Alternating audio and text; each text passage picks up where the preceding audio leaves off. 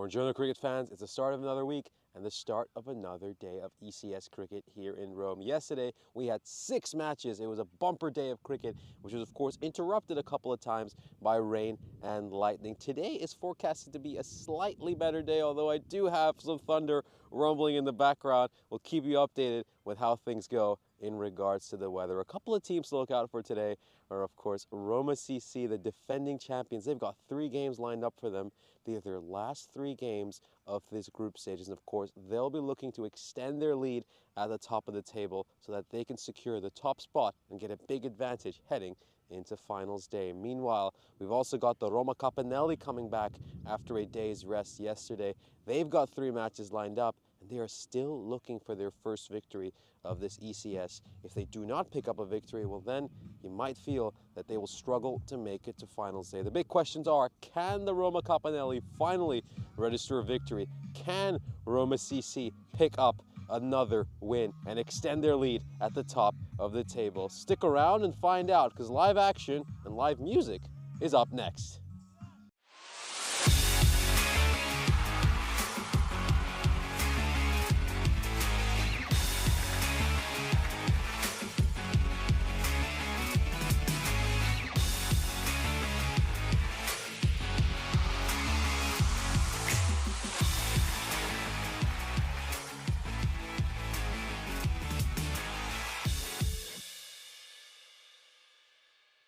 This European Cricket Network event is proudly brought to you by HCL Software and Paramatch.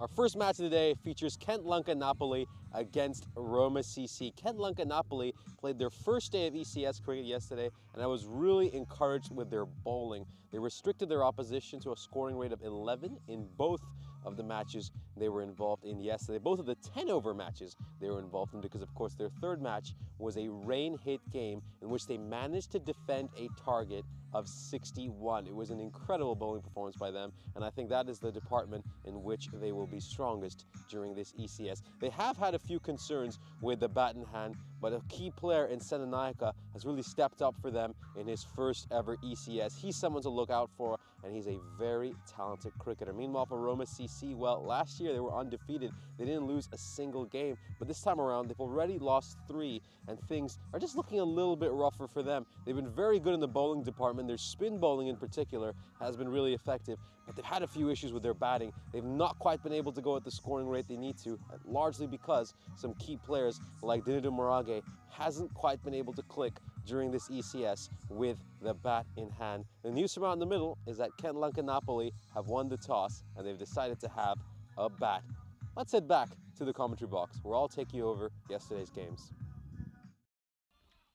So let's have a look at what we witnessed yesterday. It was a very exciting day of cricket, a bumper 6-match day, and we'll briefly recap what we had a chance to witness. So we'll start off with the very first game that we had yesterday between Kent Lanka Napoli and Baraka Prato. Kent Lanka playing their first game of this ECS in match 31, and they of course came up short against Baraka Prato. Baraka Prato made quick work of them. As you can see, they chased that down in just 7.3 overs. And I think in the end, Baraka Prato will be pretty disappointed that they couldn't actually go on and pick up the bonus points. He had that little innings there by Shakil Hussain, 3 runs of just 6 deliveries. And if he had just been a little bit quicker, maybe grabbed a few more singles, they would have been able to get over the finishing line inside those 7 overs. Then match 32 is between the Gladiatori and Royal Roma. The Gladiatori posting a very healthy total of 136 on the board. And once again, they were so close to picking up bonus points. The Royal Roma just about making 6 more runs than they needed. That's 1 big 6 if you really think about it. And that, of course, was ultimately what allowed Royal Roma to at least pick up 1 point out of that game. Then we have a slightly closer affair between Baraka Prato and Kent Lanka Napoli, although Prato were completely in control of this match. They only needed a couple of runs to win in the last over, and they knocked away those 2 runs and took another victory, their second victory against Kent Lanka Napoli.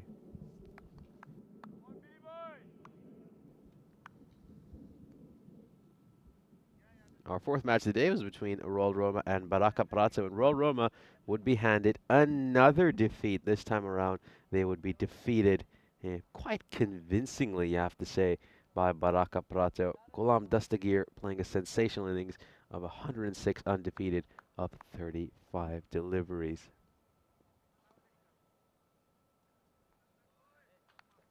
We have a couple more games to round out the day, and of course this was a rain-interrupted match. The rain came in halfway through Kent Lunka's innings. They of course would then get to 58 and had a couple more runs tacked on by the Duckworth-Lewis method, and then of course the Gladiatori will come up short. A sensational bowling performance by Kent Lunka Napoli. The Gladiatori really struggled.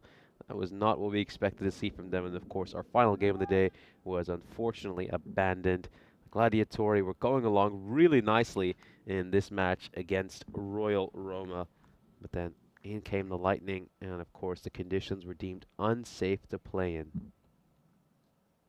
We'll now have a brief look at the standings as we're just moments away from the start of our first match. You can see the players are all ready, and we should be able to start very shortly. Roma CC sitting pretty at the top of the table, and Kent Lanka Napoli, of course, are up there with just one win in their first 3 games, and here we go. Should be ready to get underway now with our first ball of the day.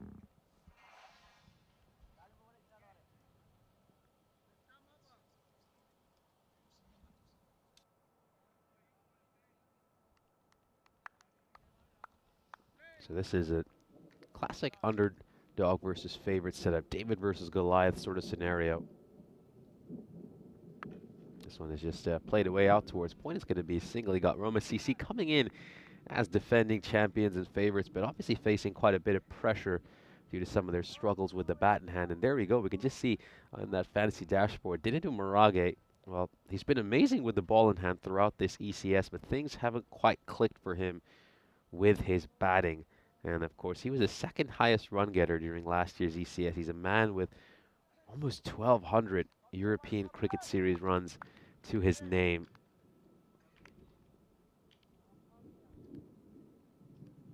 I just hear some of the thunder rumbling in the background. I had a look at one of the apps. This one's an outside edge. Is it going to go away for a 4? No, it won't. That's a good bit of fielding in the deep. I had a look at one of the apps, which just helps you sort of track where the storms are. And as things stand, a storm is not too far away from where we are, so things, I have to be honest, looking a little bit discouraging. Here's a look at the wind predictor. Roma CC, 80% favorites to Kent Lanka Napoli's 20%.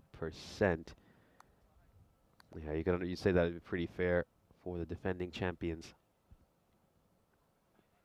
Oh, beautiful ball. Absolute peach of a delivery. That is gorgeous. Back of a ledge, just seams away ever so slightly. Well, this is near perfection. What a ball. Amazing delivery. But yeah, I mean, when I checked the weather forecast for going to bed last night, I mean, things looked pretty encouraging for this morning, but, you know, arrived at the ground today and, well, as usual, found out the forecast wasn't quite right, and the situation actually looks, unfortunately, a lot worse than initially anticipated. This one's going to be a lot wide, and yeah, well, I can't say that that thunder isn't rumbling quite loudly in the background, and I hate to say it. I mean, based on what I'm seeing here, it's getting closer and closer to us.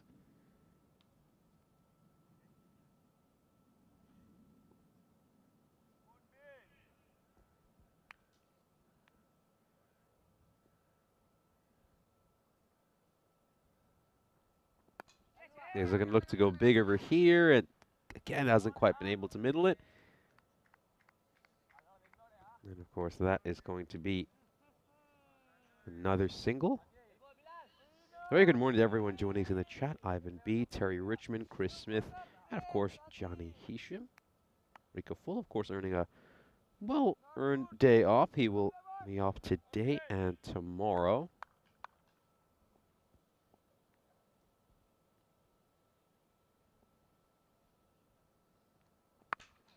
Oh, this is beautifully struck. It looks like it has enough to go over the rope. Just going to go over the fence. That's 6 runs. Very well played by Senanayake, who's playing in his first European Cricket Series. And I have to say, I've been very impressed with Senanayaka. Looks a terrific player, and I think he's just helping fill that void of Nicolo Fernando, another classy left-hander. Unfortunately, Kent Lunka cannot bring to this series, of course. Kent Lunka are heading into this match as underdogs, and partly because they're rather short-handed. They do bring a strong bowling to the table, but they're missing some key batters.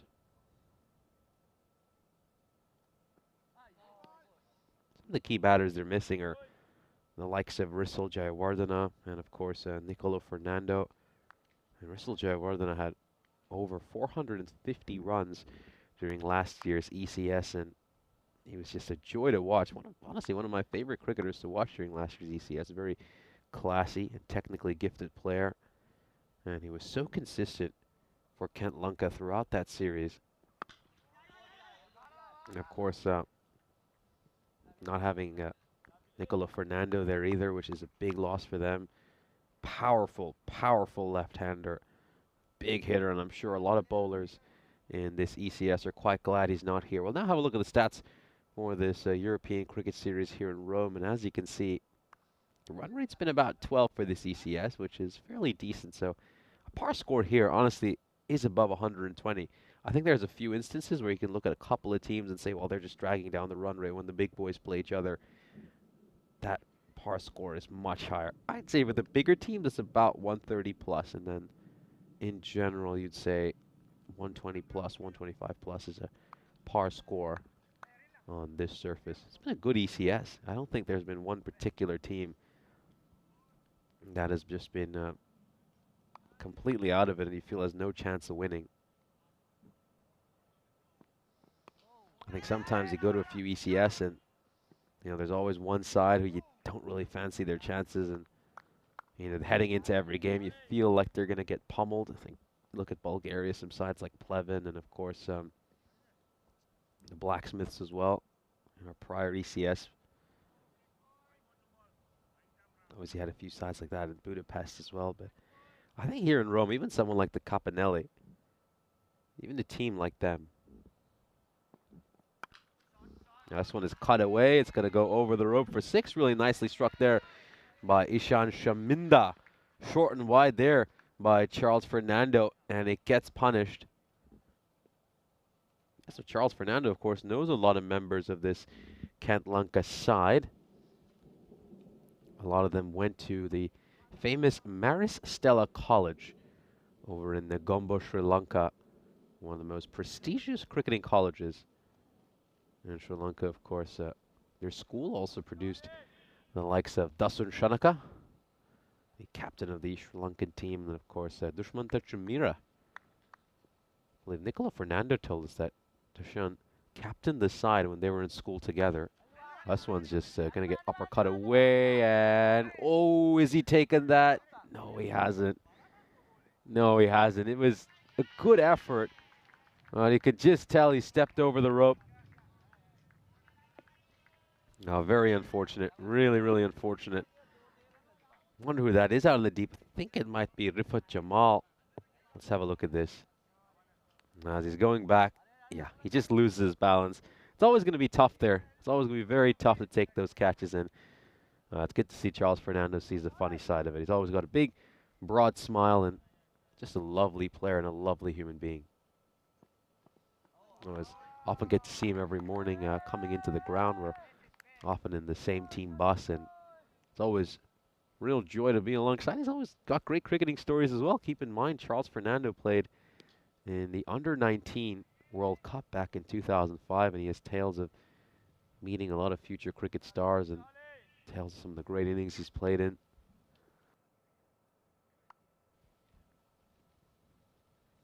Well, do have some negative news here. I think we just have a light drizzle going on right now, so I can just feel a little smattering of raindrops on our commentary tent. Yeah, not great news, and that rumbling of that thunder is getting louder and louder as well. I'm just monitoring the situation here on the app we have, and well, hate to say it, but it looks like the storm is getting a lot closer towards us, and it will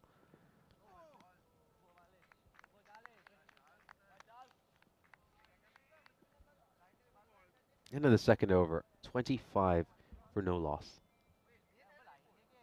I can tell what he's trying to do there. Just looking to late cut that one very fine towards third man. Yeah, Chris Smith asking in the chat why Fernando can't play. So Fernando's unavailable due to work commitments. He's unfortunately just not been able to make the time. And he has to, of course, finish off some important things over at work, and thus he's unable to make it here. We just had a quick look at the standings. As you can see, Ken Lanka 1 and 2 so far in this ECS, and Roma CC sitting pretty at the top of the table. Of course, this is the last day of group play for Roma CC, so they want to extend that lead. I think right now Royal Roma feels the only side who can catch up with them at the top of the table.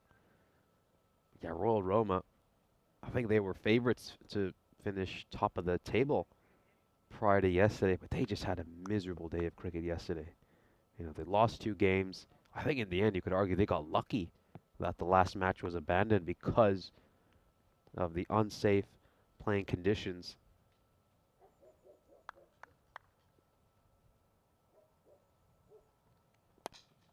All right, so this time he's going to go over cover, and that is going to go away for 4 runs. A good shot there by Shaminda. Lovely batting, I have to say, by Shaminda and Senanayaka. This has been some of the best power play batting I've seen so far this series from Kent Lanka. They're batting very smartly. They're looking to play their shots into the gap, and they're getting some well-earned boundaries.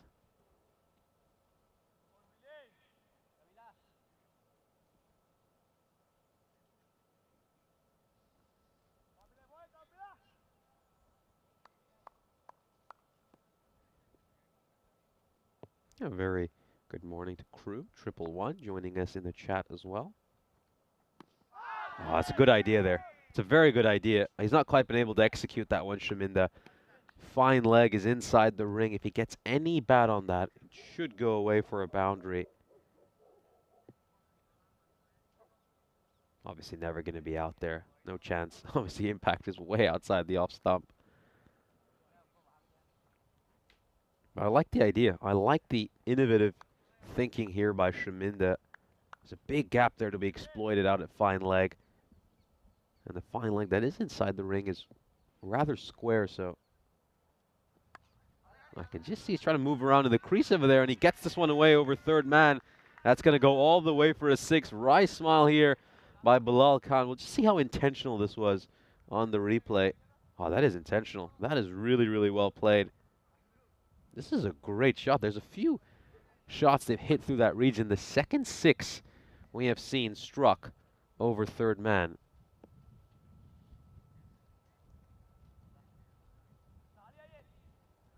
Yeah, so that's, well, a good 14 runs they have managed to make very fine through third man. And I think overall, if you look at it, they've managed to make 25 runs behind point on the offside.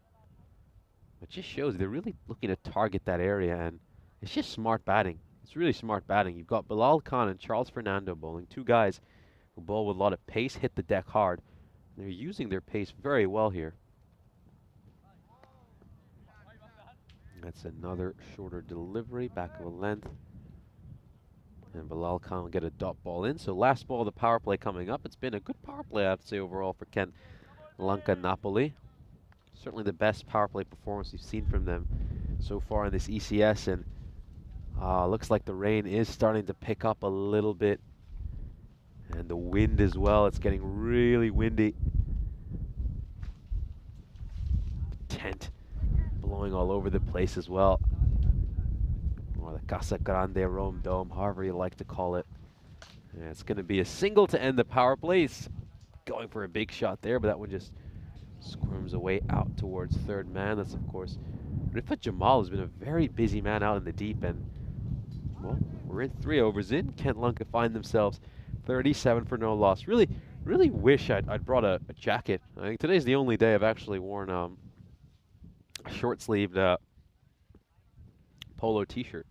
You know, for most of this ECS, I've obviously had the long-sleeve shirts, but yeah, very unwise decision-making from my point of view to come in today with a short-sleeved polo t-shirt, and it would have probably been a wise idea to bring a raincoat as well. actually, considering I have one back in the hotel room, which is not really being put to any use at the moment. Kent Lunka, 37 for no loss at the end of 3, and I think the umpires are just in communication with the scorers table right now and some of our match officials. Yeah, I have to be honest with you, I can't see us continuing play for much longer, and looks like that's it.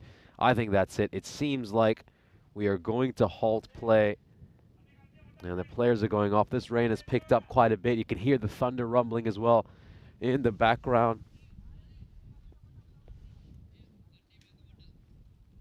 And it looks like rain is going to bring the play to a halt. So play has been suspended here at the Roma Great Ground during this first matchup of the day between Kent Lunka Napoli and Roma CC. Yeah, it's picked up quite a bit, and yeah, it's hard to inform you how long it's actually going to take until we're able to resume play. I'm having a look at one of these apps we have over here, which just helps you track what the situation is like in terms of the weather. And I hate to say this, but as things stand, it does look like this could last for quite a while, which is obviously not the news you want to be hearing, but unfortunately it is the reality of the situation here.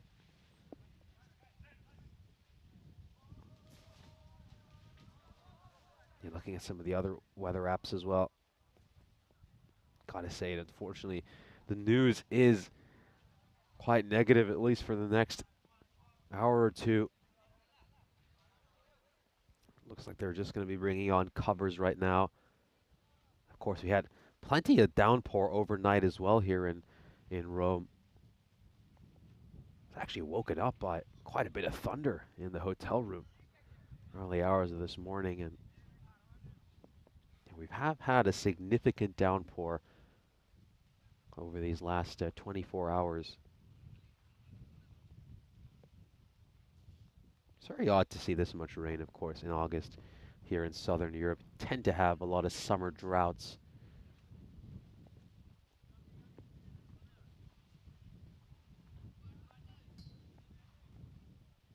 So covers are just being brought on now.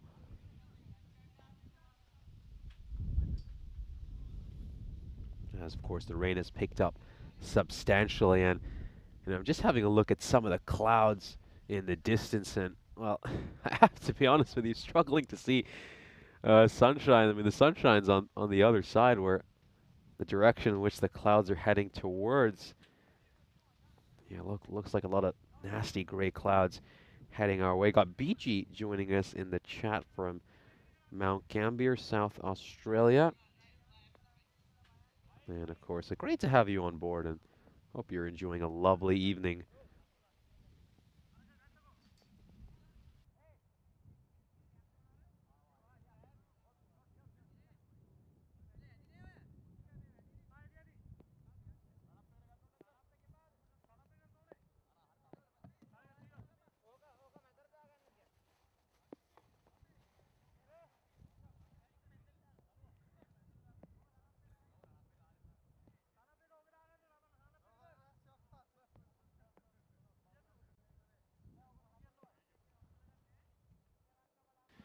Yeah, so the news from out here in the middle in Rome is quite negative at the moment, unfortunately. The rain continues to pick up, and in all honesty, we're not seeing too much good news either. For monitoring all the weather forecast apps, and also just looking at some of the clouds, some of those dark clouds heading towards us, and it seems like we could have a rain delay here, and it might even be an extended rain delay. So yeah, just stick around. We'll keep you updated. Monitor the chat as well. I'll make sure to provide as many updates as possible on our YouTube chat and keep you updated with the situation. So I'll continue to monitor what occurs over here. But as things stand, rain has suspended play on our 8th day of cricket here in Rome. We'll head over to a classic match, and of course, make sure to just continue to monitor the chat and some of the updates we will be providing you.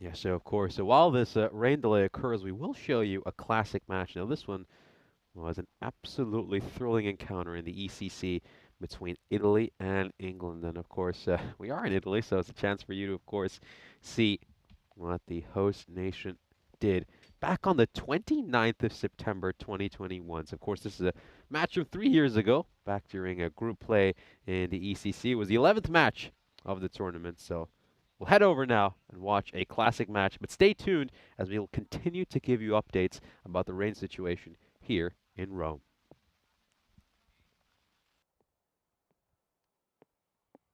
Thank you very much, and good morning to you wherever you're watching across the world, whether you're keeping an eye on this game from BT Sport in England or one of our broadcast partners everywhere else around the globe. England 11 are into battle again, the tournament favourites chasing a 5th consecutive win up against an Italian side who, as was alluded to by Vinny Sandy, are in desperate strife. In truth, 4 consecutive losses for them so far in the competition. Must be said, it's not a full strength Italian team. They've got their eyes on the ICC Europe qualifiers that are coming the week after the Stream 11 European Cricket Championship finishes. So vast majority of these players are playing in Italian colours for the first time.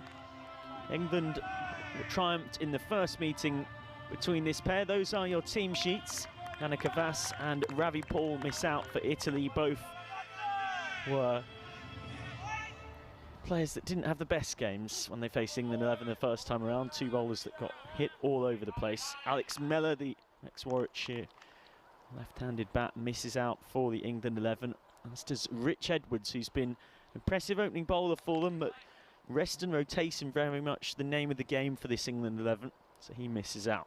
Mohammed Imran to get us going. Just jabbed away by Harrison Ward, who's been a star for the England 11 with the bat. He's top scored in 3 of their 4 innings so far. 41 not out off 18 balls against Germany, 40 off just 12 balls against Finland, and then 37 off 13 against the Italians yesterday. Lovely bowling from Imran. Just got Ward pushing at that one outside the off stump. It's a really nice spot to be in. And in that fixture, the 7th match of Group C on Tuesday morning, England put 127 for 3 on the board and kept the Italians to 94 for 6, winning by 33 runs. Down the ground from Ward, thought of a single, turned it down in the end. Fielded by Amir Sharif, who is Italy's best bowler, and we'll see him very shortly. He's giving that ball a good dry because there is a lot of dew here. And actually, despite the early morning sun, it's pretty cold and nippy. Maybe England 11 in buoyant mood, karaoke mood on the early morning bus in. As Ward slices this one away. And that is the first boundary of the day. Have a double check as to whether it's 4 or 6. England 11 all smiles, and why not with their start to the tournament. Harrison Ward has his first boundary on this Wednesday morning. Didn't quite get all of it, but he is batting in the power play.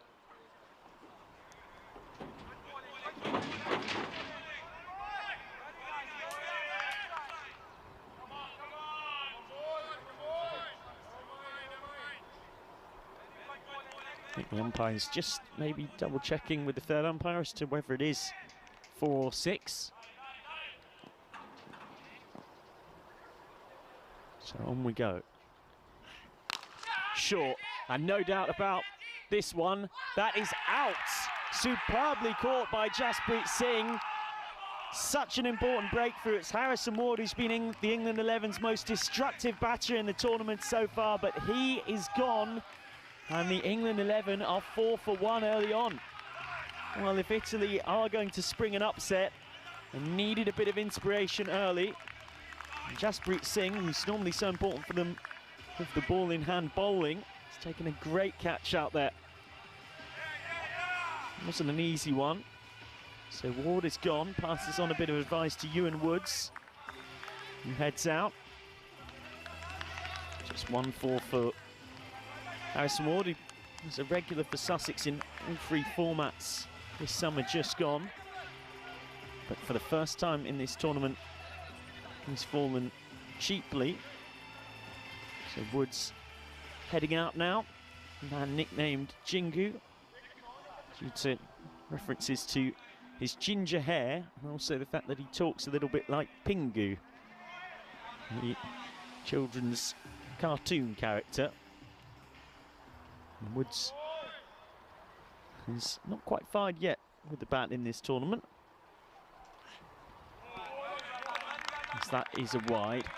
Umpire's using that blue guideline, so I'll have to re-bowl that one, Imran.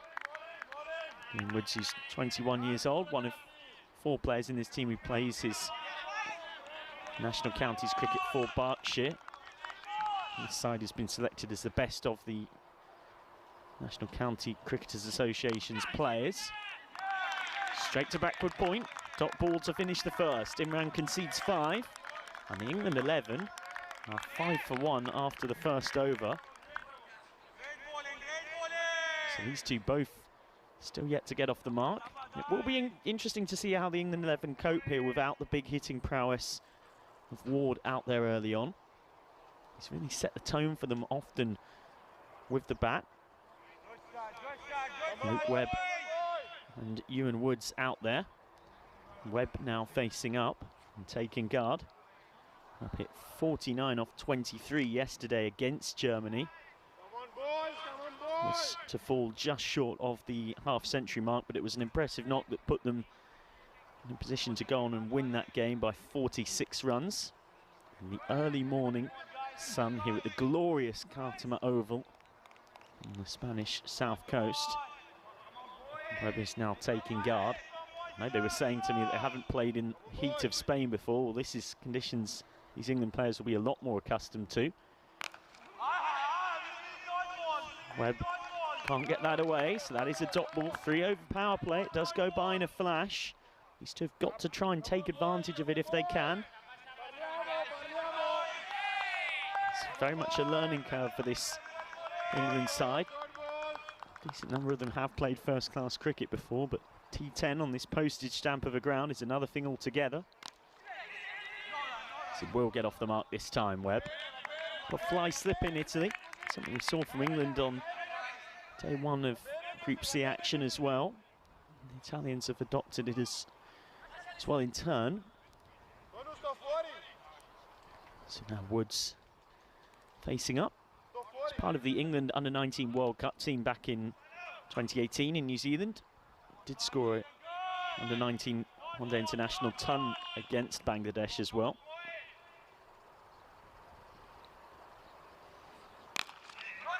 And they'll get off the mark here with a quick single to short mid-wicket. Brings on to strike Luke Webb. Webb, who's seen as somewhat the father figure of this team, the sensible one. He's also a bit of a leader. He's captain of Dorset, one of a handful of players in this squad who actually are captains of their national counties. He's not really got all of this, and it's caught on the juggle. It's a second one. Irfan Sheikh takes the catch, and the England 11 is 7 for 2. Luke Webb, who struck them so well in the victory over Germany yesterday, has to perish. And it's a wicket for Baljit Singh. Both opening bowlers have a wicket. He's just on it a bit early and didn't really time it at all. Got a bit fortunate there, Irfan Sheikh, because the way the ball bounced off his body and came up fortuitously for him to catch. So that's the end of Webb for 1 off 3. If you're of a persuasion towards England in any way, shape or form, maybe watching on BT Sport, I'll imagine that you're a bit nervous right now. The England 11 could be about to be upset, maybe lose their first game of this tournament. I'm sure anyone watching in the Netherlands will remember what happened to the Dutch 11. They looked well placed to win all 8 of their pool games before losing to Portugal. Taking guard now is Sam Pearce. Pearce has played for the Morgan in both the T20 Blast and Royal London 50 over competition. He's playing plenty of cricket for Wales. He's their skipper.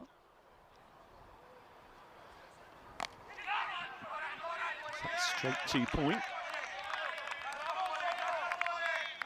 Pearce led Wales to the semi-final of the National Counties Cricket Association 50 over competition this summer. And much like many of this England 11, some aspiring professional cricketer for whom this tournament might be something of a handy shop window.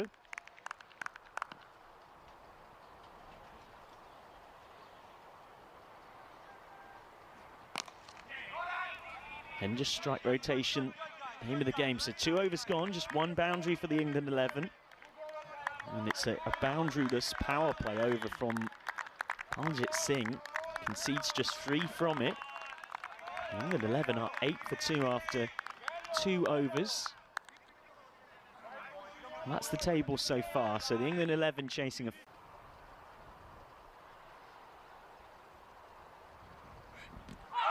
Comes a long way down. I think it's hitting him outside the line of off stump, and it dribbles away to the boundary. It's a bit of fortune for the England 11. Testing stuff from Imran. Took 1 for 15 against England yesterday when they met.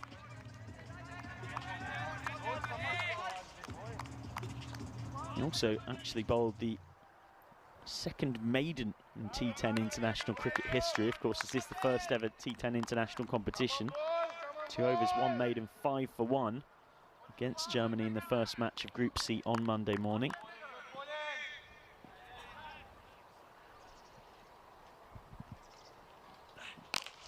Down the ground, hit hard and not taken. Get through for a single. I'm not sure how much Mohamed Imran knew about this one. It's ringing that left hand. It's really hurt him. This is the last thing Italy will need when the momentum is with them in the game. Nice bit of sportsmanship there. Sam Pearce just putting out a hand and checking on the health of the bowler. That's got to hurt. Would have been quite astonishing caught and bowled had he managed to take it.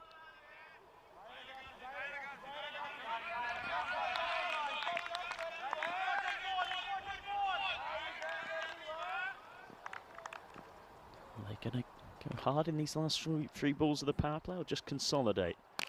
Steps down the track, Woods. Have to settle for a single, though. What a spell this has been from Mohamed Imran. He's got just 2 more balls to complete of it. Goes by in such a blink of an eye. T10 game, particularly as a bowler, when you get 12 balls to make an impact on the match.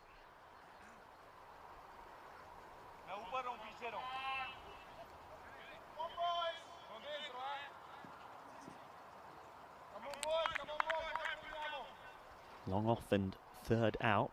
Only 2 allowed out, of course, in this power play. It's another big LBW shout, and again umpire Croucher turns it down. Wonder whether it's hit him outside line of off stump whilst playing a shot.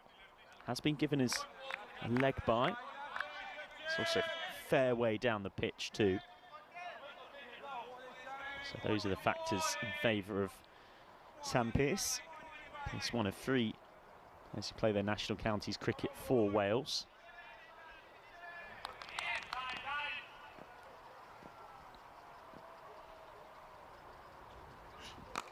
Slow ball chipped up. He was very early on it. And it will be a single to finish the power play. It is comfortably England 11's worst power play of the tournament so far. They're 16 for 2 at the end of it. And it is, to his great credit, Mohamed Imran's best spell of the entire tournament so far. 1 for 8 from his pair of overs.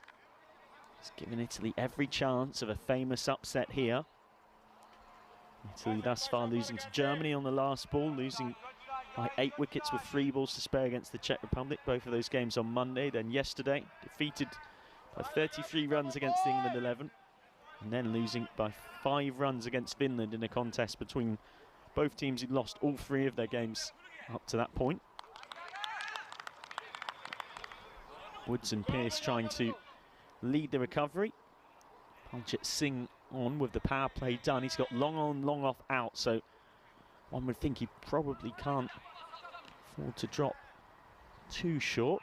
He's also interestingly got a 6-3 field. I think he's going to push this across. Woods, he tries to get funky.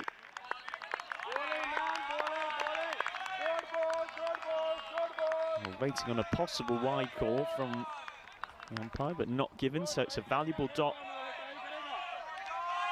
for Balgit.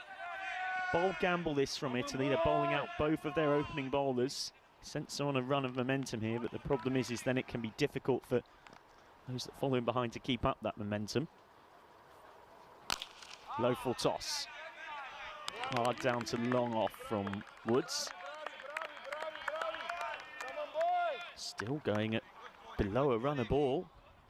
Lots of encouragement from the Italian bowlers. It's a reverse of what the coach was like on the way from the Sunset Beach Hotel to the ground today. The Italian players were very, very quiet at the back of the bus, and it was the England players having a karaoke session at the front of it. How the tables have turned. Slow ball, whipped away, and straight to mid-wicket and dropped by Mohammed Imran. How crucial could that prove? He's handed Pearce alive. He bowled such a magnificent spell, 1 for 8 from his 2 overs. This has gone straight into the breadbasket and straight out again. Was low down, but it's a catch that you would expect him to take. So unfortunate for Balgit, who should have a second wicket.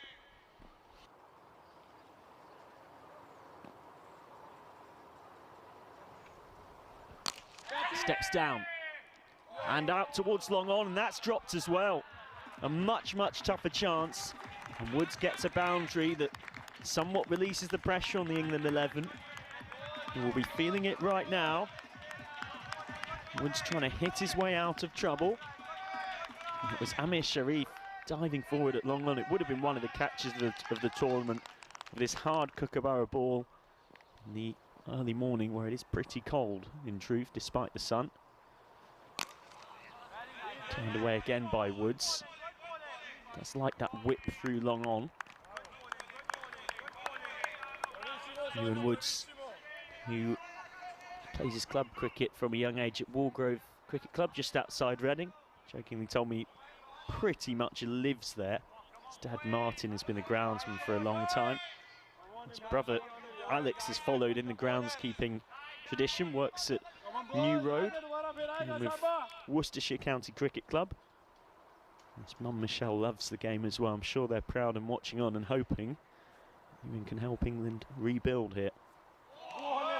Now, swipe from Pearce, and that is the end of a magnificent spell from Balgit Singh. So Balgit has conceded just 10 from his pair of overs and picked up a wicket. Mohammed Imran has gone for 8 and is bowled magnificently too. And they find themselves in all sorts of trouble here after 4 overs.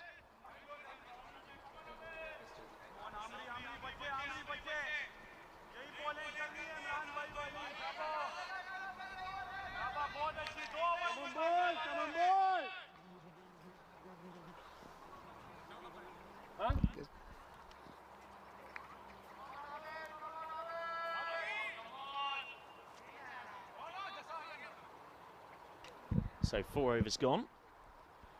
And the England 11 are in a spot of bother here. 23 for 2. Short, hit hard by Woods. There's a sweeper out there. And it's taken this time. 2 catches dropped in the previous over. But Sharif, Italy's top wicket taker in the tournament, has done it again for them. The golden arm, Amir Sharif, leaves the England 11 23 for 3. And it's the end of Ewan Woods.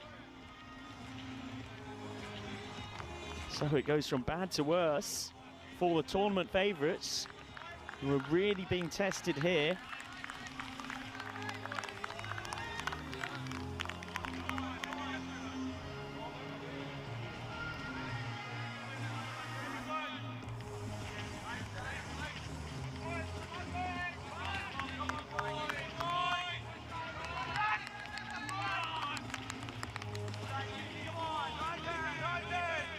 So the end of Ewan Woods, Out comes Dan Lincoln in this changed England 11 batting order. They have said that they want to give all of their batters an opportunity, but it means the skipper comes in with his side in a bit of a pickle, really. This will test out the resolve of Lincoln and this England 11.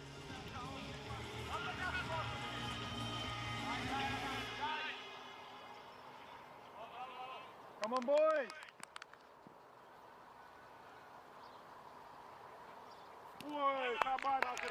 That's a wide from Sharif, who's got a big responsibility here to keep up the pressure, with the two openers both bowled out.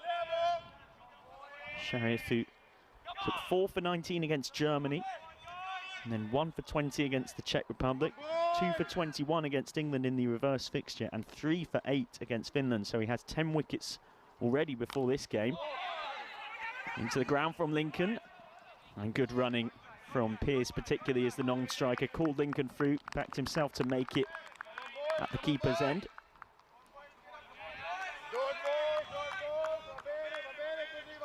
It is tough to bat in these early morning conditions. We've seen that across this Dream 11 European Cricket Championship. Even for the might of the England 11, it is proving so. It makes for an intriguing contest.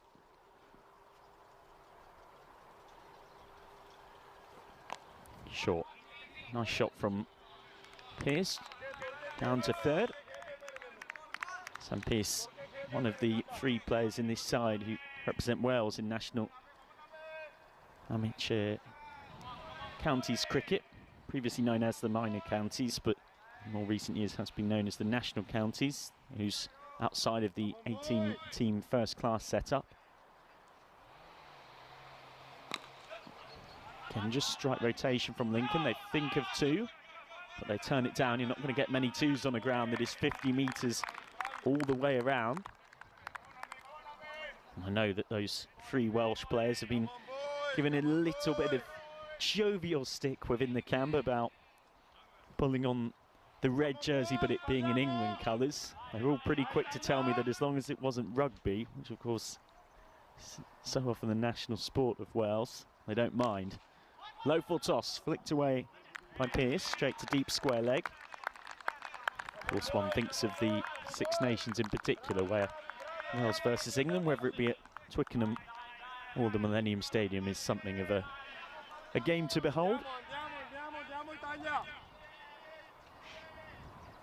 Last ball of Sharif's over. It's been a really good one. And again, just a single from Lincoln.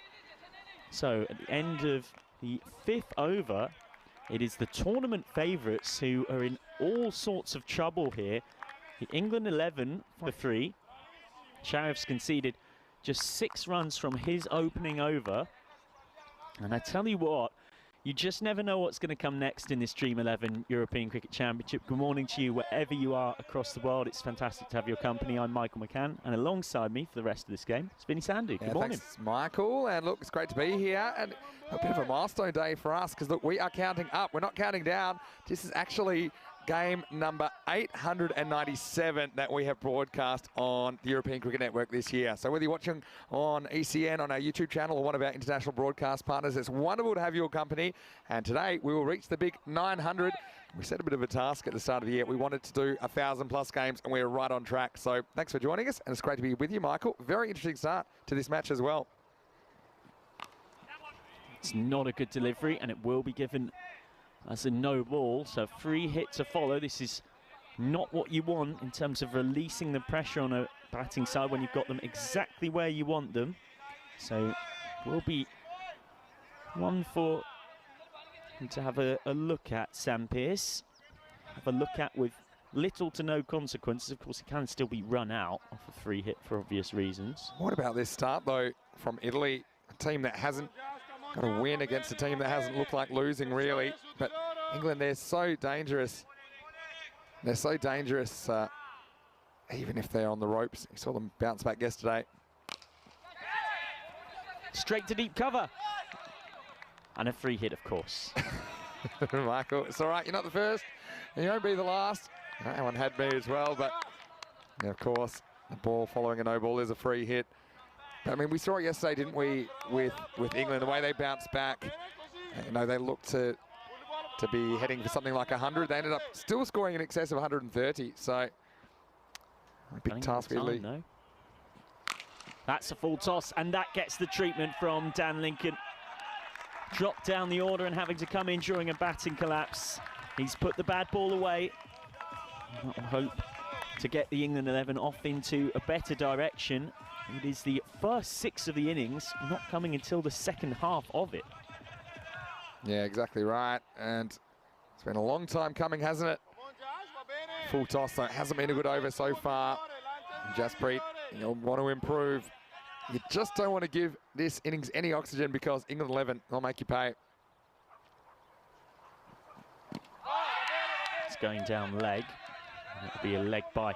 Your only concern for Italy is that they've bowled out arguably their best 2 bowlers in Mohammad Imran and Baljit Singh. Amir Sharif, the top wicket taker, he's been impressive as well, has only got an over left.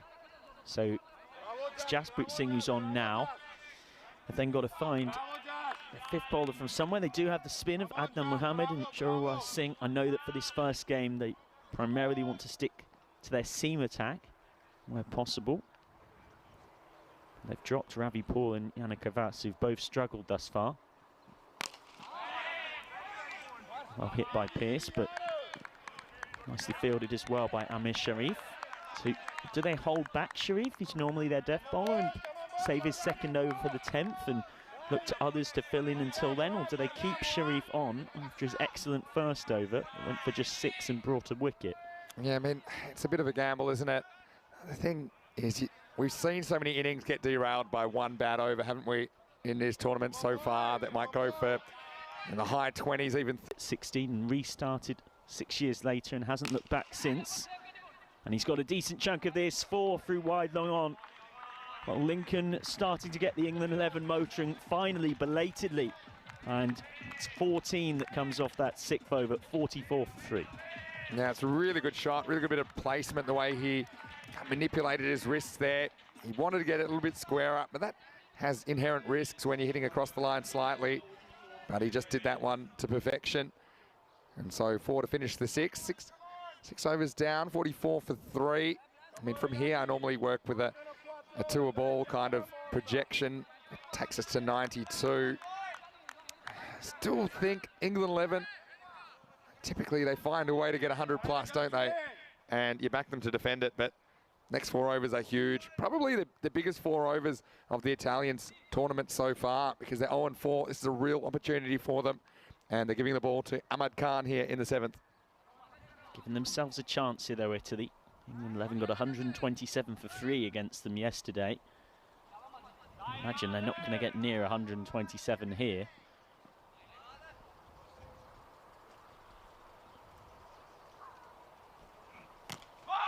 Steps across, just jams it into his own pad, Pearce. He's been frustrated. He has 8 off 13. Lincoln on to strike. Mentioned giving up cricket at 16 and restarting 6 years later.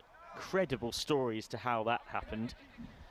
When he was 22, he played in a game involving the Middlesex second team and a lot of very good amateur cricketers in that part of the world, and he scored 130 off 35 balls in a T20, and then thought, well, maybe I should be playing cricket after all. Full toss, and he's absolutely smashed that. It sounded so good off the bat. The crack of lever on willow was a delightful noise, as long as you're not Italian or your name's not Ahmad Khan. 4 more for Lincoln. Well, Lincoln has got out on the right side of the bed, that's for sure. And whereas teammates have struggled to get going, Dan Lincoln has hit everything in the middle of the bat so far, really. Once again, though, it's not a good delivery, is it, from Ahmad Khan? He's got to get it right. Cannot let this England 11 get away, because they will be ruthless with you, especially if they've got wickets in hand towards the back end of this innings. He's leading with his bat right now, Dan Lincoln. He's so key in the field because he's not just England 11's keeper, but of course their skipper. Short. Just turns that one away for 4 through backward square leg. Well, Lincoln's making this look easy. He's playing a different ball game to everybody else out here. He's on to 22 off just 10 balls. Yeah, this is sensational batting because I think he knows that her fine leg was up in the circle. He didn't have to hit it hard. He just maneuvers it around the corner. Once again, it's all about the placement from Lincoln, and he's looking the goods here. 22 off only 10 balls.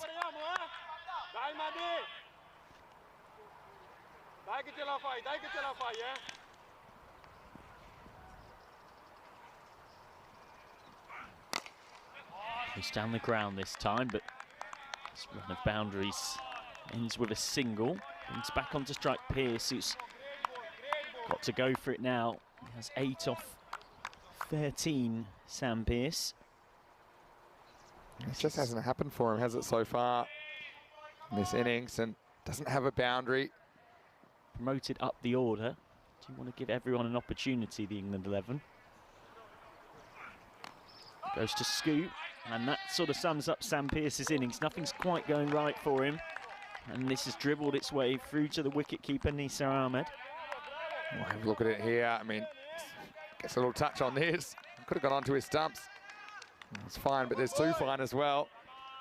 But yeah, it's just looking at last time these two teams played, it was 127 to 94.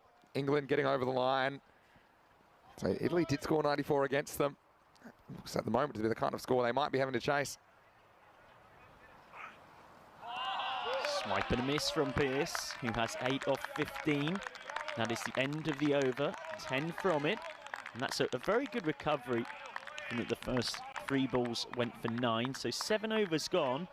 Italy will be very, very happy. The tournament favourites, arguably, are under big pressure, 54 for 3.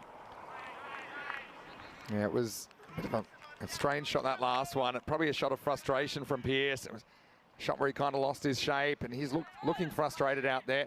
Just a reminder of where we are as far as this tournament goes. It's a 4-week tournament. We have 3 group weeks, and the best 2 performers from each of the groups going through to the championship week, which starts on Monday. And so 2 of the teams in Group C will join Belgium, Spain, the Netherlands, Lebanon, and Austria in that 6-team championship week. So still well over a week to go here in Spain. We're loving it, and we're loving that so many people are enjoying it as well. So it's great to have your company, as always, here on the 3rd day of the 3rd week of the first ever Dream 11 European Cricket Championship. All eyes on Lincoln here. He's been batting brilliantly. He's got to dig his side out of something of a hole.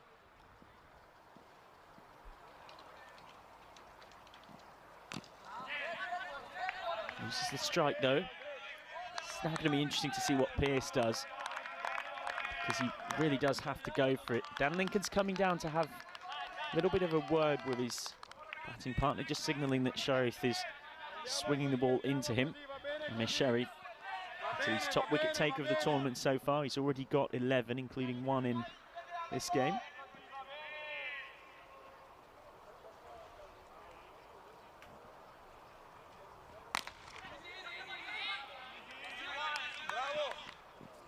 Just 1 for Pearce. 16 balls faced by him now. He's still boundaryless. He's cutting a very frustrated figure, as you can imagine. He's throwing that head up towards the sky. Lincoln looks completely in form at the moment. Pearce, someone suggests, somewhat towards the opposite so far. This time Lincoln to settle for 1. Well, they're going to try and get 2 to get Lincoln back on strike. It won't work. It's a self-sacrifice from Sam Pearce, and in the situation that makes sense. It does at least mean that Dan Lincoln keeps the strike, and a long and lonely vigil for Sam Pearce comes to an end. He's made 9 off 16 balls, and the England 11 are 57 for 4 now. Nice work out on the deep mid-wicket row. Always looked like it was going to be difficult to get 2 on this ground, where it's 50-metre boundaries all the way around. This will show you it's barely in the frame.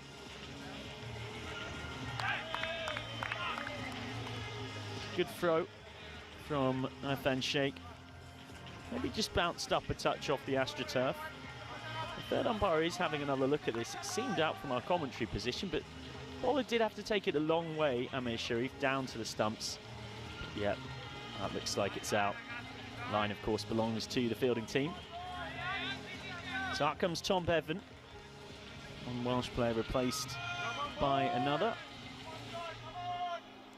21-year-old who's represented Wales in white and red ball cricket, former Glamorgan Academy graduate, and a sports scholar at Millfield. Be playing this winter at the Gary Kirsten Academy in South Africa.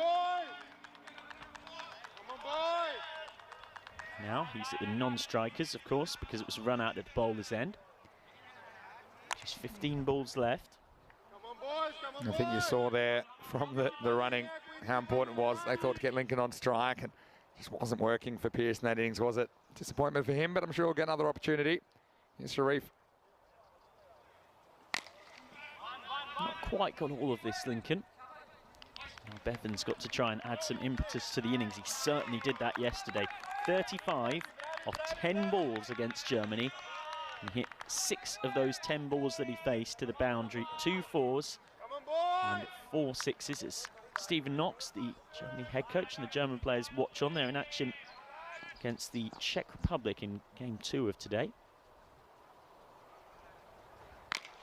Low for toss, whipped away, and that's brilliantly stopped. Irfan Sheikh realised he wasn't going to take the catch, but he manages to get those knees and body in front of the ball and get something behind it. Prevents the boundary. A really good stop. Really, really good stop. See, it's a real awkward one. Does get away from them. They do get 2, which might be important, but does take us to Bevan. I mean, Bevan's been...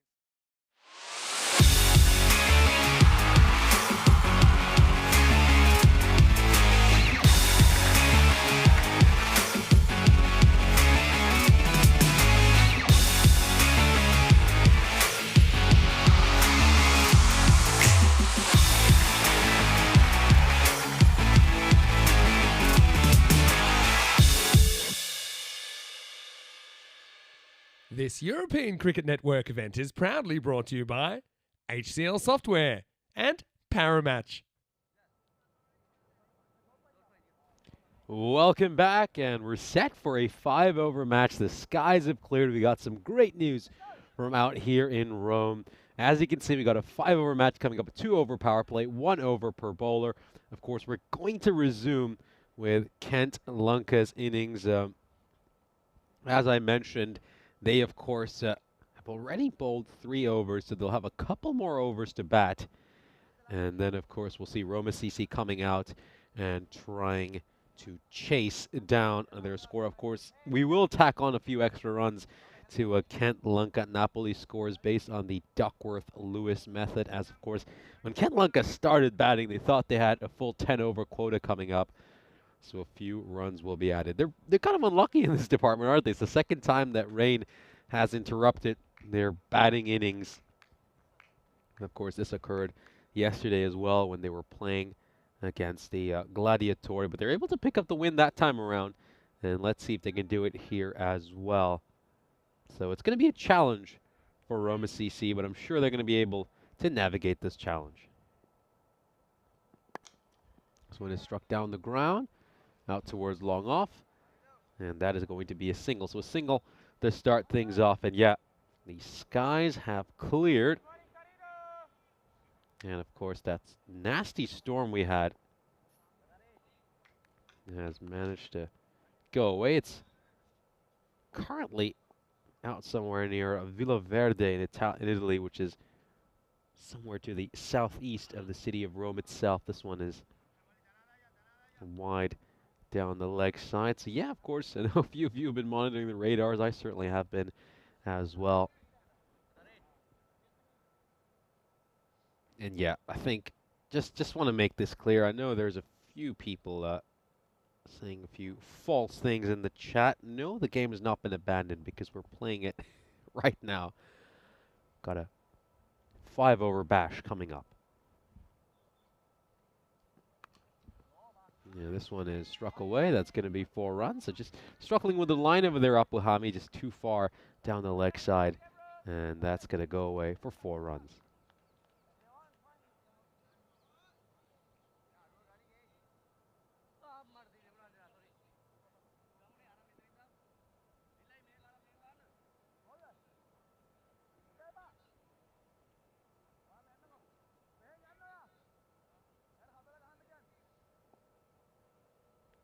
we're just going to get the ball back here. So, yeah, obviously, the surface will be rather moist as well, which will slow down the outfield a fair bit.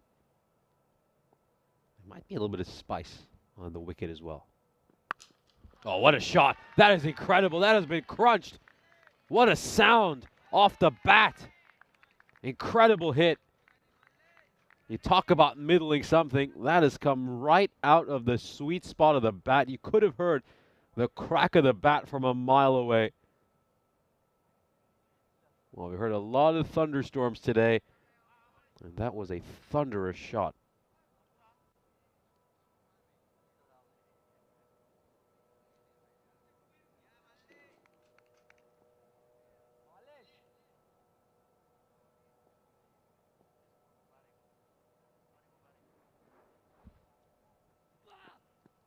Another one down the leg side that is going to be a wide. Yapo Hamid just getting it slightly wrong here. Struggling with his line. It's been a little bit all over the place, and that 6 in particular. It's put a lot of pressure on him. This over's gone for 13 runs already.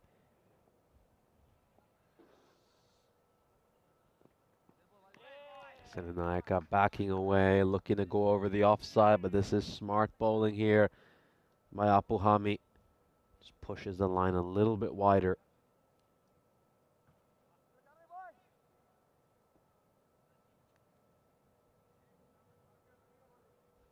Just moving around the crease, trying to create the room to go over the offside. Smart bowling by Apuhami. But this has been the real issue for Apuhami. He's just straying too far down the leg side with his line. Struggling with wides here. It's the 3rd wide he's bowled already this over.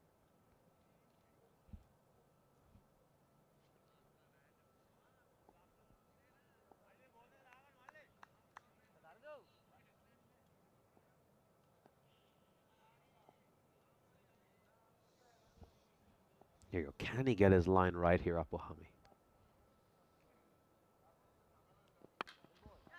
This is good bowling. Much better bowling. Could just see that Senanayaka was looking to advance, so he's followed him well with a hard length delivery. Didn't give Senanayaka the chance to free his arms. Yeah, that's much better. Just bowling it around waist height. Didn't quite have the room to play the shot he wanted.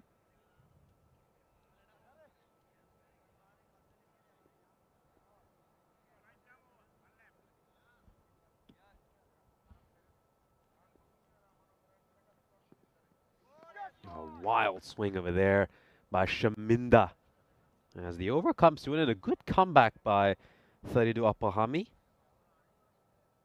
He's given up just 3 runs off the last 3 balls after a pretty rough start to his over.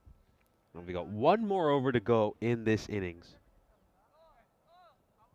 So, of course, each bowler can bowl just the 1 over in a 5-over match. And, of course, Bilal Khan already bowled 2 prior to the rain delay. So, they've got a few options here, Roma CC, in terms of who's going to bowl the final over. They obviously are a side who are blessed with many spin bowlers, but doesn't seem like they're going to use any of those spin options. You know, they've got the likes of Marage, Rahat Ahmed, and obviously Prithuvi Samarage have all been incredible throughout this ECS, but they're instead going to go with Achintha Nath Thandige.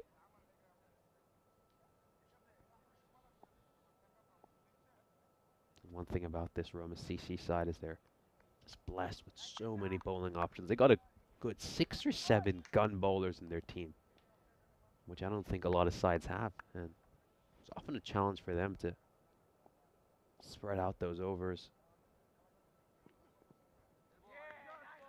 You know, that one, yeah, it's got that badly wrong.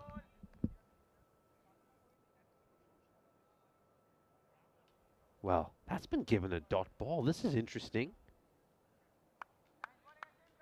Should have been the 1 for the over anyway, but the line seemed wrong here. It really did.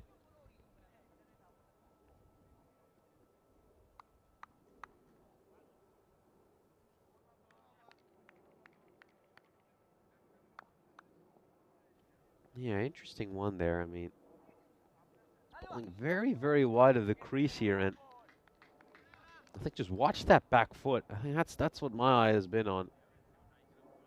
Watch that back foot there. I mean, that could potentially be a concern.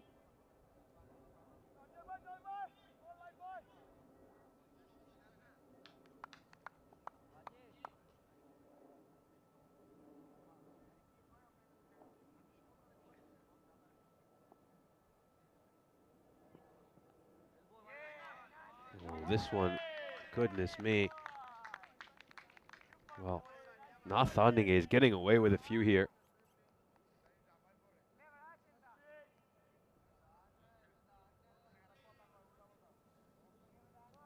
Well, I mean, there have been a few calls in this over that have been very rough for the batter, to say the least. I don't know how Nathaniel has managed to get away with some of these deliveries.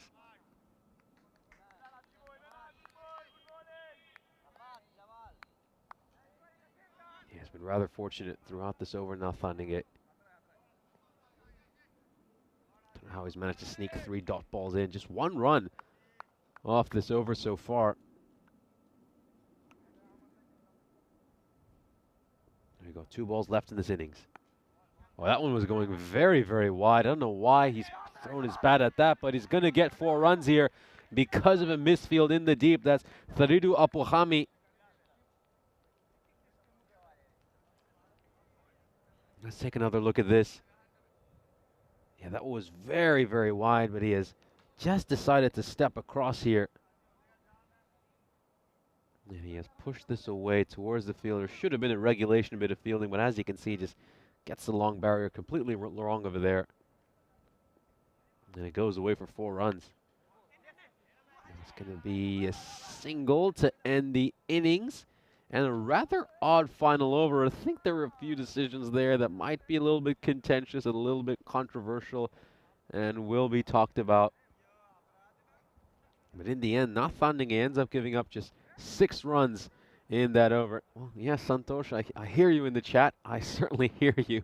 I think there were a few over there that might have been along those lines. But all that matters is that 6 runs have come off the final over, and Kent Lanka Napoli are 58 for no loss. Let's have a look at the highlights of this innings. And of course, we'll relive some of the moments. Kent Lanka Napoli end up making 58 runs in 5 overs in what is a shortened match. This, of course, a rain-affected game. The rain came in after the 3rd over, and then Kent Lanka Napoli batted a couple of overs before we, of course, decided to pause this game. And here's a look at, of course, the covers being brought on. We had a little bit of a downpour. And since then, we have been able to resume play. Of course, Ishan Shaminda, as you can see, making 31 of 17 delivered. Vishal Senanayaka went 22 of 13. This was the last boundary that was struck this innings. And there was a misfield out in the deep by Tharidu Apuhami, who failed to handle what looked to be a fairly regulation bit of fielding. And of course, here's a look at the final ball of this innings. It was a single, and that would wrap this one up.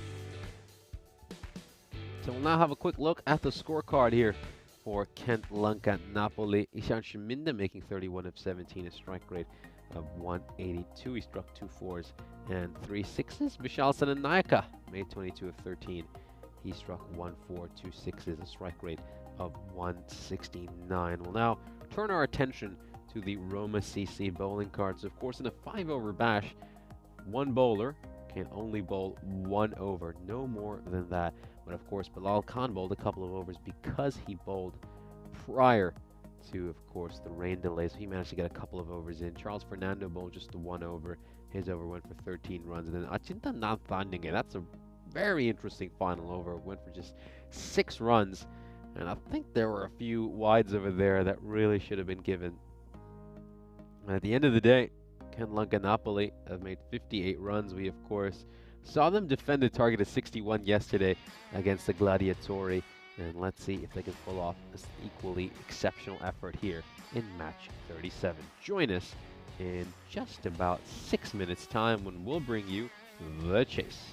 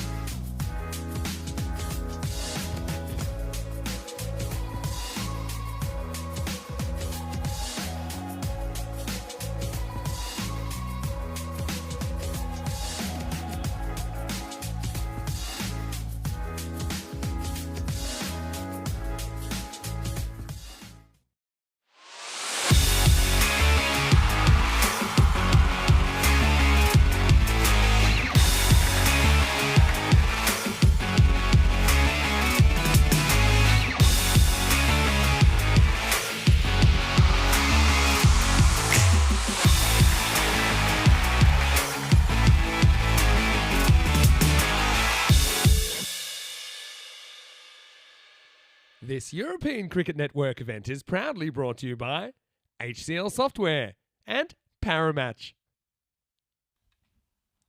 Welcome back for the second inning. So the target that has been revised target is 71.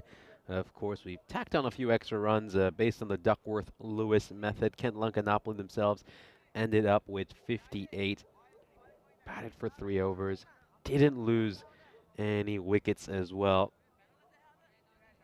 So according to the Duckworth-Lewis method, the revised target is 71.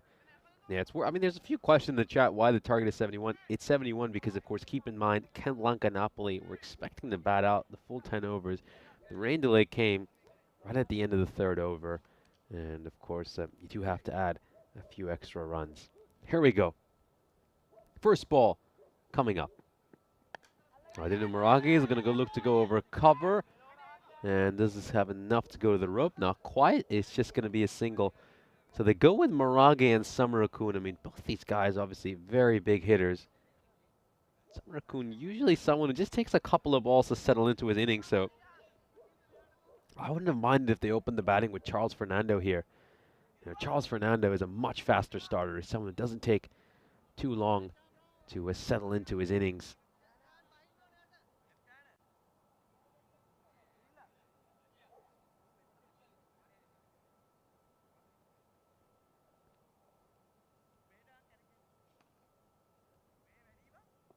Here we go then. Samarakun is on strike.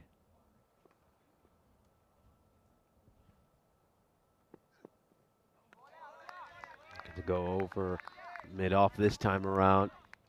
And that's a good dot ball there by Denuwan, who was, of course, the leading wicket taker of last year's European Cricket Series. And they've given him the first over here to really set the tone for his side. Nicola Fernando joining us in the chat and, of course, cheering his fellow Kent Lanka boys. It's going to be very interesting. This is going to be a fun 5-over bash. Oh, just gets the line wrong over there. Got the line wrong, straying down the leg side. Denuwan and Samarakun gets some bat on it, helps it away towards fine leg. Not a too good delivery. He's looking to get that leg stump Yorker in there, Denuwan, but he's missed it by a fair bit.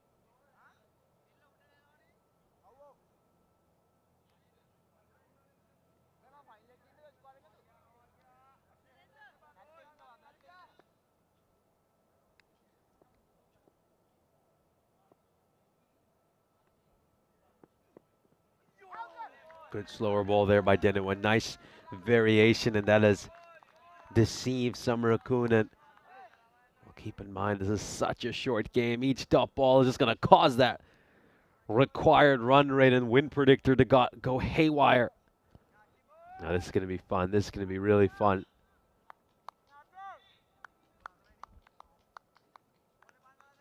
We've already won one rain-shortened game, Kent Lankanapoli. They beat the Gladiatori the other day. Can they pick up a second rain-shortened victory? This one's over mid-off. Does it have enough to go the distance? Yes, it does. 6 runs. Beautifully struck. Straight batted through the line there by Samarakun. Denuwan just leaving this one in the slot. He has played that to perfection. High elbow, textbook shot. That's how it's done. Goes all the way for 6.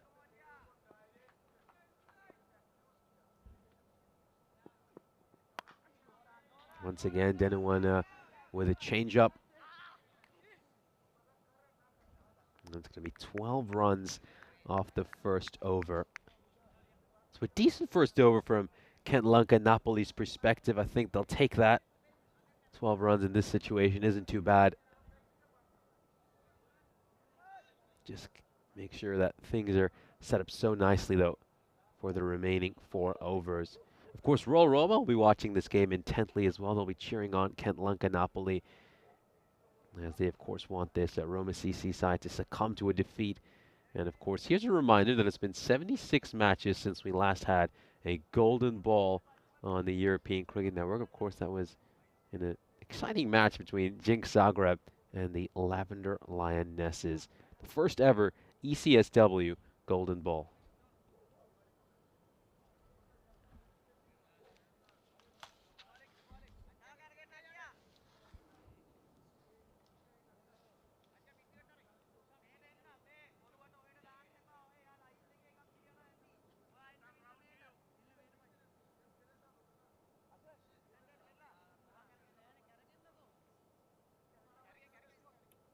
So here we go.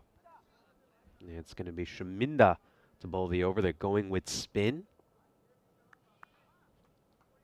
Power play is still in place here, so fielding restrictions are in place. This is the final over of the power play. Goes a little bit short there. It's top edge. This is a chance to catch it. It certainly is. And they'll get the wicket. Samana-kun will depart, having made 11 runs. Well taken by the fielder at third, and Shaminda gets the breakthrough. The first breakthrough of this match, the first wicket we have seen. Samana-kun was going for the big shot here, and it's top edged. And it has been well taken by the fielder at third. There we go. I think that's the captain himself, Danushka Silva, who has taken that one. He was wicket keeping yesterday, but he isn't today. Instead, it's Stefano Canhala who is behind the stumps. And there we go. It's going to be Charles Fernando coming into bat here against Kent Lanka Napoli. Of course, Charles knows a lot of these Kent Lanka players very well. Many of them, of course, went to the same school as him back in the day as well.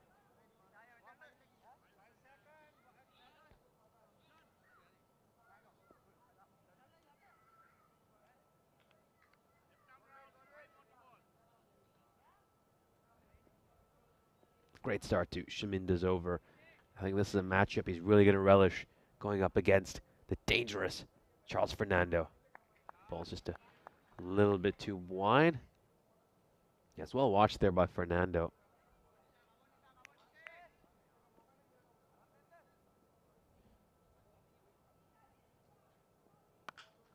No, a little bit too short and wide. And it's going to go away for 4 runs. Not a good ball there by Ishan Shaminda. Can't afford to bowl over there. And this is going to be easy pickings for a player of Fernando's quality.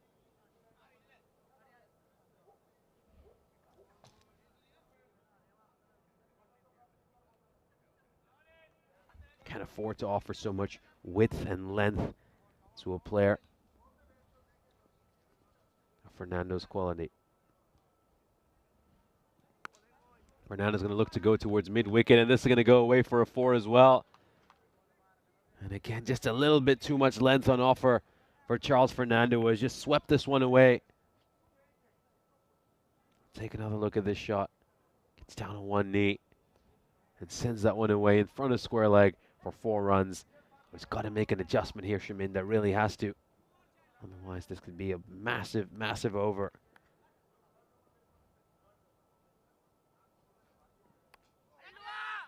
Oh, there was a slight half chance over there.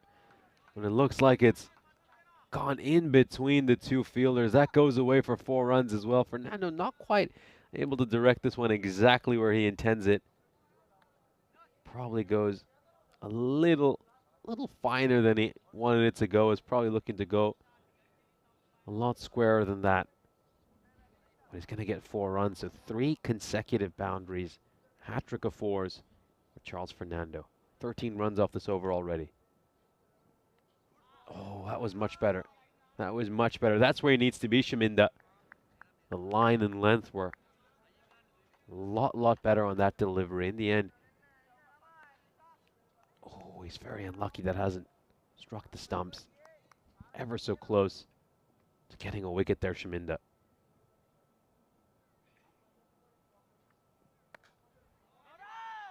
Better bowling. That's where he needed to be for most of this over. It's a good end to the over, Shaminda, and I think the fact that he gets out of it, having given up just 13 runs, is pretty decent from the Kent Lanka Napoli perspective, as he will end the over with his side at 25 for 1.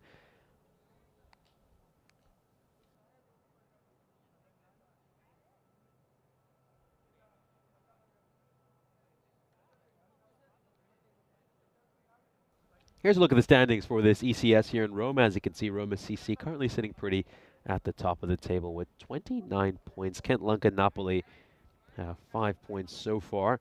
And the Roma Capanelli, you can see below them, of course. They've got 3 matches coming up today. We will see them in action later today. They'll, of course, be taking part in our upcoming match when they will face the Gladiatori in half an hour's time. They desperately need to win.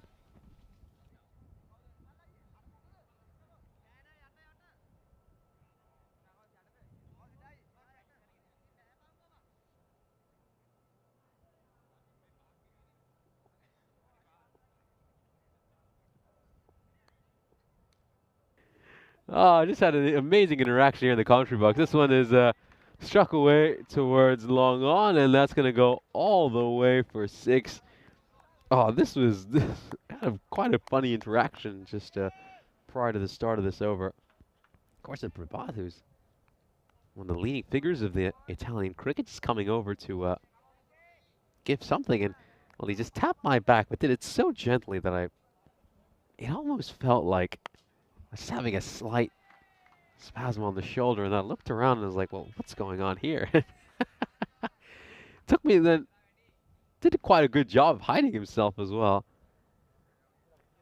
Oh boy, that was quite interesting. This one's been launched over the rope for 6 runs. Good shot over there by Dinadu Maragi. Now he's a player, of course, we've spoken about a few times. Somebody really needs to step up his form. We've not quite seen the best of him so far this ECS. This is a whole lot better. A couple of 6s by him to start the over, and immediately there's just so much pressure on Senanayaka.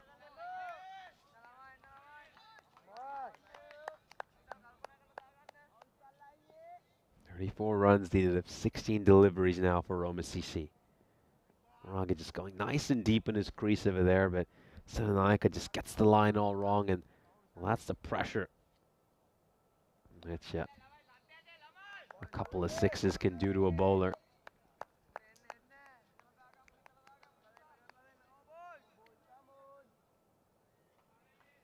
Yeah, of course. Prabat, of course, came over to offer me a cappuccino during that time, but unfortunately, I just don't drink coffee, so that's.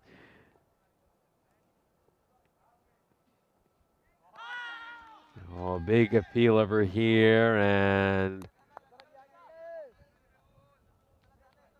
it's not going to get the decision.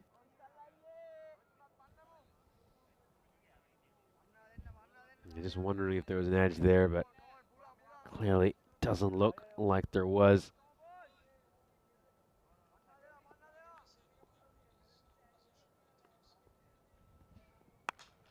This one is just struck way towards mid-off, and it's going to be a single.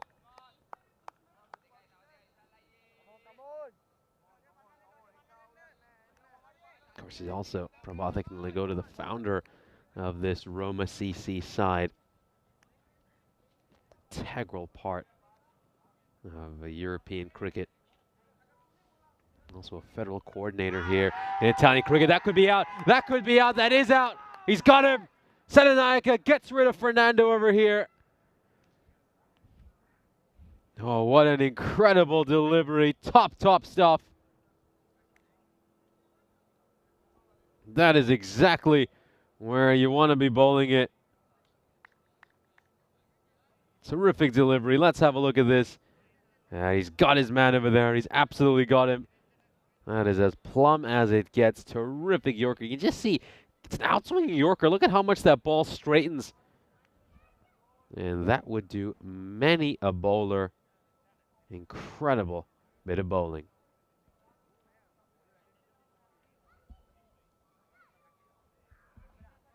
And that is going to be the end for Charles Fernando. I mean, this has been such an entertaining game so far. I mean, anytime it just feels like Roma CC are going to start to get ahead, they string together a few boundaries, and we see Kent Lanka pick up a wicket or get some dot balls in. It's really been gripping viewing, and absolutely has been. We're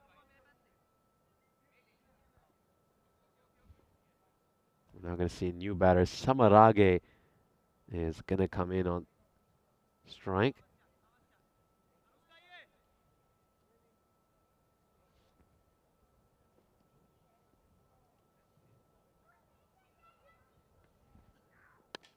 This one is struck away through cover, and it's going to beat the fielder. It's going to beat the fielder. That was a good dive there in the deep by Thimira. It's a beautiful strike. Just clears that front leg to make the room. And it's raced past the fielder. Excellent shot.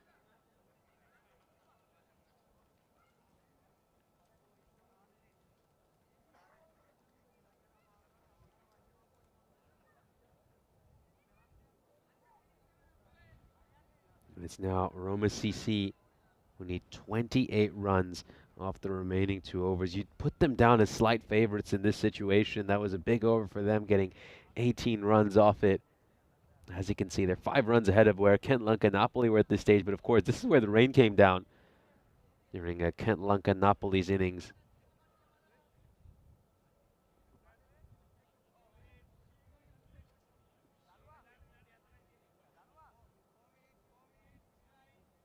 Here we go. It's going to be Abid coming in to bowl the 4th over. He, of course, bowled the 2nd last over, the penultimate over during yesterday's rain-shortened match against the Roma Gladiatori, and he did a terrific job. And once again, he's been given the pressure penultimate over.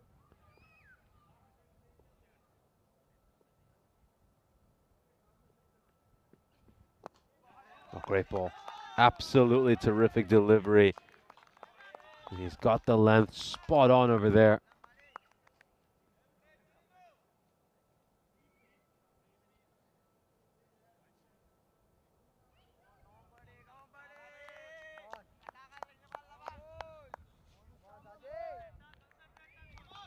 There we go now. Abid, can he get another Yorker length delivery in? Oh, well, that is terrific. This time he goes for that hard length delivery, and Marage, well, can't afford to play a couple of dot balls if you're Roma CC from this point of view. That ball is climbing up on him. Roma CC need a big innings here from Dinenu Marage. If he can guide his side to victory over here, he'll dispel all the concerns his side have had with his batting throughout this ECS. They've given him plenty of opportunities, that's for sure. He's going to look to go big over here. Does this have enough to go over the rope? Yes, it does. Marage gets that one away. Over fine leg for 6. What a shot there by Dinenu Marage.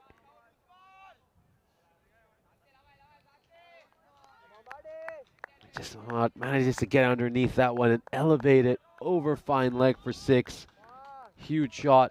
Much needed boundary for Roma CC. 22 of 9 now. So much pressure on Abid after getting hit for a 6.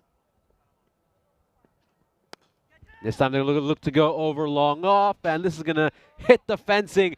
So back-to-back boundaries over here. That was a great effort by Vishal Senanayaka at long off. He just wasn't able to get to it. It was hit too hard here by Dinenu Marage. Terrifically struck by a terrific cricketer. And so it's been 2 dot balls and 2 boundaries so far this over. 18, needed of 8 now. Oh, it gets the wide over there. That one is wide. That's the pressure. That's the pressure of the situation after you've been hit for 2 boundaries. Abid's got to run hard here as well. As you can see, just take a look at that clock. He's got under 40 seconds. It's now almost 35 seconds to bowl these 2 deliveries. If this goes away the boundary rope, then penalty runs could be an issue. Oh, it's going to go to the boundary. It's going to go to the boundary. Abid gets that badly wrong. It's a full toss on the pads, and they've got to get that ball back quickly. They really have to get that ball back quickly. The clock has been paused, though, so it's officially 25 seconds in here, so it looks like Abid is going to be able to get this over in time. And it's going to go away for 6. It doesn't matter that he's got this over in time. It's going to be a very expensive over. Marage might just have done enough here to win his side the game. Well, we saw Abid bowl sensationally in the penultimate over yesterday against the Gladiatori, but he couldn't do it this time around. That one is going to go over square leg for 6. Massive, massive shot. 21 runs in this over.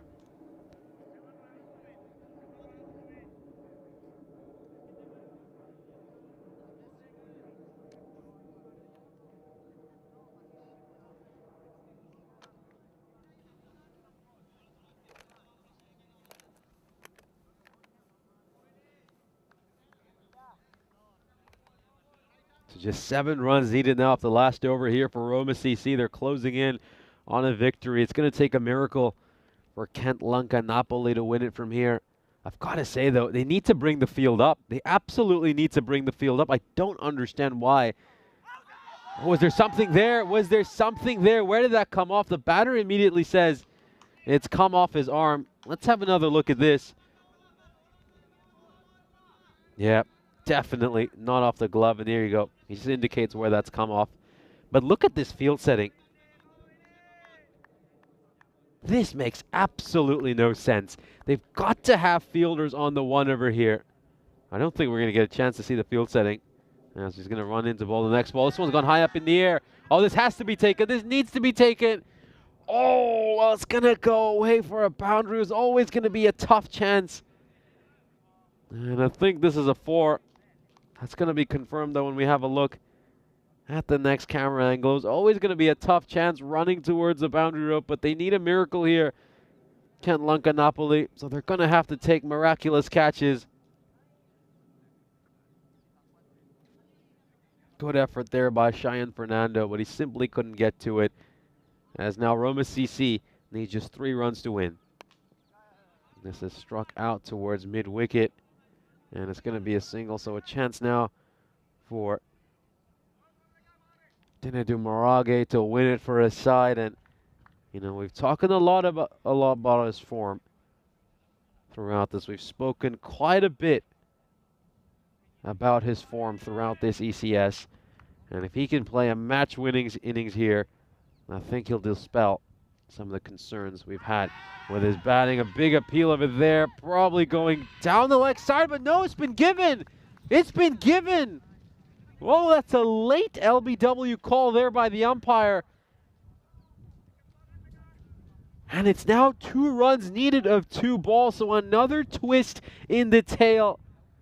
Oh, well, what do you think about that? My initial thought was it might be going down the leg side.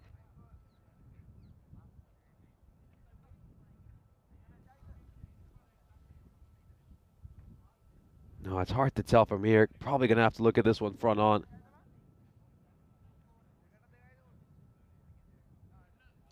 Let's have a look here.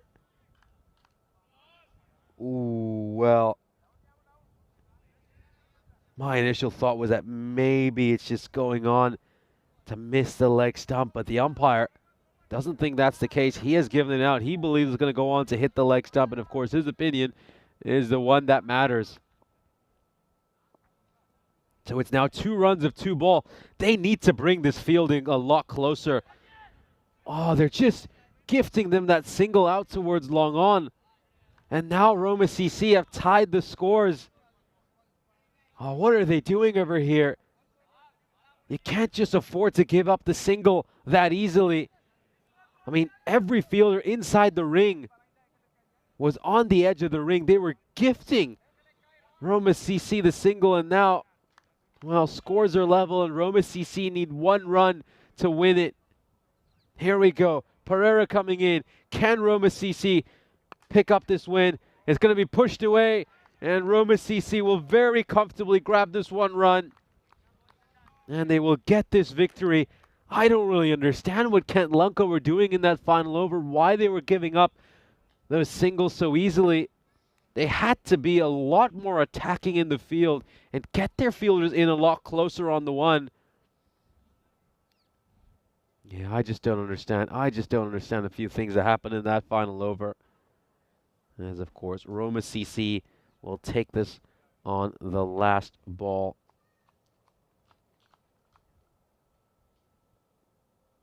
It's an impressive victory for Roma CC as, of course, they look to extend their lead at the top of the table.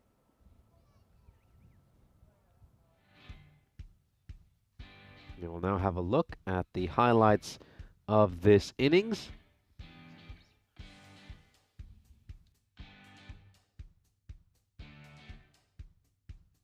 of course, take a look at the fantasy dashboard before we move on to the highlights. As you can see, the Gladiatori about to take on the Capanelli in just about 15 minutes time. And before we move on to that match, we'll relive some of the action from this game. Of course, it was Dinedu Morage who opened the batting alongside Thushara Samarakun. The two of them had an opening stand of about 12 runs.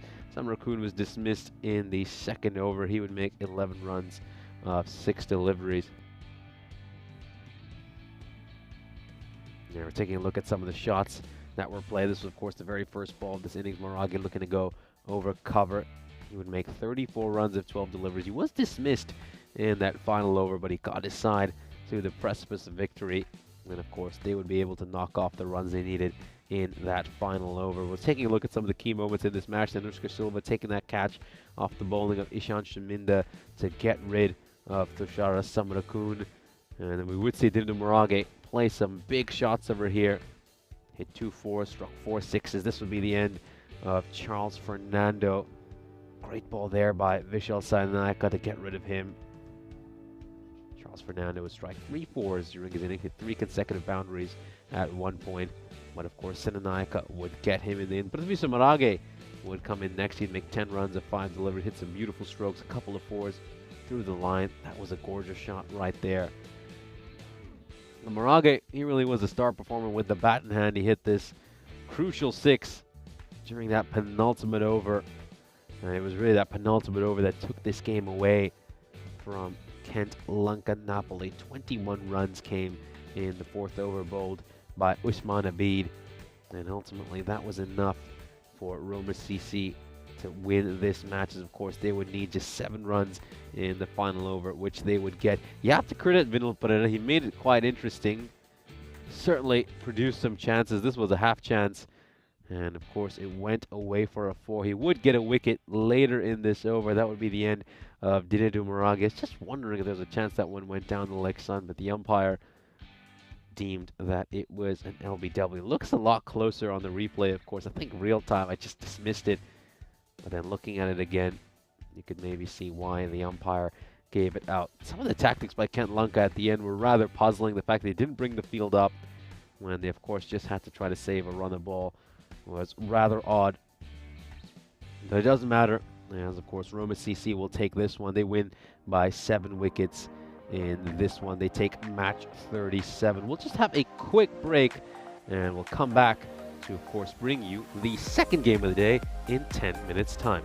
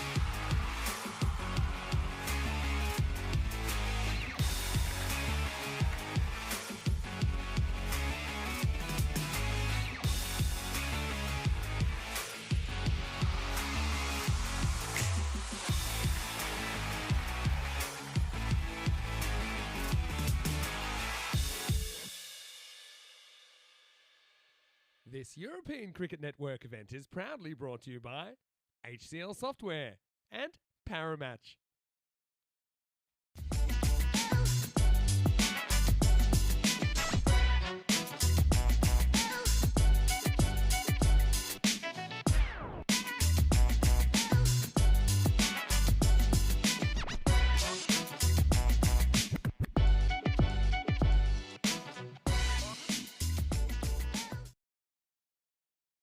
Welcome back for our second match of the day. The Roma Capanelli are set to take on Royal Roma. Let's head over to the coin toss for match 38.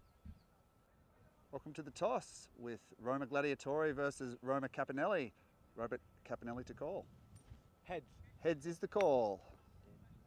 And it is a tail. We have bat first. Roma Gladiatori won the toss. We'll bat first. Thank you very much to match referee Charles Croucher for that update. So we're set for the Gladiatori against the Roma Capanelli. The Gladiatori have elected to bat first here, so we could easily see the Gladiatori go on here, post a really big total on the board, and put plenty of pressure on the Roma Capanelli in the second innings. As we can see, the Capanelli yet to register a victory in this ECS. Meanwhile, the Gladiatori, they're sitting at 4-6-1, of course. They were going along really nicely in the first innings of that match, which was abandoned yesterday against Royal Roma. So I'm sure they were very disappointed. They were, of course, on 73 for no loss at the end of 4 overs. And then we're looking to get a win here against the Roma Capanelli. Here's a look at the win predictor. The Gladiatori are 90% favorites heading into this match. You have to say rightfully so. The Capanelli have had a very difficult tournament so far. They've really struggled for form. And of course, these two sides faced each other all the way back on, of course, our second day of the tournament, when the Gladiatori posted 161 runs in the first innings. That was actually one of the Capanelli's better performances. They made it a pretty close game. They managed to get to at least 152. But outside of that, they've really struggled with the results. They've had a number of games where they haven't even come close. This is a big day for the Roma Capanelli. They got 3 games coming up today, and they've got to register at least a couple of wins, you feel, to be in this game and have a chance.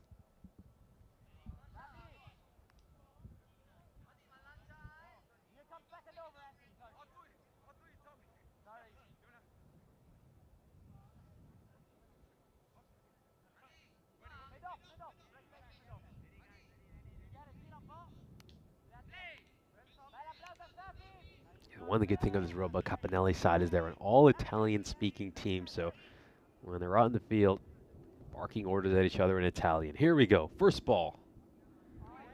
And that's a slightly slower delivery there by Badar, just gets through Hossein, so it's a dot ball to start off. An important match for the Capanelli. They've not only have they struggled in terms of results, but they've only picked up 2 points in their first 5 games, which means that, of course, 3 of their defeats have been bonus point defeats. This is a huge day for them. As I said, they need to get at least 2 wins today, you feel, to stay competitive. This one's gone down the ground. It's gone all the way for 6. A great shot there by Mubarak Hussain. Badar just leaving that one in the slot, and it's been punished. You like the attacking intent here by the Capanelli early. They've got a slip in place here for Badar. The first time, at least in any game I have covered, where I've seen a slip in place. Unfortunately, most of the Capanelli's games so far this series have been on days I have not been commentating, so haven't had much of a chance to see this side in person.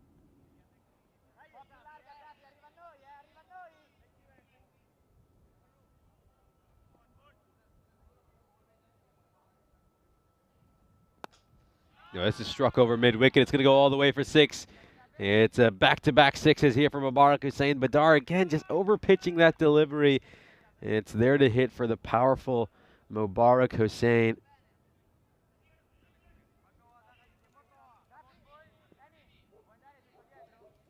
Terrific shot by a very, very powerful cricketer.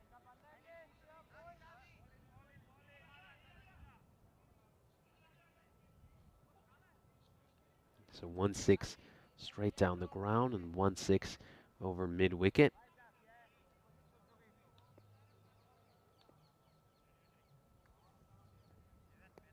Oh, that's wide. That one is rather wide. Badar just getting that one really, really wrong.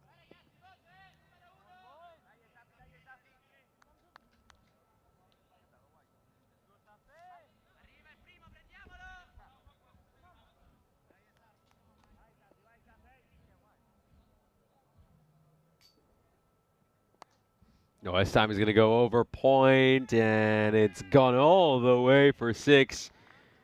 The third 6 this over, and an expensive start here for Badar. He's looking to go for the wide Yorker, but he's just missed it ever so slightly. And Mubarak Hussain has been able to pummel this one over point. It's gone all the way, 6 runs.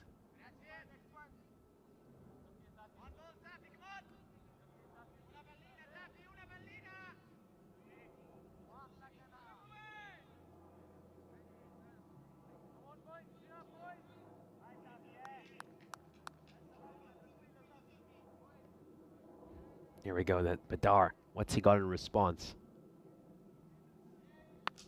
Oh, this one's going to get deposited as well. It's another one he's left there in the slot. And Mubarak Hussain is going to bash that one over cow corner. What a wallop. It's another enormous 6. 25 runs off this over already. And we've still got a ball to come. Oh, a huge hit. Absolutely massive strike there. That's a bit of go and fetch that one by Mubarak Hussain. That one is close to the practice nets. That's how far he struck that.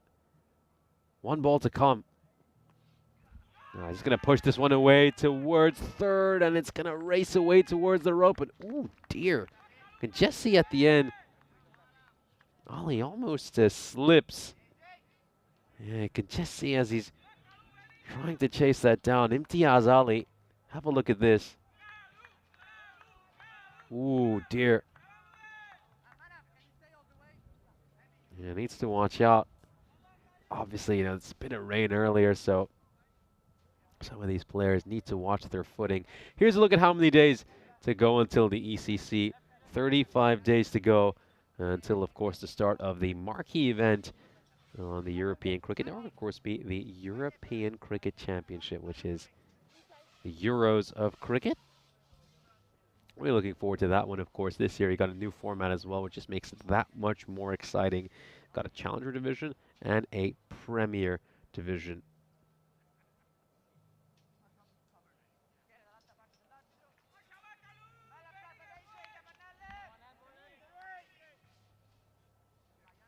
So it's going to be Niazi on strike.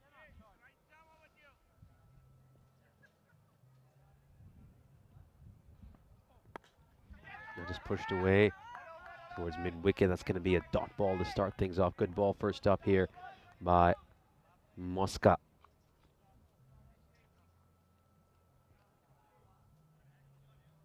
It's got some gentle music playing in the background. Sort of music you just gently, you listen along to if you're reading a book. Or I think it's also this kind of music people often have for study music. Could be a chance for a run out here. It's a great bit of fielding by Kirby. A terrific bit of fielding. Got a hand down. He certainly saved his side at least 3 runs, because if that gets past him, that's going away for a 4. This is struck quite nicely, and there he is. I mean, you'd think that it would at least go for a couple of runs if that gets past Kirby. It was slowed down a little bit. It's good athleticism. Gets his hand down and saves his side a few runs. It's currently just moved to extra cover for the right-hander. Oh, inside edge. This is unlucky. Looks like it's going to go away for a 4. It's going to be a big chase for the fielder, but he's not going to be able to make it there. Kartik Raghavan, he tried his best, but he simply couldn't get to that. Very unlucky for Anthony Mosca. I like the way he's been bowling so far this over.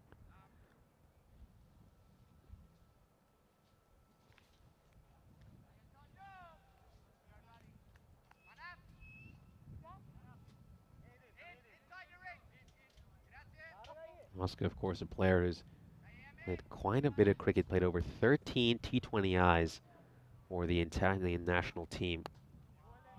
This one's just going to go straight down the ground. Does it have enough to go for a 4? Not quite, as Ghulam Emi is over at long on to field that one. Left-hander back on strike, and they've put a deep third in place. And they're also now going to just send deep square leg back for Mosca. A very experienced player, Anthony Mosca. Gets that one wrong. This is a great bit of wicket keeping by Gabriele Passaretti. Looked like he was just going to get past him, and I think with most wicket keepers that would have gone away for 4 wides, but take a look at this. Excellent dive, takes that one-handed. Sensational bit of work. Goes straight towards Kirby, and top fielding by him once again. So good at that cover position, and he saved his side quite a few runs here. Let's take another look at this. Well timed. And it's hit straight to Kirby, who's got a very safe pair of hands. Holds on to that one. A very good morning here to Paul Kempen joining us in the chat. This one struck down the ground, and that's going to go away for 4. No fielder's going to get to that. Now this over ends up going for 11 runs, which is just about par. I think we can call that over a draw. Not too bad from the Roma Capannelle perspective.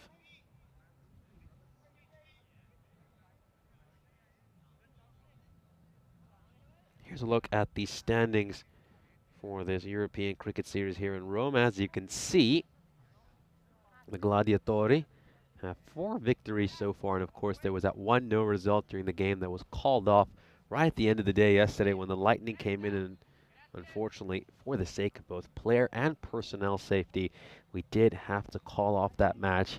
It was rough for the Gladiatori, who, of course, 72 for no loss at the end of 4 overs, and they would have backed their chances to really go on and make some good runs. But of course, player and personnel safety comes above all. Michael Moratini is coming into bowl the 3rd over, last over of the power play. Short, wide. This is going to get punished. Goes all the way for 6. Not great there by Moratini. That's not how you want to start off. He's got that one badly wrong.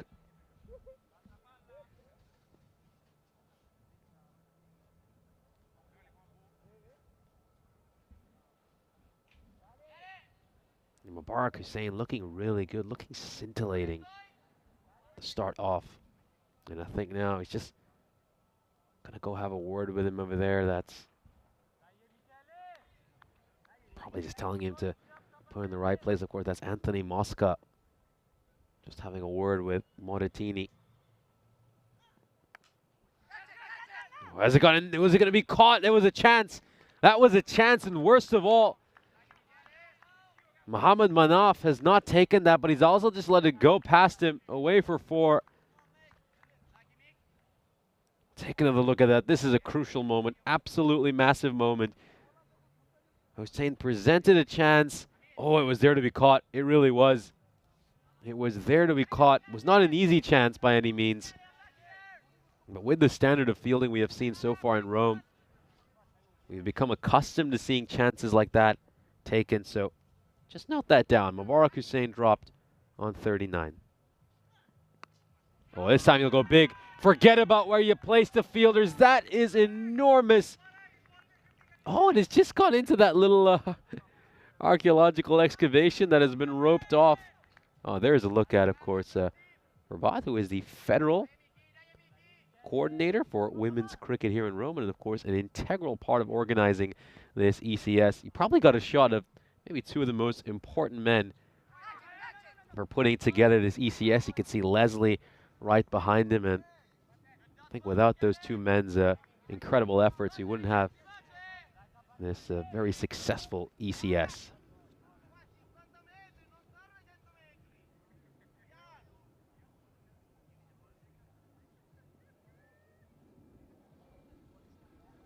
Just hear some planes flying overhead as well, not too far from Fiumicino Airport. It's one of the main airport of Italy. Oh, this one struck away. It's going to go away for 4 runs. Gets a little bit too straight over there, Moratini. And Hussein could just get outside the line, stroke that away towards fine leg. It brings up another half century. It's another terrific 50 for Mubarak Hussein, who has been in incredible form throughout this ECS. He's just making his way up that table now. He's gone past Harpreet for 4th place in the ECS run getter tally.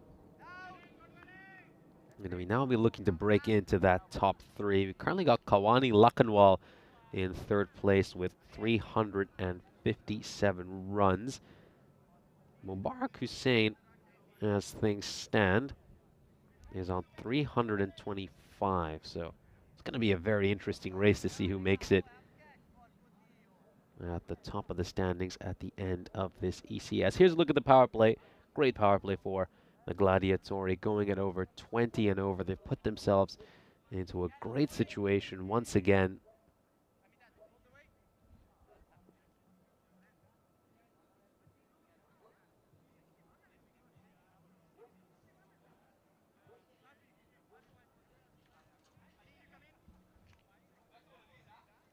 So the fielding restrictions have been lifted. We have up to 5 fielders outside the ring now.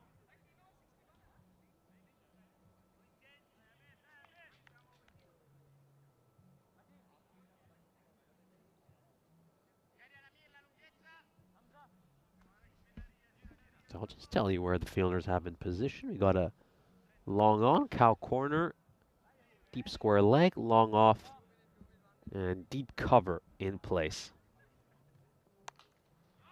No, this is going to go away for 4. Just too much width offered over there by Hamza. Can't afford to be bowling there, especially with this field setting.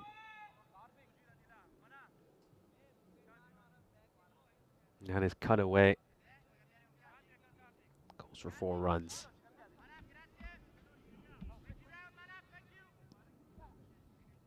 Not the way you want to start if you're Amir Hamza.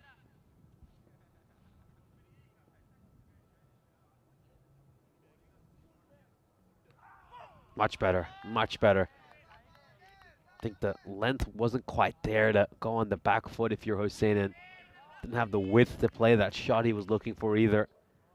Probably better off looking to play that on the front foot and use his feet to get to the pitch of that ball. This is better bowling here by Hamza, and I think Hossein just needs to reconsider his strategy.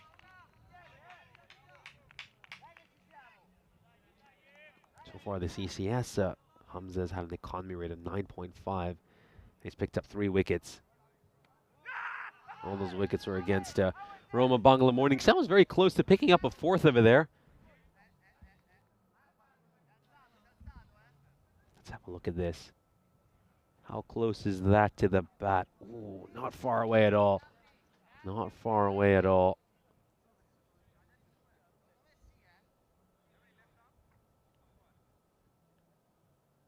And Niazi and Mubarak Hussein just having a quick word at the moment. Yeah, this is the first time we've seen Mubarak Hussein just bothered a little bit by a bowler. He's played 3 consecutive dot balls here, which is not something we're accustomed to seeing from him.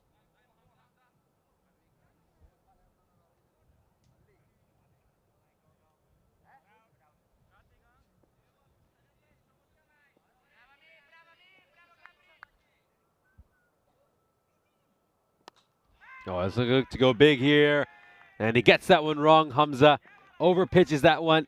Too much width on offer as well. And he's going to go away for 6 runs. Oh, he can't afford to bowl there to a man of his quality. Just see, hits that banner.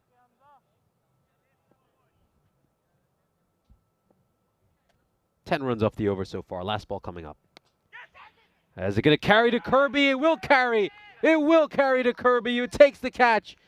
And the Gladiatori lose their first. Hossein departs on 64 runs.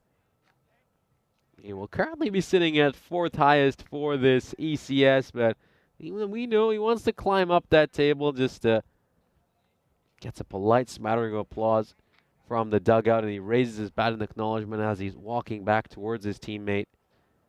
Yeah, Kirby's a very safe pair of hands. You knew he was going to take that catch as soon as it went to him. Well held onto. As of course the Gladiatori are now 71 for 1 at the end of 4. Very similar to the start they had, of course, yesterday against Royal Roma. And they were 72 for no loss at the end of 4.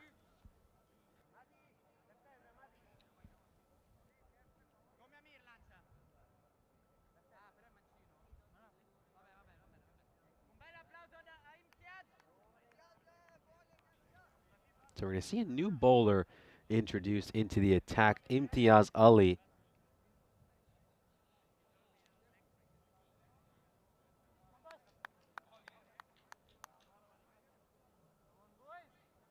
Is coming into bowl.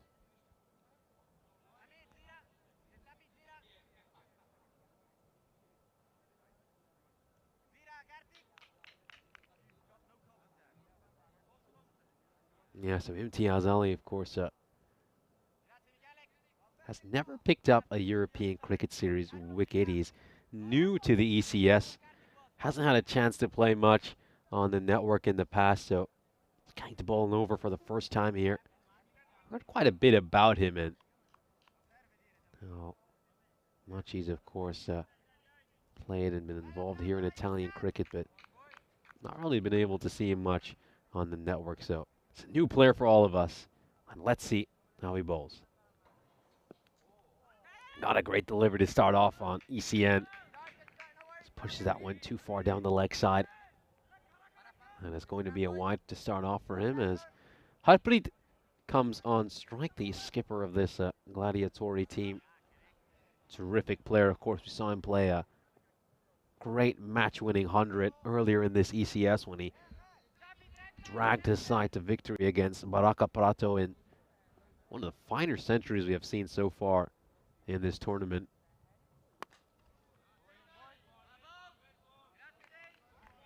I think you look back at that 100 he hit him, he's under pressure in a situation where his side looked like they were going to lose the game, and then he dug them out of a hole and dragged them to victory.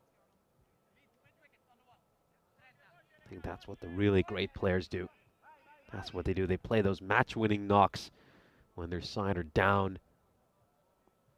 With all the pressure in the world, this one's just been dug in too short. It's going to be flat batted away towards cow corner for 6. Niazi has absolutely baseballed this one. He hits this one away with the horizontal bat. Away it goes for 6 runs. Just looked to surprise him there, Imtiaz Ali, with a shorter delivery, but he's not been able to trick the veteran batsman.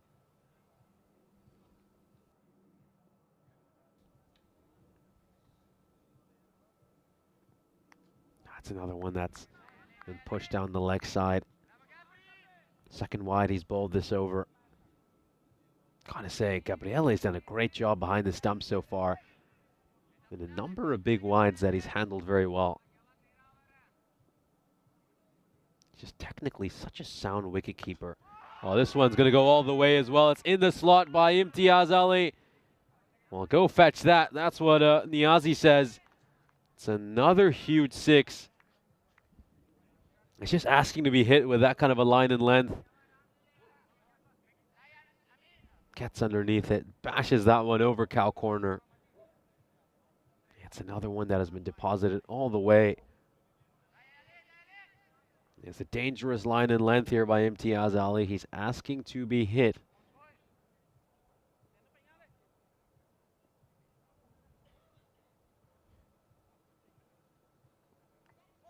Oh, it's another one that's been pushed down the leg side. So the third wide of the over. He's bowled as many wides as legal deliveries so far.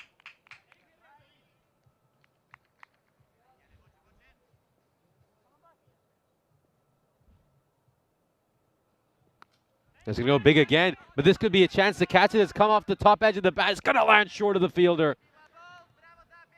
Oh, there was the chance. Just got a little bit of extra bounce on that delivery. Now cleared the front leg, was looking to go for the big shot. And it's landed safely.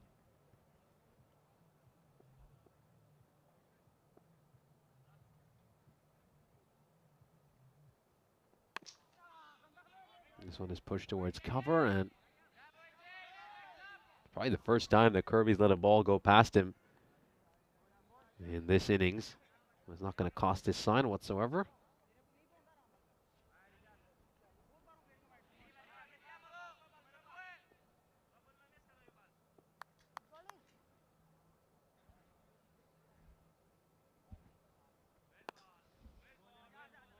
Struck towards mid-wicket.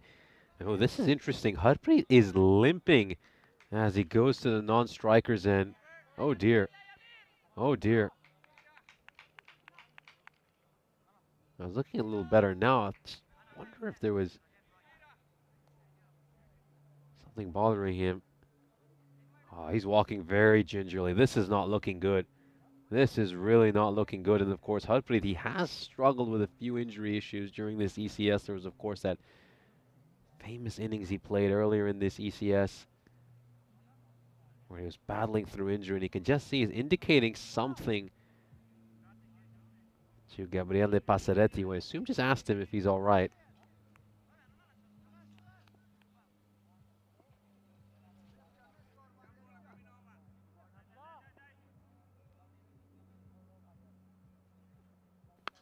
This one is smashed away, and it goes for a 6. And just take a look at him after he hits that shot. He just hobbles outside the crease.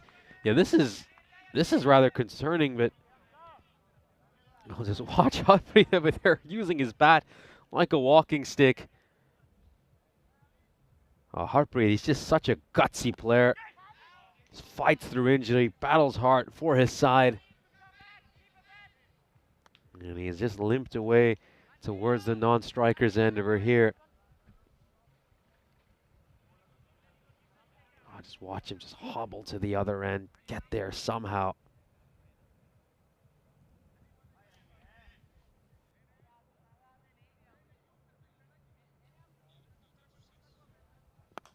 Looking to go straight down the ground over here, and it's over the rope, goes all the way. This is just a dangerous length here by Niazi, it really is. Can't afford to keep bowling there.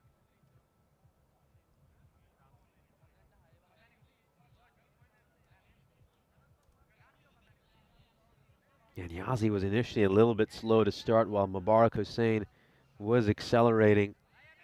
But he's now just stepped up these last couple of overs, and look at him now. He's got a strike rate of 300.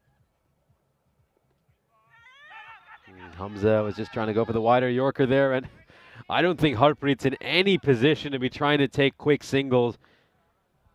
Have a look at this. He just wants to get to the striker's end over here. I mean, with the injury issues he has, I don't think quick singles are an option for him.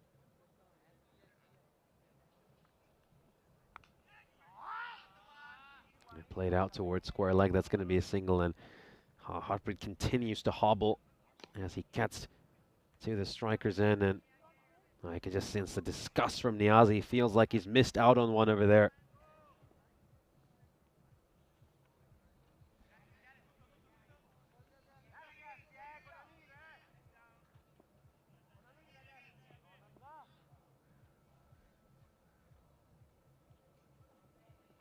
Oh, goes big. Harpreet absolutely hammers that one, and then he limps on one leg after hitting that shot. Look how big that 6 is. It has struck the fence adjacent to the practice nets.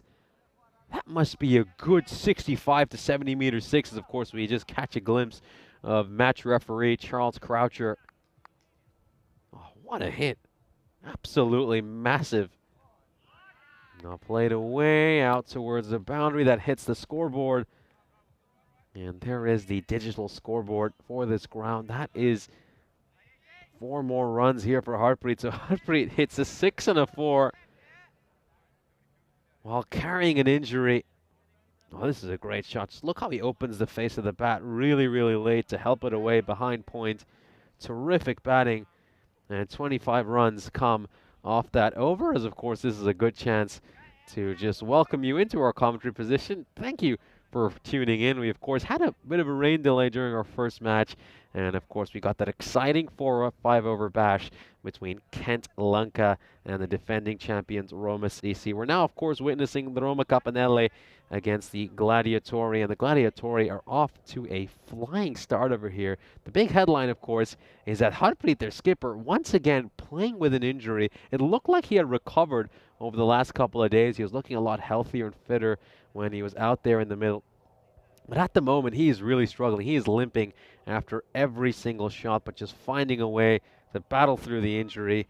And it's just terrific by him.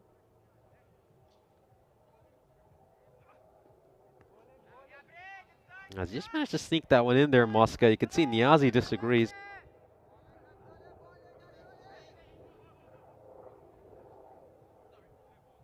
Let's have a look at this here.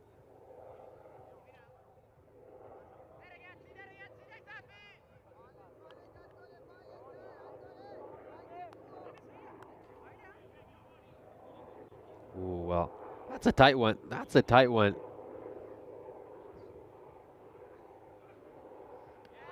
Going around the wicket now here. Mosca just changes the angle. Got a lot of helicopters going past us at the moment. Can hear quite a few of them.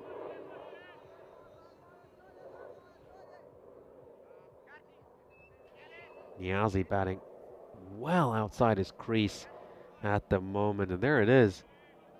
Oh dear, that. Wonder why we've had all these helicopters flying overhead. Earlier this week, we did see a number of helicopters because of wildfires in the region. But of course, with all the rain we've seen over these last couple of days, I certainly don't think wildfires are any issue. This one has been dug in short, but it's far too short. It's going to go over the batter's head. You have to say, one good thing about the rain we've had over these last couple of days, of course, from a cricketing perspective, I can understand that it can be a bit frustrating. But in general, I mean, as someone, of course, who was raised and spent all of his life in this part of the world, out here in the Mediterranean, of course, well, even further south than where we are right now in Italy, just knowing that, you know, these rains can just be so important during the winter when, of course, so many Mediterranean countries suffer with summer droughts, and just that little bit of rain coming down could just do a world of good.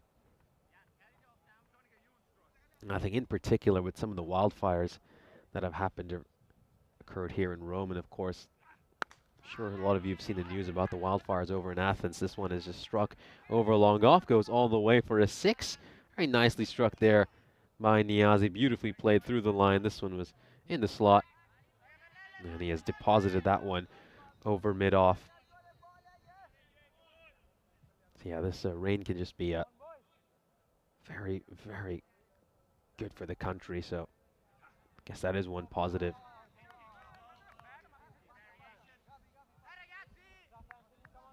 The Anonymous just asking on the chat if he thinks there's a chance that the Gladiatori could get to 200. It'll be tough. It'll be really tough for them to get to 200, but well, you wouldn't rule it out. They'd have to go at 26 and over, which I think when these two can get going, we've seen them go at 21, 22 and over for little phases in the game. This one is struck away by Niazi very nicely. Mosca was just looking to go for the wide Yorker.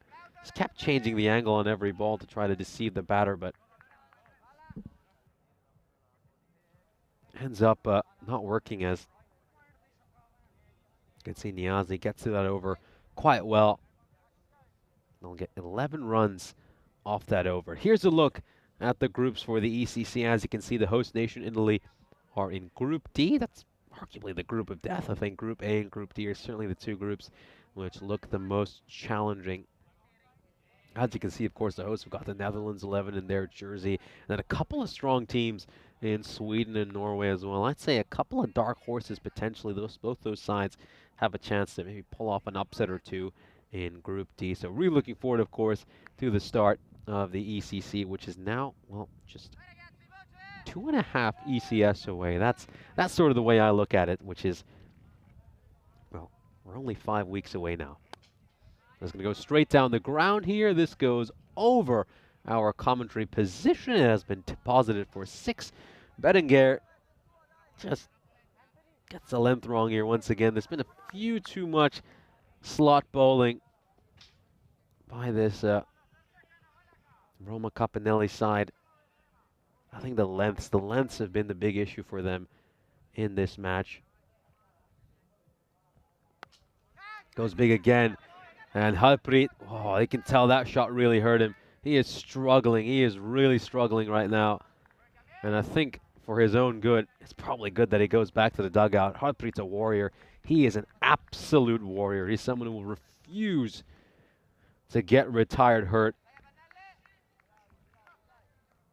And he will depart over here, and now Zadran's going to come to replace him. Oh, you can see he's in pain. He is in a lot of pain, but a player with his toughness, man with his heart of a champion, going to have to carry him off the playing field. He's never going to leave on his own accord.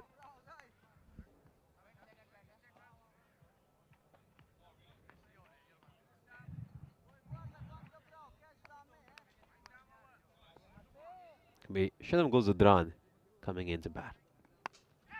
Zadran looking to play this out towards mid-wicket, and he picks out the gap. Good batting here by Zadran. Doesn't look to overhit it. And I think that's when he's at his best. It's when Zadran just focuses more on timing and precision. I think when he gets into these situations where he just feels like he needs to bash everything a bit too hard, that's when he sort of loses his balance. He loses his shape a bit. This one's gone up in the air. Is it going to carry? No, it won't. And they will pick up a single. Yeah, very good to see you as well, Jules. Hope everything is going well. How are you? How's the back pain? Remember you said you were just struggling with a bit of back pain over the past week.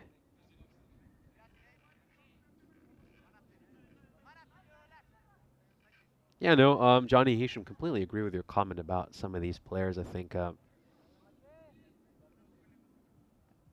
you have to be careful when you're criticizing some of these players. I mean, none of them are professionals. They're amateur cricketers who are taking time out of their regular daily lives, their daily jobs, to come here and play cricket. I mean, these are not superstars getting paid $1 million contracts to go play cricket and training in the most elite of facilities. I think some of the criticism which is coming in for some of the bowling is, it's just unfair. I mean, obviously, you know, it's more than valid to comment on the game, describe where some of the weaknesses are, but to make nasty comments like that, that is just out of line. This one's going over, long off, and it's gone the distance for a 6. Just hits the advertising boarding. Very nice shot there by Zadran. Good use of the feet, gets to the pitch of the ball, and deposits that one over, wide, long off for a 6.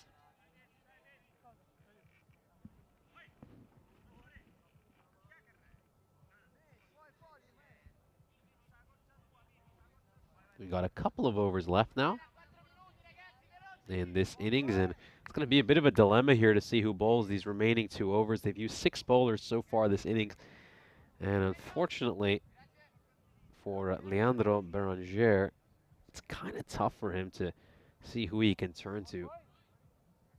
Could give it over to Safi Badar here, maybe Moratini, and turns to Moratini. And is there something there? Yep, there's a little edge. And Niazi, full credit to him. I've got to say one thing about Niazi. Niazi is a walker. He is somebody who doesn't wait for the umpire's decision. If he knows he has nicked it, he will leave. And I think I really respect that about him. I really do. Now, there's a lot of discussion about whether a batter should walk or not. I think you should. If you know you've nicked it, don't wait for the umpire's decision. I think you should walk back to the dugout. And credit to Niazi for always playing cricket the right way. It's something which he tends to do.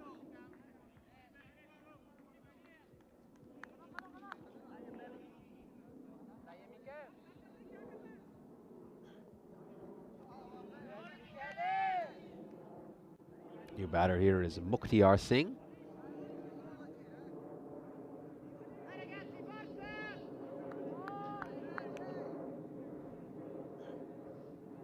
Looking to go for the switch hit over there, Mukhtiar Singh. That was very wild. That was very wild. But credit to Moratini. I mean, you could see that Mukhtiar Singh was looking to attempt that shot, and in the end, Mukhtiar Singh ends up looking quite silly. I gotta say, with those shots, I mean, if you execute them, look like an absolute genius, but if you don't, then it does look rather funny. Good bowling here. Very good bowling by Michael Moratini. This is a good comeback after what was a very expensive first over.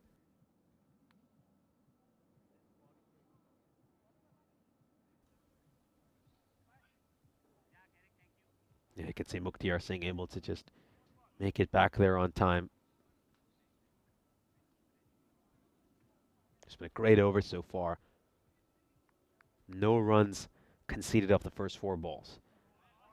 Oh, but they will get a run over here. It's not going to be credited against the bowler, of course, because they are buys. It's probably the first mistake we have seen the keeper make so far this innings. Gabriele Bassaretti has been flawless so far. He sets very high standards for himself, so he'll be a bit disappointed with that. Oh, Zadran goes big. Zadran goes massive. And he has deposited that one over long on. What a hit. A slot ball there by Moratini. That's probably the first ball that he has got wrong this over. And he has been punished by Zadran. Just belts that ball. That is a slog. That is not something out of the textbook. That's just a guy who has incredible hand-eye coordination and has just belted the leather off a cricket ball. Here's a look at the bowling figures. And most of those bowlers have been very expensive, and it's going to be tough now for the captain to decide who bowls the final over. So he says, you know what, I'll just bowl it myself.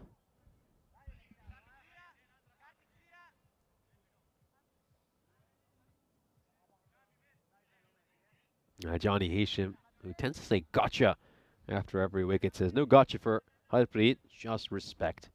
Totally agree. That was a gutsy innings by a very gutsy cricketer. This one's been sent over the rope, 4-6. And Béranger with a low full toss over there. Need to figure out how to pronounce his name. I keep switching with my pronunciation for his name. There is, of course, match referee Charles Croucher going to fetch that ball. Now this one's going straight down the ground. It's a chance to catch it. And the catch will be taken, so it is 6 and out. Leandro gets the wicket.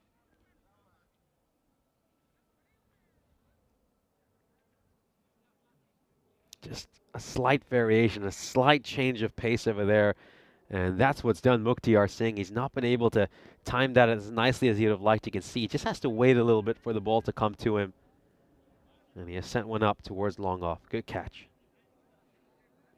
A very good morning to Alan joining us in the chat. Yeah, Jules talking about how his honeymoon's 11 days away. Yeah, hope you enjoy that, Jules.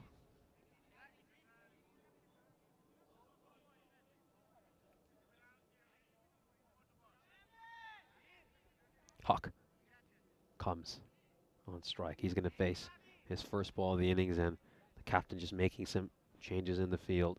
Moves square leg a lot squarer.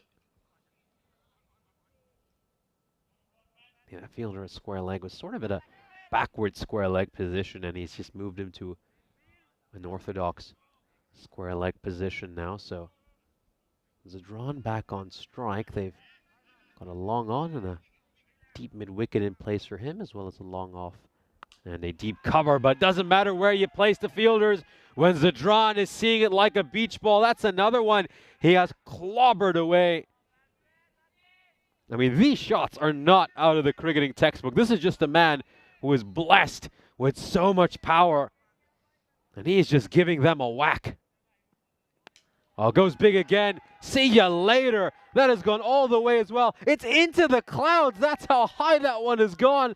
Oh, it's going to collect some stardust on the way down. Well, it might have knocked a satellite. That's how high Zadran has sent that one. This is powerful hitting. These are some enormous strikes by Zadran. Last ball coming up. And Beranger just takes some pace off that ball. And it's going to be a dot ball to end the over. Still a very good one for the Gladiatori. They get 19 runs off it. And an enormous score posted on the board. One of the highest scores we have seen in this ECS. 171 runs. Oh, the Capanelli, they've got a huge task at hand in the second innings. And in all honesty, I think the Gladiatori will be backing their chance to maybe even pick up bonus points in this match. We'll take a look at the fantasy, beg your pardon, we'll take a look at the highlights of this innings. It's been a thoroughly entertaining innings. Certainly if you're looking at this as a neutral or a Gladiatori supporter. So Mubarak Hussain top scored with 64 runs of 20 deliveries. He opened the batting alongside Munib Niazi, and the two of them got their sign off to an incredible start. They had a 71-run partnership. Managed to make 71 runs in just 4 overs. They were going at almost 20 an over during the power play. And you can see there Mohamed Manaf almost slipping over. It's like an ice rink out there. Anthony Mosca would also come into bowl, and this is a good bit of fielding by Dane Kirby. We saw him save quite a few runs for his side, in particular during the power play, when he made sure that a couple of cover drives didn't go away for a 4. These are some exquisite shots once again. We just see Dane Kirby there with a good bit of fielding. He got to see him at his best. Michael Moratini came into bowl, and of course his first over was rather expensive, but he did come back well in the second over. Just taking a look at some of these shots that Mubarak Hussain played. He managed to make 64 runs off just 20 deliveries. Played some absolutely exquisite strokes. And this was the first wicket that fell in this innings. Hussain would, of course, depart having made 64 of 20 deliveries. Outstanding innings by him, and yet another half century in what has been a great ECS for him. Munib Niazi, though, at the other end, would continue. He would make 36 of 17. He struck 4 sixes and hit a couple of 4s. He would eventually be dismissed by Michel Moratini. Good catch by Gabriele Passaretti to get rid of him. Harpreet, though, played a very gutsy innings, making 25 runs off just 9 deliveries. He was battling through lots of pain. He was playing injured, and he played hard, and in the end, I'm almost glad that Amir Hamza took that catch, just that he could go to the dugout and get a rest. You could tell he was wincing after every shot, but a player of Harpreet's quality, well, you're going to have to carry him off the field. He will never leave off his own accord, no matter how much pain he is in, no matter how much of an injury he's carrying. Munib Niazi, you just saw his dismissal, of course. That was a good catch by Passaretti to get rid of him. But then Zadran, he played a spectacular innings, 29 runs off just 7 deliveries. That is a strike rate of 414. He struck 4 sixes and hit a 4 as well. And some of these sixes he was hitting, my word, were they big. Just take a look at that one, almost sending it into the clouds. That's how big it was. And of course, the innings will come to an end. Roma Gladiatori posts a massive total of 171 on the board. We'll now have a look at the Gladiatori scorecard. Mubarak Hussain top scoring with 64 of 20. Good innings there by Munib Niazi as well. I think that entire Roma Gladiatori lineup can be very impressed with the way they batted. Mukhtiar Singh with a run of ball 6. Probably the only player who struggled during his time out in the middle.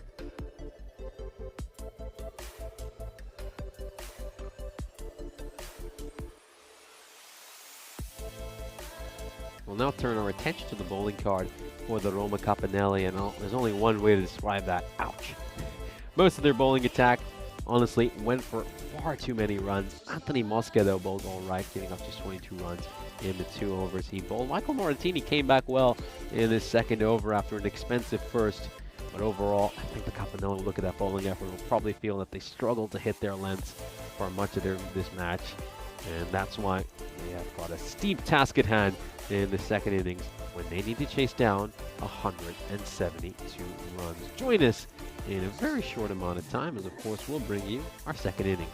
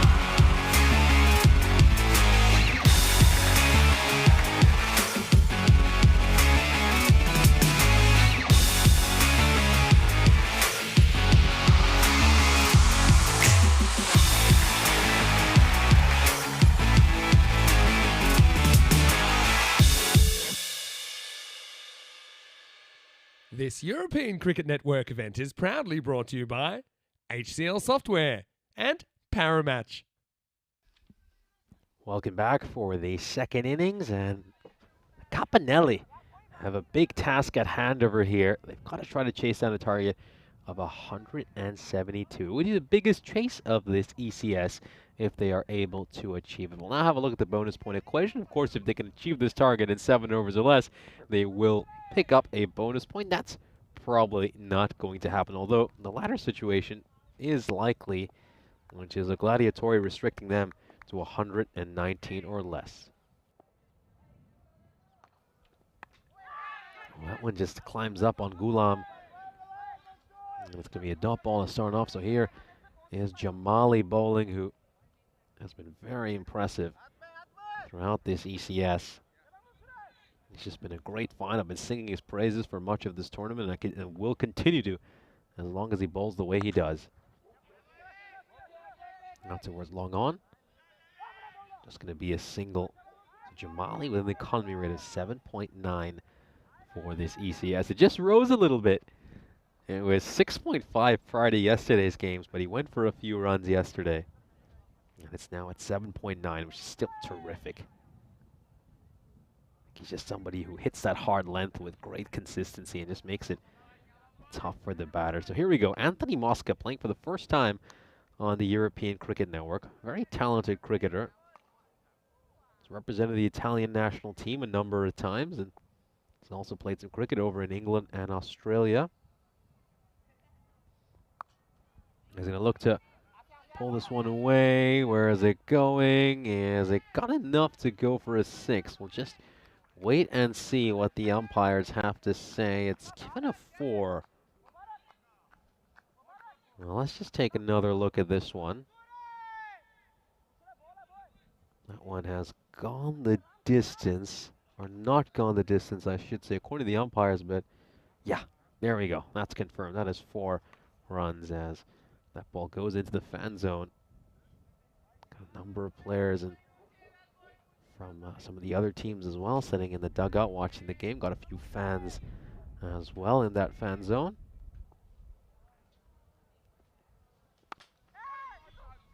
Reaches out of the wider delivery there, but hits it straight at a fielder. That's Jitendra Prakash. Well, he spends a lot of time doing bicep curls.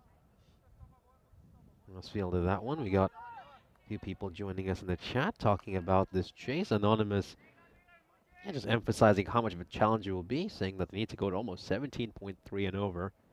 Yeah, no, 17.2 to be exact, of course, before start of the power play. And then, as you mentioned, yeah, totally agree with the Anonymous. If they do chase this down, we're in for an absolute thriller of a game.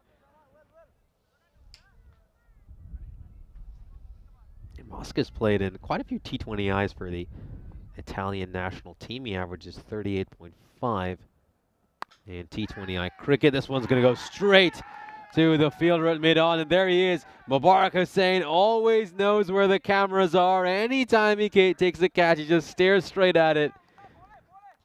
No, he's always has some great wicket celebrations, some great catch celebrations as well. And unfortunately, things don't quite click for Anthony Mosca in his first ever European cricket match. He will depart having made just 4 runs. We'll take another look at this dismissal. He didn't quite get a hold of that, and he hit it straight to the fielder at mid-on, so he will depart.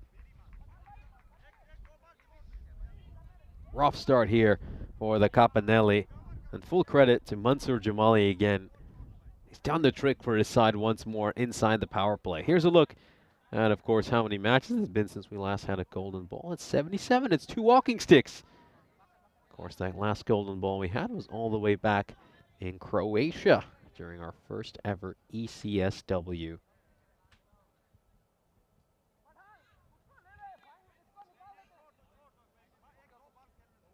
I have to say, though, it's really surprising we haven't had a golden ball yet here in Rome. We tend to get a lot of golden balls in this country in general, and you also add the fact that we've had so many close games here, got a number of very evenly matched teams. It's just surprising with all the last ball finishes we've had. At some point, you'd think at least one of those last ball finishes would give us a golden ball, but that's just not been the case. We've somehow not had a golden ball, and I believe we've had over 5 games that have gone down to the last ball. I mean, I don't have an exact count with me, but just a rough count would tell me at least 6 or 7 times we have come down to the last ball to decide the outcome of a game. This one's going to go up in the air, and oh, he spilt it. Mansur Jamali has put that catch down. That's a wry smile by Jamali, but if by any chance this player goes on to make a century to lose this side of game, then we will look back at this moment. Doesn't tend to put too many down Jamali, but he has over there. Oh, that's going to go away. That's 5 wides. Gets that one wrong there, Hawk.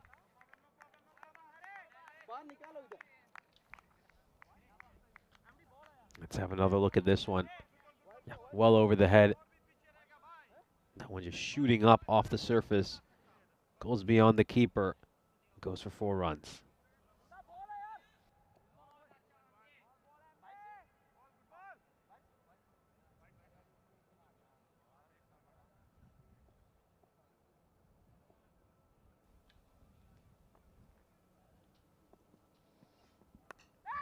Yeah, pushed away, straight towards point.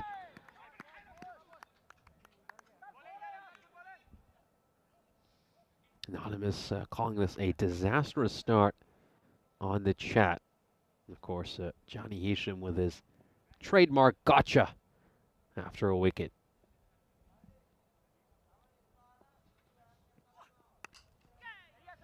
Struck over point, 1 bounce over the rope, goes for 4 runs. Very nicely played there by Hamza. Glorious shot. Take another look at this. Just a bit of width on offer over there. Can just see good use of the bottom hand as well to get underneath that ball. Get it over point for 4 runs.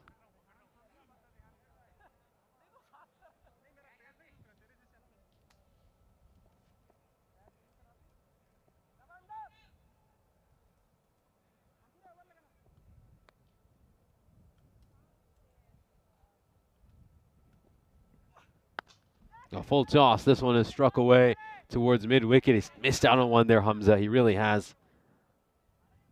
No, he'll feel like he really had an opportunity there to get a few more runs than he did. That was an opportunity. That certainly was a good chance to get a few more runs. Yeah, he likes asking why Roma Capanelli have a shamrock on their logo. Honestly, I have the same question as well, of course.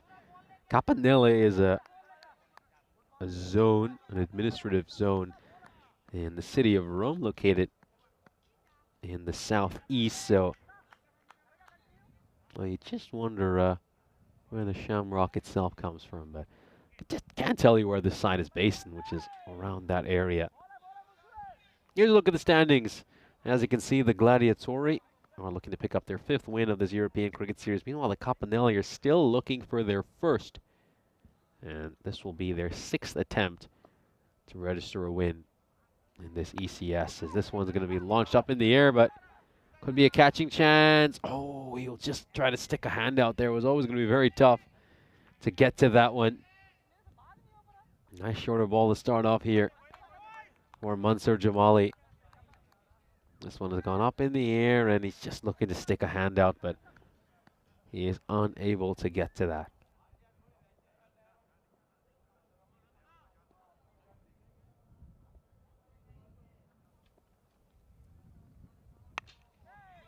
Comes off the toe end of the bat. That goes towards long on, and that is going to just be a single.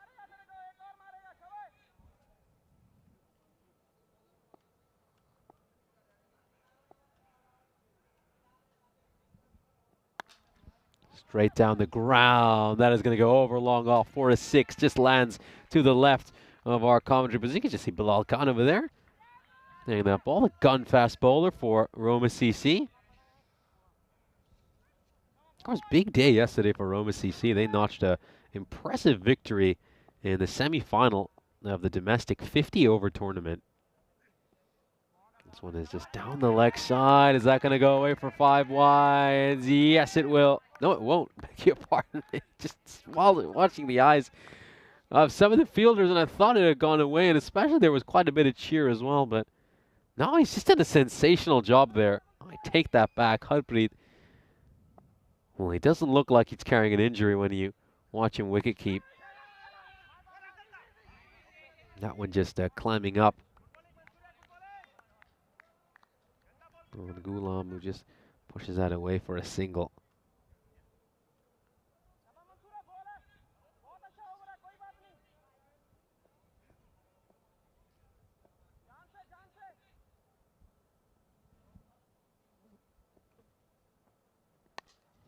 Looking to go big over here. Is there enough on it to go to the rope? Yes, there is. That's gone all the way for a 6. So that just shows you how powerful these players are. He hasn't timed that whatsoever. He has no timing on this shot. But he still manages to get it away for a 6.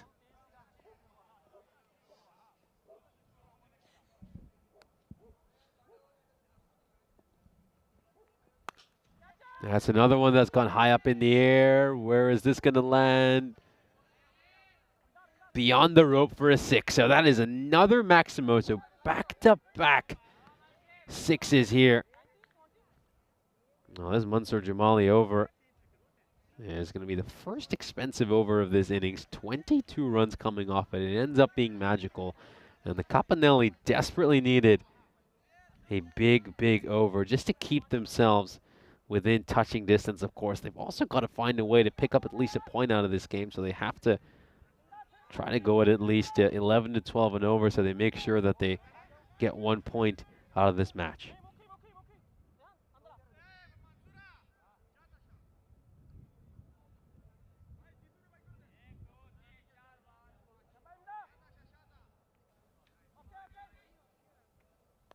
Yeah, so I was just making a point that earlier that Roma CC, of course, did manage to make it to the final of the domestic 50 overs tournament.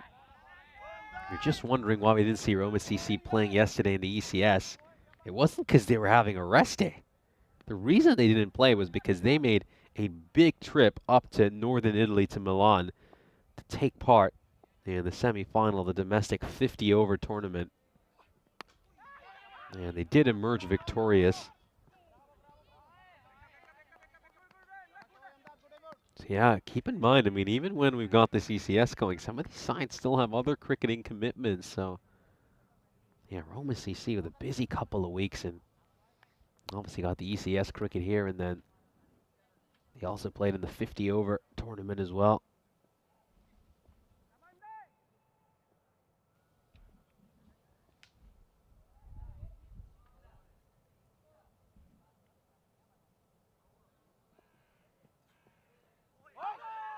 Getting some lovely shape away over there.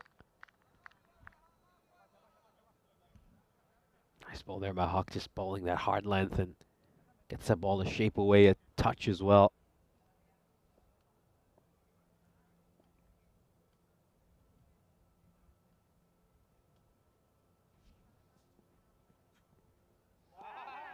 Looks to go big here again, Hamza. It's going to be back-to-back dot balls, just 1 run off this over so far.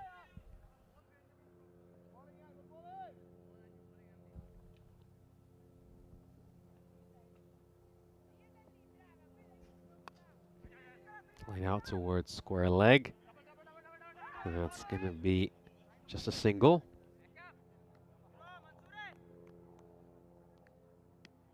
You need to speed up here, they really do.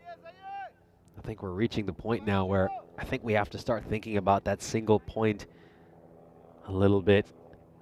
I think we often say this on the European cricket network, but certainly at the ECS level, once that required shoots up beyond 20, you'd say that you're past the point of no return. And this is going to be struck firmly away. Mubarak with a good fielding effort, but Hussain is unable to stop that one.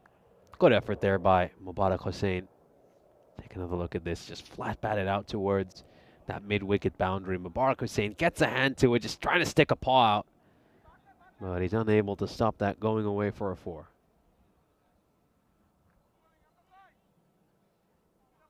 Here's a look at the comparison of these two teams. As we can see, we're into match 38 of this European Cricket Series here in Rome. And as things stand, the Capanelli are just slightly below that blue line. That blue line is what they need to go at least pick up a single point out of this game. And then, of course, the red line is for the victory itself.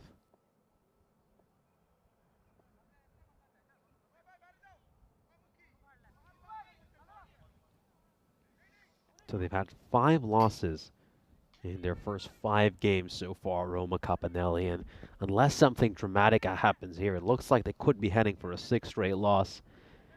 And at that point, I'd have to say it's very hard to see them making it to finals day with that many losses. And then you consider the fact that 2 of those 5 losses were ones where they managed to pick a point in.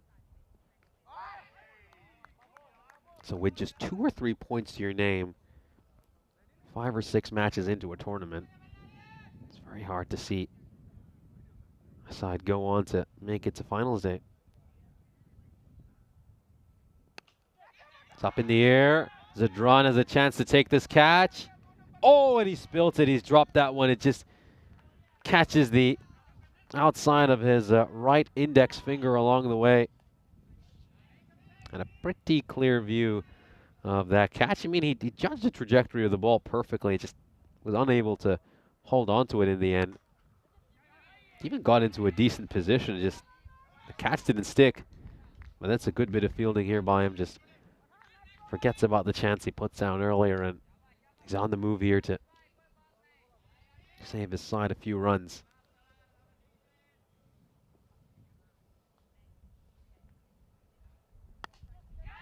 Has he got enough on this? Is he going to carry? I think it has, and Mubarak Hussain, it's time to see his celebration. What an incredible catch, getting down low. Oh, it's time for the Sioux. Bring out the Ronaldo Sioux. Mubarak Hussain, he always knows where the cameras are. He always does. I think his best celebration was the one earlier last week when he did a little dance jig after taking a catch. The batter's just not quite been able to get hold of it, and Mubarak Hussain has taken a wonderful catch over here. This is a challenging attempt. It's very difficult to get a hold of that. And then there it is. Does the Sioux right at the end.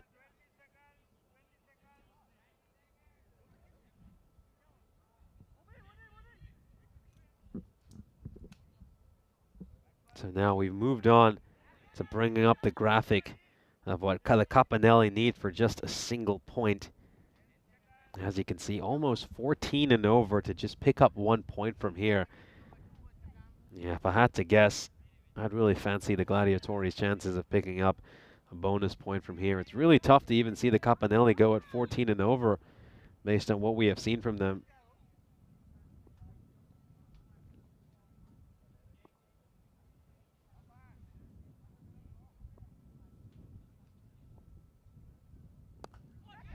He's going to chip this one up straight down the ground. Hits the top of the tent. It actually hit one of the frames of the tent. I could hear the sound very clearly as it struck one of those metal frames. And Imtiaz Ali starts off with a 6. Yeah, slot ball there. Slot ball. It was asking to be hit, and you can just see it hits the frame right on the back of this tent. So got 1 ball to come in this over. It's still been a good one by Mukhtiar Singh despite that 6. Could this be another catching chance? Could this be another catching chance? No, it's not. And it's going to go over Mubarak Hussain's head, and that will slightly spoil the over. It ends up going for 14 runs, which is exactly what the Roma Capanelli need to pick up a single point out of this game. So 2 sixes to end the over. The first couple of 6s since we've seen all the way back in the 3rd over.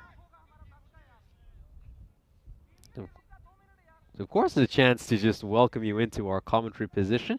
Got an interesting game going on over here. The Roma Capanelli don't look like they're going to win this match, but they will want to pick up at least a point out of this game. Meanwhile, the Gladiatori, of course, they were gutted when the final match of the day was called off yesterday. They were in a really good position in the first innings and fancied their chances of maybe going on to pick up a victory against Royal Roma. From their point of view, they'll feel like they missed out on a point in a match they could have won against Royal Roma. Of course, we'll never know. I mean, Royal Roma got plenty of batting talent as well, so they might have done an equally good job in the second innings. And maybe they can just make up for that by getting an extra point here with a bonus point victory. That one is sent away for 6. Imtiaz Ali, a 6-hitting machine. Can he get his side a point out of this game? You can now see that required to get a point has come down to under 11.6. And it was just under 14 before Imtiaz Ali strode out to the middle. He started off with 3 consecutive sixes, and he's just going to hit this one away for a single, so that will snap his 6-hitting streak.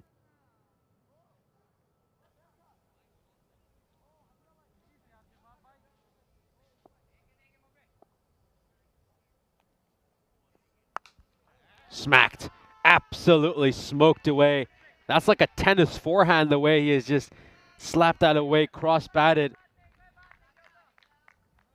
Pulled away towards mid-wicket. Sensational shot.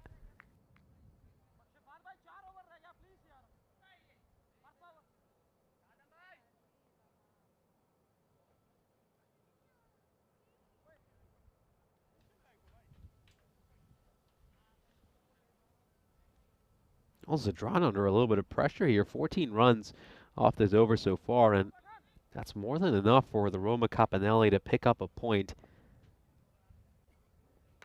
Got him. Got him there. Zadran with a nice changeup. Slower ball has done Ghulam over here. He's already halfway through that shot by the time the ball has gone past him.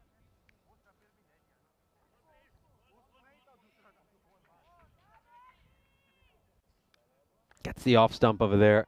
Nice ball by Zadran. And you can just see Ghulam is just thrown his timing off completely, hasn't it, that slower ball? Good deception there by Zadran as he manages to get his man. They're just going to have a laugh over there with Munib Niazi. These two sides got a healthy amount of respect for one another, and they'll just have a quick chuckle.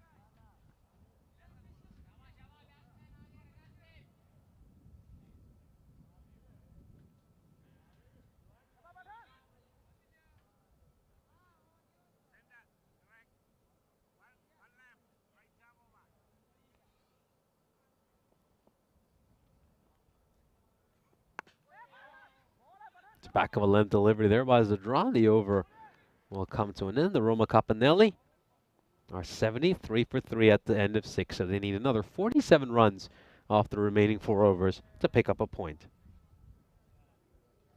We'll have a look at the scorecard here for the Roma Capinelli. As you can see, Imtiaz Ali batting superbly so far. He's hit 3 sixes in a single off the 4 balls he's faced. And of course, Dane Kirby has now strode out to the middle. He blocked out the first ball he faced. And let's see if Imtiaz Ali can keep this incredible 6-hitting streak going.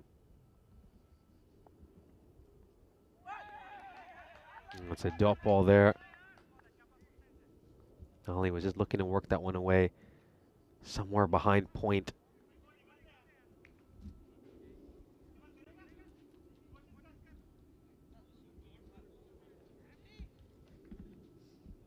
Very good morning to Jeffrey Mobbs joining us in the chat.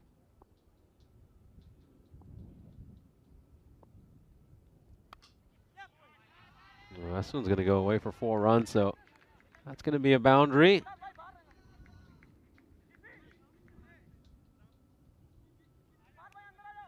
Now, there's just a bit too much width on offer there, and you can just see good use of the bottom hand, gets underneath that ball, and just manages to slice it away towards that third man region. It's just good batting here by Imtiaz Ali. Really, really smart batting.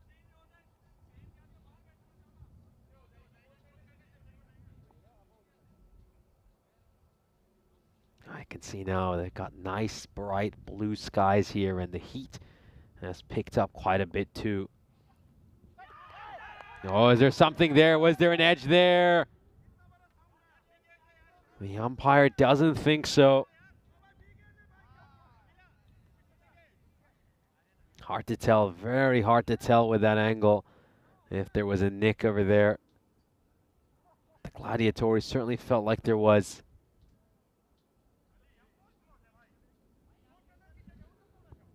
Yeah, knowing Dane Kirby, though, he's the kind of player, though, if he did nick the ball, he would walk. And of course, it's not Dane Kirby on strike, it's Imtiaz Ali. This one is just pushed away, goes towards cover. That's going to be 4 runs. Nicely played there by Imtiaz Ali. It's back of a length delivery, and he's just positioned himself very nicely here to just play that one away towards point for 4 runs.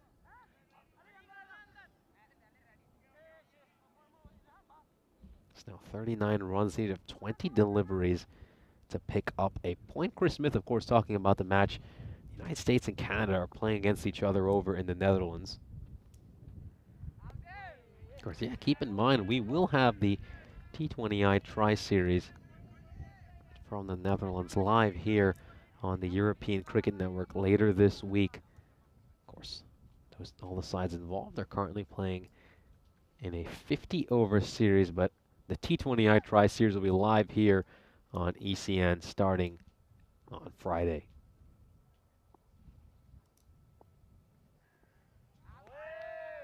A big swing and a miss there for Imtiaz Ali. There's been good bowling by Niazi in this over, just 9 runs off this over so far. And again, it's still a lot on the line here for the Gladiatori. They've obviously picked up the victory. It's very hard to see the Capanelli winning it from here. But there's still a chance for the Roma Capanelli to get at least 1 point out of this match.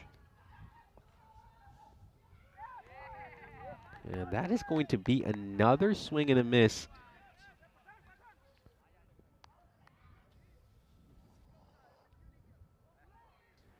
Let's have another look at this. Yeah, that one just inside the tram line, so that's a good call there by the umpire. And as we'll come to the end of the 9th over, just 9 runs coming off that over from Anit Niazi. Here's a look at our upcoming match. So Roma CC and Kent Lanka Napoli will play each other in a rematch of the game we witnessed earlier today. Of course, Roma CC took that one in a range-shortened game. It was a 5-over bash between the two teams, and Roma CC won it off the last ball.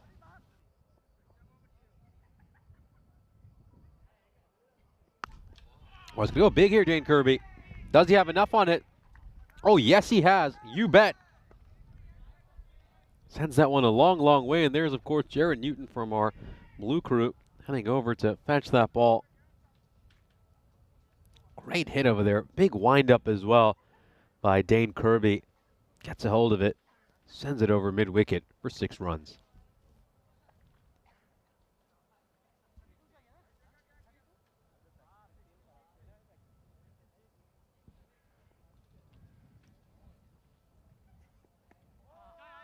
No, it just worked away towards fine leg, and look at Harpreet go. I mean, he is limping and struggling, but he has probably limped about as fast as I've seen anyone ever limp.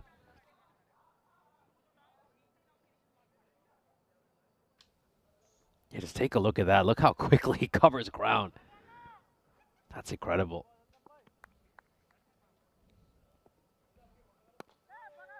Hobbling, but just fighting hard to still be there for his team. Tough guy like him, there's no chance that he's ever going to leave the field.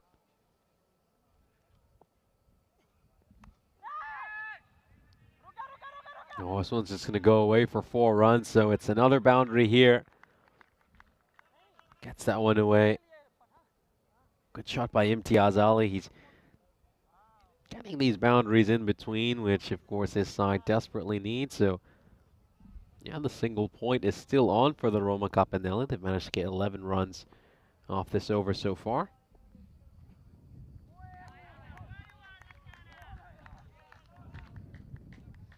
Yeah, looking at this, of course, Gladiatori side. They do have other wicket-keeping options. Munib Niazi is a wicket-keeper as well, so if he did want to go off Harpreet here, there are some other accomplished wicket-keepers. Even Mubarak Hussain is more than capable of wicket-keeping, but just knowing Harpreet, he's just somebody who never, ever, ever going to leave the field.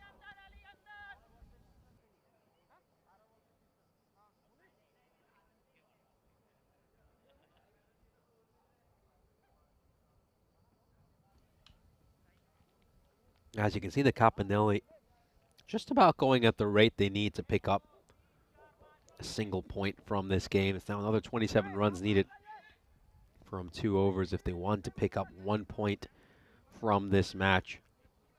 But in all honesty, at least it'll be good for their pride to pick up a point. But in terms of the overall picture for this ECS, it won't really change much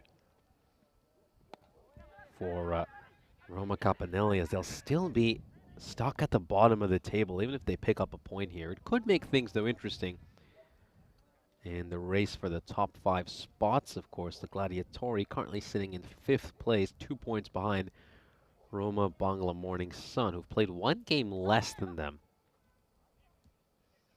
So if they pick up a bonus point victory here, the Gladiatori will be tied with Royal Roma in 3rd place on points, but having played a couple of extra matches. This one is struck down the ground, and it's going to go straight towards Mubarak Hussain.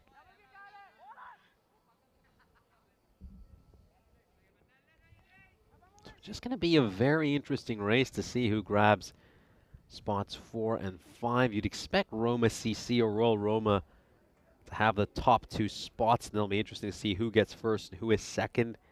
But then after that, between 3 to 5, there's a big race on, and it's hard to tell who's going to end up where. This one is struck away for a 6. A great shot there by Kirby. Just going a little bit too straight there, Niazi, and Kirby's played a brilliant shot. Absolutely wonderful. Just gets underneath that, elevates it over square leg for a 6.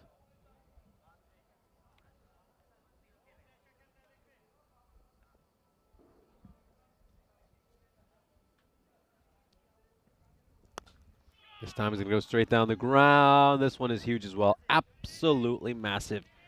Enormous 6 there by Kirby. And now the Capanelli are closing in on picking up at least a point from this game. They just need 13 runs of 8 deliveries now.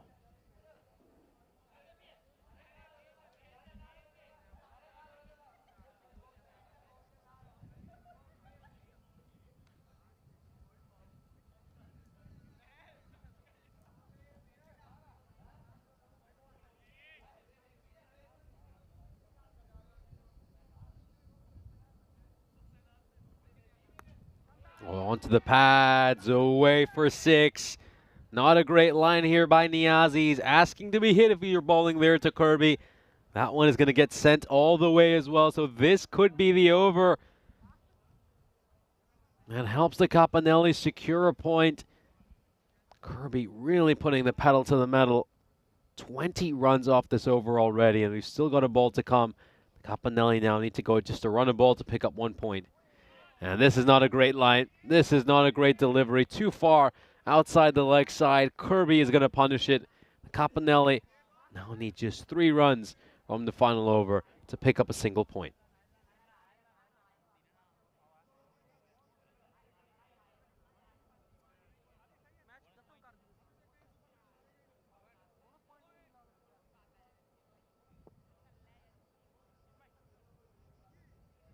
Here's a look at the bowling figures so far. Most of the Gladiatori attack has been a touch expensive as well, you feel. I think Ahmadul Haq will be pretty impressed with how he's bowled. Giving up just 18 runs off the 2 overs he's bowled. Now it's going to be Mukhtiar Singh coming in to bowl the final over. Just 3 runs is what the Capanelli need to get 1 point. This one's going to go up in the air. Takes 1 bounce.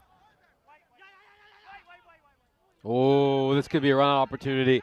This could be a run-out opportunity. And how have they not done the run-out over here? This is really surprising. I mean, that should have been a run-out. It's just a huge mix-up here for the Gladiatori.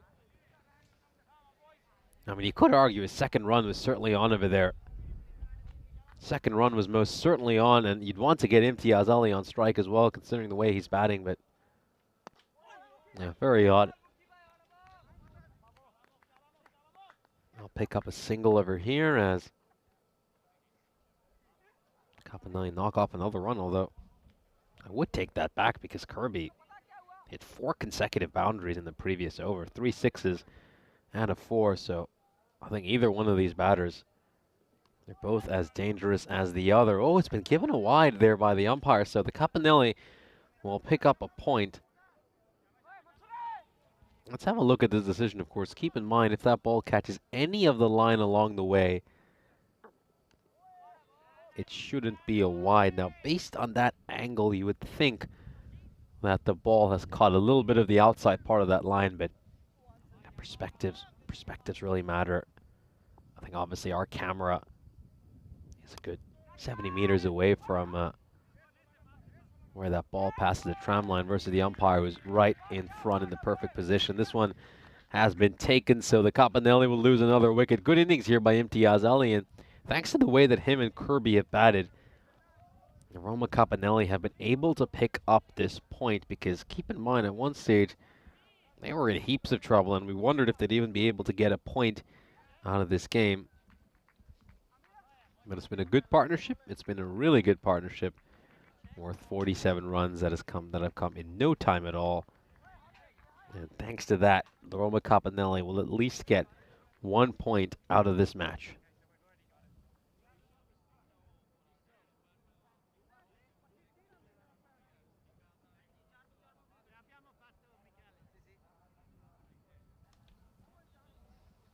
So Roma will now have 3 points for this European Cricket Series. At the end of this match, the Roma Capanelli. Meanwhile, the Gladiatori, with this win, will go 1 point beyond Roma Bangla Morning Sun, but will have played 2 more matches than them. So it's going to be a very interesting race. Extremely interesting to see where everyone ends up. Last one is gone up in the air. It's been chipped over the rope. Very nice shot there by Mauritania. A great strike to end the innings. Now the Gladiatori will take this one by 45 runs. They end up being the Capanelli quite comfortably. And an impressive win for this Gladiatori side. They would have been eyeing a chance to pick up bonus points in this match as well. But the Capanelli, thanks to some good death over batting, in particular at Munib Niazi over, where they managed to get 24 runs, are able to pick up a point out of this game.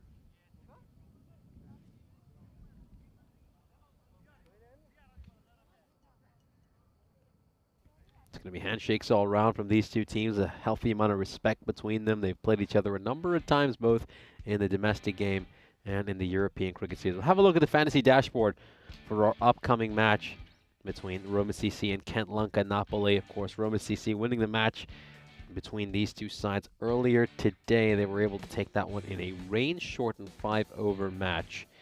And as you can see, they have won the toss and decided to have a bowl for us. Let's have a look at the highlights of this innings. And you got to say, the Roma Capanelli, I mean, they gave it a good go. They tried their best. We saw Anthony Mosca hit a boundary earlier in his innings, but then he was dismissed shortly after that for a score of just 4. Emi Ghulam batted superbly, made 24 of 15. And his chance was put down, but it didn't really matter too much in the context of this game. We did see a few good shots played by a number of other batters, like Amir Hamza made 20 of 12. He struck 1 4 and 2 6s during the course of his innings. We're taking a look at some of the key moments from this match and some of the nice strokes we had a chance to witness. And Mubarak Hussain was out in the deep trying to field that one and make sure it doesn't go beyond the rope, but he was unable to stop it going for a 4. This was where Shadogul Zadran was struck as he put a chance down, just hitting him on the outside of the finger. You have to say the Roma Capanelli, they took some good catches like that one there by Mubarak Hussain. in over 4.3. And of course, Mubarak was saying anytime he takes a catch, he knows exactly where the cameras are. He knows where he needs to look to celebrate. This one was hit straight down the ground, over long off, hit the back of the pole of the commentary tent and went away for a 6. So the good wicket there taken there by Shadam Gulzadran to get rid of Emi Ghulam. He bowled a changeup over there that deceived Emi Ghulam, and of course that was the end for him. Ghulam made 24 of 15 deliveries.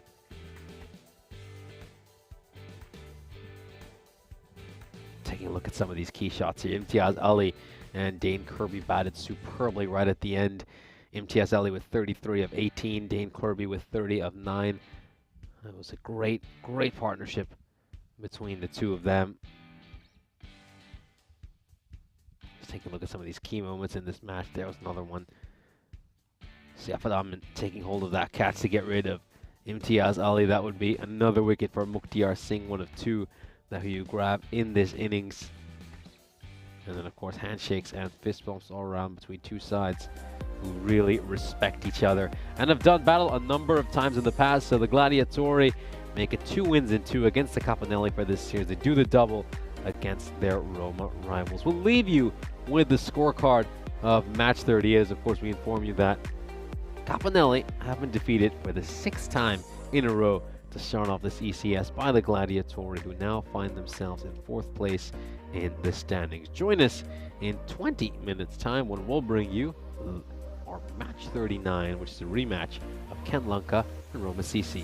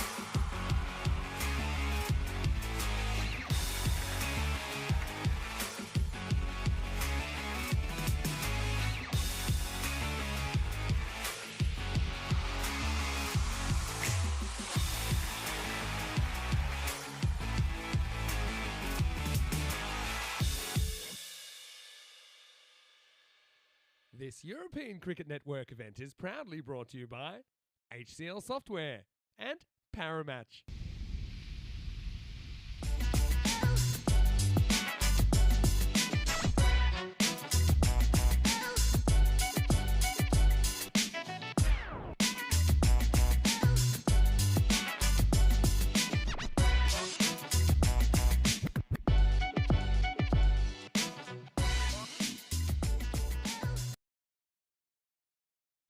Welcome back for our third match of the day. We just had a short break and we are set to resume with the cricket. Kent Lanka are going to be taking on Roma CC in a rematch of the match we had earlier today. Let's head over to the coin toss.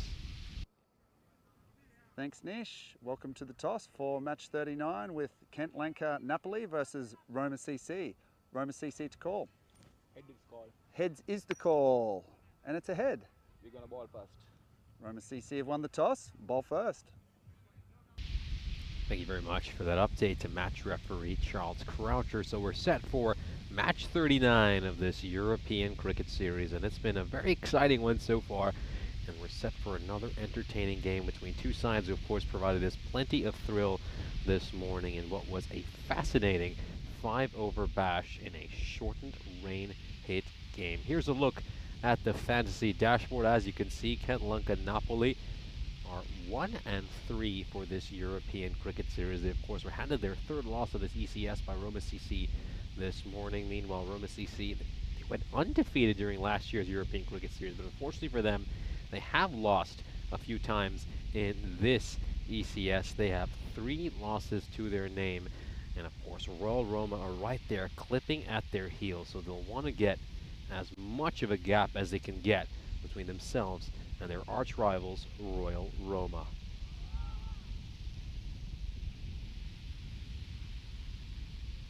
Here's a look at the win predictor. As we can see, ECS Rome, Roma CC are 83% favorites heading into this game. And of course, Kent Lanka Napoli, 17%, so they are big underdogs. And that will be very interesting to see how it goes. Of course, the match between these two sides did come down to the last ball earlier today. And of course, what was a game that was hit by rain, but Roma CC were able to hold their nerve in the end and pick up a victory.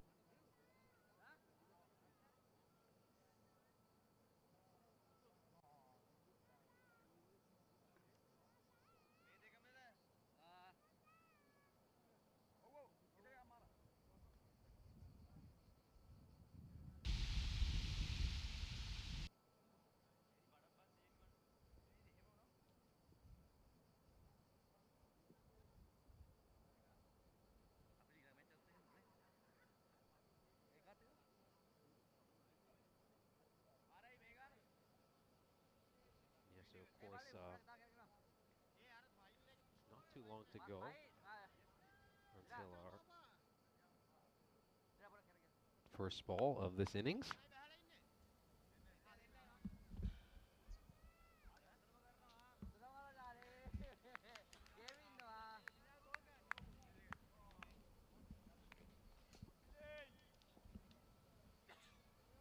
So Kent Lanka Napoli are looking to get their second win of this ECS. They fought hard when these two teams played each other earlier this morning, but unfortunately for them, they just couldn't quite get it done in the end. I think they'll look back at a few tactical decisions and errors they might have made right at the end of that game. Here we go. Bilal Khan coming in to bowl the first ball. And this one is going away. It's going to go all the way. That's gone for a 6, so Shaminda gets a 6 off the very first ball. I'll take another look at this. Yeah, not in control of that shot. And that one has gone the distance. 6 runs.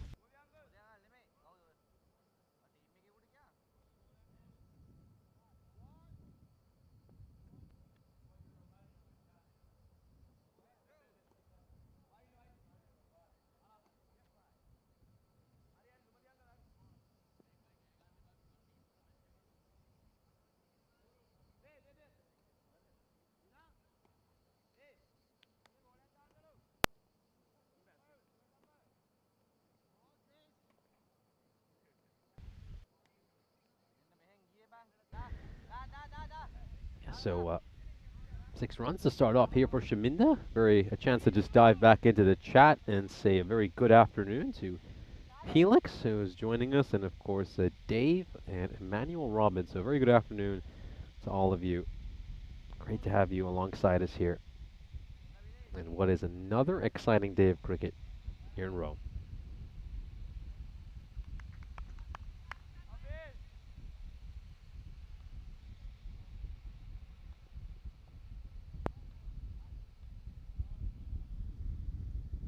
Oh, gets this one badly wrong. Oh, Bilal Khan, he has absolutely got that ball completely wrong. And it's going to be 5 wides over here. We'll take another look at this. Oh yeah, that is a ball that really hasn't been pitched where it should have been. They hit the deck hard over there, Bilal Khan, but he just got that one all wrong. And that's kind of the risk and reward with a lot of fast bowlers. I think they can be a bit wayward with their lines and lengths at times. Bilal Khan, certainly a very talented bowler. Bowls a lot of fire and pace, but he does have the tendency to get a bit wayward with his line and length on occasion.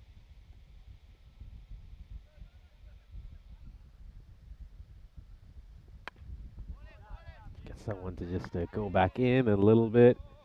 Cramped the batter for room. It was a good ball, a very good comeback ball after the previous one. And he got badly wrong. Just pushed away towards mid-on and had to sprint in here and get that quick single in, so top work.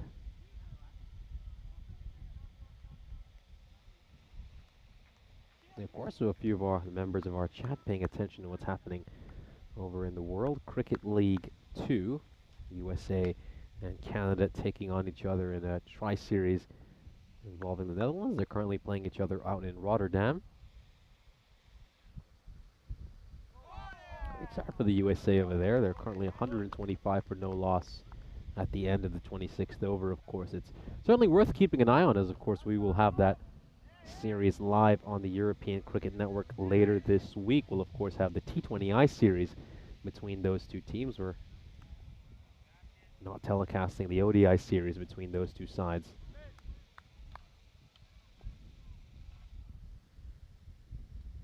Oh, this could be a big appeal over here, and just waiting for the umpire's decision. Just giving a leg by, so obviously no bat involved.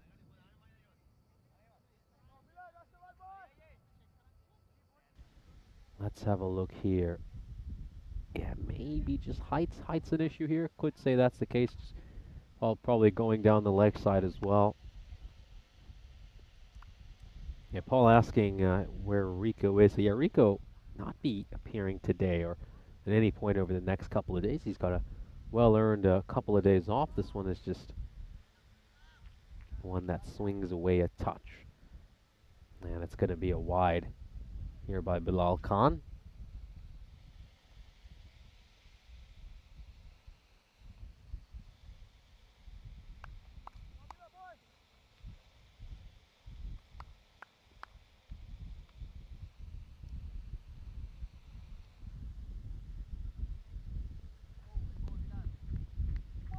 Good ball there by Bilal Khan. Gets a dot ball in. He's come back well after what was a very rough start to the over. He, of course, got hit for a 6 off the first ball. I have to say that was not really his fault. It was a very lucky edge that flew over the rope for 6, but then he got one badly wrong.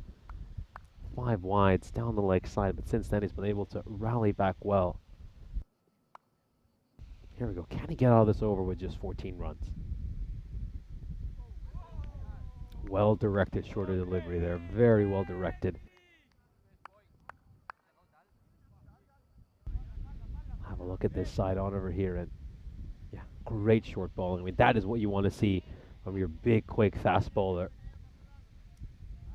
Yeah, the first over will come to an end. 14 runs off the first. So here's a look at the squads for the upcoming Meltel Shield. We, of course, did have a chance to see some of the Italian representatives for Team Europe get in a net session a couple of days ago. Of course, Prabhat Naligoda, who is the women's coordinator, the federal women's coordinator for Italy. He had a chance to get some time in with Amelia Bartram, Lathanayaka, Sims, and of course Nanayakara, and it's good to see them getting some training in, as of course they'll be very keen to represent Team Europe in what is going to be an important matchup for both these sides, and a huge historic moment for women's cricket. This one struck straight down the ground. That's probably going to go away for 4, and it certainly will. Charles Fernando just getting the length slightly wrong. Let's have a look at this. Yep, it goes away for 4, out towards mid-on. So, yeah, so a few comments on the chat saying Rico's having a look around Rome. Rico's gone for some gelato. I had quite a bit of gelato when I was on my day off as well. I think there's a place in Rome very close to where the Pantheon is that is one of the top 5 gelato places on the planet.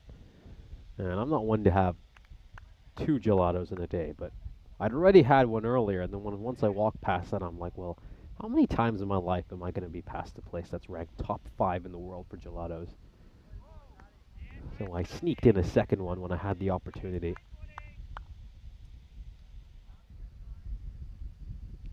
Yeah, shorter ball here by Charles Fernando. Just digs that one in. Nice and short. You can just see he's batting outside his crease over there. And that one is just underneath shoulder height, so that ball's perfectly fine. Doesn't even have to be given as the one for the over. Oh, catches an outside edge, and there was a fielder in place over there. There's a fly slip in place. And it's going to go over his head and go away for 4 runs. A lucky boundary here for Senanayaka. Charles Fernando digging one in short as well. That is, of course, Marage, who is standing in that fly slip position, and it goes over him, goes away for 4 runs.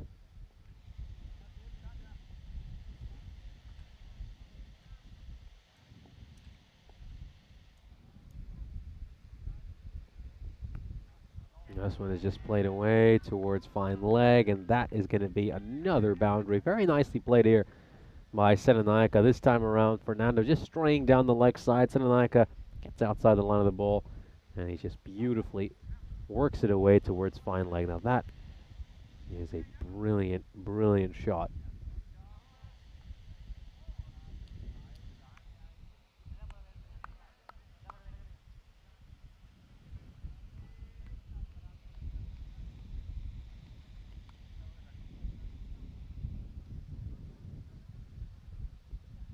Oh, that one just staying low.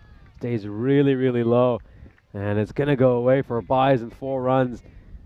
Yeah, this is a very bouncy surface, but you do see the odd ball maybe every match or two that stays a little bit lower than expected. And that one is done both the batter and the keeper, who's unable to get to it. And it goes away for 4 buys.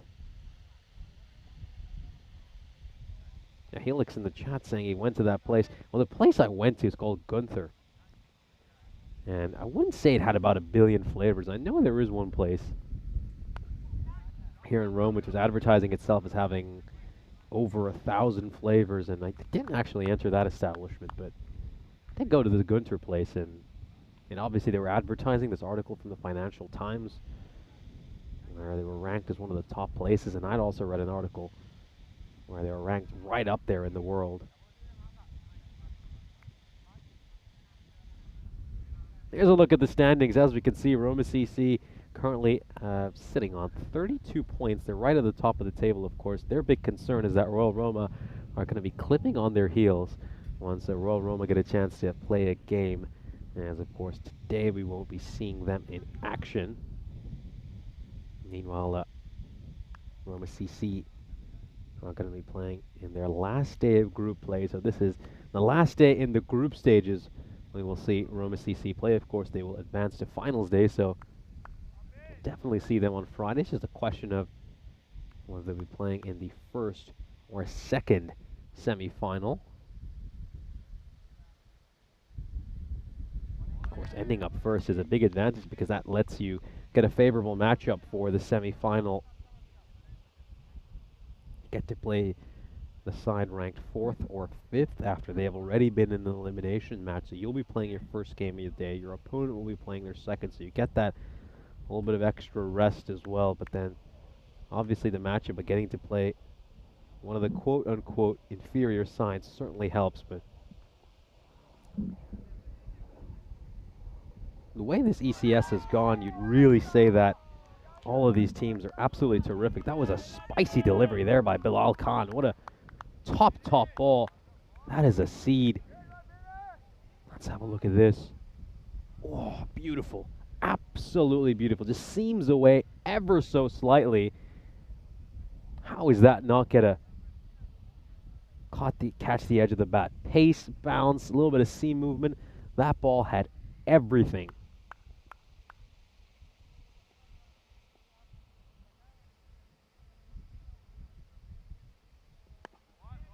Good ball there. Nice delivery there by Bilal Khan. That's really causing all sorts of issues for Senanayaka. And Senanayaka really hasn't looked at all comfortable throughout this innings. The boundaries he struck have been rather fortuitous.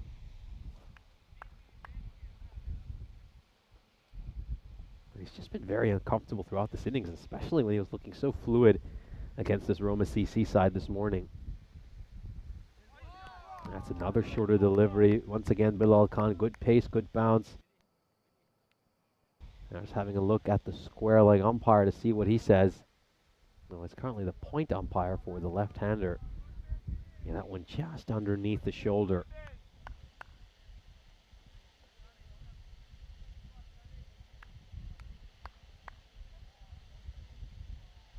Yeah, Dave saying, how could I? 2 gelatos in one day, you absolute fiend. Just swinging away ever so slightly, and that one is going to be a wide. Yeah, look at this ball. It just shapes away beautifully. If you could just get the line here, it's going to be so hard to face that kind of bowling. Yeah, Dave did have a couple. I mean, I'll say my one weakness are ice creams. I mean, obviously I have multiple weaknesses, but the ice creams and gelatos, they always catch me out, and I have to say, I'm always guilty of having more than I should every summer. This one is struck away through cover, and that's going to go away for 4 runs. Nice shot there by Senanayaka. Good to see him playing a fairly comfortable shot over there. He's just looked a little bit uncomfortable out of the middle. This is a much better stroke by him. Well balanced, beautifully played, top-notch technique. Gets that one through covers, away for 4.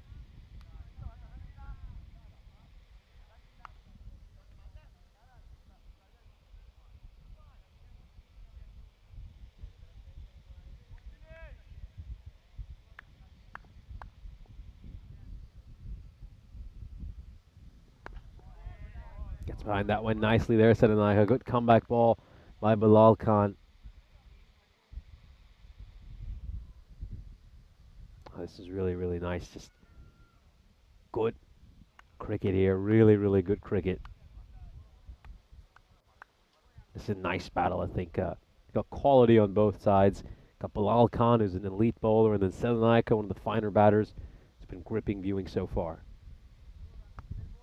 That's a back of a length delivery that's just pushed away towards third, so this over will come to an end. Only 7 runs coming off that over. Great bowling by Bilal Khan. As we'll come to the end of the power play, Kent Lanka are 38 for no loss.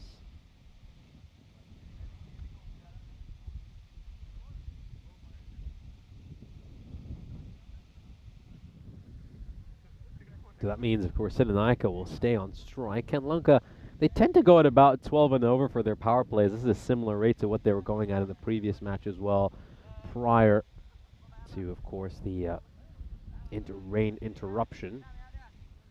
Here's a look at the power play graph so far. So a good third over there for Roma CC. Just slows down this Kent Lanka side a little bit.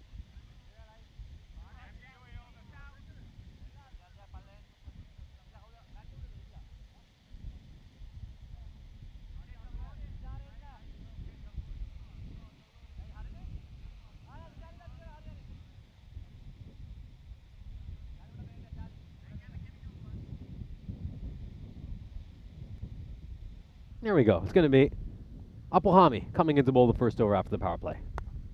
Struck down towards long on. This one looks like it might be heading towards the commentary position, but then Senamuratna is there to field that and ensure that it doesn't end up inside our commentary tent. Yeah, so Dave asking why Spinachetta was listed in Iraq as being a part of Lazio and not Rome. Well, Lazio was the name of this entire region.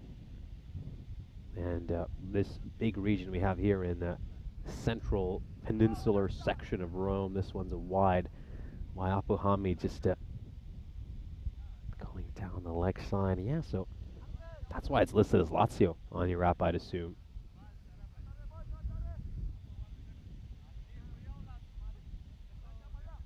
A very rich history of the province. Lazio, of course, it's the second most populated region in Italy, and of course the second largest regional economy as well, after the province of Lombardy.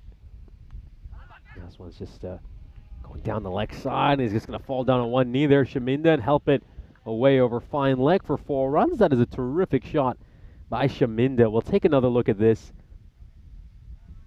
Yeah, just gets down there, helps, gets underneath it, and away it goes for 4. So yeah, obviously Lombardy is the region where Milan is based in, and that's all the way up north. Then after that, this would be the second largest regional economy, and Lazio's got a rich multi-millennial heritage. It was, of course, the home of the Etruscan civilization back in the day. This one is going to be a wide Yorker that Shaminda will have to dig out, and of course, later in history, it'll obviously be the center of the Roman Republic itself, and the Papal States, the Kingdom of Italy, and now what is the Italian Republic. So it's really been at the center of Italian culture.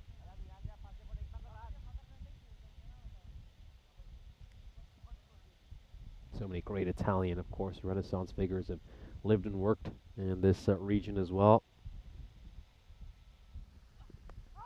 That's just pitching outside the leg side. That one can't be an LBW.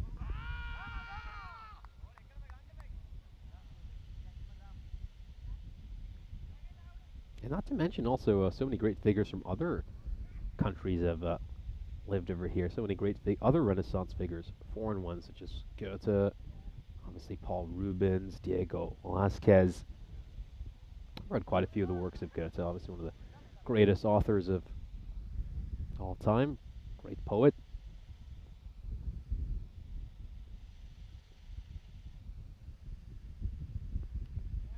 This one is just played away, and I think it's just struck him somewhere. Oh, he looks to be in a bit of pain here, Shaminda. Looks to be in quite a bit of pain. And it looks like he's going to need some treatment, so some of the medics will be making their way onto the field to have a look at Shaminda. That ball just taking off. It was a back of a length delivery, and just watch how it has just shot up off the surface. Have another look at this delivery here. Oh, just gets an extra bit of bounce, and it's just hit him above the waist, underneath that rib cage, which is just so painful. Let's have another look at this. Oh, yeah, it hurts. It really hurts to be struck in that region.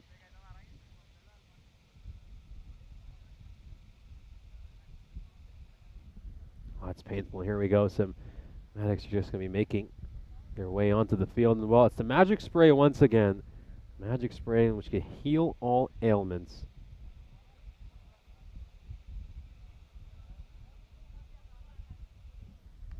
He's going to get some spray over there as he's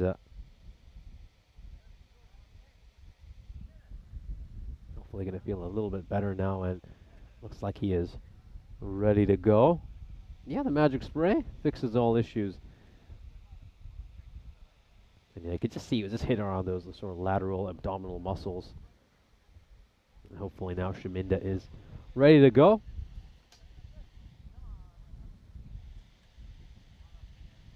Got a few players over here just talking about Nicolo Fernando, who said he'll be joining us tomorrow or Wednesday in the chat. Yeah, always great to have you on the chat, Nicolo. And it's a real shame that you're not actually playing in this series. I have to say, you're not just a big miss for your team, but also Nicolo is such a popular figure here in this ECS in Rome, and I think the only people who are relieved to not see him are a lot of the bowlers in this tournament, as of course He's a very explosive hitter, a career strike rate of 200 here in the European Cricket Series. We'll now have a look at this line graph. As we can see, Kent Lanka going along at 11.5 and over. They typically get scores around that 110 sort of region, so they're going along at the kind of run rate we are so accustomed to seeing from them. Yeah, so we'll now just dive into the chat. Anik in the chat saying that they started off this innings batting very well, but since then they've slowed down quite a bit. Yeah, I totally agree with you. I think those first couple of overs where they made 31 runs, they were looking really good. I think they were also a bit lucky at times. There were a few edges that flew away. See, there was a boundary rope which helped them, but I think now they've kind of regressed to what we typically see from this Kent Lanka side, which is going at about 10 and or 11 and over. It's straight down the ground. It's going to be a big chase here. And are they going to be able to stop it from going for a 4? No, they won't. That brings up Kent Lanka's team 50 and a 50-run opening partnership as well. He just flat batted straight down the ground, and there's a big chase there for Denham Sedavaratna and the other fielder, but they're not quite able to get there on time.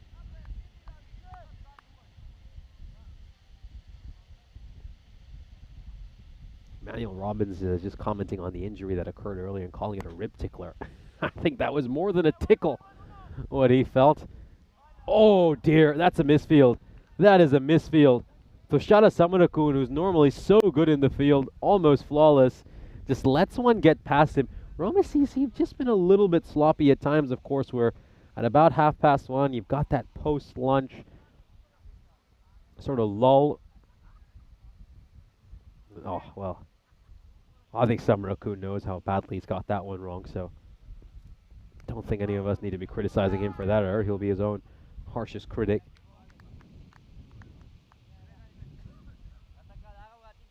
Felix saying, unfortunately, couldn't find the name of that gelato shop. It wasn't in the pictures. What a shame, Felix. I think I would have noted that one down for next time I'm in Rome.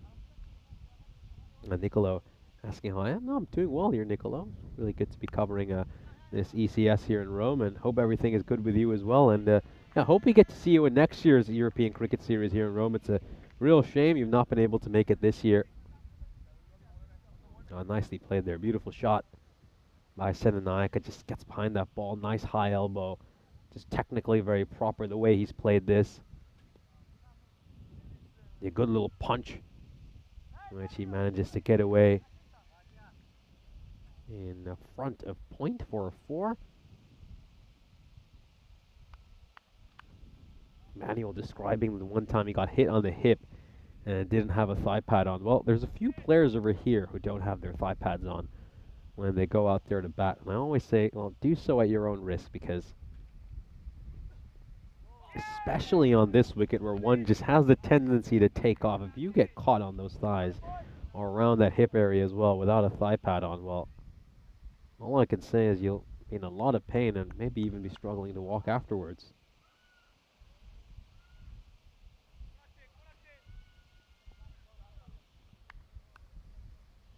Yeah, I'm not sure. You tend not to see much Tortuga bounces on this surface.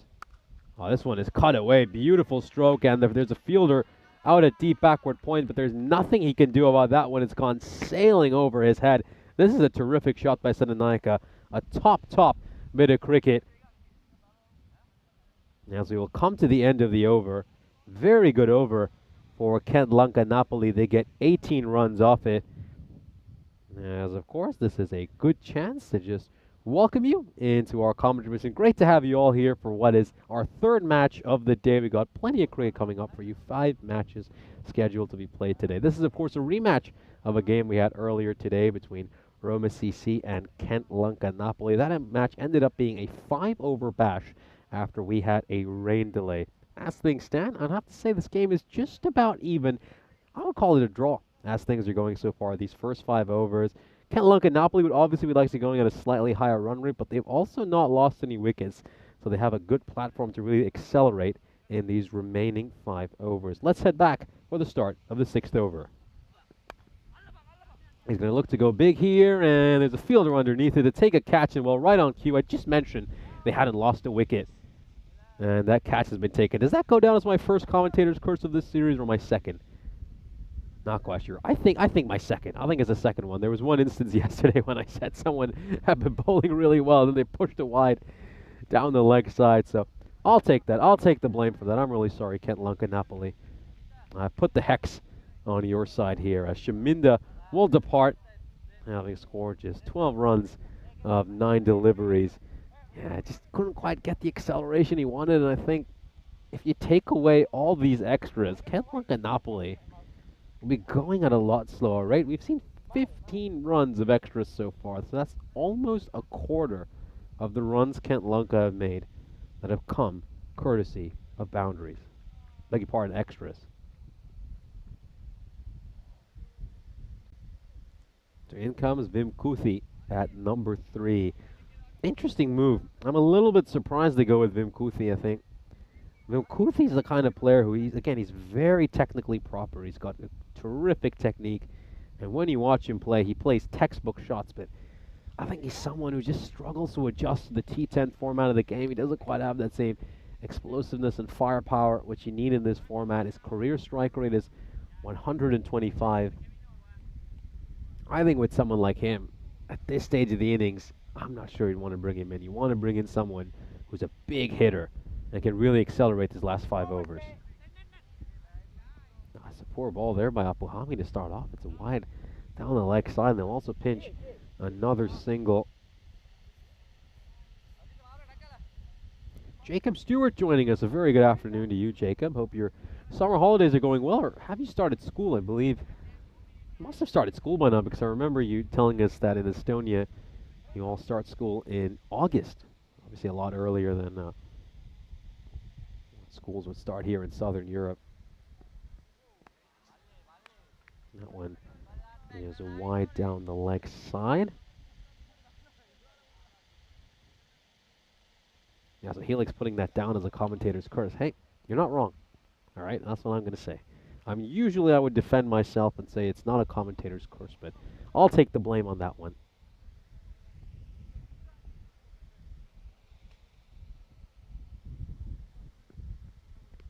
Now overcompensating there, Apuhami. Overcompensating. Pushes one down the leg side, and now wide too far down the offside, and you can tell what he's trying to do. He sees Senanayaka backing away, moving laterally in the crease, trying to make the room to go over the offside. And that's much better. That is a much, much better ball by Apuhami.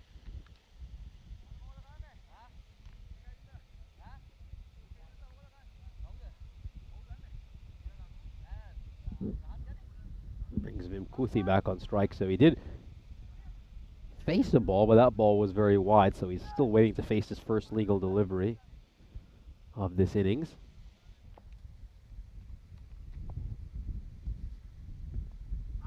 Oh, he's struggling a lot here. Apuhami. He's having a very difficult time. That's the 4th wide he's bowled this over. Yeah, someone else just go and have a word with him here and get things right, because he's clearly just into a funk. He seems to have the jitters right now, and oh, the keeper's really annoyed, man. You got to feel for Sujitra Ligadage. He's been diving all over the place for all these wides. Certainly working overtime in this over. Oh, and the legal delivery at last over there. So finally, we've had 3 legal deliveries so far and 4 wides. Quite incredible.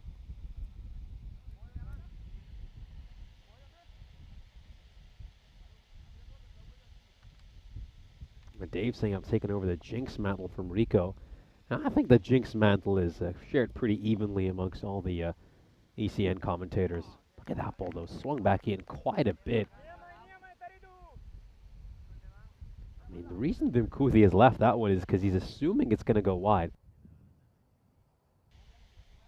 And then watch how much that ball moves back in.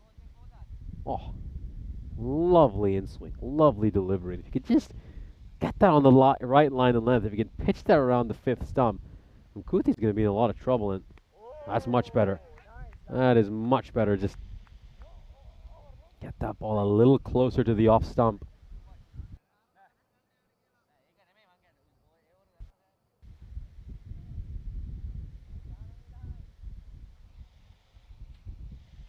Yeah, so despite the fact that Apuhami has bowled 4 wides this over, and keep in mind 5 runs have come off those 4 wides. We've seen just 6 runs given up this over. Oh dear, make that another wide. So that's the 5th wide of the over. Oh my goodness. So as things stand, this is going to be a minimum 11 ball over if he can sneak in a legal delivery over here.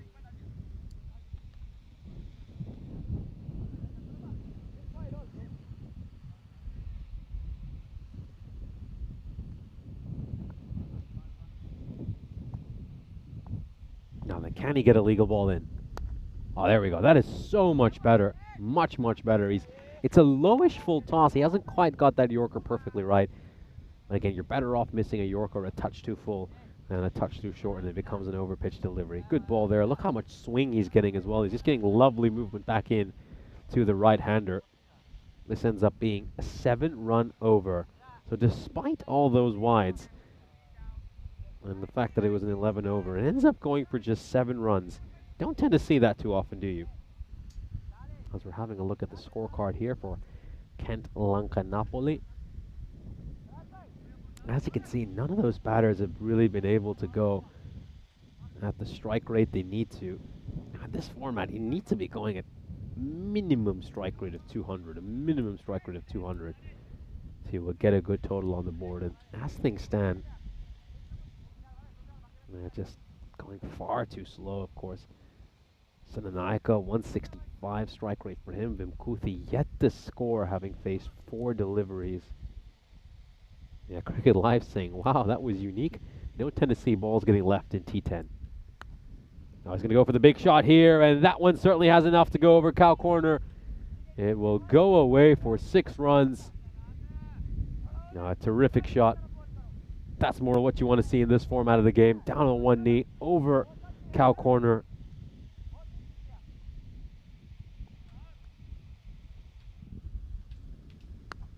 Oh, this time he'll go straight down the ground. This time he'll go straight down the ground, and he will bring up his half century. So a good 50 here for Senanaika. He will get there in 25 deliveries.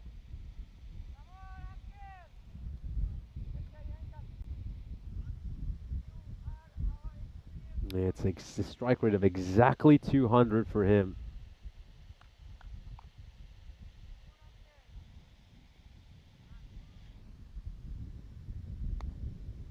Going for a powerful shot out towards mid-wicket once more, but hasn't quite middled it. It comes off the bottom edge of the bat.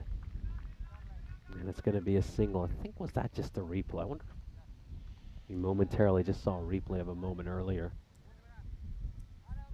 Yeah, Rahat Ahmed, who's normally been quite economical throughout this ECS, has been a little bit expensive to start this over. I'm surprised they haven't used the likes of Samarage or Dinadu Morage so far this over with the spin bowling. I think Roma CC, interestingly enough, these last couple of days have been very reluctant to use spin bowlers. If you look and go back to that early part of the first week of this ECS, Roma CC had plenty of success bowling spin, and Vimkuthi, we just watch him get off the mark here with a lucky boundary. That one just catches the top edge, and it goes away very fine towards deep third for 4 runs.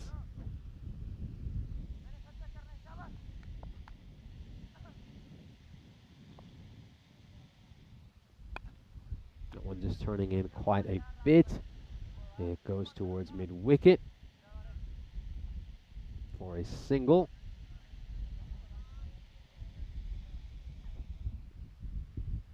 And since then, they've been rather reluctant to use spin. They've been using a much more pace-heavy attack. You know, and in all honesty, I felt the spinners were even more successful than what the pace bowlers have been for them. And so I don't quite understand why they've gone away from using all those spinners.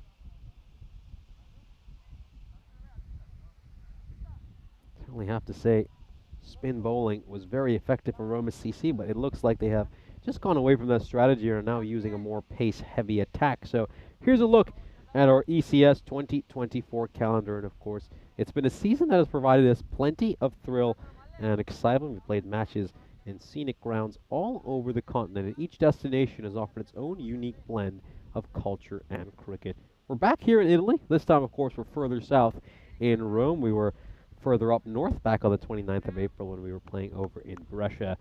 And so far, it's been a wonderful series, and this beautiful country has treated us so well in the past, and that's exactly what it's doing again. So a great privilege to be back in Italy to cover another European cricket series. And this time, Senanaika will look to take the aerial route, and well, there's someone out in the deep to field that one, so it's going to be a single. Let's have another look at this. That's a dangerous line and length, in all honesty, I think. If it wasn't for the fact that the bat just twisted slightly in Senanaika's hand as he was playing that shot, I really feel like he would have sent that one over the rope. Maybe just a slightly loose grip as he was going to play that shot. Senanaika steps across, trying to access that offside, but fails to strike that one away.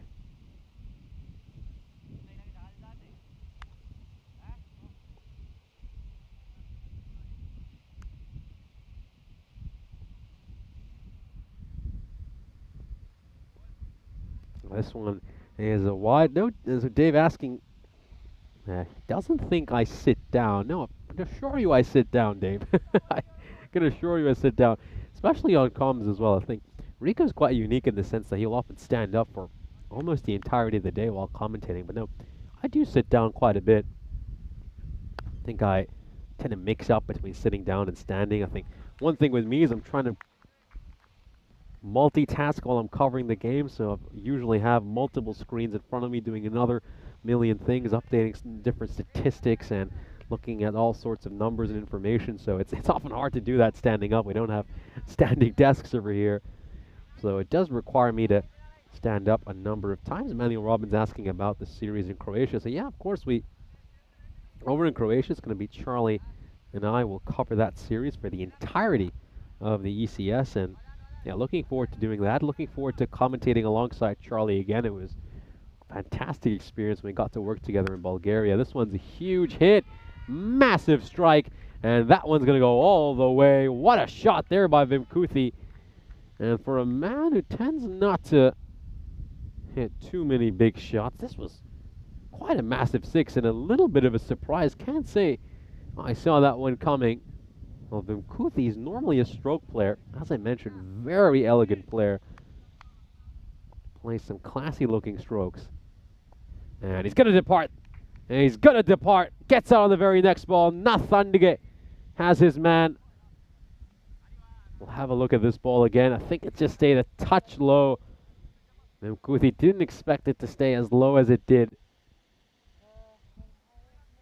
Now we'll have another look at this one. Yeah, as you can see, that ball just staying a little too low, and Vimkuthi will depart. It just goes underneath his bat, as you can see, and it hits the off stump. Plenty of respect between both these teams.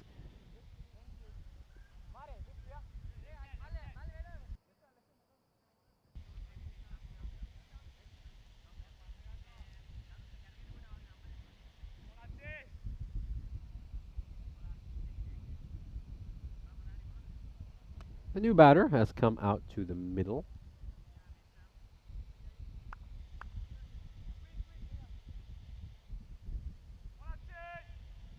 Should be ready to bowl the first ball very, very shortly. So 10 runs off this over so far.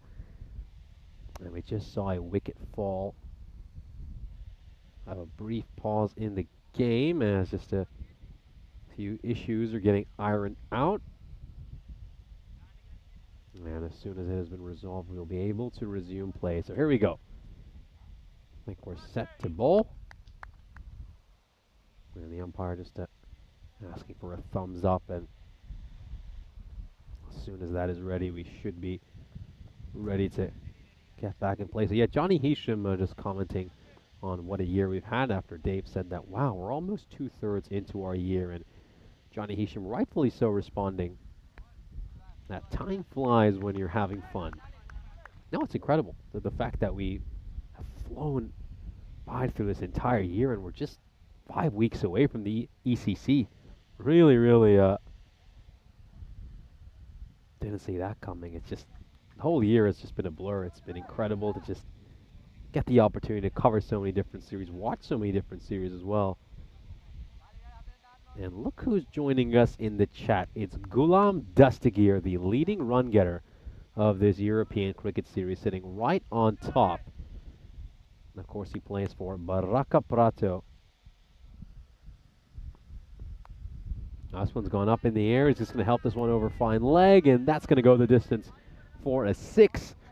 Yeah, good batting here by Senanaika. Just shuffles across, gets underneath this ball really well, and helps it away over fine leg. He's not sure, he's entirely sure where that ball is going. Well, he does manage to get it away for 6.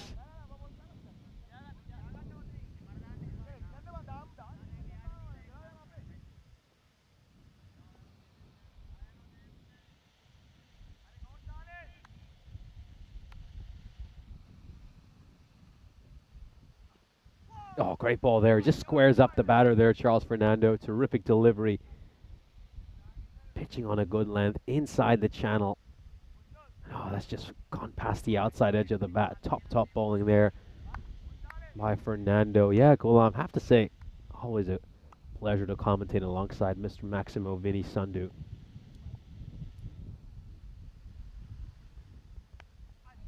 Oh, that's going up in the air, and this is going to be 4 runs. And it's a lucky boundary here. And you can just see catches the top edge. Let's have a look at this. One bounce over the rope, and it goes for 4. Gotcha. Shikala Nimeshi. And Charles Fernando with a heart next to it. Very popular cricketer, Charles Fernando. As I mentioned, he used to be a member of the Sri Lankan under-19 side. That, and also was a part of their squad that went to the 2005 under-19 World Cup. This one's a big hit.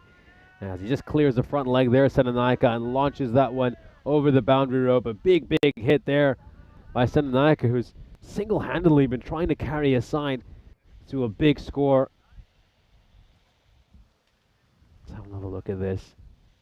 Yeah, terrific shot there by Senanaika. Brilliant, great balance, great stability, and he goes to play that shot. Oh, but this time he's gonna get some runs from a much more streaky source, and Bilal is out in the deep end. Well, it's a good thing they have him patrolling that boundary. He's a very athletic fielder, and have a look at how quickly he's onto it in a flash. And he's managed to save some runs.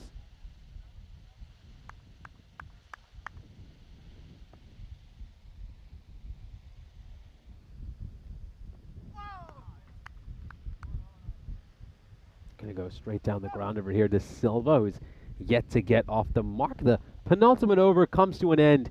17 runs off this over. Really good one for Kent Lanka. And now it's going to be a bit of a dilemma here regarding who's going to bowl the final over. So Rahat Ahmed, he bowled 1 over. That went for 19 runs.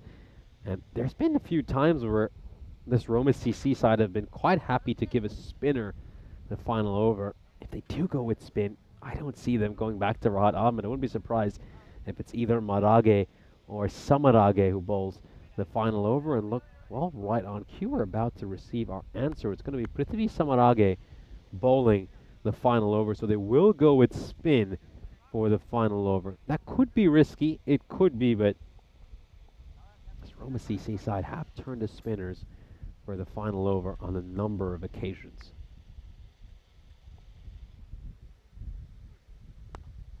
He's going to go big. Senanaika is going to go big, and he has launched this over wide long off. That's gone all the way for a 6. Not a great ball here to start off for Samarage. That one was asking to be hit, just gets the length wrong. And there is Shreya, of course, a member of the Austrian national team, who has gone to field now. She's been putting in a lot of time in the nets. Spent her day off playing cricket as well yesterday, and was getting a lot of good practice in, as this is a good throw straight to the striker's end. And could this be a run out? This would be very tight. Senanaika was desperately trying to get back to the striker's end so he can keep strike for the rest of the over. Let's have a look at this. Let's have a look at this. And oh, well, Senanaika's hurt himself as well over here. I think he's done some damage there, maybe to his shoulder. Let's have a look here. Is he back in safely? Oh, this is interesting because his bat is in the air as he slides it in. I think he could be in some trouble here. I think he could be in some serious trouble because just have a look at his bat sliding it in.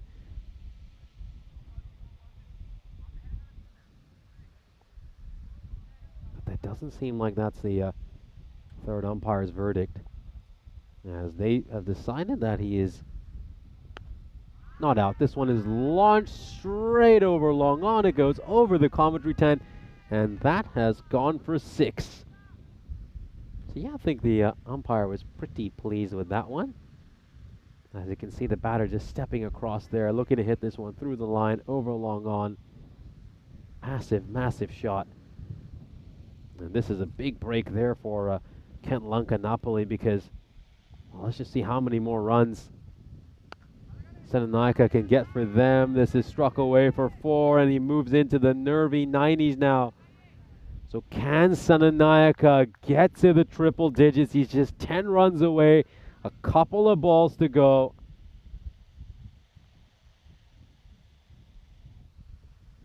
Well then. Oh, well then. Oh, he's going to launch this. He's going to launch this one. This has gone all the way as well for 6. So Senanaika can bring up a century with a boundary. What an incredible innings here by Vishal Senanaika.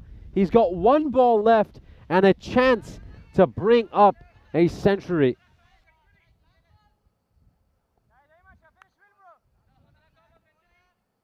Here we go. Can he bring up the triple digits? He's going to strike this down the ground, and it's going to go away for 4. Vishal Senanaika makes 100 in his first ever European Cricket Series. He has struck a fine century of just 41 deliveries and guided his side to a very impressive score of 145. What an incredible solo performance by Vishal Senanaika to get his side to a respectable total, and he's getting some handshakes from that Roma CC team. Plenty of respect between these two sides. And there's a broad smile there for Vishal Senanaika, who has batted superbly, brings up his 100, and what a way to bring it up as well. Hitting 4 consecutive boundaries right at the end, 6-4, 6-4. He managed to make 28 runs in that over, all by himself. Superb batting by Vishal Senanaika. We'll now have a look at the highlights of this innings. It was a little bit of a slow start for Kent Lanka. They weren't quite out of the gates to start things off. Their run rate initially was just hovering around that 11 mark. Then, of course, they were really able to accelerate in those last few overs, managing to make 45 runs off the last 2. And we got to see some great shots played by Vishal Senanaika. Ishan Shaminda was there for quite a while. He made just 12 runs of 9 deliveries. You can just see Nalthanage taking the catch to dismiss him off the bowling of Flaridu Apuhami. Erosh Vimkuthi hit a couple of boundaries during his innings, but he made just 11 runs off 8 deliveries. Not quite the rate that Kent Lanka Napoli would have wanted him to go at, but it was all about this man, Vishal Senanaika, who batted absolutely superbly, played some terrific strokes, managed to hit 8 sixes and 10 fours during the course of his innings. This would, of course, be the end for Erosh Vimkuthi. That ball just staying a little bit low, a lot lower than Vimkuthi expected. And good to see some healthy respect between these two teams. A fist bump as Erosh Vimkuthi walks off.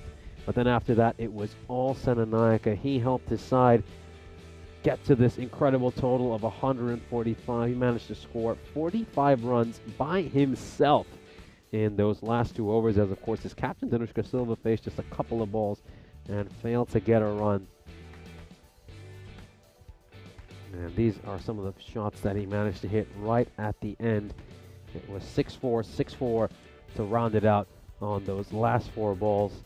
Just take a look at some of these incredible shots here. And then he needed a 4 off the very last ball of the innings to bring up his century, and that is exactly what he did, just getting that one past the fielder at long off, who put in a good effort.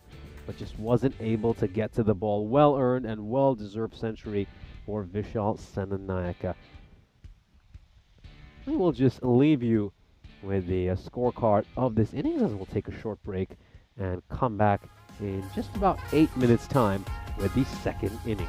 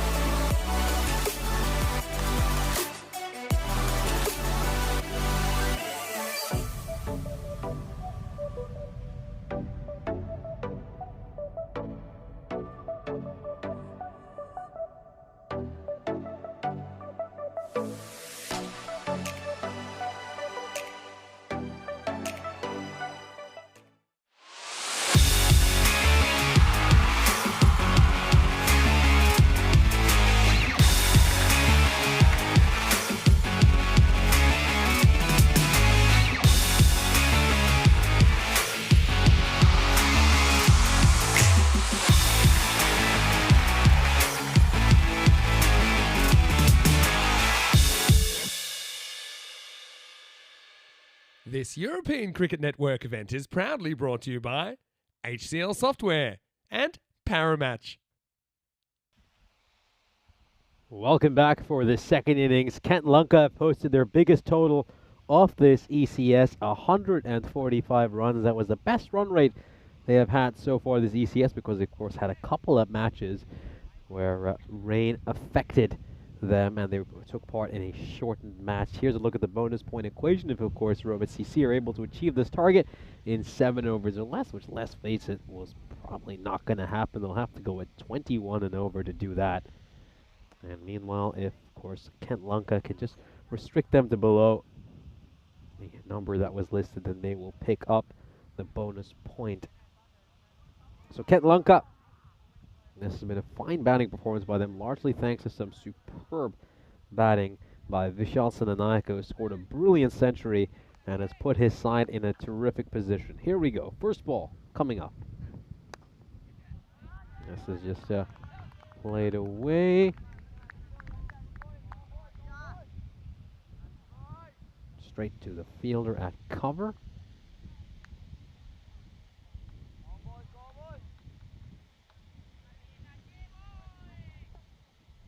This is a dot ball to start things off. Achinta Dinuwan steaming in. Oh, outside edge, and it's going to go past the fielder.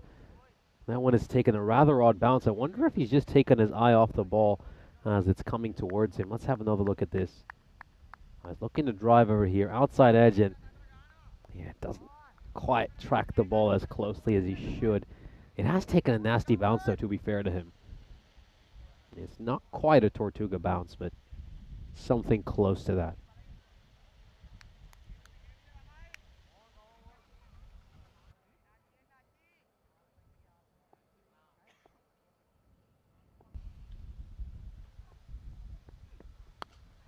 Now he goes big. He has launched this one over long on. That is going to go over the commentary tent. That's 6 more runs there.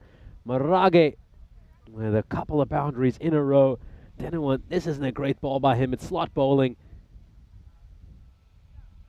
And he has been punished by a player of Marage's quality. Of course, Marage put in a fine batting performance this morning against Kent Lanka Napoli. After being the second highest run getter of last year's ECS, things haven't quite clicked for him so far. So just wondering if that match earlier today means that he's finally found his form and going to start to see Marage at his very best for the rest of this ECS.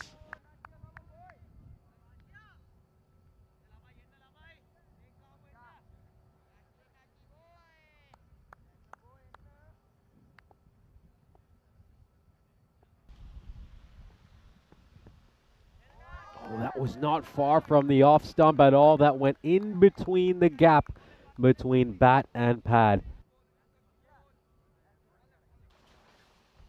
Oh, not far at all. I think we just need to see this again. Not too far from the off stump. Not too far from the off stump at all.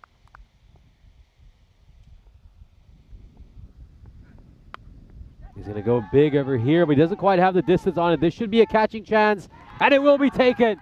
It will be taken out in the deep. Marage will depart. Roma CC lose their first wicket. Dinuwan, the man who was the second highest wicket taker of last year's ECS, grabs another one. Well, this is a man who grabs wickets in bags. And he's managed to get the very important one of Dinidou Marage. Once again, it's another low score for a man who has such high expectations. Looks to go big over here. Doesn't quite have the distance. And it has been caught out in the deep by Ishan Shaminda. What a shame for Dinidou Marage. Such a talented player, but not quite been able to get those big scores that he did last year.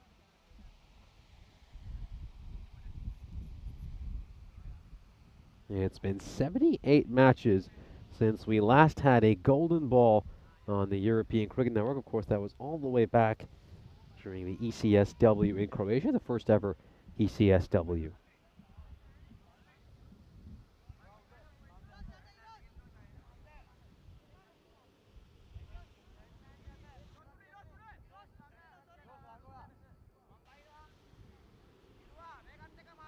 Samarakun will be on strike. He's been in fine form throughout this ECS, the leading run getter for this Roma CC side. And they'll need a big innings from him. Certainly be looking for one. It's at 251 runs so far, this ECS, in the 12 innings he's batted in. Just going down the leg side, that one is going to be a wide. Of course, his finest innings was a century he scored against the Roma Capanelli earlier this ECS, an undefeated 102. He's had a half century alongside that as well, so 1 century and 150 for this ECS for Samarakun. Just pushes this one away towards mid-wicket and puts in the little roll over there. The big man, Ashane De Silva. Now it's a chance to see Charles Fernando on strike.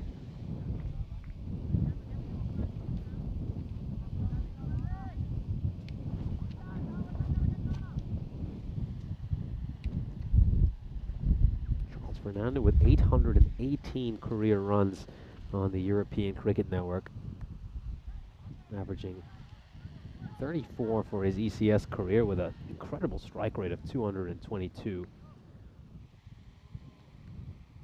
Had 550s and a century on the network, of course. His sole 100 came all the way back in 2021 against Bologna.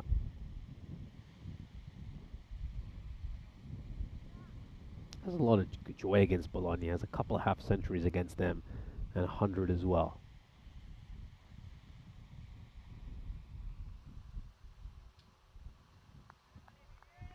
Samarakun just backing away. You can see he's going away from the ball there rather than towards the pitch of that delivery. And it's just smart bowling by Pereira, just keeping the ball nice and wide away from him. That's quite a bit down the crease, down the wicket as well.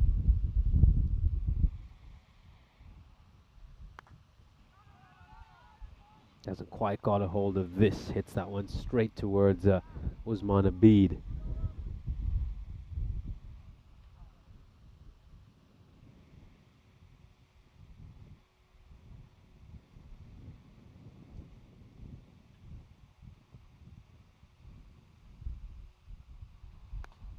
Oh, beautiful shot. Absolutely gorgeous.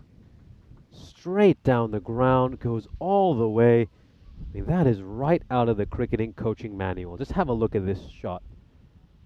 Beautiful straight drive. Holds the pose as well for the photographers. What a shame Diana Oros isn't here today to get a picture of that. Absolutely beautiful. Full face of the bat. Straight bat. As good as it gets. Now this one is struck away behind point. That's going to go away for a 4. So very nice shot there by Samarakun. It's back-to-back boundaries for him this time around. Just doesn't look to overhit this. Uses the bowler's pace really nicely and helps it away behind point for 4 runs. Excellent shot. Absolutely brilliant. As we will, of course, bring the over to an end. Just the over that this Roma CC side needed. 13 runs coming off, but they're still going at slightly below their required. Roma CC, if they need to go at 15 or 16 the last couple of overs, they'll certainly back themselves to do that. They've got the firepower. I think one difference between these two sides is Kent Lanka probably quite dependent on their top order, in particular on Vishal Senanayaka for their runs. But this Roma CC team is just blessed with so much talent. I think they just don't particularly care if they lose too many wickets. They've got a number of quality batters in that side.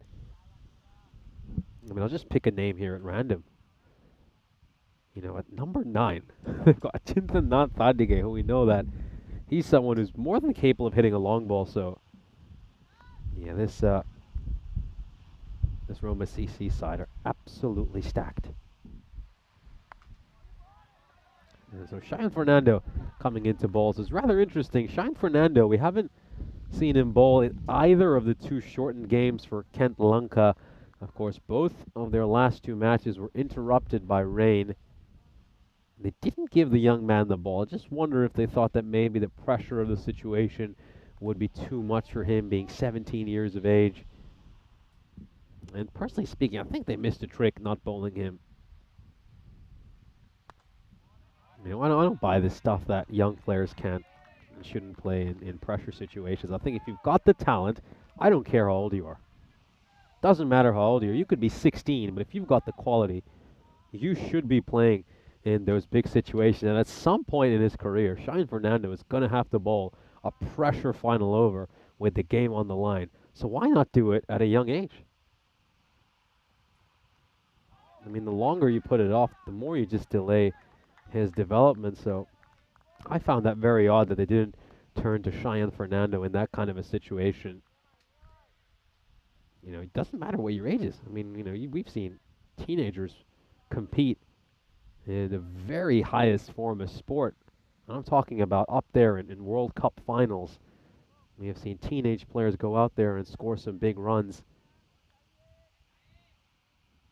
And we could even go into examples from other sports as well.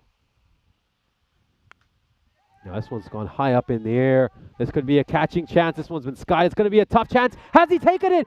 Oh, yes, he has. What a sensational catch out at mid-wicket. Oh, this is an absolute blinder of a catch. We saw Shaminda take a good catch earlier, but this is the best of the lot. Oh, what a sensational effort. And you got to feel for Charles Fernando. He's been dismissed by a number of great catches throughout this series. Oh, we'll take another look at this. This one went high up in the air. He had to cover so much ground, Ishan Shaminda, to get to this. He tracks the ball perfectly, puts in the dive, and his hands are underneath that one. It is as clean as it gets. That is outstanding. Some brilliant athleticism to hold on to that catch. Sensational stuff by Ishan Shaminda, and that is the kind of moment of magic you need if you're going to beat the defending champions.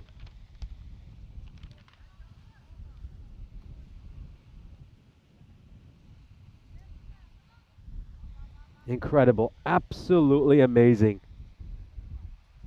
That is one that is going to dominate our highlights reel, so make sure to get that one on our social media accounts.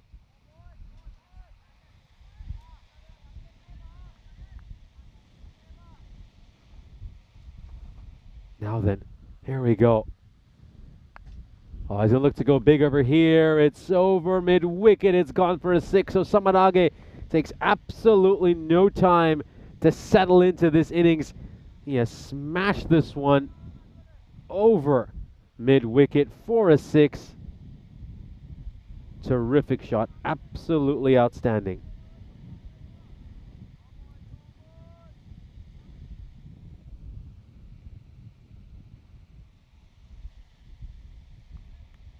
Blinder of a catch. Just taking a look at some of the reactions. Sadhu Rathanayaka saying, oh my God, what an absolute blinder. Dave calling that a great grab. And then you see Kroom saying that was a superb snare. Oh, one hell of a catch. One hell of a catch. End of the power play, a very entertaining power play. And you have to say, Kent Lanka are big, big winners in that power play. It didn't go to plan for Roma CC, who have really struggled in the power play throughout this ECS. They've been going in about 10 and over throughout this series in the power play. More importantly, they also lost Charles Fernando inside that power play. As we'll just have a look at the comparison between these two teams.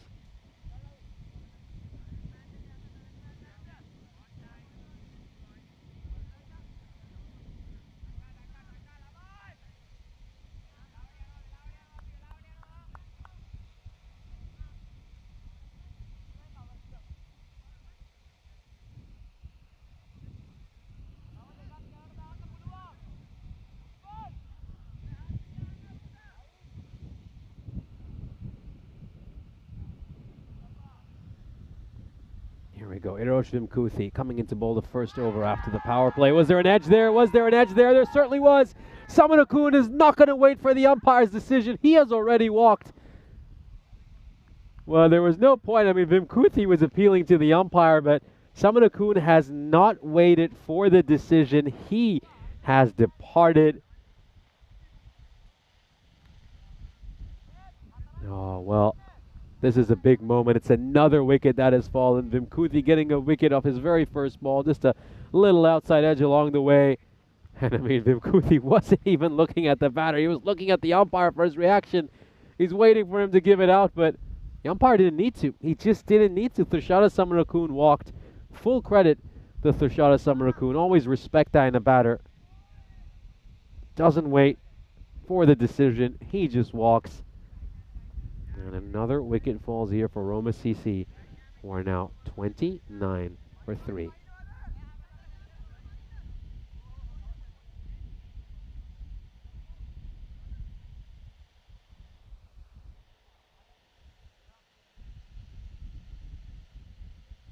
A very good afternoon to Monica Ramos Acosta joining us in the chat, saying she's only slept a couple of hours.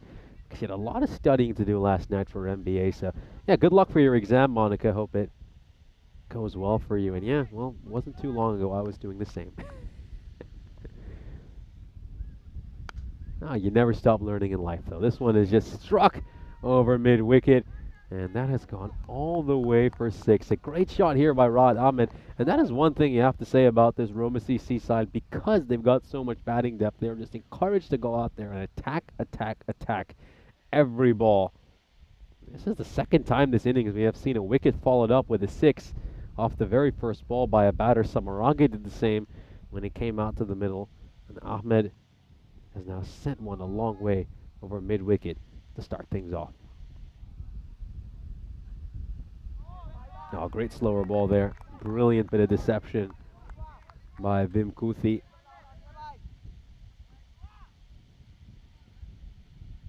Arish Arjo in the chat saying, absolutely no problem. I'm still confident that Roma CC will win this match. Could be the case. I mean, they've got the quality. Not out of this one. When the win predictor has it down at 20%, and that's still a 1 in 5 chance of taking this. They were just wondering if there was a chance to sneak in an extra run for overthrows, but no, it wasn't.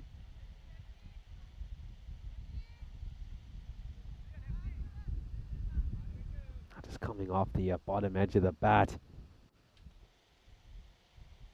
And you can see he was just a bit reluctant to run for a single over there, Rahat Ahmed. But eventually, just had a look at it and went for it. Although that was Samarage's call, so he has to accept what he says. This one goes away for 4 runs. Not a good ball there by Vimkuthi, just straying onto the pads. And all he has to do is just strike that away for a boundary behind square leg for 4 runs. Sadhurathanayaka talking about how much he respects the fact that Samarakun just walked after he was dismissed. He's called him an honorable man. Oh, this one is just struck away for 4 runs. That goes over extra cover for a 6. Beautiful checked drive there by Samarage. Doesn't look to overhit it. That is pure timing as he gets this one over extra cover. Oh, beautiful. Nice, nice stroke there. That is played perfectly. Just times that one so sweetly. And it goes over the rope for 6. Yeah, absolutely. I completely agree with you, Sadhu. And I think the good thing is, if you look at most of these teams here in Rome, in particular this Kent Lanka side and Roma CC, they are very honorable. They're playing with great sportsmanship. If they nick one, they do not wait for the umpire's decision. They are walking, and that is something which I love to see during this ECS here in Rome.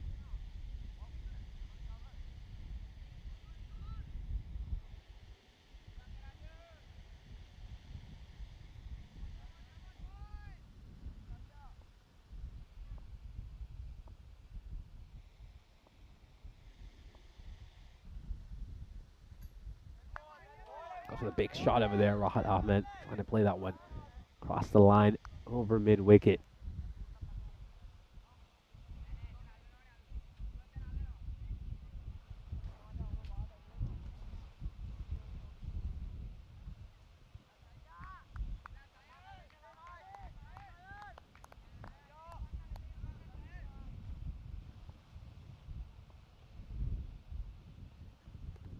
Got him! He's got him there, Cheyenne Fernando. It's his second wicket. And this time around, he's got Rahat Ahmed. Incredible bit of bowling here. Cheyenne Fernando, and look at him. His team are absolutely delighted. He's a terrific young man, absolutely outstanding bowler. Been so impressed with him this entire ECS. Top bit of bowling. That is an incredible delivery. It has struck the off stump. And that is the end for another Roma CC batter. Ahmed departs.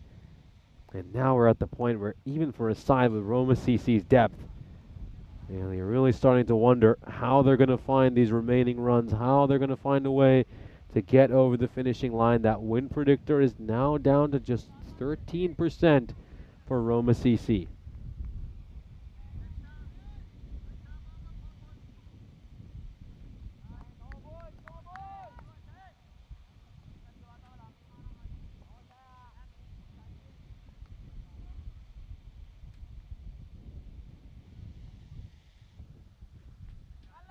Oh, just down the leg side. He's going to get a little bit of bat on that. Sinavaratna and help it away towards fine leg for a four. Just gets a little bit of bat on it. Tickles it away towards fine leg. The line was just all wrong over there. Get some bat on it. And away it goes for 4 runs. So yeah, Nicola Fernando asking about Kent Lunka's fixtures tomorrow. It's of course busy day tomorrow for Kent Lunka. They're playing Roma Bangla Morning Sun in our second match of the day, and then our last 2 games also feature Kent Lunka, who've got a big triple header. They'll play the Roma Capinelli at 3 o'clock local time, and then the final match of the day will be Kent Lunka against Royal Roma. Of course, for all news about fixtures, make sure to go on EuropeanCricket.com or ECN.cricket, where you can not only find the schedule, but also plenty of stats, the squad standings, some important news, as well as highlights of all of our games. It's your main stop for all news about European cricket.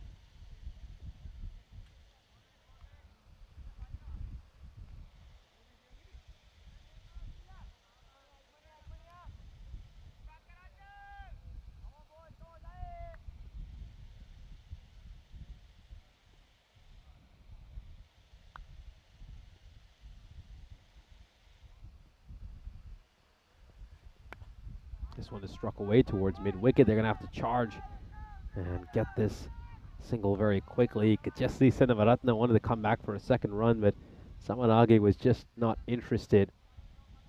That's been great bowling here by Cheyenne Fernando. He's given up just 12 runs in the 11 deliveries he's bowled, and he's picked up a couple of wickets, and this is why I was shocked he didn't bowl in their last couple of matches. You know, I don't care about your age. If you are a talented bowler, you should be there playing in the biggest games, bowling the big overs. I mean, this is a pressure situation as well, going up against the undefeated defending champions who had the second longest ECS winning streak at one point in this series. And to come in here and bowl as well as he has done, he'll end up with figures of 2 for 13. It is a real testament to what an incredible bowler he is. Cheyenne Fernando has put his side into a very strong position here as they have the defending champions on the ropes halfway through the second innings. So here's a look at the groups for the ECCW. So it's much like the men's ECCW. There's a Challenger division and a Premier division. As you can see, the host nation Italy are in the Premier division alongside some of the real heavyweights of European cricket. And of course, this is a testament to some of the great work they have done here in Italy to grow the women's game. I think plenty of credit goes to Prabhat Eknaligoda, who spends so much time developing the women's game in this country. And even while having such huge responsibilities, of course, regarding the organization of this ECSW, has taken so much time out to help the Italian women's team train and get ready and make sure their participants for the Meltle Shield are ready as well. So, you know, it's just brilliant, the work they have done here in Italy, and for them to be up there competing with some of the big established names in global cricket. That is massive, absolutely massive. As this one's going to go away for 6. Lucky boundary here for Sinavaratna. Catches the outside edge, flies over third man. And this will go away for a 6. So a terrific shot there.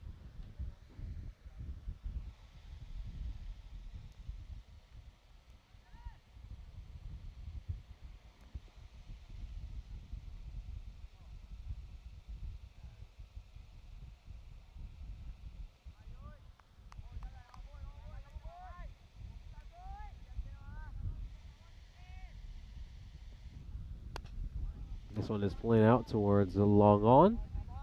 And that is going to be a single. So that required just continues to shoot up here for Roma CC despite that 6 off the very first ball. It is all the way up to 19 now for Roma CC. Getting close to the past the point of no return. Now it's gone up in the air. It hasn't quite been timed as nicely as you'd like. I know it's just spilt. The catch has been put down. Oh, that was a big opportunity. It was Samarage as well. Very, very important batter to get rid of. Somebody who's more than capable of accelerating and taking a game away from you. Or are they going to look back and rue that dropped opportunity? It was Aishan de Silva. I beg your pardon, it wasn't Aishan de Silva. It doesn't look like him. Goodness me. Can't quite see the back of his shirt. There we go. It was Vanilla Pereira who has put that chance down.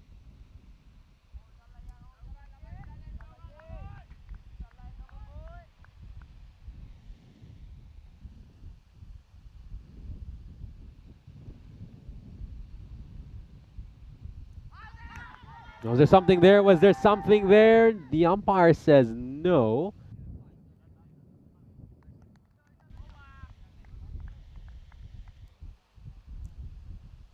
End of the 6th over. Let's have a look at this. They were convinced that the batter was looking for a wide call and the fielding side were obviously looking for the nick. In the end, neither of them are happy. There's just going to be a dot ball and the over. So the 6th over comes to an end. Only 7 runs off that over, and now the required has gone past 21 and a half. And if this keeps up the way things are going, only 14 runs off the last 2 overs, we might even have to start talking about whether Kent Lanka can even pick up a bonus point in this match, because the victory is just getting further and further away from this Roma CC side.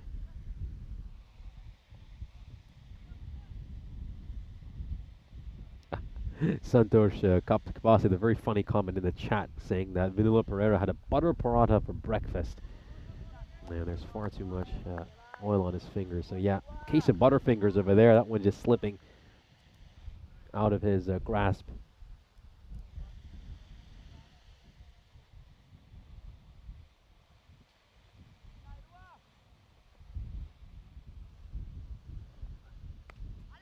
They look to go big over here, and there's a chance for a fielder to take a catch. And oh, it was the keeper's opportunity in the end. And he has spilled it. That was Stefano Canhala, who was wicket-keeping in this match instead of Danushka Silva. Danushka Silva, of course, had the gloves on yesterday. Have a look at this. High up in the air. And oh, it has been put down. It's always going to be tough. I mean, especially with your back facing the batter and you're looking towards the boundary rope. It's always very difficult to judge the trajectory of the ball.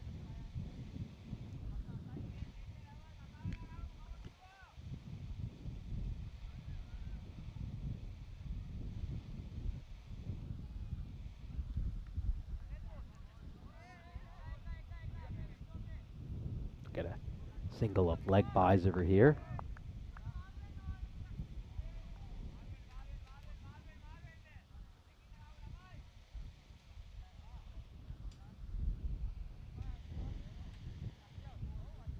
Now required up to 24 now, so I would say that we're at the point now where we need to start thinking about whether Roma CC can even get a single point out of this game. Was there something there? Was there a nick? I think they're absolutely convinced Kent Lanka, and in the end, it has been given. Let's have a look at this here. Little bottom edge. Well, the umpire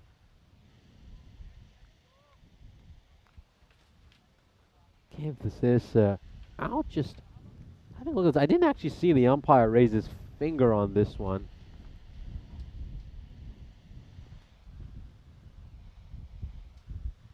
And that is going to be the end for Senavaratna as Inosh Vimkuthi picks up another wicket. And I think it's about time now that we just bring up the bonus point stats over here. As you can see, they need another 40 runs of 20 deliveries to even get 1 point out of this game. So that's about 12 and over they'll have to go at for the remainder of this innings.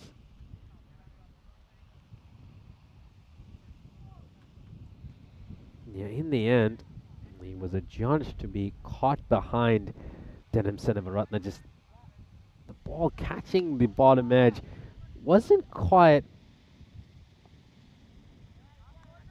the most convincing of appeals, and it's kind of a delayed decision by the umpire as well. At one point, they were even looking at the square leg umpire for the nick, which was rather surprising. You tend not to see that. And obviously, for an edge, you're not going to be looking at the square leg umpire to check if it's out or not.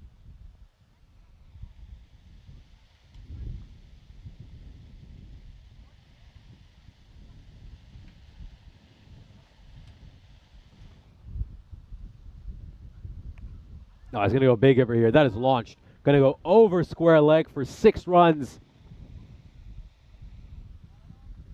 And that is absolutely massive. I think at this point, we need to just start looking at that mini target there, which Roma CC need to get the bonus point, or the single point, I should say, out of this game. Here's a look at our upcoming fixture. Roma CC, of course, have a triple header today. This upcoming match against the Roma Capanelli will be their last match of this ECS. As you can see, they have won the toss and decided to bat first. They're going to be big favorites heading into this game against the Capanelli. And they'll want to end their ECS with a win. They might even be looking to get 4 points out of that match.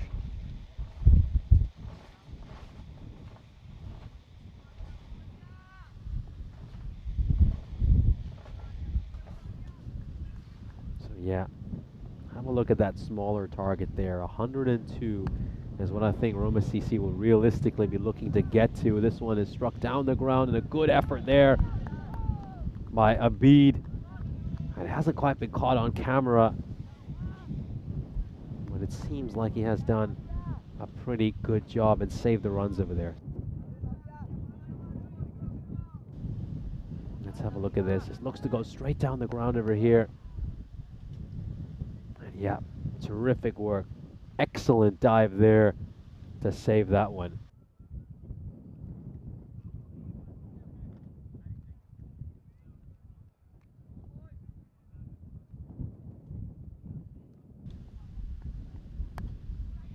Yeah, this one is just struck away towards mid-wicket. That is going to be a single. So yeah, 102 is, I think, what Roma CC should realistically be targeting.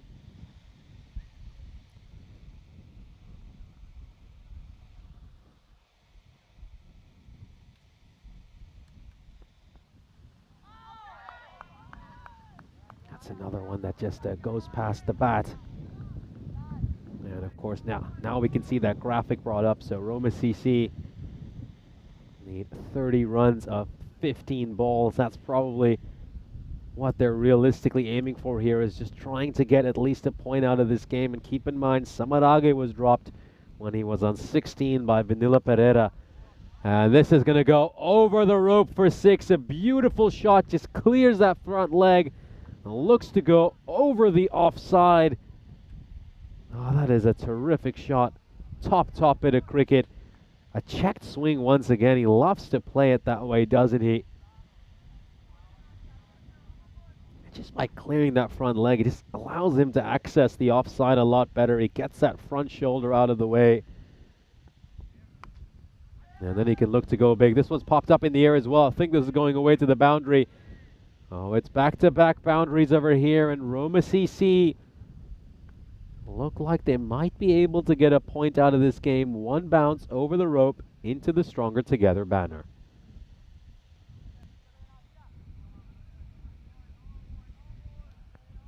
Just 24 needed of 14 now for a point. Oh, this time he's going to go big over cow corner. A massive, massive shot. And Roma CC are being made to pay for some of the slow batting earlier this innings. Boy, if Samarage was out there with the score, maybe realistically at about 15 or 16 required of the last few overs, he could have maybe even got them to 145, but it looks like he's going to do enough here to help them at least get a point out of this game. Meanwhile, for Kent Lanka, I mean, they're going to rue that chance they put down when Samarage was on 16. It was a fairly straightforward catch that Vinila Pereira was unfortunately not able to take. And with Kent Lanka, obviously in the position they're in, they'll want to get every point they can because, I mean, we've been looking at the standings over these last few days, and this is a very, very tight race to make it to finals day. I would say the only team who are definitely out of that race are the Roma Capinelli. Everybody else has a solid chance of playing on Friday, so when the chance is there to pick up a bonus point, you've got to take it.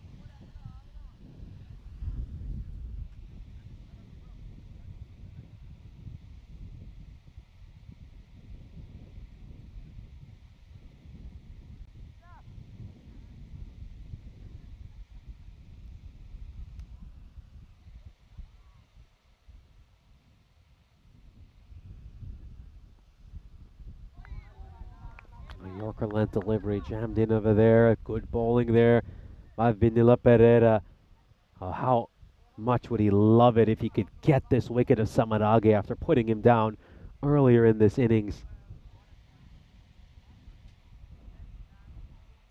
Dave asking, are Roma CC waking up? And certainly Samarage has woken up. And he is playing some excellent cricket over here. This one isn't quite timed as neatly as he'd like, but it looks like it's going to land safely. Oh, but they've done superbly well there. Cheyenne Fernando has done terrifically out in the deep to make sure that it doesn't go away for 4 runs. That's just a single for Roma CC.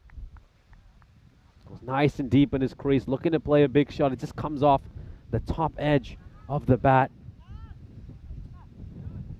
Oh, that is a great effort by Vishal Senanayaka as well, diving towards the boundary rope, trying to take that catch. Oh, everybody just throwing their body on the line, trying to get this extra point that will be so important for both these teams. Oh, huge hit there by Nath Thandige. That's going to go all the way for 6 runs into the practice nets. Massive shot. And now Roma CC just need one big blow to get at least a point out of this game. Beautiful shot right out of the middle of the bat. That one hit the sweet spot.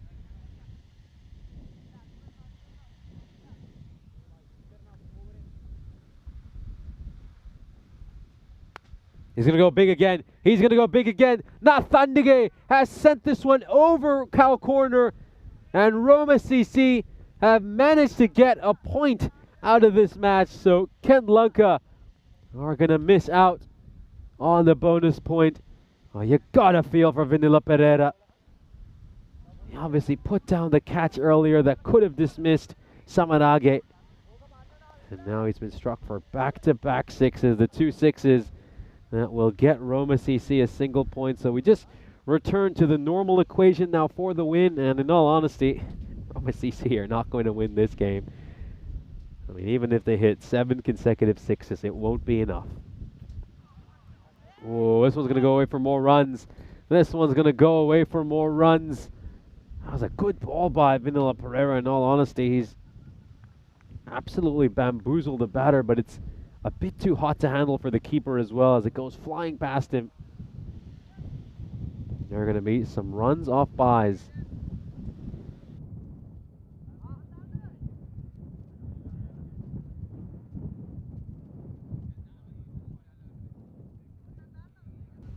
Here's a look at the bowling card for our upcoming match. So, beg your pardon, our match so far.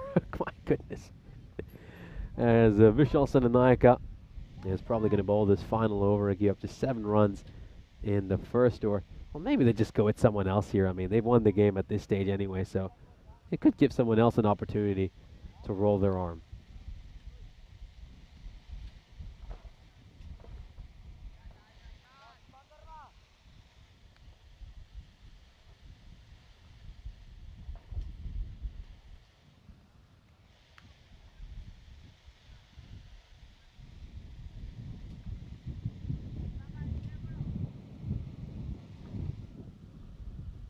So it's going to be the man who took a terrific catch earlier in this innings in Shaminda. He's going to get to bowl the final over.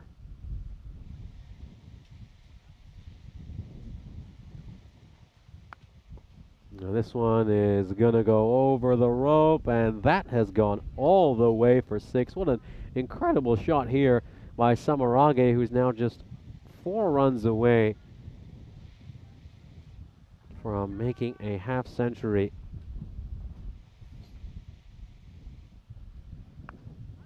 And this one is going to go straight to the fielder at mid-wicket, and that is going to be a catch. Now it's not gone out there. It's been stuck inside the ring, and that's going to be out. Nope, it's not been caught by him either.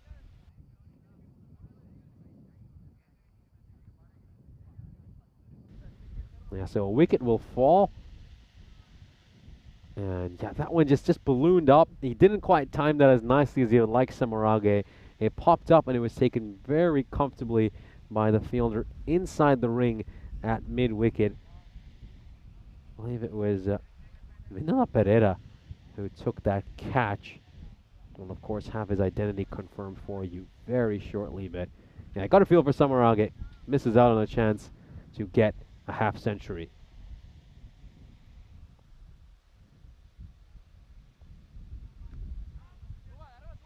Inside edge, and is this going to go away for a 4? He's going to cover a lot of ground here.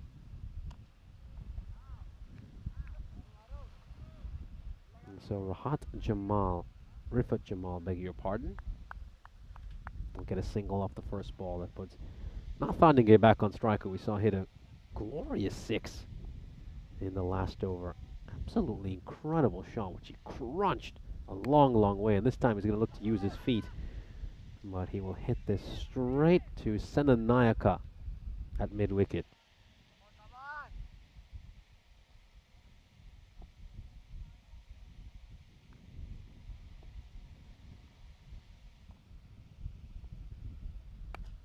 This time he's going to look to go big out towards long on. That is going to be a single. Oh, Dave claiming I've jinxed him because he couldn't get the half century. No, I think I'm innocent on that one. there was a jinx in the first inning, which I'll take the blame for that, but not on this occasion. That ain't my fault. And this one hasn't got enough to go away for a 4. It's just going to slow up on the outfield. And we will come to the end of this inning. So Roma CC will fall short. They will be defeated by Kent Lanka. And will take this win very comfortably. Will do their net run rate a world of good as well. Handshakes all around. These two teams have plenty of respect for one another. There's great sportsmanship, a great bit of friendliness and camaraderie between these two sides. The game was played in good spirits, as it always is between these two teams. And Kent Lanka will pick up their second victory of this ECS. It will come against the defending champions, who have now been handed their 4th loss of this ECS after going undefeated during last year's ECS. This one has been quite different to last year's tournament for them. We'll have a look at the fantasy dashboard for our upcoming game. Roma CC are now 9-4. and will be looking to bounce back with a victory against the Capanella. They've won the toss and decided to have a bat first. Let's have a look at the highlights of this innings. And things just didn't quite work out for Roma CC in this innings. Danilo Morage, initially we thought that he might get going and be able to play a big innings, but he struck a couple of boundaries in that over and then hauled one out for Ishan Shaminda to take. Shaminda would take a much better catch than that later in this innings. An absolute blinder of a catch. Tushara Samarakun would make 11 of 6. This was a good catch. Good dive, I should say, by Ashan De Silva. This was 1-6 that Tushara Samarakun would hit.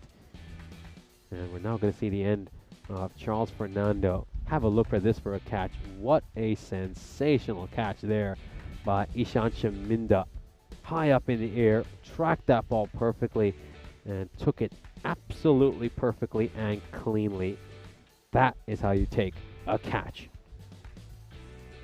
Samarakun would strike another 6, but then he would be dismissed shortly afterwards by Irosh Vimkuthi. Little edge over there, and he didn't wait for the umpire's decision. Stefano Canhala behind the stumps, holding on to that catch. This would mean that, of course, Rahat Ahmed would come to the crease. He would hit a 6 and then be dismissed shortly afterwards by Cheyenne Fernando. The young man bowled superbly at figures of 2 for 13. And we'll now see one of the wickets he managed to get. Great one there to Castle. An incredible batter in Rahat Ahmed. Then with Prithvi Samarage put together a decent partnership. He, of course, managed to make 46 runs of 18 deliveries and was a standout batter for this Roma CC side. He hit 8 boundaries during the innings. 6 of those 8 were 6s. And now just taking a look at this chance. A very difficult chance as well. I mean, running with your back towards the rope, that is always going to be such a huge challenge. It's always hard to just find your bearings when you're running with your back to the batter. Your positioning is just so much more difficult to get right, and tracking the ball as well. We're now taking a look at some of these great shots that Samarage managed to hit.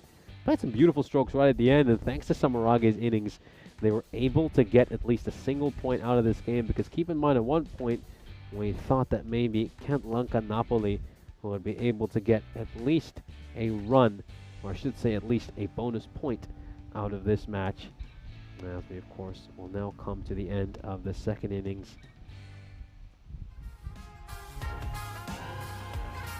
We'll take a quick look at the scorecard for this innings. Prithvi Samarage top scoring with 46 runs off 18 deliveries. He had a strike rate of 255.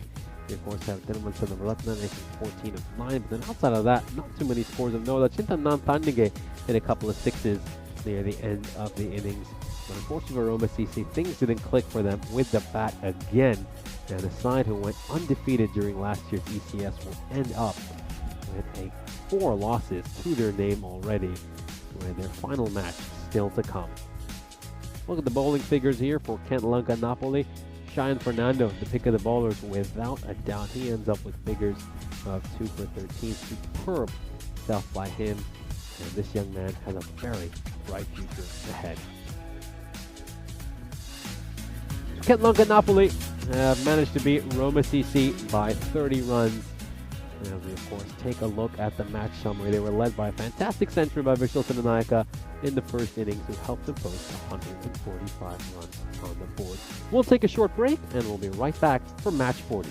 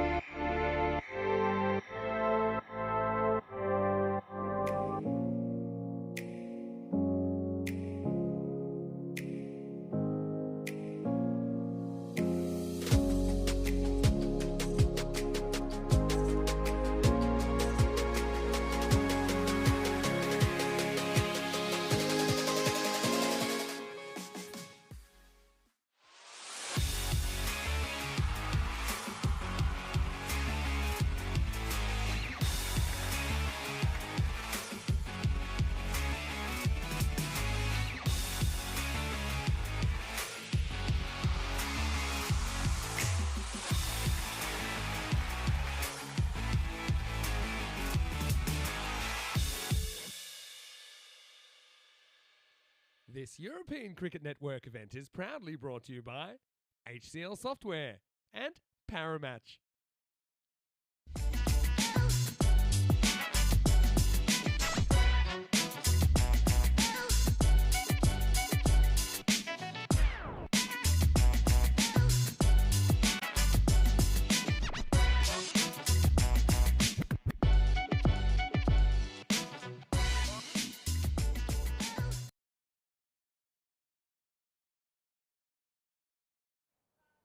Match 40, Roma CC are set to take on the Roma Capanelli. This is the last match of the group stages for the defending champions, and they'll desperately be looking for a win. Let's head over to the coin toss. Thanks, Nish. Welcome to match 40 and the toss between Roma CC and Roma Capanelli. Roma Capanelli to call. Head. Heads is the call. And it's a tail. We're going to bat first. Roma CC won the toss. Bat first. Well, thank you very much to match referee Charles Croucher for that update. So Roma CC are going to have a bat here against the Roma Capanelli. A little bit surprised they're not chasing. I think this is the kind of game where you've got a solid chance to maybe pick up a bonus point. So I'd say a good plan would have been try to go out there, restrict Roma Capanelli to something small, and then try to chase that down in 7 overs and less. Of course, the fact that Roma CC lost that game earlier today, they're now at 9-4 to, of course, Kent Lanka, really throws a spanner in the works for their plans. So I'm a little bit surprised they're not chasing. I think in a match like this, match in which, let's face it, they are massive, massive favorites, and I would be shocked if the Capanelli take this one. It's the ideal match to really go for that bonus point. And as you can see from the win predictor, the Roma CC are 83% favorites. So yeah, I would love to hear your thoughts about that on the chat. I mean, would you go for it? I think we saw in Bulgaria in particular, our last ECS, where a lot of sides were heading into games as big favorites against the likes of Plevin and the Blacksmiths would look to bowl first so that they could restrict the opposition to something low and then try to chase it down in 7 overs or less. Again, the Capanelli, not that bad a team. I'm not trying to use this to, of course, criticize the Roma Capanelli. They got plenty of quality cricketers. It's more about Roma CC. Roma CC need a bonus point here, realistically speaking, so that they can have that gap between themselves and Royal Roma. Of course, we'll wait and see. There's still plenty of time to go in this ECS, but I think that would have been the right approach. So really try to go and bowl first wouldn't make a difference to the game. I mean, you could still win a game chasing. I mean, I'm a fan of chasing as it is anyway in the shortest format of the game. And so, yeah, just a little bit surprised by their decision to go ahead and bat first. But hey, maybe Roma CC will go out here and post a big total and then restrict the opposition to something underneath that in the second innings.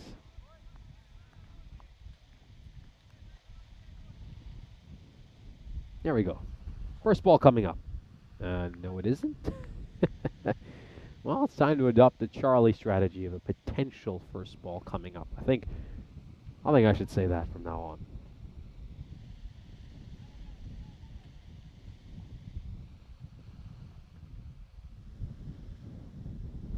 And he's looking to hit that wide Yorker over there. I just wonder if he has managed to get this inside the line. Let's have a look at this. Ooh, that is a tight one. Very tight one. But I think the umpire has got that one right.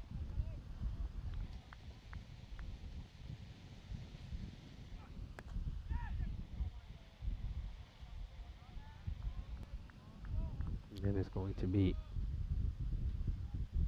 a dot ball here.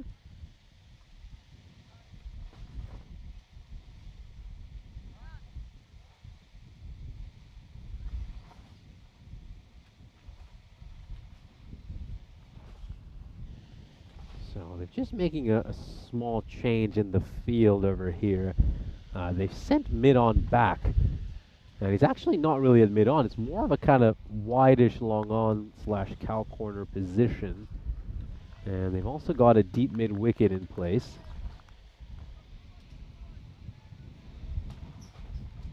Yes, so of course,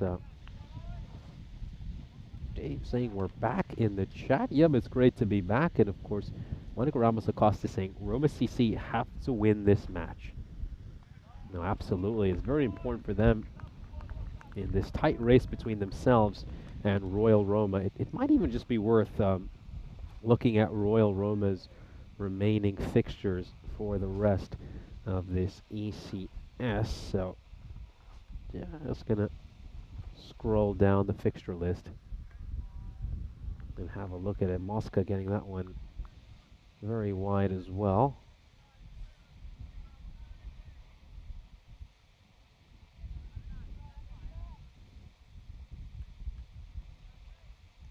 see, Royal Roma play the Capanelli tomorrow during our lunchtime match. Then they've got Kent Lanka Napoli.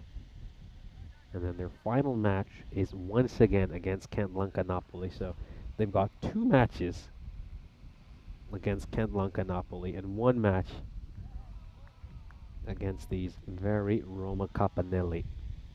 So they'll be heading into every single one of those matches as favorites. I think that goes without saying. This is another wide here by Moscow, just struggling with his radar early in this innings.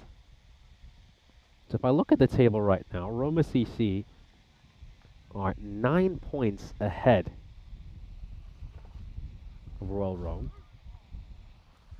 Oh, this one's going to go away for a wide again. I mean, Mosca, his issues continue over here, just not able to get his line or length right. His radar isn't quite locked in as things stand, and Gabriele Passaretti is a very, very good wicketkeeper. He really is, and if even he's struggling to get to the ball, well, I think that says a lot, and he's got to get it right here. He's making a few adjustments in the field, but I don't think field adjustments have much to do with failing to land the ball in the right areas.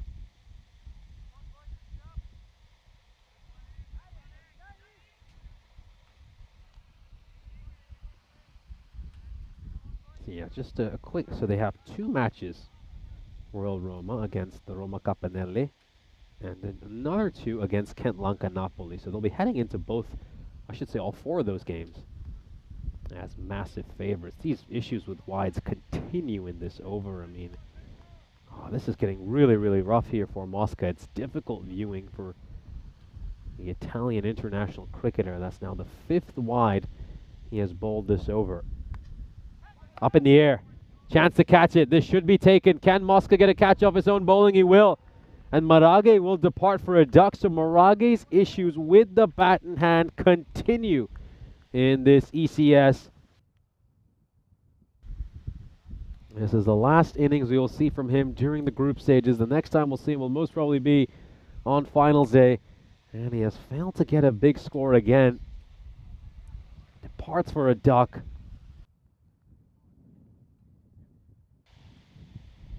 And he's going to get derricked here. It's his first duck of this ECS and his 9th overall. He's going to get derricked as he walks back to the dugout. So out Derek Waddles to greet another batter on the European Cricket Network.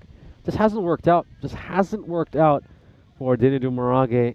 He's played in 14 innings so far in this ECS and made just 180 runs. A stark contrast to his average during last year's ECS, which was around 40. And he had a strike rate above 220. He was striking half centuries match after match. Just hasn't clicked for him. It really hasn't. It's been a difficult tournament, and this year has been the lowest he has ever averaged in his ECS career. And he's been playing on the network since 2020, so we have a pretty decent sample size when it comes to him. That one's an outside edge. It's going to go all the way for 6 as Charles Fernando gets that one away, all the way for a 6. Swings his bat at this one hard, throws the kitchen sink at it, catches the top edge, and away it goes for 6 runs. As here's a look at the upcoming events on the European Cricket Network. As we can see, later this week we'll have the start of the Valletta Cup. Charlie Hunt will be over there to cover all of that. Then we've got the beginning of the Netherlands Tri-Series, of course. It is going to be absolutely massive. Just shifted that one a little bit. It is now starting on Friday, the 23rd of this month.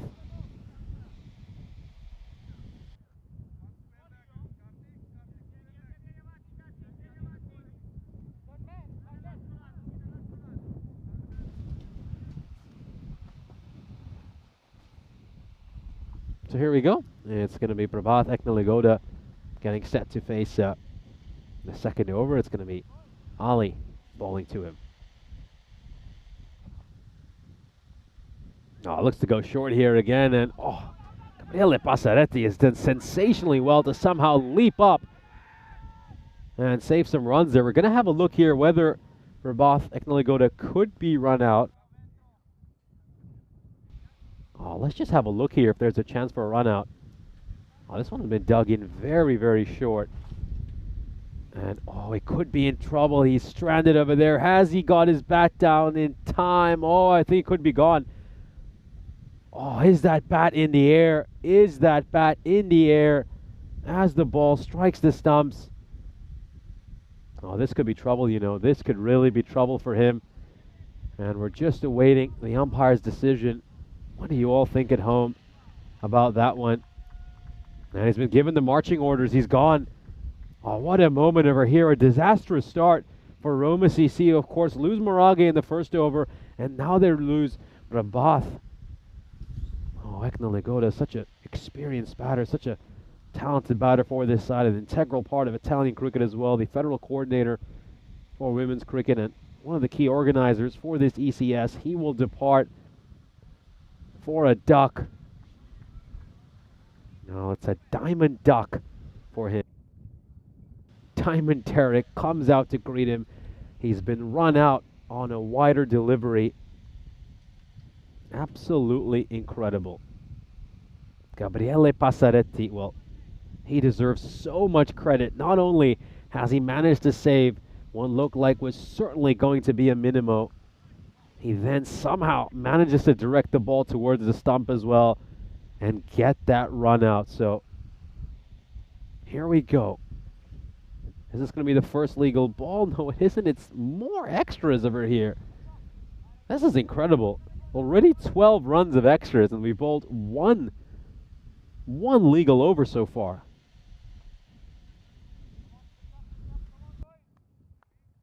A bit of feel.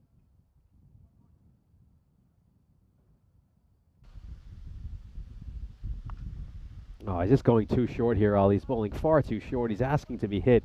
And Samarage coming off a terrific 46 is going to send that one away for a 6. Good to have Wayne joining us in the chat. Wayne saying that's terrible running, the bat's in the air. Yeah, I think someone of Prabhath's quality will look at that and be very disappointed with himself. He's an incredible cricketer, really is. But just had a slight brain freeze in that moment, caught in two minds, wasn't quite sure what he ought to have done. And in the end, he's been run out.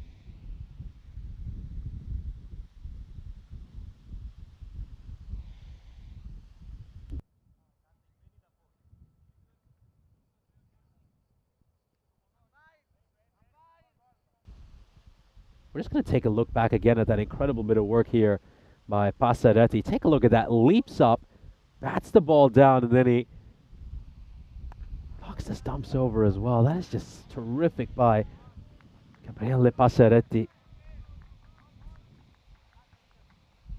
It's a very impressive wicketkeeper. I mean, I haven't really had the chance to see him much throughout this ECS because he obviously didn't have the opportunity to see too many Roma Campanelli games since they had all their fixtures squeezed in on the days I've been off.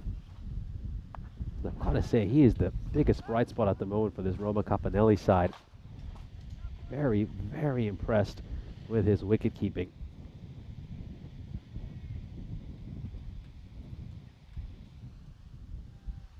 Oh, taking another look at that. Just have a look at this.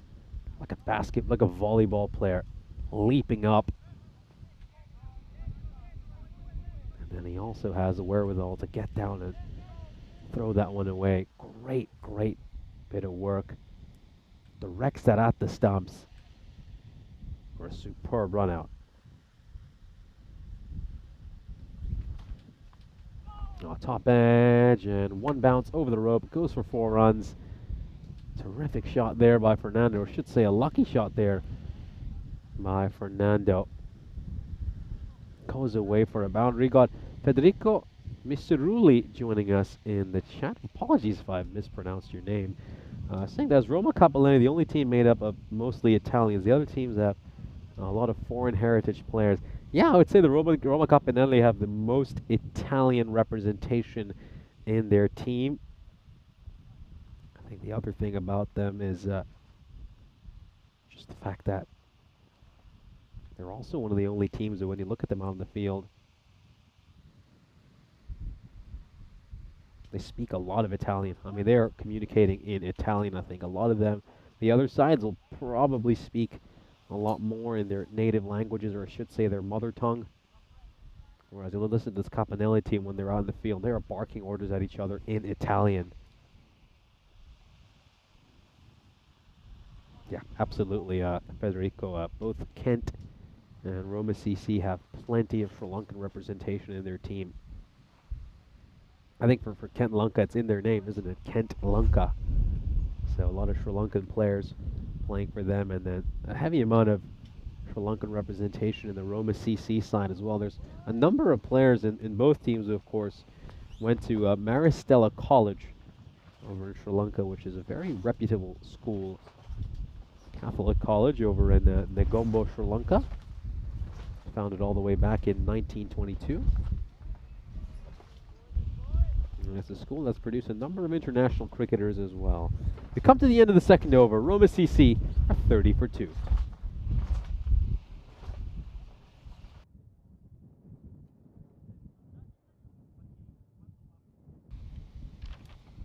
So as things stand, it's a bit concerning for Roma Capanelli that they've given up 13 runs of extras, and all of them coming off these wides, which have been a huge, huge issue for them. We're now going to have a look at the standings, and as you can see, this match is between the table toppers against the side right at the bottom. So both these sides have had completely opposite tournaments. While Roma CC have been flying high and looking to go back-to-back, the Roma Capanelli are yet to register a victory. Paul Kempin saying Roma CC need to step things up if they want a good result in this game against the Capanelli. Yeah, the batters for Roma CC haven't looked particularly comfortable so far. If it wasn't for all those extras, they'd really be struggling right now. It wouldn't have been a good start for them. And as I said before, I think this is the kind of match that Roma CC should be looking at as potentially an opportunity to get bonus points. And oh, that should have been a run out. This almost could have been the second run out of this innings. It has been a comedy of errors so far by Roma CC. We're making a number of errors. So first of all, the wide has been spoilt over there. That really, really should have been a wide. And then, oh, how on earth has Samarage not been run out?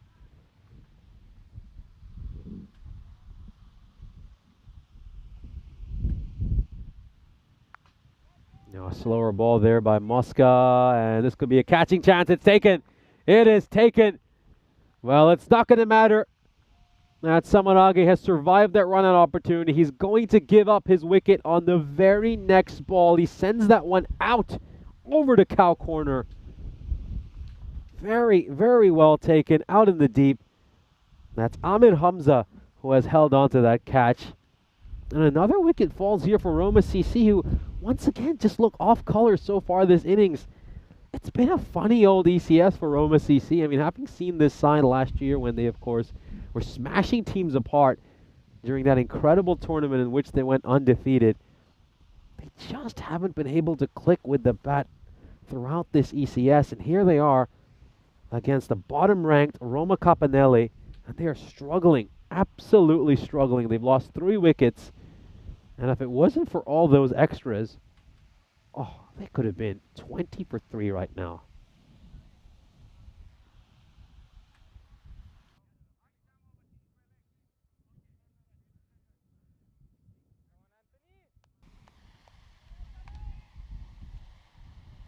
It's a question by Kenneth Young. Where is Samarakun? Well, Samarakun just pushed down the order here, and it could be another wicket.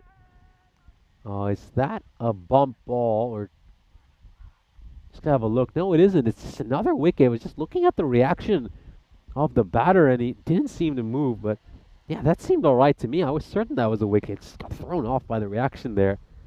Yeah, looks all right. It's been given out. Goes straight to the fielder at mid-off, and a chance for a hat trick.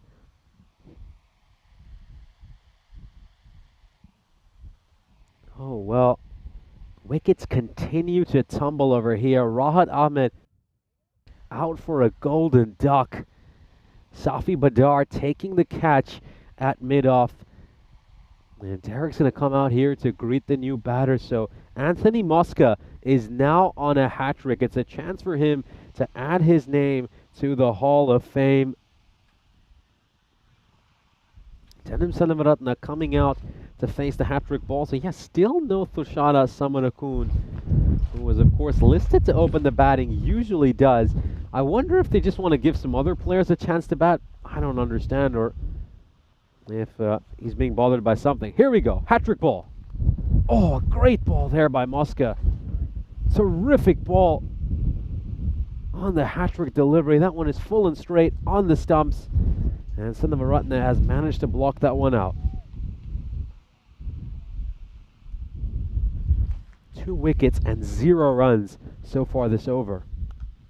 Sanavaratna is going to hit this one straight towards Kirby, who's got a very safe pair of hands. You're not getting anything past him. Oh, well. Has he got a chance here to get a double wicket maiden? Would be really special for him if he can do that. As oh my goodness, well, one of the flaps of the tent has just struck me on the arm. It's like getting whipped. Oh, he's going to spoil it with a wide. He's going to spoil it with a wide, so well, apologies for that, but we obviously the wind has picked up quite a bit here in the commentary box. We have some flaps over here, and one of the flaps has literally just come and absolutely whipped me on the right arm. Quite painful. Caught by the zip on the side of the flap, as this one's going to go away for 4 byes, and rare mistake there for Gabriele Passaretti. It's a slower ball. You can just see he rolls his fingers across this one, and you don't tend to see Passaretti make mistakes like that. But it's going to go away for byes, and the last thing, Stan, Roma CC are living purely off charity. We have seen 18 runs of extras so far. More than half the runs so far this innings have come off extras. And yeah, exactly as Dave said, I mean, you take away the extras, they're not even going at 10 and over. They're certainly not. I mean, you even take away, say, 15 runs of these extras, and they're at 20 for 4 at the end of the 3rd over. So, yeah, very, very poor batting here, you have to say, by Roma CC. Don't want to be too critical of this side, but it's just something seems to be wrong for them. You know, they're not quite locked in, not quite focused.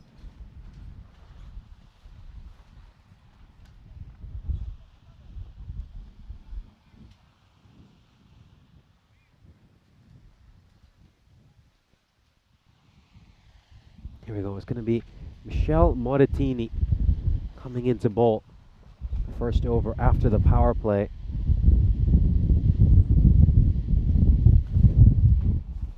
The breeze picking up substantially these last couple of balls. We're having strong gusts of wind. I had to guess these are somewhere between 25 to 30 kilometers an hour. That's how they feel. Obviously, these sorts of gusts, they're just not great for a bowler. They can really just throw off your run-up, and well, they're not great in the commentary position either, because you might get struck by a flap, which leaves a rather red mark over there. Yeah, Dave saying magic spray for me. I could do with some magic spray.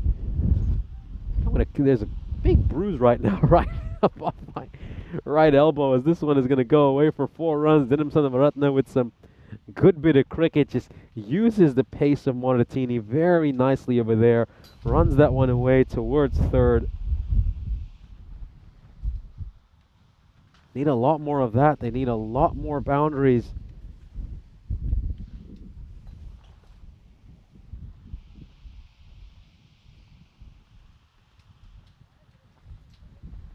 Charles Fernando, though, is still there for Roma CC, and that certainly is good news. We know he's someone who's more than capable of playing a big inning. So, although the situation is pretty alarming for Roma CC, they still have lots of talent out in the middle. Sanavaratna, he's a quality batter as well. And then of course, you still have Samanakun, who hasn't come out to bat. Wonder if he's carrying something, or they just chose not to let him bat as high up as he is here. Fernando will get that one away for a 6. Good shot over here. It's not the best delivery. I don't think he should be bowling there to Charles Fernando, especially with Montatini's pace. I think he should just be looking to go full and straight. Well, now he's going to stray down the leg side. Now he's going to stray down the leg side. That's going to go away for 4 runs. Not too far from the fan zone itself. You can see a few fans over there watching this game. That one's going to go away for 4 runs, as you can see. And we'll just strike the banner.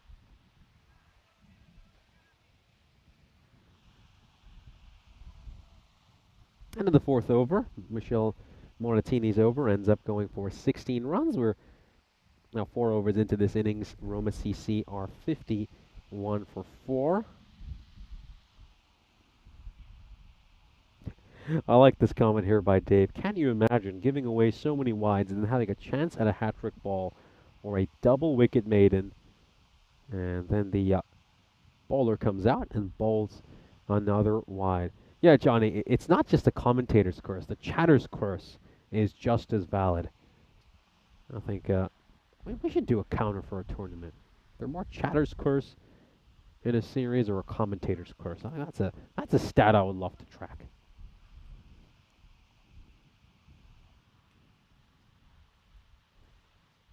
Ijaz Ahmed is coming in to bowl this over, and of course there is the aforementioned Anthony Mosca, who is there in the deep to field it. So we're into the 5th over here. Just a little too short. I'm not sure he wants to continue bowling there. That's a very risky length to be bowling. Oh, this could be close. This could be close.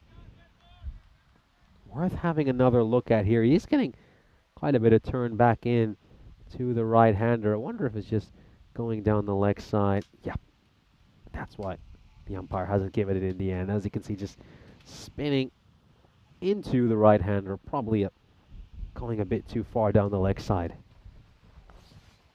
Good use of the feet here by Fernando as he sends one over the advertising board. That goes away for 6 runs. Great shot there by Fernando. Beautiful use of his feet. Gets to the pitch of the ball and strikes this one away over mid-wicket. Yeah, of course, and it's watermelon time here as well. Leslie's just come with some watermelon. I'd certainly like to dig into some of those during the innings break.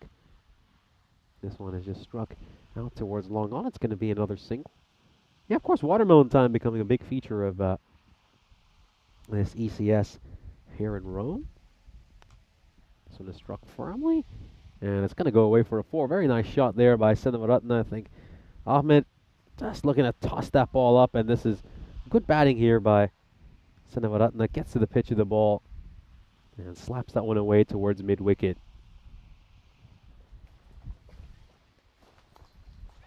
No, this one is chipped up straight to the fielder, and that is a very comfortable catch. Another catch for Safi Badr. No celebration there. Very muted celebrations, you have to say, after the wicket. I have to say, the Capanelli really haven't been celebrating these wickets whatsoever. I mean, I hope they do realize this is the first innings, and this isn't a wicket taken near the end of a match in which it's pretty certain you're going to lose. I mean, they've been very, very muted with their reaction after every wicket. That it sometimes just throws you off when you're actually over here and you wonder, wait a second, was that not a wicket?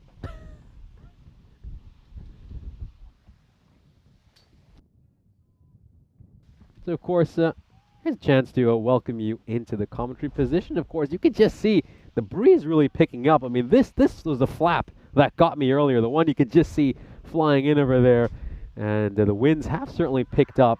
We had some strong gusts. We could have a wicket here in live action. We could have a wicket. Hamza will get rid of Fernando. And this is a massive, massive moment over here. Absolutely enormous. Charles Fernando, who has been batting superbly so far this innings, has nicked one. And this is really well taken by Gabriele Passeretti. Oh, yes. He will hold on to that, and he will take the catch. Roma CC continue to lose wickets over here. And are we finally going to see Samanakun? He normally opens the batting for Roma CC, but he's been pushed down the order. And there he is now, Thushana Samanakun. He comes out at last here at number 8. Yeah, I wonder why they pushed him down the order. Is it just the fact that they're like, we want to give a few other batters a chance to bat? But once they lost a couple of wickets, I would have brought him out. I think now they're in a pretty alarming situation over here at Roma CC. 6 wickets have fallen, and they're in all sorts of trouble.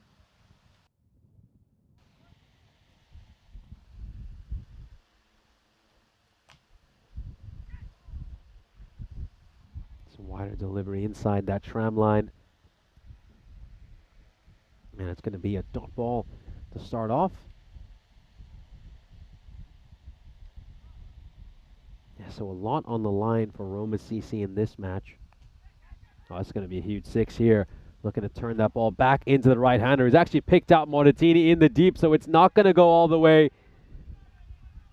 Oh, that just looked destined to go for 6, but he's managed to pick out Moratini in the deep, and Samanakun will depart as well. Getting that ball to just turn back in to Samanakun, and he has picked out Michele Moratini, who has taken that catch, and Samanakun now departs for a duck. It's a brief stay at the crease for him. And of course, absolutely no runs for him, as there we go. Derek just following Samanakun as he goes towards the dugout. What a disaster this is proving to be for Roma CC. Are they going to fall to a side who have been winless so far this European cricket series? No, just gets that one in there as a leg stump Yorker. Now Bilal Khan, he's somebody who's capable of hitting a few big shots, as so is Nathandige, but neither of these men have played too many big innings in the past. One thing they are both capable of doing is hitting on the long ball when needed. And they're kind of proper fast bowlers, aren't they? I mean, if they middle one, you know it's going to go a long, long way.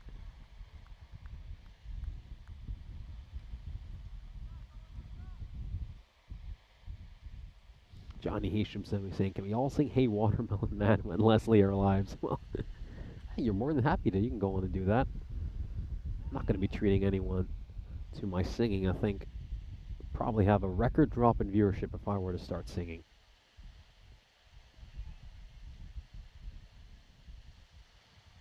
Yeah, Dave saying that Roma CC playing in disbelief. Monica commenting on how it just feels like someone has stolen Roma CC's energy. It really does. I think that's a perfect descriptor of it. It's very odd. They seem off color. They're not timing the ball at all well, and worst of all, they don't quite have the energy which they usually do. It looks like they're almost going through the motions a little bit, and well, for a side who have treated us to so much in the past, this is a real shocker. Absolute shocker.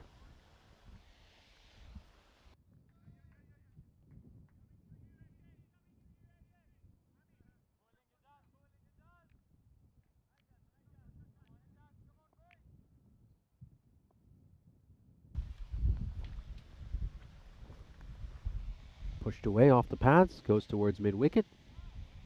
That's going to be a single. I like this one by Dave, saying that's the Casa Grande, or the commentary tent, whatever it's called, fighting back. Well, fighting back for what? I've never done anything wrong to the Casa Grande.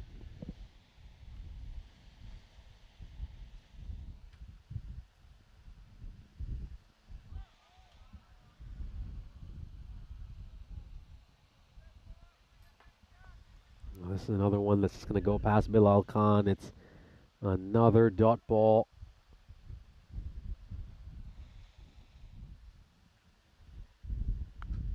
Now this one is launched over mid-wicket for a 6.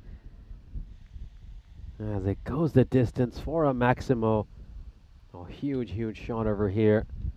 That ball is rather short delivery. It's not the best by Bilal Khan.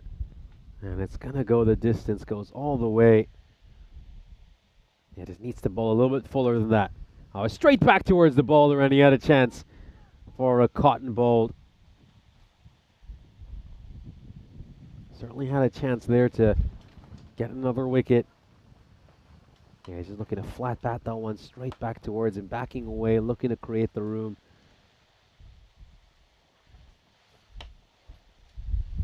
And he has instead just hit this one straight towards the bowler. Goes out to the fielder at mid-wicket.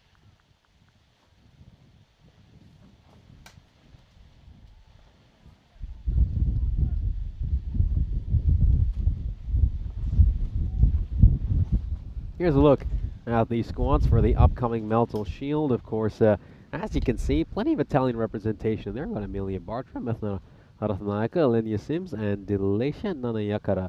We're going to be donning the Team Europe kit as they'll be representing Europe against the British and Irish Roses. As you can see, if you look at the British-Irish Roses side, plenty of English representation as well. 4 representatives from Gibraltar. And it's going to be a great moment for all these sides who will, of course, get a chance to play on such a big stage. And, of course, we'll also get to play at such a beautiful ground here in the Roma Cricket Ground.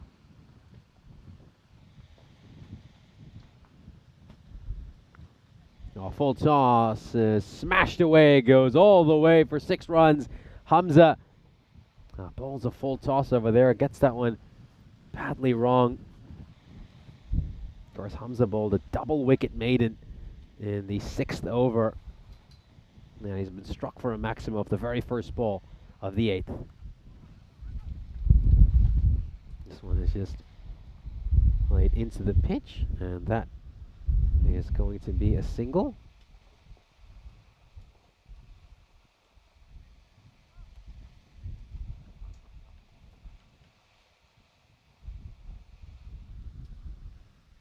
Oh, top edged, and is this going to go away for 4? Yes, it will. It will just trickle over the boundary rope. That has gone away for 4. Rather fortuitous boundary over there. Very fortuitous boundary.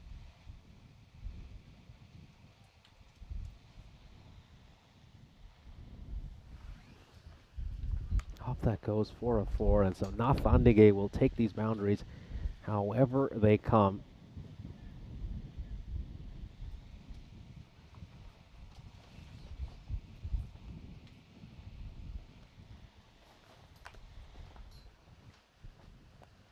Oh, a full toss. That one looks like it's going to go all the way as well. It's another Maximo. Hamza just getting it badly wrong this over after bowling so well in the previous over. We'll take another look at this. Yeah, it's a low full toss coming off the bottom part of that bat. And it has gone the distance. 6 more runs.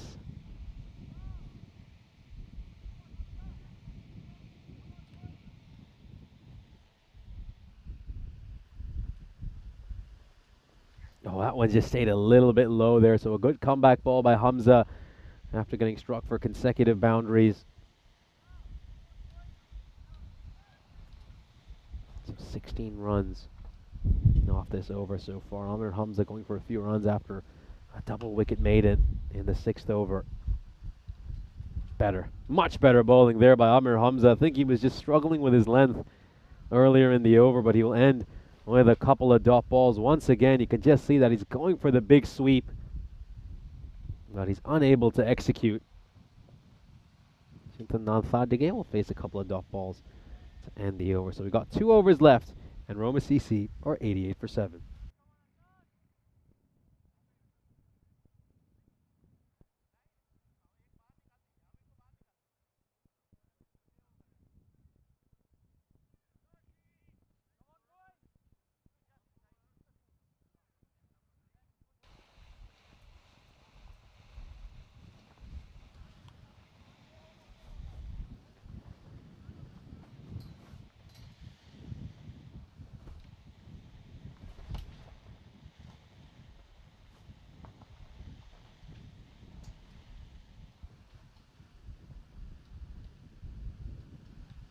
It's going to be a wide. Just gets that one completely wrong there, Adnan Niaz. That is a poor delivery to start things off. And it's interesting that they've gone with Adnan Niaz to bowl the 9th over. They did have the option of going to Imtiaz Ali or Michele Morettini. That's a poor delivery to start off here for Adnan Niaz. That wasn't a great ball either, in all honesty. I think he's just got away with one. It was short, it was wide. He's a big, broad smile on his face. Well, at least he's enjoying himself. That's the important thing. Oh, comes off the toe end of the bat, and I think Nathandige again. He's just not looking to hit it towards the right side. He needs to look to open up the offside and try to cut this ball. Looking to hit that one towards mid-wicket, and it's come off the toe end of his bat. Oh, this is dangerous bowling here by Adnan Niaz. The way he's bowling so far, this over could easily go for plenty of runs. Oh, this one is going to be smashed away by Bilal Khan. It goes over backward square leg for 6. Swivels on the spot as he hits that one away. Just too short by Niaz. It's far too short. I mean, he's just giving him the length to get underneath this one. It's easy pickings for Bilal Khan. It just sits up nicely for him to hit. This one's mistimed. It could be caught, and it is caught. Morettini will take that catch, and Bilal Khan will hit a 6 and then get out the very next ball. It was certainly there to be hit. One can't doubt that. Bilal Khan just not quite able to middle this one. We'll have another look at this. It's in the slot. I think many top order batters would have sent that one well clear of the boundary at long off. Adnan Niaz gets away with that ball. Has managed to get away with 2 or 3 deliveries this over that really should have been battered away.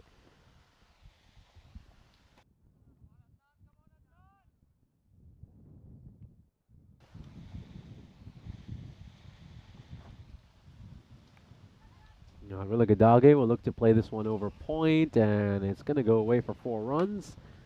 That's a boundary to start off this innings for Gadage, and Roma CC will bring up their 100 as well on this delivery. Once again, it's just Adnan, his line and length is completely off this over. A lot of it has been very, very hit-me bowling.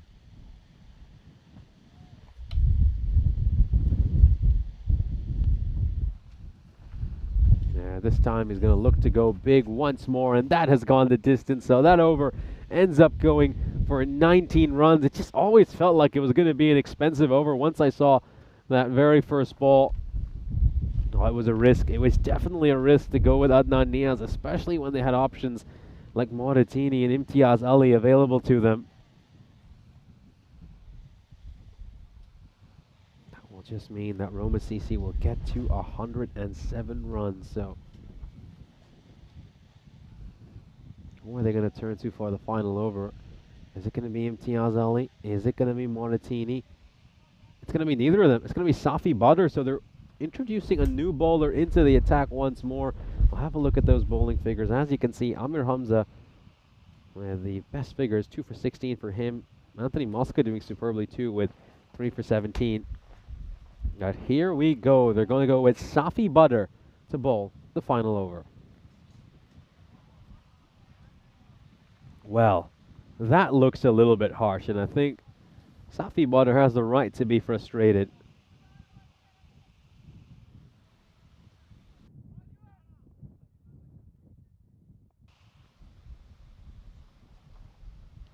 That last one looked rather harsh to me. Oh, this one's gone up in the air. Could be a chance to take a catch here. It's not going to be a simple catch, and it's just going to go beyond.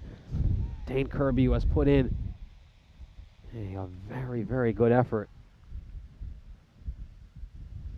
Oh, an attempted helicopter shot there, but helicopter wasn't quite ready for takeoff as it just goes straight to Kirby. So Federico Missouli asking for the rules regarding foreign players in these teams.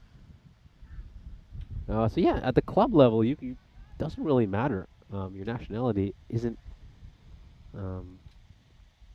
all that relevant. This is not international cricket. It's much like club football. I mean, Real Madrid are not asked to have 11 Spanish players playing in their team, and same would go for any Italian side in the Serie A as well. So, no, that's only in the international game where they have to have uh, obviously a team of local players. But during the ECS, you can field them 11 international players, 11 foreign players. That is perfectly legal.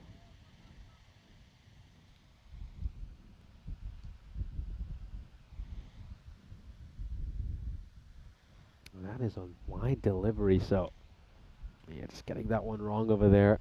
Badr. There was probably one wide call earlier this over that was rather harsh, but no question about that. That is definitely wide.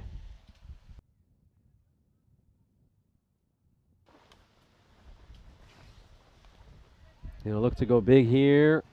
Over cover, and it's going to fall short of the fielder, so just going to be a single. Let's take one more look at this. Oh, it went up in the air, and it's fallen just short of Montatini out in the deep. Oh, goes big, goes long. This one has gone the distance. It's just skimmed the tent along the way and gone for a Maximo. Thandige playing a very handy innings here right at the end. And at one point, we thought there's a chance that Roma CC might not even get to 100, but they've ended up sending this one over mid-wicket. Now this one's going to be launched again, and it's also going to go the distance for a 6. Good use of the bottom hand there by Thandige as he digs that one out really, really well. Just watch how he whips this one out from underneath him. Terrific, terrific shot.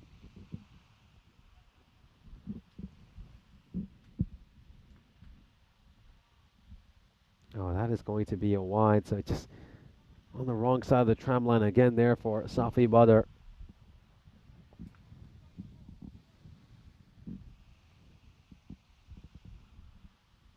There we go, last ball of the innings coming up. Got him! Brilliant ball over there by Safi Badr to end things. But it's the last ball of the inning, so Thandige will go out swinging.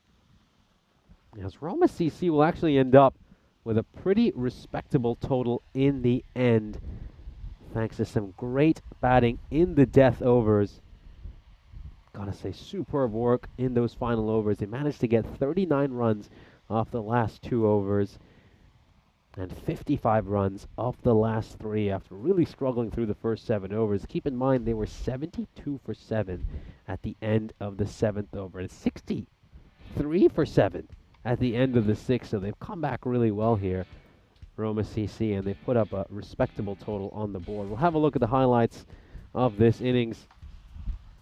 And of course, that first over went on for an age. We saw Anthony Mosca bowl 5 wides during that over. He would eventually get a wicket to get rid of Dinadu Morage, who departed for a duck. His struggles in this ECS continue. Prabhath Eknalagoda was out for a diamond duck. That was the first ball he was set to face. It was a huge wide. And then, of course, we saw an incredible effort there by Gabriele Parceretti to save the boundary. And then he also managed to run him out. This was superb. Absolutely brilliant wicket keeping by Gabriele Parceretti, who has been terrific throughout this ECS with his keeping. Charles Fernando would play a very handy innings at number 3. He made 27 runs off 12 deliveries. Prithvi Morage hit a big 6 until he, of course, hauled one out to Amir Hamza at deep mid-wicket. He would depart having made 7 runs off 5 deliveries. Rad Ahmed would come in next, and he would depart for a golden duck. This would be the end for him. He'd send one straight to Safi Badr at mid-off. A well-taken catch over there. And, of course, Anthony Mosca would then be on a hat-trick. He'd bowl a pretty decent hat-trick ball, but was not able to actually pick up the hat-trick in the end. Charles Fernando hit 5 boundaries during the course of his innings. 3 of them were 6s. Dinam Sanavaratna, we just saw his dismissal. He made 10 of 8 and then sent one to Safi Badr out at long off. This was the end of Charles Fernando. He was done by Ahmed Hamza. Great bit of bowling. Charles Fernando making 27 of 12 deliveries. Good catch by Gabriele Parceretti.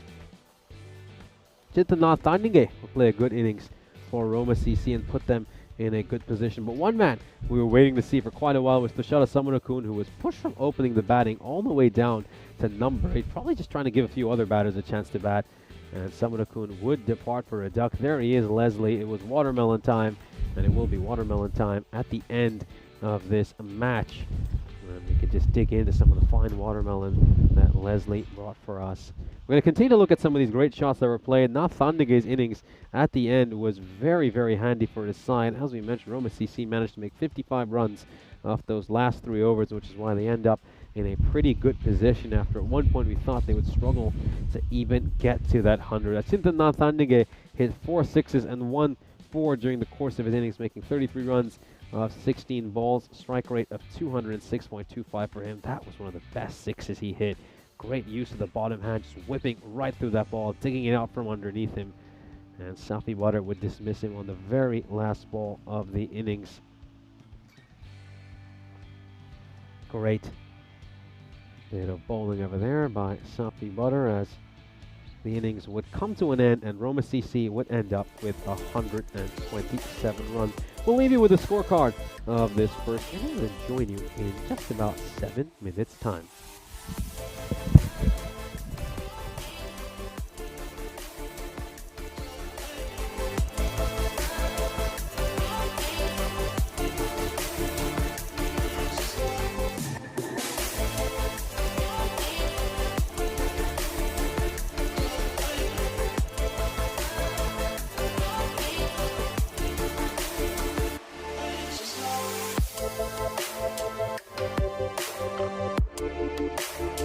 Thank you.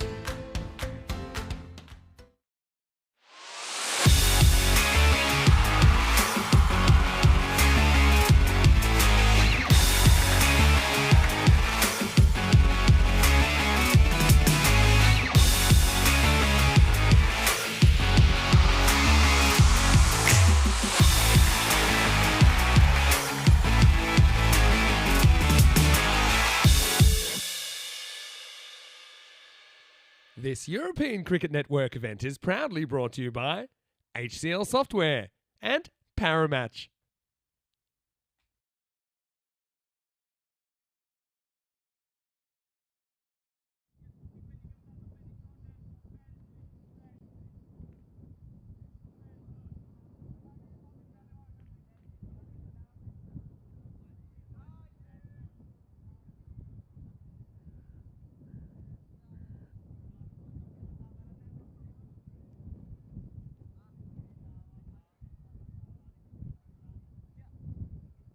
Welcome back for the second innings.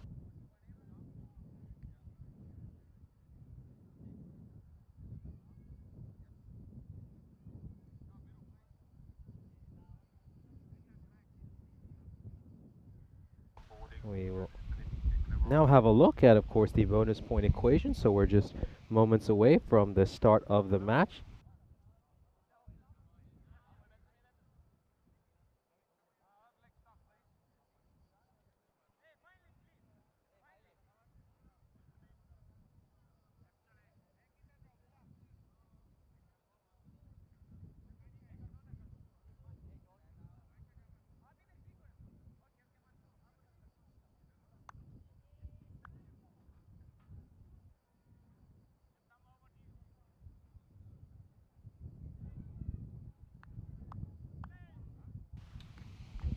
So, of course, we're now just moments away from the start of this second innings. It's Bilal Khan coming into bowl this first over.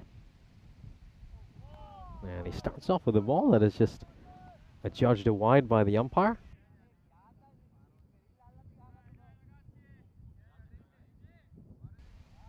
I'm just going to need to take another look at that one.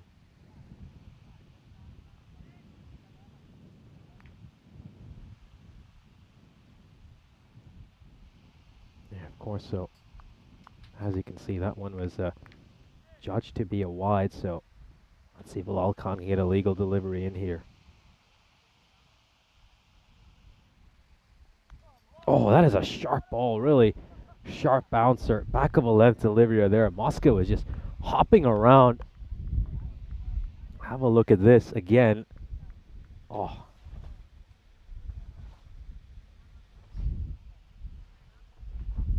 As you can see, getting plenty of bounce on that one. Very, very sharp bounce.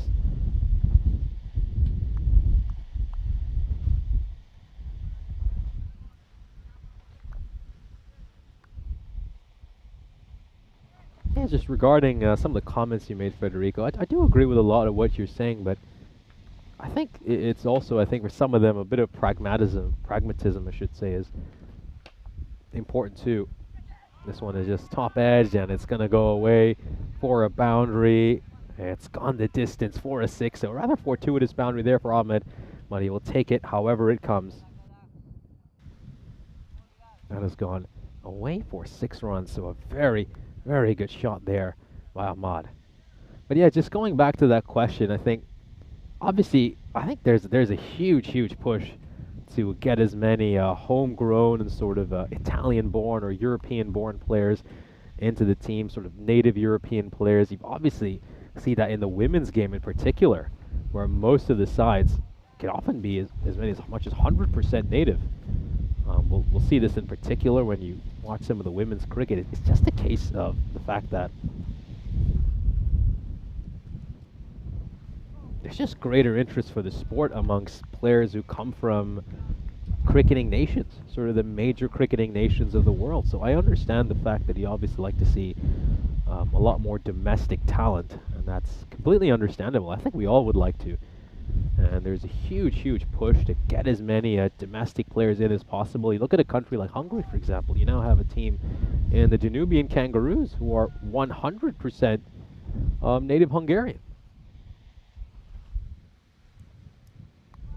Now this one's a top edge, and is there a chance to take a catch? There certainly is. And Ahmad will be dismissed over here. That one is going to be a wicket, so the Roma Capannelli lose a wicket, and Ahmad will depart, having made just 6 runs. That one has popped up in the air. There's a fly slip in place, And the catch has been taken very, very well. So Roma Capanelli lose their first wicket. And that is going to be the end for Ahmad, who got a little bit lucky with the 6 he hit earlier, but his luck has run out and he has departed. But yeah, I think, especially with the men's game, I think since you have a lot of players in these teams who are possibly born and raised in cricketing nations, they have that cricketing background. They often played it growing up as well back in their home country, so it's just tough, I guess, for a lot of locals to bring themselves to that level. And then there's also the issue of interest. I think one of the main things is trying to just build that interest amongst a lot of native European players. This one just pitching outside the leg stump, but can't give that one an LBW. And with that interest growing, I think you'd hope that in a few years you get to see a lot more native players, and you are starting to see that. I mean, that's why you've got stars like Pablo Florin, and you look at the Romanian team in particular. They've done a great job bringing in lots of young talent. They obviously have an emerging fast bowler in Luka Petre, and then you look at the Hungarian team as well. They've got some really good native stars.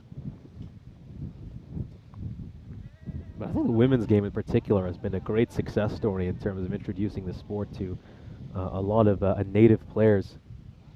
And I think just because, I think if you look at it both in terms of the players from sort of traditional cricketing background as well as the players from sort of native European backgrounds, they're both kind of starting off on similar levels when it comes to the women's game. So it just makes it that much easier for native women to get into women's cricket. Here's a look at the golden ball tracker. It's been over 79 matches since we last had a golden ball on the European Cricket Network. So still waiting to snap that streak. Haven't had a golden ball yet in Italy.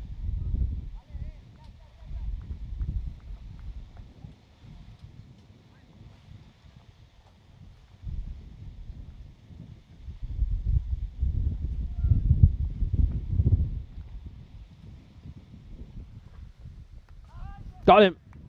That is going to be the end of Ali. Terrific ball there. First up by Apu Hami. Absolutely nails the Yorker, and it has sent his leg stump for a walk. Great, great bit of bowling. I'll take another look at this once again. Absolutely nails that leg stump Yorker.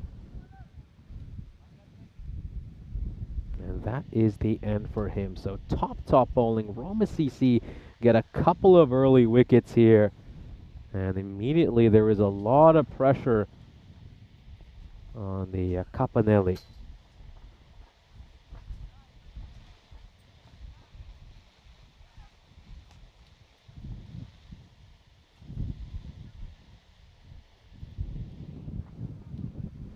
Yeah, Federico obviously having quite a big discussion there with Wayne, and I do agree with a lot of the points you're making. It's a challenge. It certainly is.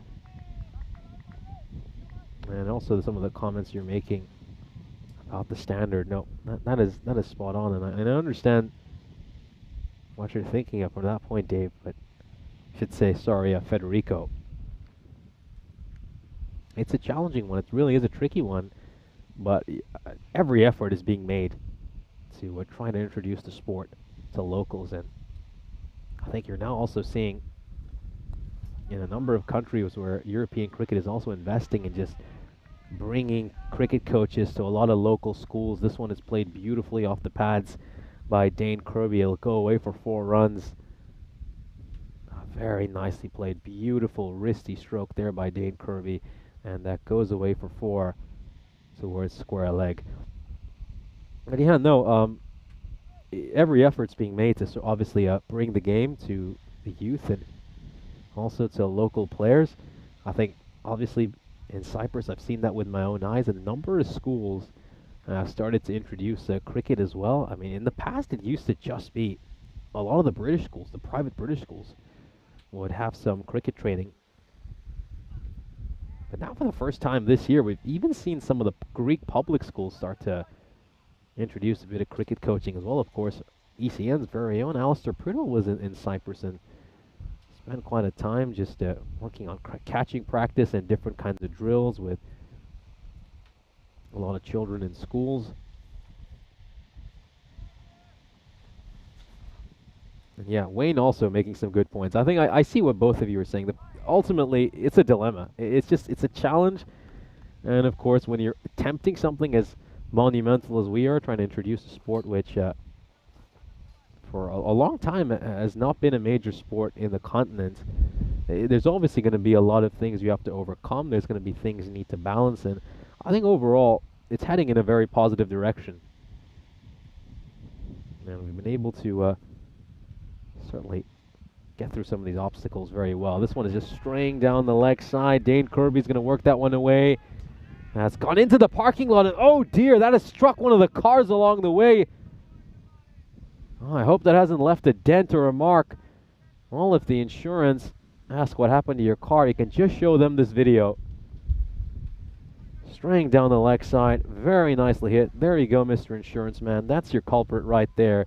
Dane Kirby sent that cricket ball towards this car right here.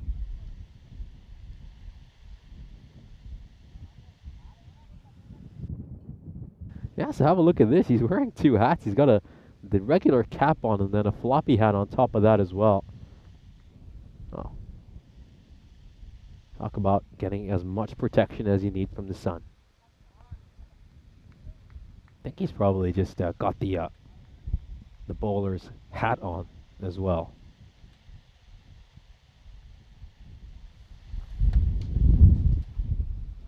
End of the second over. The Roma Capanelli are 20 for 2.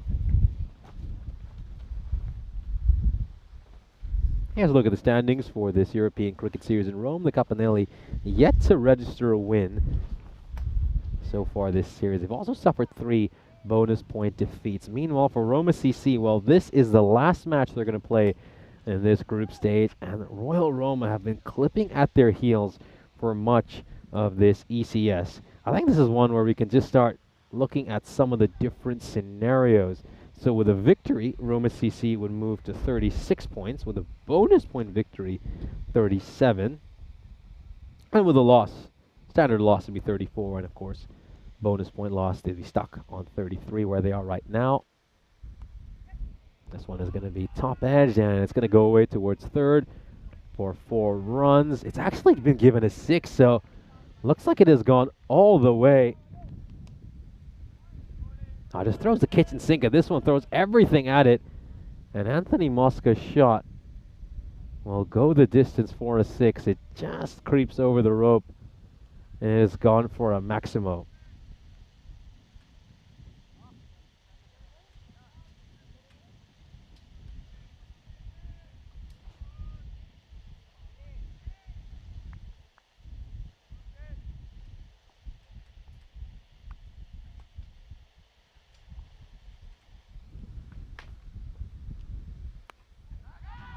This one is struck away towards square leg, and that is going to just be a dot ball.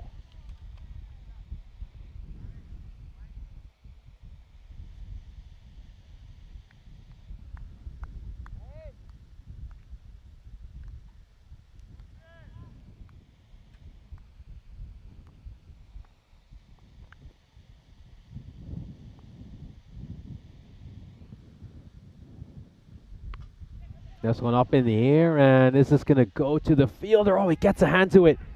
Was that Rahat Ahmed? No, that was not Rahat Ahmed. That's actually Rifat Jamal, the substitute fielder, who has come on and managed to get a hand to that. Yeah, it's Rifat Jamal who's out in the deep. He's done really well here. This is a tough catch, really tough catch. It's a good effort in the end.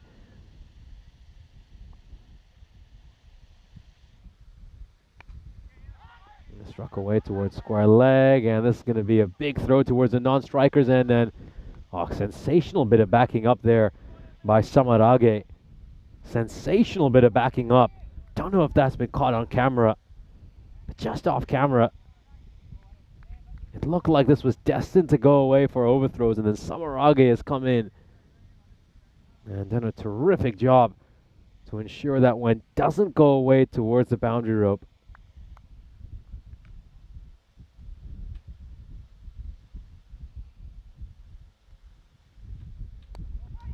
This one is pushed towards mid-off. It's going to be a dot ball.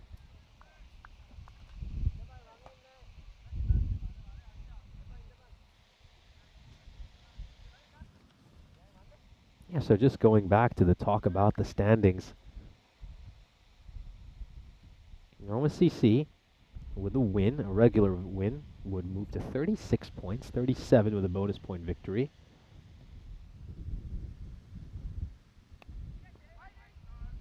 Pushed away towards point. Meanwhile, Royal Roma, who will play, we've still only played 10 matches this ECS, so they've got 4 games to go. They've got 2 matches against Kent Lanka Napoli and 2 against the Roma Capanelli.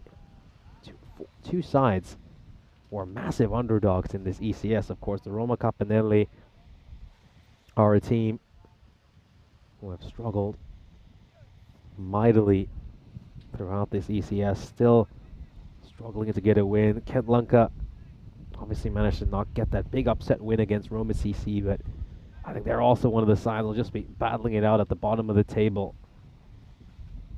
You'd expect there's at least 12 points on offer there for Royal Roma, which if they just win all those games, not even talking about bonus points, they just get regular wins, they would move up to 36 points and probably also have a better net run rate than Roma CC. So you feel like there is quite a bit of pressure here on Roma CC to maybe even try to go for the bonus point.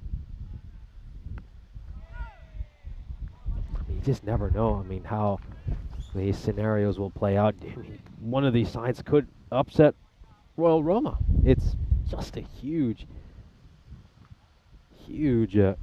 next 3 or 4 days here in Rome where we're going to decide who makes it to finals day and also how the seating will be allocated. Nice bounce and carry there through to the keeper.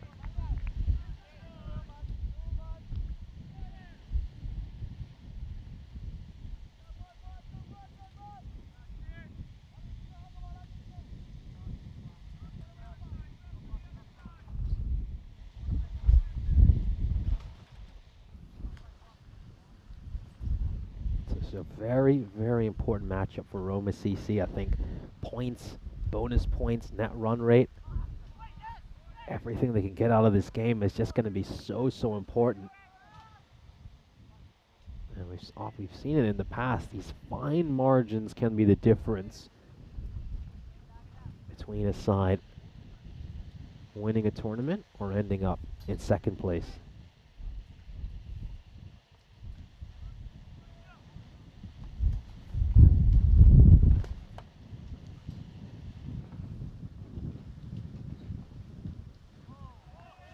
Small just tails back in quite a bit.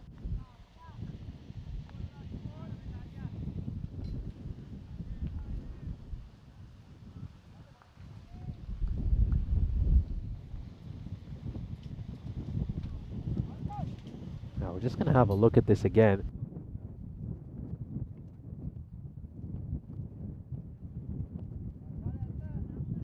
Well, let's have another look at this. Is there something there? And we just saw a big appeal. Well, Roma CC are insistent that there might be something there, but yeah, hard to tell. Well, I certainly don't see it either.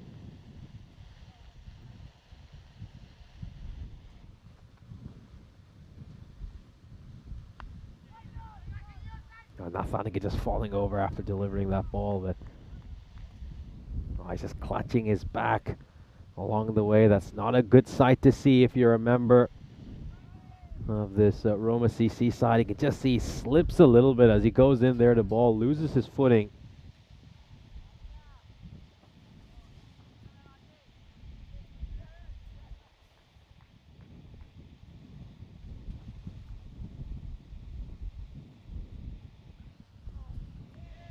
Goes and bangs in a shorter delivery. That is going to be the end of the fourth over. Roma Capanelli are 30 for 2.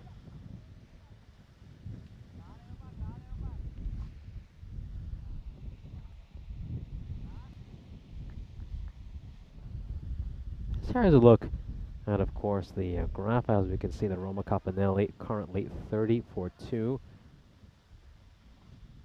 At the end of the fourth over, they're going along with a run rate of 7.5.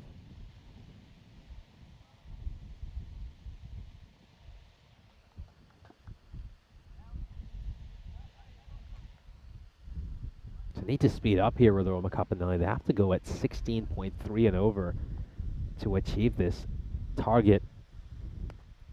And I really have a feeling that at some point in this game, we're probably just going to have to bring up the single point graphic, because even to get 1 point from here, they're going to need to go at over 10 and over.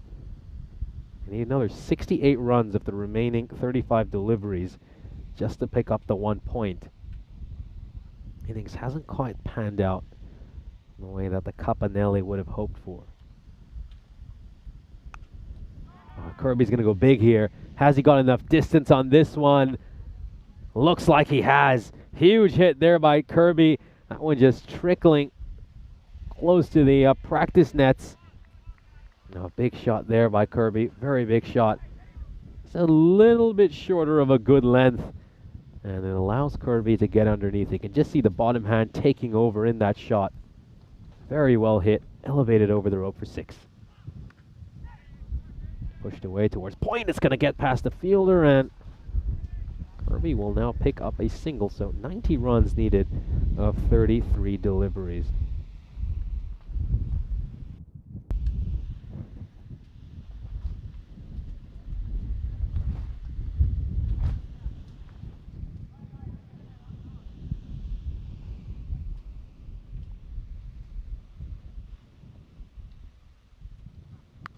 Oh, huge shot. What a massive shot there by Mosca.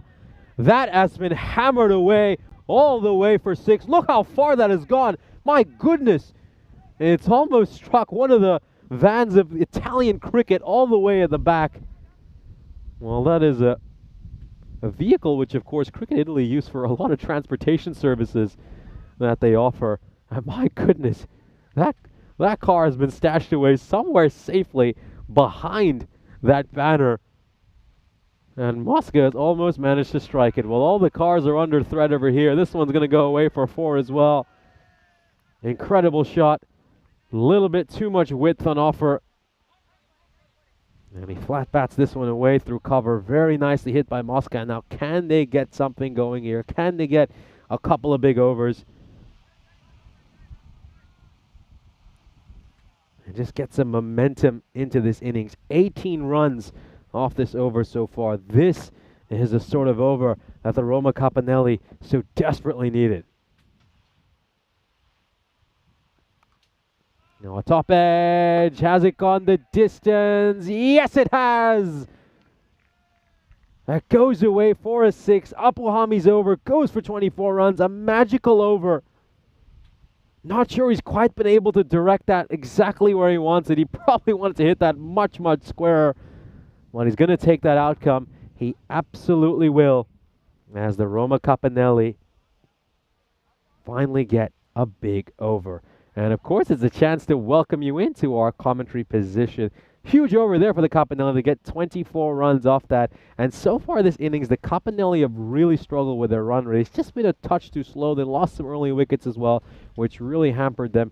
And now they're just trying to get some momentum into this innings. And maybe, just maybe, they'll have a chance to pick up their first victory of this ECS against the defending champions. Meanwhile, for Roma CC, we mentioned what's on the line for them. I outlined the different possible scenarios for the rest of week 2. Roma CC mainly want to build a big gap between themselves and Royal Roma, who of course still have 4 matches in this European cricket series, and Royal Roma of course clipping on Roma CC's heels, as they'll of course want to grab that coveted first spot. Getting into first place is a huge advantage heading into semifinals day, as it of course allows your team to get a favorable matchup in the semifinal. We'll now return to live action And Kirby's just going to strike this one out towards cover.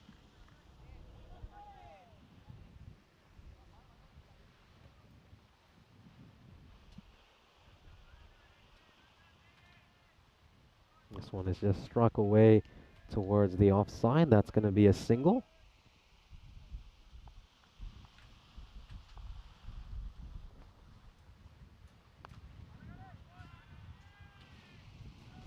Okay, and this goes away for 4 runs as well. Mosca will just strike this away for a boundary as well. So 4 runs. Very nicely hit over there. Beautiful shot.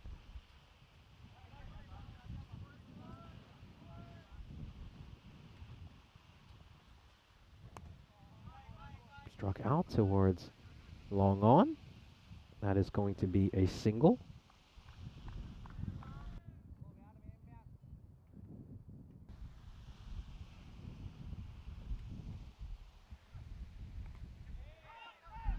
Struck away towards point. And that is going to be a dot ball.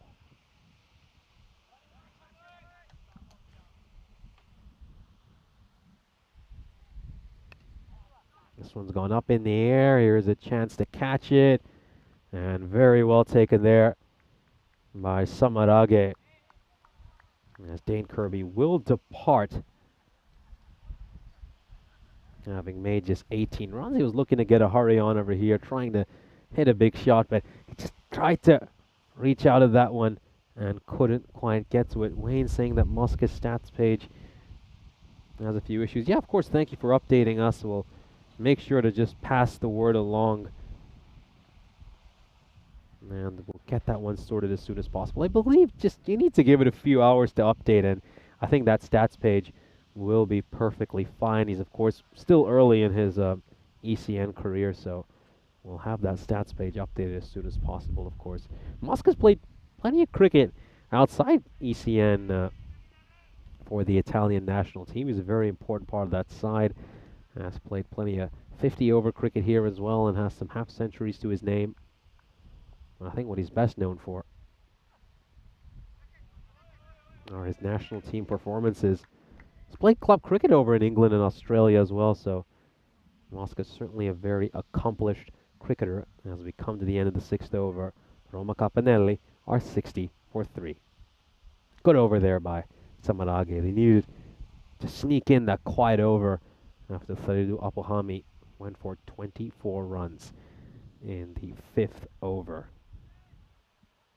Here's a look at the scorecard for the Roma Capanelli. Anthony Mosca are 32 for 14. As the Capanelli, of course, need 68 runs now off the remaining 4 overs.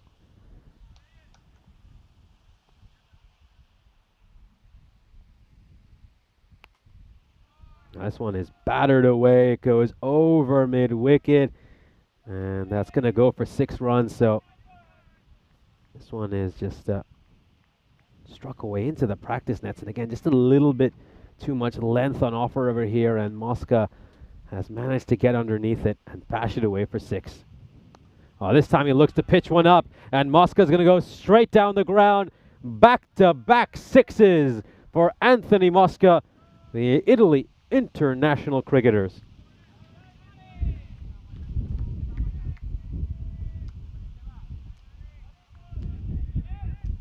Now, Wayne, I can assure you, you're not the only one looking at those stats. I'm joining you in that as well. This is another one that's been battered away for a 6. A great shot once again by Mosca. 3 consecutive 6s, and he brings up his half century in just 17 deliveries. He raises the bat in acknowledgement to the dugout. A fine, fine innings for Anthony Mosca. The first half century we've seen from him on the European Cricket Network.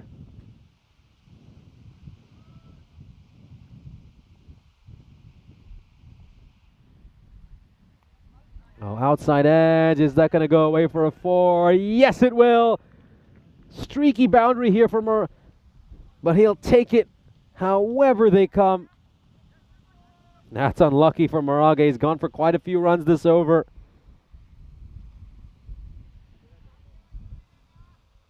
That's another magical over here, and boy, can he help his side pull off a superb result? This one's going to go away for 4 as well.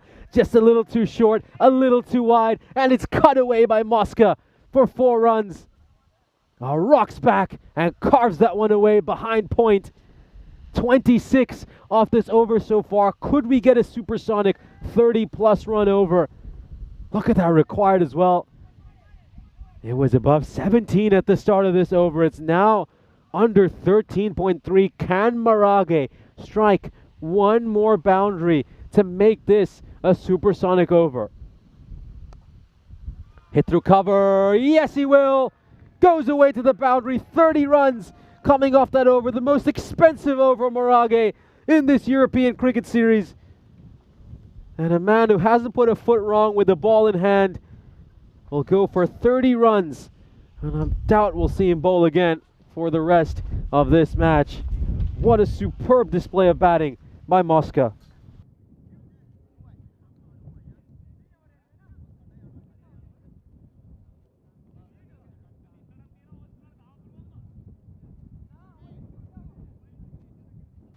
Here's a look at the fantasy dashboard. As we can see, Kent Lanka of Napoli will be playing the Roma Capanelli in our last match of the day. Kent Lanka Napoli have won the toss for that game and have decided to bat first. Well, let's see if the Capanelli will face them, having picked up their first win of this European cricket series.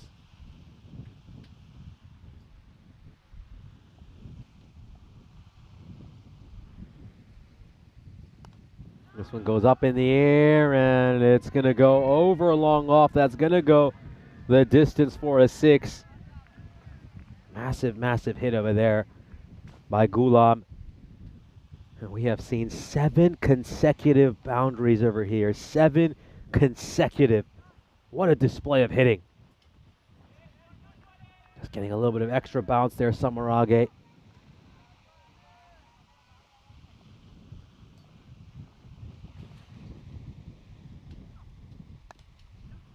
One has just struck out towards long on. It's going to be a single. Yeah, no, Federico, there's only going to be 6 sides playing in the Olympics, so I mean, as much as I'd love to see Italy represent the tricolore over there, it's going to be pretty tough to see them making it there. This one has just gone over the rope. It's going to go for 6 runs.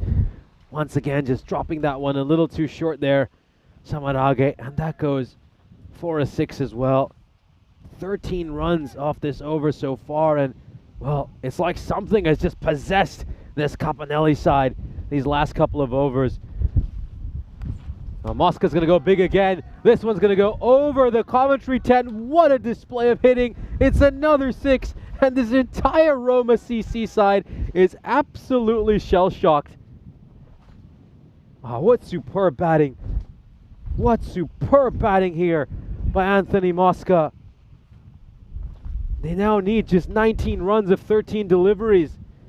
Oh, this one just straying onto the pads, and he's going to send that one away for a 4 as well. You can just tell the pressure is getting to these Roma CC bowlers. They never bowl like this, but they are all over the place with their line and length right now. The Roma Capanelli need just 15 runs of the last 2 overs. Well, Royal Roma, I'm sure you're all watching this game at home.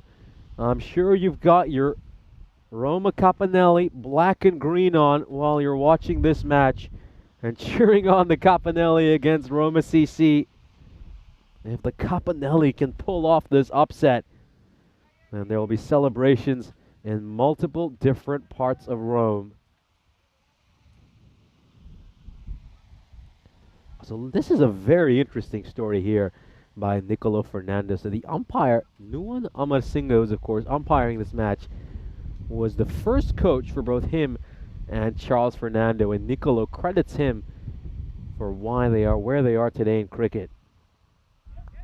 And he thanks him for instilling so much discipline in them, and he is proud to have been coached by someone like Nuwan Amarsinga. Just a heartwarming story, and it's great to see how life has brought you all over here, and today you've all got a chance to play in the Rome ECS. Not sure many of you would have believed you'd all be here many, many years ago when he first started playing the game.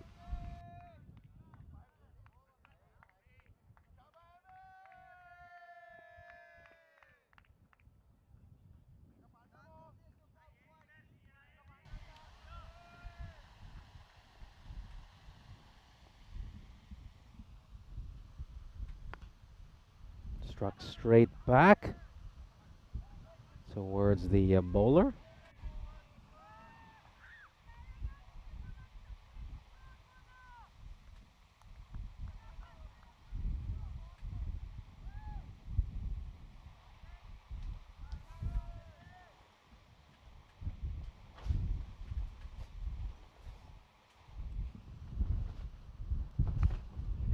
This one is just struck towards cover.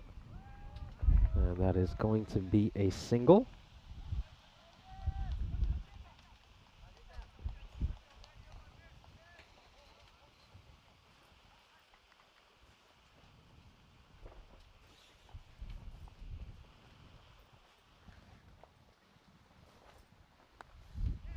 Played away towards point, and that is going to go away for 4 runs. So nicely stroked away there by Mosca. Very nicely played. Yeah, terrific shot. The umpire just has to get out of the way over there. Beautifully played. It's 4 more runs.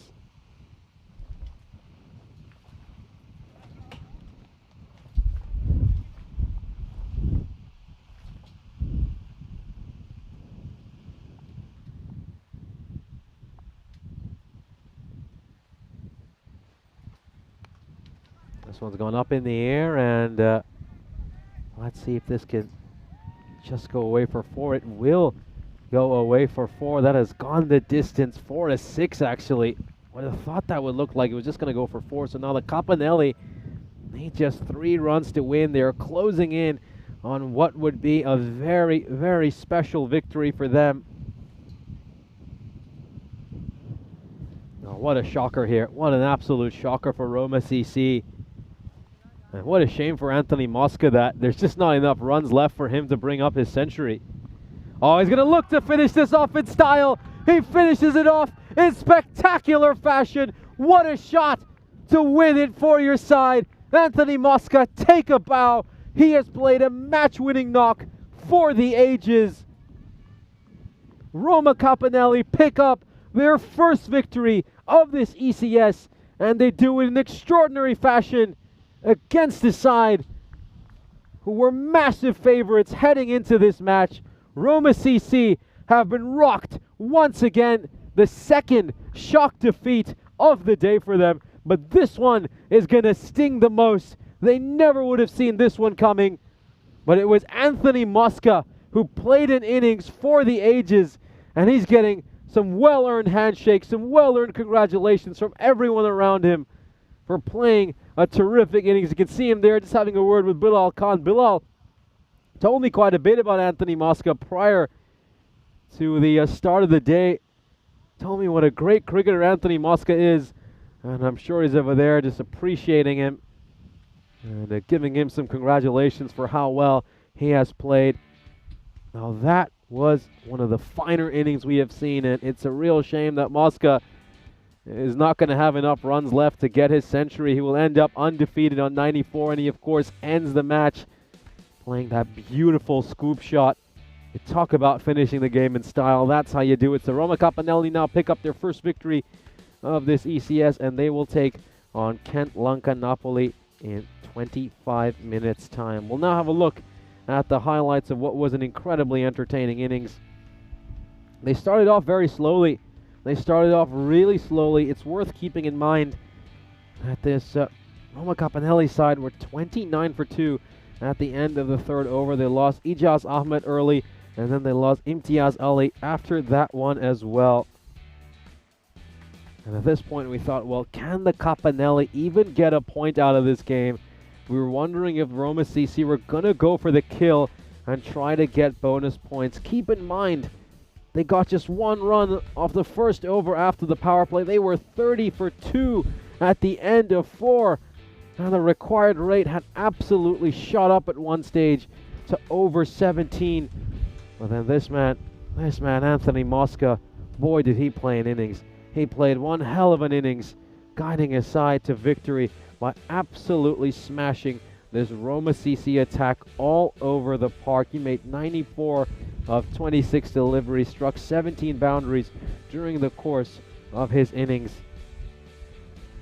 And of course, we'll have a look at this again. Just take a look at some of these shots. This was that over which Didi Moragi bowled, which went for 30 runs. The over went supersonic on incredible bit of batting. And we're taking a look at some of these shots that Anthony Mosca played. I mean, it wasn't just power hitting. It was also the fact that he was picking out the gaps with perfection when he was striking it along the ground.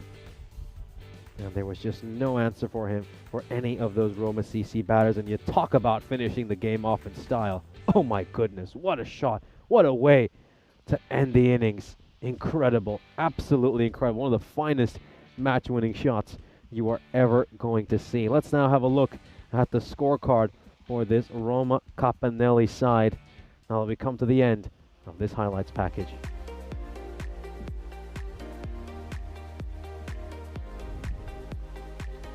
So we'll take a look at the scorecard, which should be up very shortly. Anthony Mosca, of course, is the top scorer, making 94 of 26. Dane Kirby was alongside him for quite a while, making 18 of 15. And then Emi Gulam, well, he had the best seat in the house to watch that incredible scoop shot right at the end by Anthony Mosca to win it.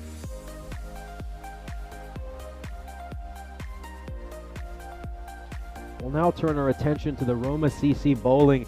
And well, the spinners just didn't work this time around for Roma CC. Samarage gave up 29 runs in the 2 overs he bowled. Didi Moragi, who is normally so economical, has been incredible throughout this ECS. Went for 30 runs in the sole over he bowled. Bilal Khan did a pretty decent job inside the power play. And things just unraveled for this Roma CC side after the halfway stage of this innings.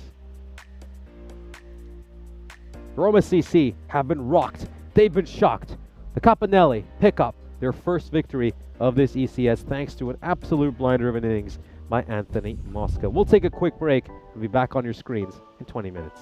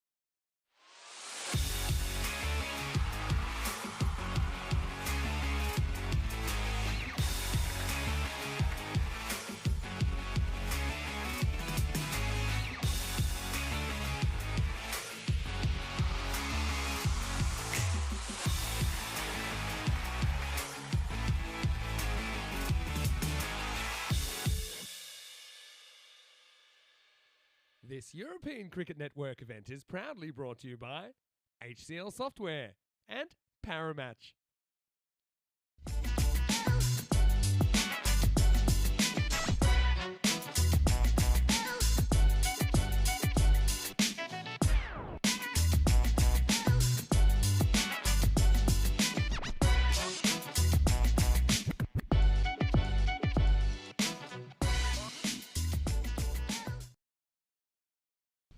Welcome back for our final match of the day between the Roma Capannelli and Kent Lanka. The Capannelli just managed to win their first match of this European Cricket Series half an hour ago, and they'll be carrying that momentum into this game with Kent Lanka Napoli. Let's head over to the coin toss. Thanks, Nish. Welcome to the toss for match 41 with Kent Lanka Napoli versus Roma Capannelli. Roma Capannelli to call. Head. Heads is the call. And it's a tail. They're going to have a bat. Thank you very much to match referee Charles Croucher for that update. So Kent Lanka Napoli are going to have a bat first. Both these sides coming off impressive victories, and they'll be heading into this game with a lot of confidence. Of course, they're both trying to play catch-up now. Kent Lanka Napoli, of course, didn't play too many games in the first week of this ECS, just the 3 matches for them yesterday, which was the first day of their European Cricket Series, and the Capannelli are now 1-6 after picking up their first victory of this ECS against the defending champion Roma CC. An impressive victory for the side, and talk about finally winning a game. They managed to do it against the number 1 side in this country. Kent Lanka also managed to pick up a victory against Roma CC. They played a good competitive match against them earlier this morning, and were then able to, of course, pick up the win when those two sides battled it out again in the second match between them. Here's a look at the win predictor. Kent Lanka Napoli heading in as slight favorites, 57% according to that win predictor. So should be in for an exciting conclusion to what has been an exciting day of cricket here in Rome.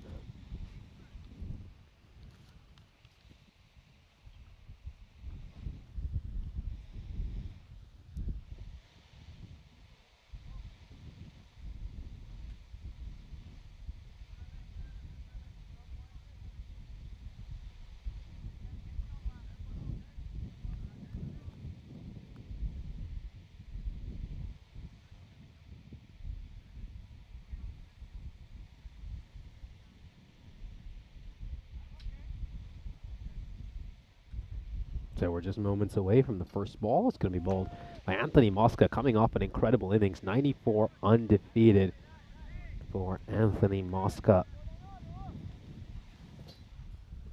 And here we go. Starts off with a back of a length delivery that just strikes him right there around the torso. Painful blow. Shaminda, well, he's in a bit of pain. You can tell he's in a bit of pain. Let's have a look at this. Oh dear. That certainly looks like it will hurt. And Shaminda's copped a few painful blows today. You have to feel for him. He was, of course, struck earlier today as well.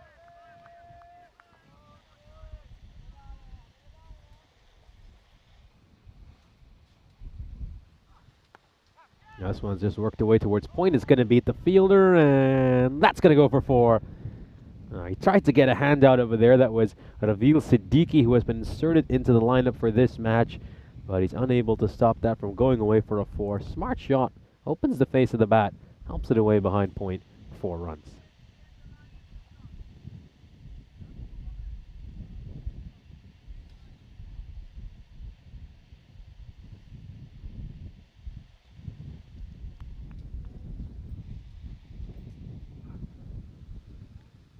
Nice slower ball there once again by Mosca. So both these sides, of course, are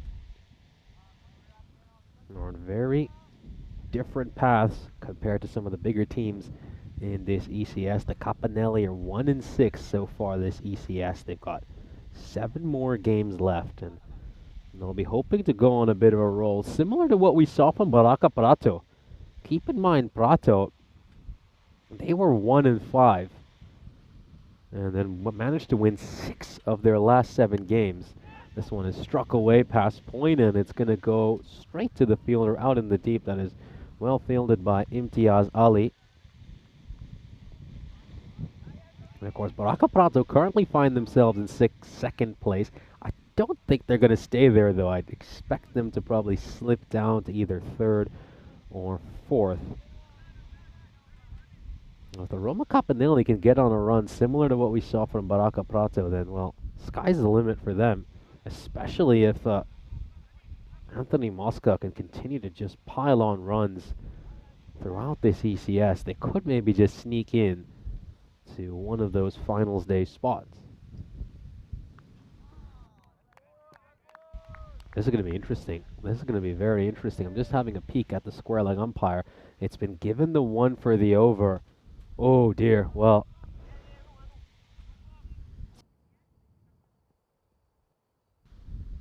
Let's have a look at this. I think that one could have been a wide, and Mosca's probably got away with one there as the over comes to an end. 6 runs off it for Kent Lanka.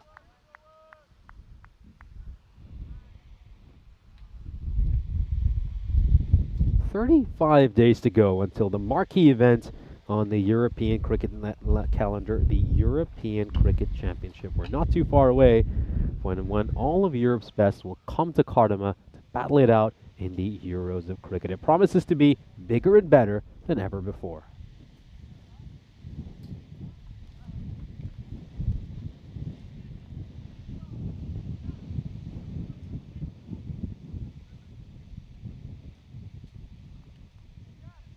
So, of course, just continuing with the situation report here for Roma Capanelli. They're 1-6 as things stand. The thing with them, though, is they're at just 6 points.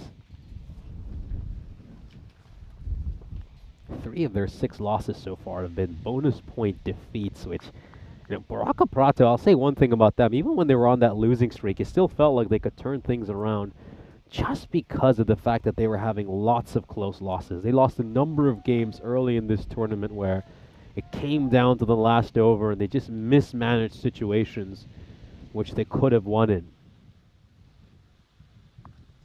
This one is just pulled away. Senanayaka will bash that all the way for a 6, and the man coming off a brilliant 41-ball century will hit a top shot over here. Digs this one in short, and that has gone over square leg for a 6.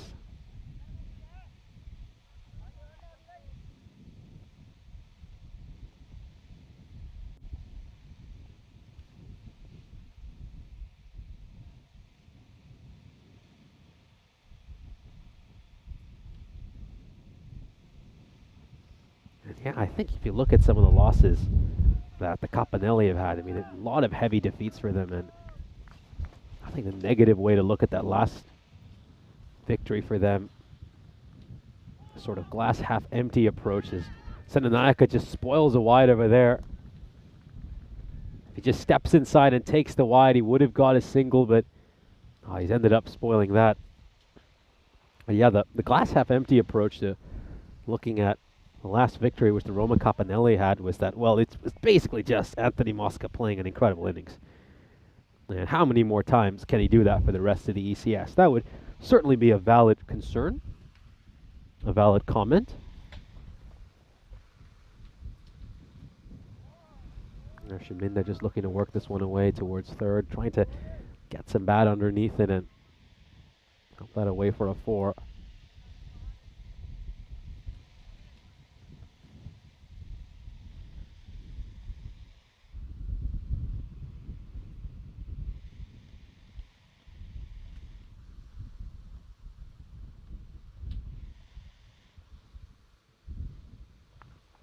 No, this one is just cut away, and it's going to go for 4 runs.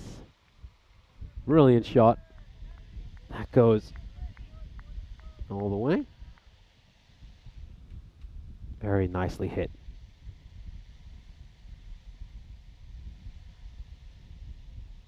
Yes, of course, feel free to get your random questions in. We're into the final match of the day.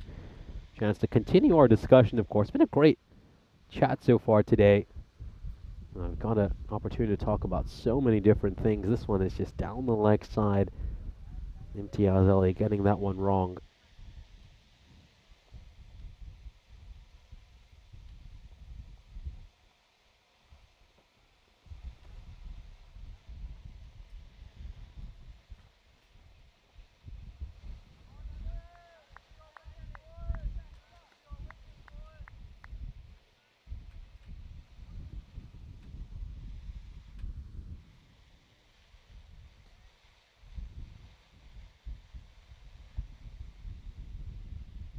Of course, it was. I know everybody loves their on this day. I mean, Rico is obviously very well known for that. Just gets this one badly wrong here, Imtiaz Ali.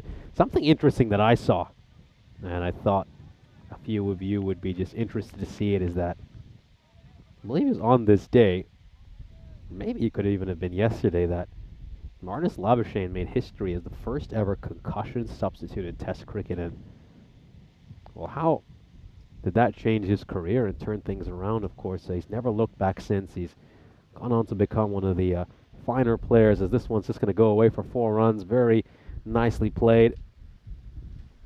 More runs coming Kent Lunka's way over here. A beautiful shot. We'll just take another look at this. I'll take those runs however they come. A little bit fortuitous, but gets the 4 runs. Got 1 ball to come in this second over. Imtiaz Ali has given up 18 runs so far. And a big swipe across the line there by Shaminda. And the over will end with a dot ball. So 18 off it, a great one for Kent Lunka.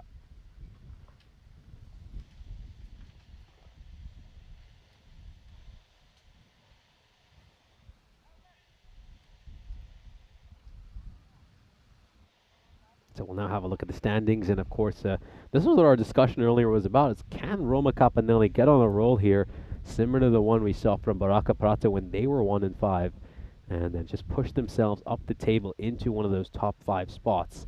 It's going to be tough, and I think, well, it's going to require Anthony Mosca to continue to play some absolutely spectacular innings.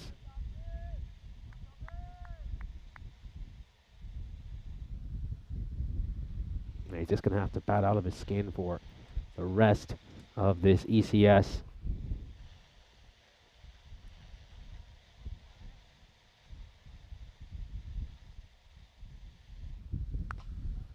Struck away towards long on, and I wonder if he has managed to stop that one cleanly. Clearly stepped on the rope at one point. I have a bad feeling that this is probably going to be a 4. I mean, it's a good effort on the deep, but I feel like he might have stepped on the rope there. And yep, that's as clear as it gets.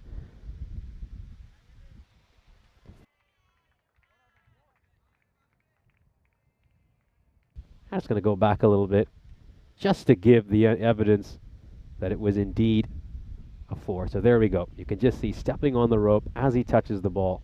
That's going to be 4 runs. I think you could tell from his expression that you had got that one wrong. Imtiaz Ali just kind of lost awareness, lost his bearings a little bit of where the boundary rope was. This time, doesn't matter where the fielder is, it's going to sail over the rope and go away for 6 runs. Senanayaka sends one over long off this time around. Beautifully hit. Terrific shot through the line. That's going to be 6 runs.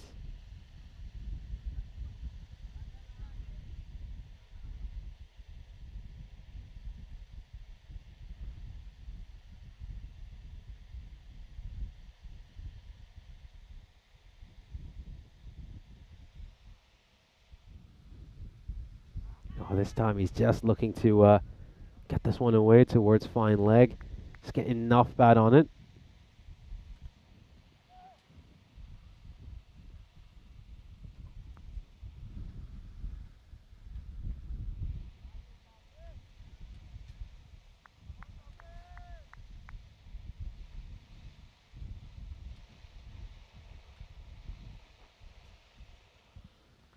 He's got him. That one just ricochets off his pads, and Shaminda will depart. A little bit unfortunate, but that's a terrific ball there by Badar. Outstanding length, Yorker length delivery. And it just comes off the pad and it crashes onto the stumps. The first wicket falls here for Kent Lanka. Badar with the breakthrough. Let's have another look at this ball. Brilliant. The length is absolutely spot on over there by Badar. Just looking to get his pad out of the way so he can just dig down, dig that ball out. But he's missed it. Struck his pad and ricocheted onto the stumps.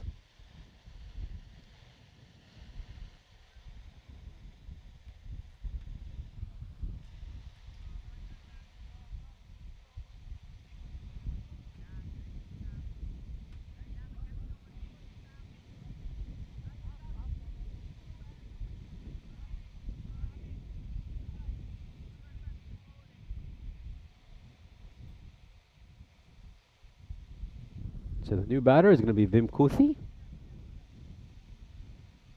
Yeah, classic cricketer Vim Kuthi, I think. Made this point a few times in the past, but at times you feel T10 doesn't quite suit him. He'd probably be better off in T20 cricket and even the longer format of the game, up to 40, 50 over matches. He obviously has the talent. He's somebody who's technically very gifted, very proper, but like sometimes he struggles with his strike rate, which is 125. It's very watchful delivery. Nice bit of shape there for Badar, but yeah, just going back to the previous wicket.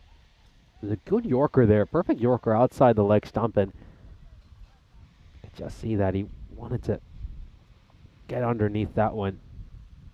Shansha Minda, this one just catches the toe end of the bat, and it's going to go away for 4 runs. Oh, streaky boundary here for Vim Kuthi to start, much like in the previous match against Roma CC when he, of course, opened his account with a little top edge that went away for a 4. Lucky, very lucky.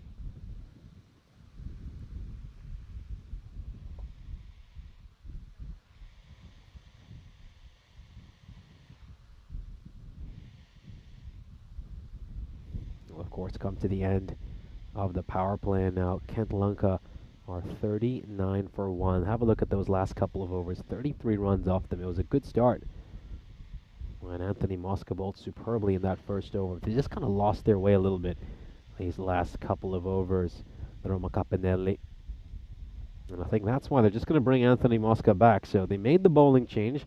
They didn't bowl out Anthony Mosca inside the power play. They went with Safi Badar instead for the 3rd over, but they're going to bring him right back here, and I like this matchup. They're going to have Mosca bowling to Senanayaka. Get your best bowler up against the opposition's best batter.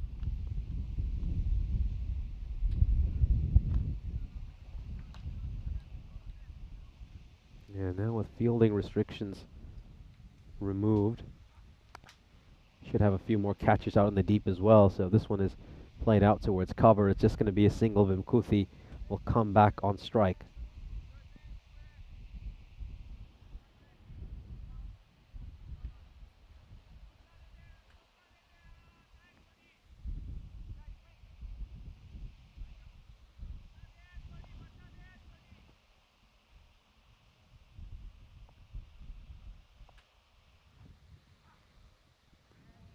Once again, just watches that one very closely. It's the second time Vim Kuthi has left the ball. You don't tend to see too many leaves in a T10 match, let alone a couple early in an innings. Good slower ball there by Mosca. Just rolls his fingers across that one. It's an off-cutter if you watch that one closely.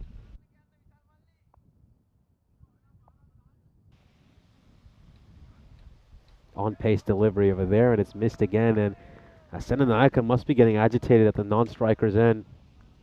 Well, Vim Kuthi isn't going to be able to score quick runs. He needs to at least get singles here and get Senanayaka back on strike. And once again, that is the 3rd ball he has left.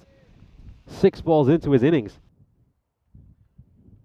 I don't think that was a wide either. There were a couple of them that were well inside the tram line. There was no case for either of them being a wide. And let's have a look at this. That's perfectly fine.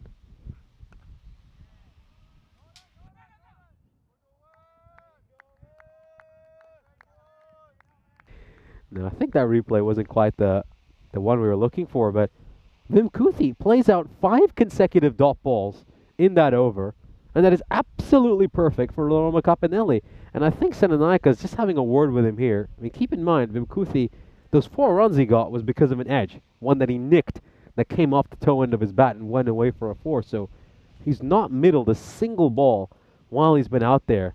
And this is starting to get concerning for Kent Lanka. I mean, they had a good run rate going during that power play. They were going at 13 and over.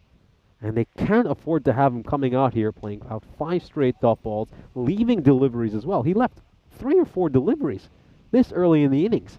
And none of those balls were particularly wide either.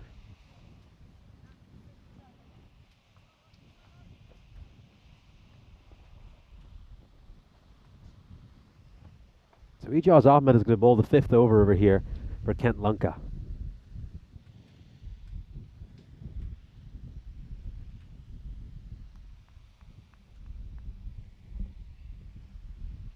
Ijaz Ahmed, very solid bowler, handy spinner for this Roma Capannelli side. Yeah, I think we're just moments away from him bowling this over. Oh, gets that wrong. Gets the line badly wrong over there. Can't afford to bowl there to Senanaika, who will slog sweep that one away behind square leg. And that goes away for a 6. Not a good ball. Poor delivery. And it has been punished. So Ijaz Ahmed has a career economy rate of 12 and has 5 wickets to his name. Didn't take part in the ECS last year and bowled just 8 overs during the ECS in 2022. Wayne calling to retire the batter at the other end. He's calling to retire Vimkuthi. It's not going to go around the wicket here, Ahmed. Now, this one's just going to be played away towards the leg side, and now that brings Vimkuthi back on strike. And well, the plan here has to be to bowl a nice and wide line and make sure that Vimkuthi just continues to chew dot balls. Force the captain to try to retire him. I'd have a few more fielders up close on the one to make sure that Vimkuthi can't pick up a single here, because he is really, really struggling. I think you have to go with a very attacking field here. Everyone in on the one and force him to try to hit this through the offside. I mean, if you bowl it there, it's not a bad ball by Ijaz Ahmed, but you can always just catch the edge of his bat, as you just saw, and go away for a single.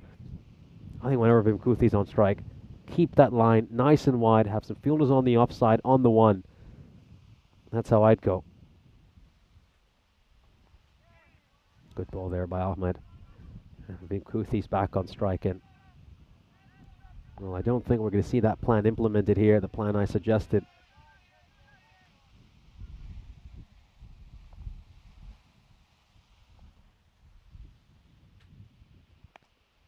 This one is played out towards mid-wicket.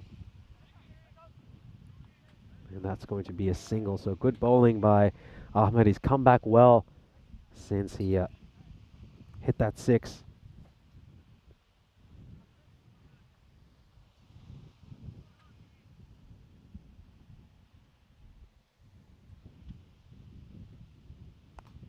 This goes time. He goes straight down the ground, and that's a catch. It gets the all-important wicket here, Ahmed. Senanaika had to reach out of that one. And he has given a fairly simple catch to Emi Ghulam, who didn't have to move an inch out at long off. Enormous moment, absolutely massive moment in the context of this match. As Kent Lanka get the all-important wicket of Vishal Senanaika. We will take another look at this wicket right here. I'm just trying to reach out a wider one, looking to slap it down the ground. It hasn't quite come off the middle of that bat. And it's gone straight to Emi Ghulam. So the second wicket falls, a very important wicket here. As of course, it's a chance to welcome you into the commentary position. Kent Lanka losing Senanaika, who's coming off a massive 100 against Roma CC earlier today. This is a huge moment, a potential turning point in this match, as this Kent Lanka side have been very reliant on Senanayaka to produce the runs for them. They now find themselves 50 for 2 halfway through this innings. They were looking really good through that power play, but ever since Vimkuthi has come out there, and I don't just want to make this about him and feel like I'm targeting him or criticizing him too much, but things have just slowed down. That momentum which Kent Lanka had has been snuffed out. And that's what happens when you go into the fourth over, the first over after the power play, leave 3 deliveries, play out 5 straight dot balls. It just sucks the life out of a team. This one is struck away towards long off. That's going to be a single there for Ashane De Silva.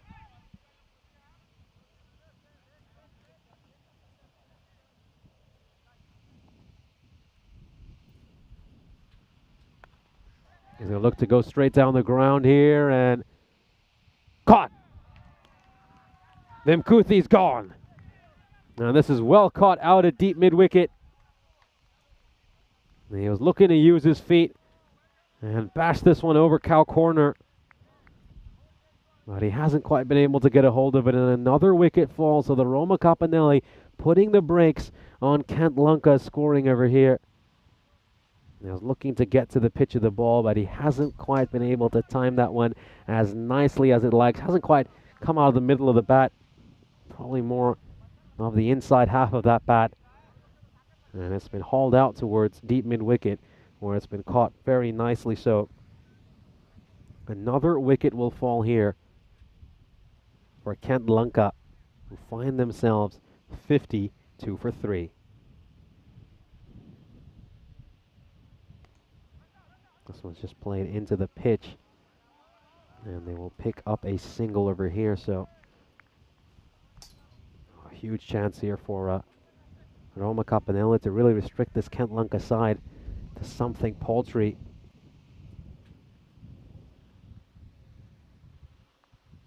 This one is just played away towards square leg. Boundaries have dried up. Boundaries have dried up. We've only seen 1 boundary for the last 17 deliveries.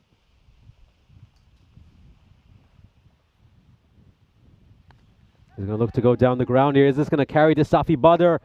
Oh, it almost did, but worst of all, he just lets it get past him. That will slightly spoil Bandaranayaka's figures. Have another look at this. He hasn't quite been able to middle it in. Oh, it would have been a tough catch regardless for Safi Badr. It's a very good effort by him. I think he'll just be a little bit more gutted that he lets that one get past him for 4 runs. So we'll have a look at the scorecard over here. Vishal Senanayaka has made 28 runs of 12 deliveries before he was dismissed. Good catch by Emi Gulam to get rid of him. Shaminda making 13 of 10. And of course, Vimkuthi really struggled during his time out in the middle. This is a low full toss that's going to be sent out to Ali, and he will take it. There was still a bit of grass between him and the rope. Well, he's got a very safe pair of hands, and he has managed to hold on to that catch. So, get the wicket here. Kent Lanka. Ijaz Ahmed. Well, that's a low full toss. He's going for that leg stump Yorker, but it's been hauled out to a man in Imtiaz Ali, who has a very safe pair of hands. Another wicket will fall here as Kent Lanka, Napoli, find themselves 58 for 4. Well, if they can keep going here, the Roma Capanelli, they maybe have a chance to restrict Kent Lanka to something under 100. I think if they can achieve something like that, then they'll maybe even be eyeing the bonus point if someone like Anthony Mosca can really go off in the second inning. So, well, possibilities here on the Roma Capanelli, some real possibilities to pick up a bag of points.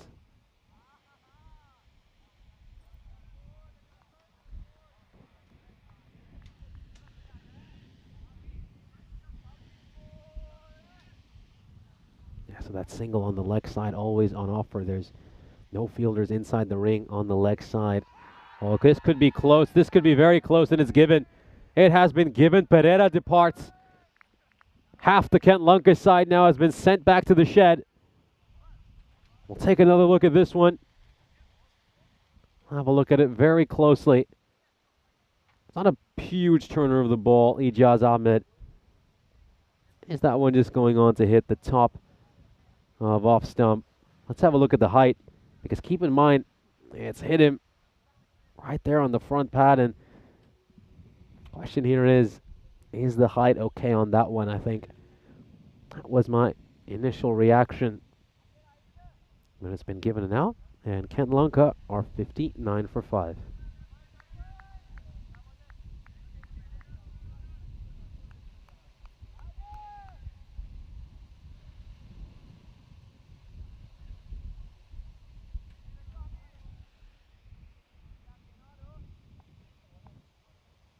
Here we go. De Silva is coming in to face this ball. Nice bowling here by Ahmed. He'll relish the chance to go up against the left-hander. It's a good matchup for him. It's a really good matchup.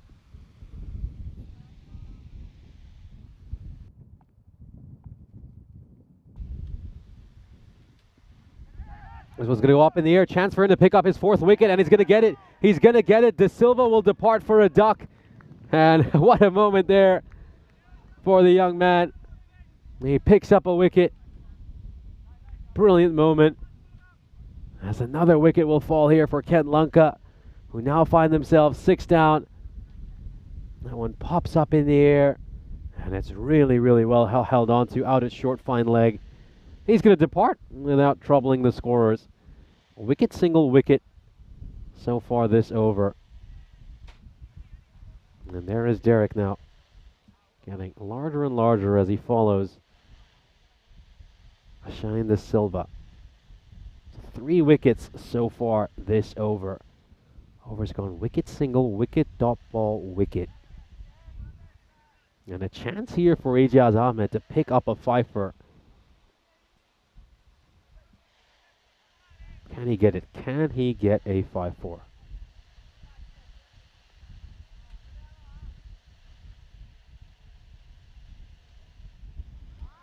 Oh, big swing and a miss, and the 5th wicket was not too far away.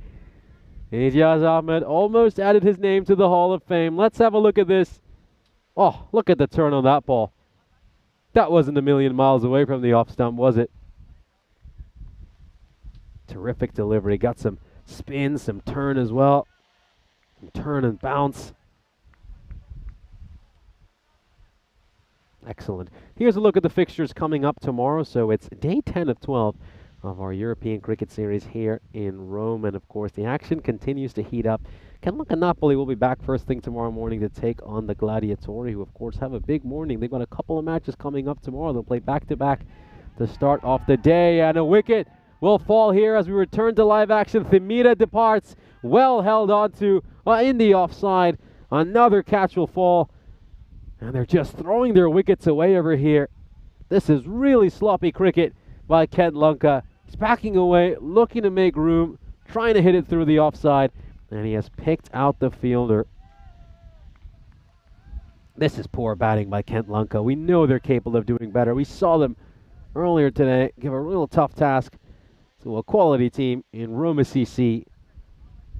But it just hasn't quite worked out for them here against the Capanelli. The wheels have come off. This Kent Lanka side, who right now are at risk of getting bowled out. 59 for 7. Still got 2.5 overs to go. Oh, shouts to catch it. This could be another chance. Oh, Dane Kirby has put that one down. Well, a man with hands like buckets who tends to never put these chances down has dropped an absolute sitter. You don't tend to see him drop this. Looked like it was going to be another soft dismissal, but Kirby fails to get to it. This is going to be a big chase here, and oh, that's gone for 4. What an effort, though, there by Safi Butter. What an effort. Definitely deserves a round of applause for that. Really, really good effort. Covered a lot of ground, still throwing his body around, trying to save some runs for his side. Let's have a look at this. Yeah, terrific effort, but just not enough. He's going to be back in action again. He covered a lot of ground to get to that, but Kirby was there before him.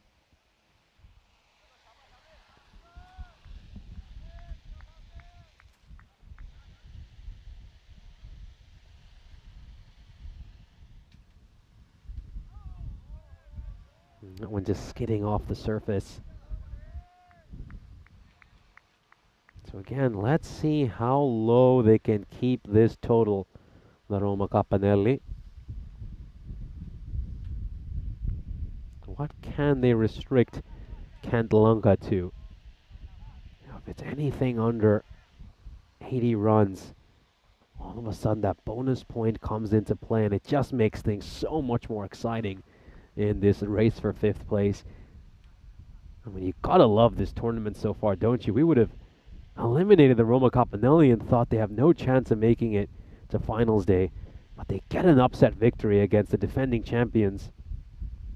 Now they've got a chance here to really get a huge win against Kent Lanka, which would not only do their net run rate a world of good, it also allow them to pick up a bonus point. This one is played out towards mid-wicket. It's just short of Imtiaz Ali. Doesn't quite carry to him, but it's just going to be a single.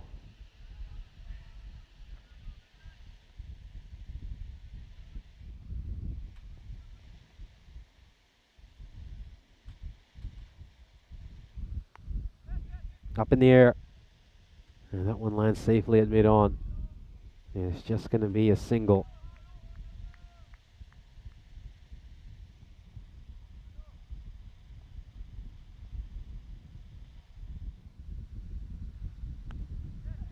Looks to go big over here, and it's taken.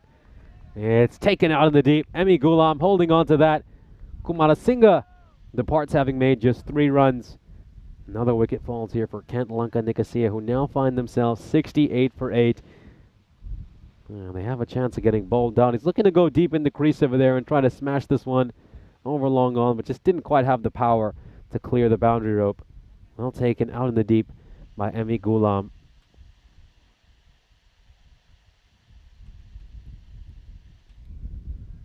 Kent Lanka Nicosia. Beg your pardon? Kent Lanka Napoli.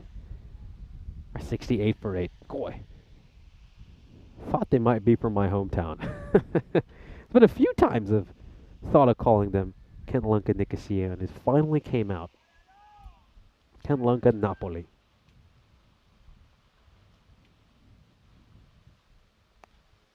Oh, huge shot. Absolutely massive shot there by Abid. And he has sent that one all the way. It goes not too far from the match referee's table. Huge hit there. I'm just a little bit surprised Abid wasn't further up the order. I mean, just having a look at him, he does seem like someone who, if he can get a hold of one, he will send it a long way. And just take a look at that. Back-to-back sixes to start off. Why isn't this man batting further up the order? Couple of great shots here by Abid. And we haven't seen back-to-back boundaries since all the way in the 3rd over. That's how long it's been.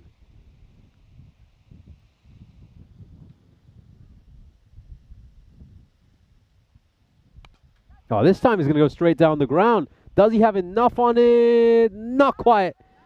As he's going to find Safi Butter. Well, they got to credit Abid's approach. He was looking to either hit out or get out. He's just chuckling. He's like, well, you caught the ball. Why do you need to run me out as well? No need for that. And I just wonder if Kent Lanka have an 11th batter here, because for a moment, I just saw Achinta Denewan making his way as well. And the Roma Capanelli side are converging as well. So, well, do Kent Lanka have an 11th batter? They do. They do. So I think there was just some confusion there for the Roma Capanelli. I think they assumed they had bowled out Kent Lanka, but they've got one more wicket. They still have a wicket in hand. So hold your horses, gentlemen. Still got an over to go and 1 wicket to go.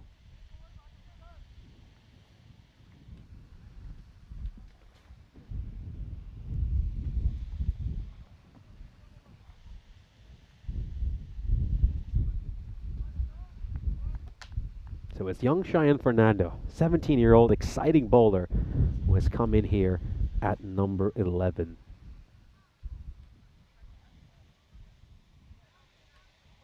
That was the biggest over, by the way, we've seen 14 runs since the power play. We have seen just 2 double-digit overs since the power play. That's how much things have fallen apart for this Kent Lanka side. since that power play, where of course they were 39 for 1 at the end of the power play. And they're currently sitting at 80 for 9, so just 41 runs off the last 6 overs. It's been a massive, massive collapse.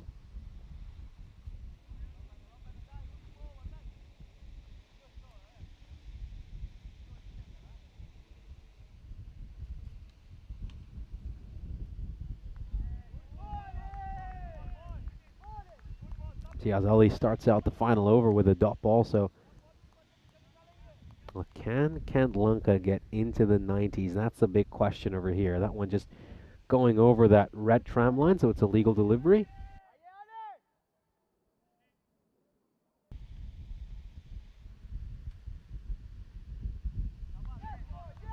Back of a length delivery again. Quite a bit of bounce.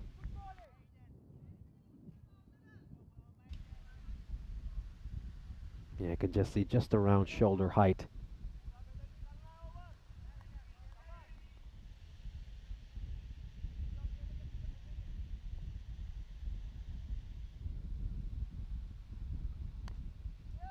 Plays this one into the pitch.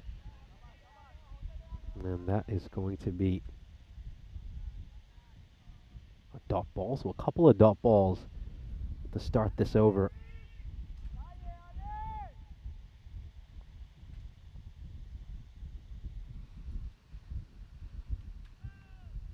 Inside edge, and that one is going to be stopped out at fine leg. He gets a foot in the way. Haven't seen too much foot fielding here in Rome, but there is a rare display of foot fielding.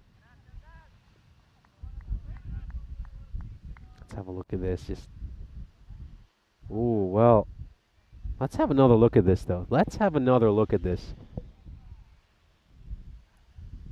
Where is that right foot of his? So he stops it with the outside of his left foot. There we go. It makes contact with his heel right there. And, oh, I think that could be a 4.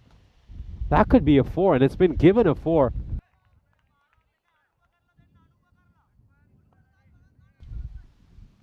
Excellent work there by Spring Productions. And wait, what was that signal? Did he signal a free hit? This one's just going to go over the rope. One bounce over the rope. So yeah, that's been given a no ball as well. I wonder what that no ball was for. It's been given a no ball, so this delivery just witnessed was a free hit, so managed to get 9 runs of 1 legal ball here. Big boost for Kent Lunka. And it's a dot ball as Denewon goes. And he goes for a big swing. So we've got 1 ball to come in this 10th over. Kent Lunka now, they've got a chance to make it into the 90s. They've got 9 runs off this over, courtesy of a no ball that Imtiaz Ali delivered. Now it's a good couple of balls to end the over, so Kent Lunka will fall just short of 90, as they will end up 89 for 9. At least they're not bowled out. That's going to be the one positive from their point of view. They avoid that little wooden spoon of getting bowled out in a T10 match. As the Roma Capanelli will be delighted with their performance in this first innings and will be very confident about their chances of picking up a victory.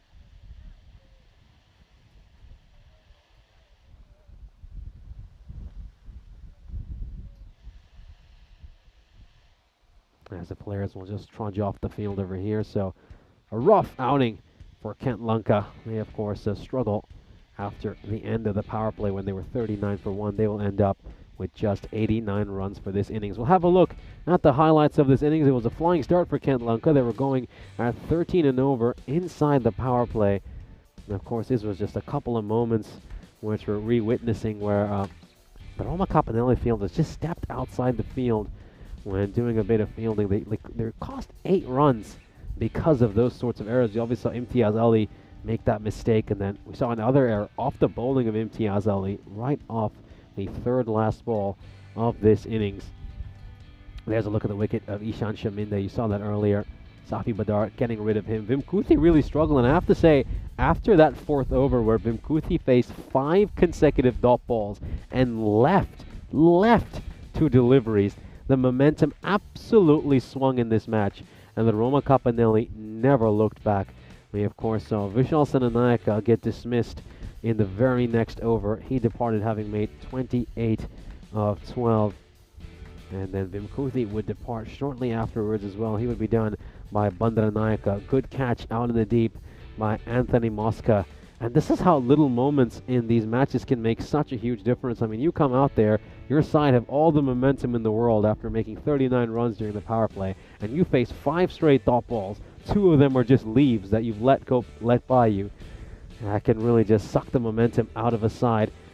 Here's a look at some other key moments. Safi Badar tried to go for a spectacular catch there, but unfortunately he was unable to take that, and he let him slip by him. Imtiaz Ali would hold on to this catch off the bowling of Ijaz Ahmed to get rid of Danushka Silva, the captain and the wicketkeeper. He'll be back behind the stumps in this match.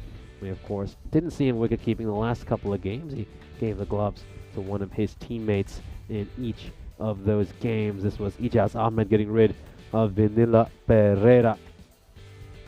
This would be the end, of course, of Ashane De Silva, looking to just sweep one around the corner, and instead it popped up for Bandaranayaka to take that catch. Really good catch by Anujaya. Well taken. This was a nice catch over at cover. Another one that was held on to quite well. It would be the end of Thamira, and at this point, you've got to say, Kent Lanka were just throwing away their wickets, and momentum was slipping away from them. It was just that period in that 7th over when Ijaz Ahmed managed to pick up 3 wickets and gave up just 1 run, and things really didn't get all that much better for them until, of course, that Arjun Bandaranayaka over, which we'll be showing you the highlights of very shortly, where, of course, he was struck for back-to-back 6s by Usman Abid. Abid just came out and gave it a good whack. It was really nice to watch that little cameo by Abid. He hit a couple of 6s in a row, and then, of course, hauled it out the very next ball to Safi Badar. You just saw Safi taking that catch. Didn't get a chance to see those 6s, which, of course, he hit. And this was a fortuitous boundary over here off the bowling of Imtiaz Ali. As, of course, that's another one that managed to go for 4 runs. So in the end, they will end up making 89 runs. As we'll, of course, just take a look at some of the scorecard for this innings. As things stand, we can see that Ishan Shaminda made 13 runs of 10 deliveries. He was the partner alongside Vishal Senanayaka, while Senanayaka was batting superbly during the power play. And then we saw that huge middle order collapse. I mean, you just take a look at that middle order, and well, it looks like a phone number.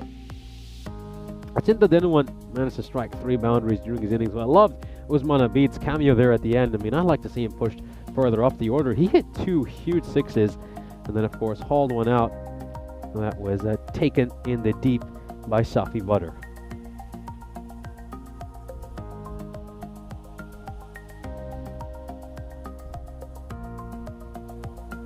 We will now have a look at the Roma Capanelli bowling figures and an exceptional all-round performance by them. Anthony Mosca giving up just 7 runs in the 2 overs he bowled. Ijaz Ahmed, I mean, have a look at those figures. 4 for 11 in his 2 overs. That is absolutely spectacular.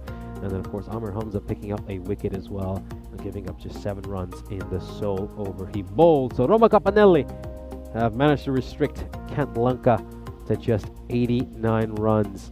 We'll be back after a short break to bring you the second innings.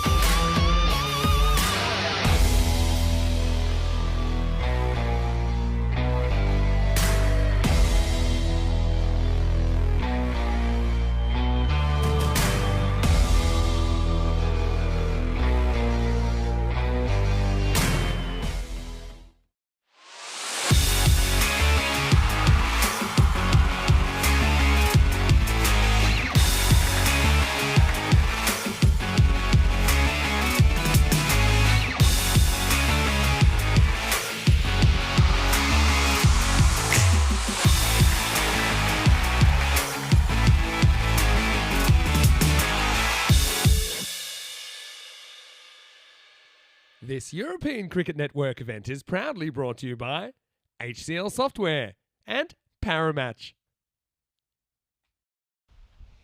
Welcome back for the second innings, or final innings of the day. So Kent Napoli were bowled out in the end, of course. Denwan was stumped off the very last ball of the first innings, and they ended up posting just 89 runs on the board. As you can, of course, see there over there, getting ready for the start of this match. Just a little team huddle before they take the field. So Kent Napoli have a big task at hand here. They've got to bowl their skins out.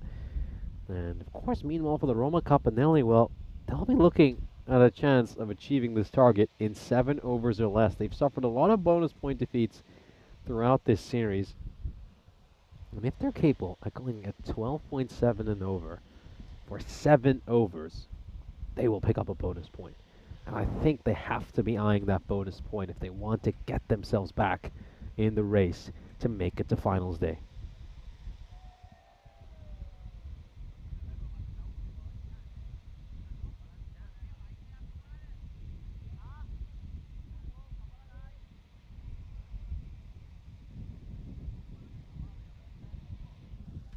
So here we go.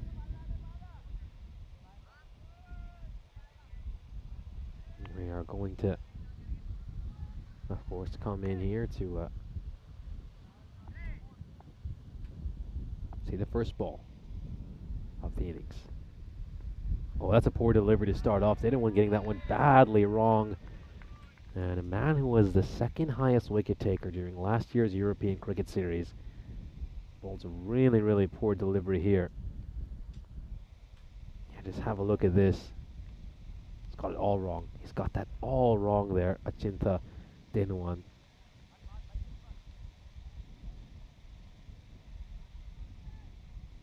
He had 17 wickets during last year's ECS. He's bowling a little bit more expensive during this year's ECS so far. He's gone at a rate of 13.3. But he's still getting wickets at a pretty decent rate. This one's going to go just to the right of the commentary tent. I can breathe a sigh of relief as that doesn't come in. Mosca hits a 6 off the very first ball he faces. Of course, Mosca played one of the best innings of this ECS, made 94 runs in a very short amount of time. Had a strike rate of over 325. And it was a real shame that he didn't get a chance to get 100 because there just weren't enough runs left for him to chase down. It would have been very nice to see him go on to make a century. He certainly deserved it. It's another wide. It's another wide, so that's 12 runs off just one legal ball.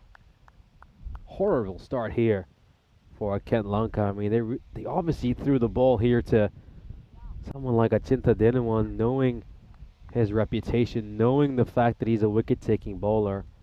We're hoping he can make some early inroads to give their side a chance. But he's just got it badly wrong. This one's going to go away for a boundary as well. And this is just not working out here whatsoever. Really not working out. 10-1, just more slot bowling, and look how strong his bottom hand is. He just gets underneath that one, and it's one hop over the rope for 4. We'll have a look at this once more to confirm.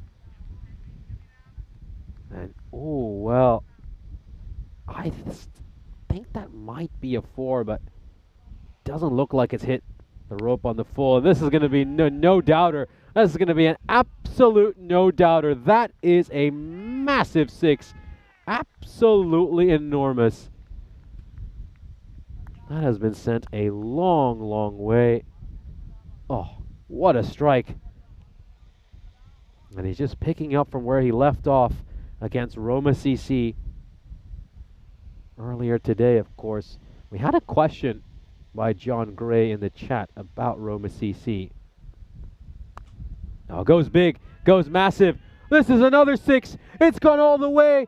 28 runs off the over already. My goodness, what an onslaught to start things off. And he is taking this game away from Kent Lanka in the very first over.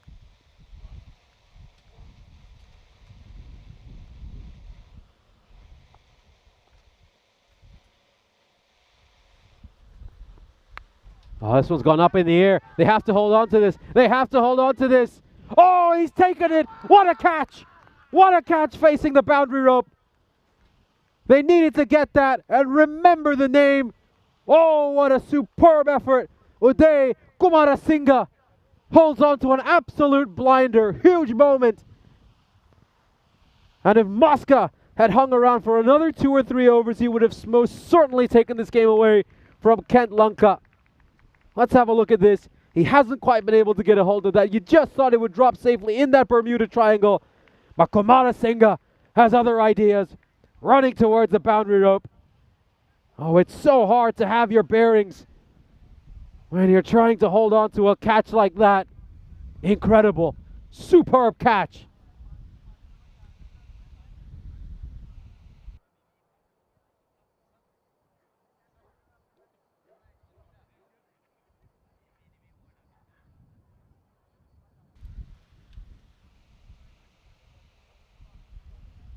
Absolutely top notch. And I think with that wicket, it's going to be so much harder for the Capanelli to go on and get that bonus point. They've already put that bonus point graphic up.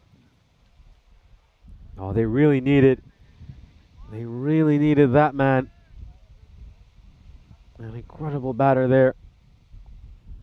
And Anthony Mosca to be out there for them to pick up the bonus point. Now it's just going to be so much harder. And oh, well, there's an appeal here for a run out. Umpire doesn't seem too interested.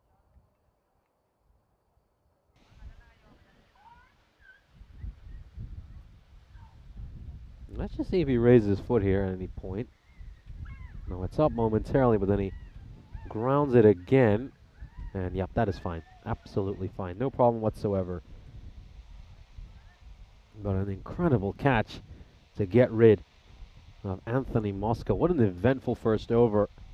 It just felt like Anthony Mosca was going to just keep going on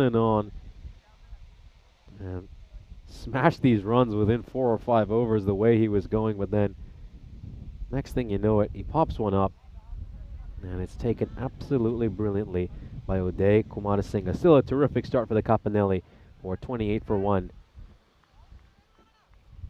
After the first over, they've already made 1/3 of the runs they need. Almost a third.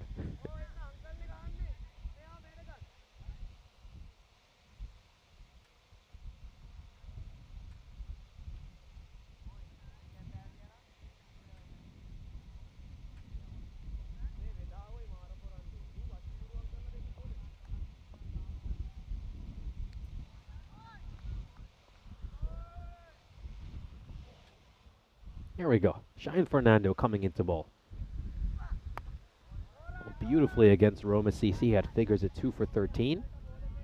It's a very exciting young cricketer, just 17 years of age. And of course, there's another look at Uday Kumarasinga, the man who took that superb catch.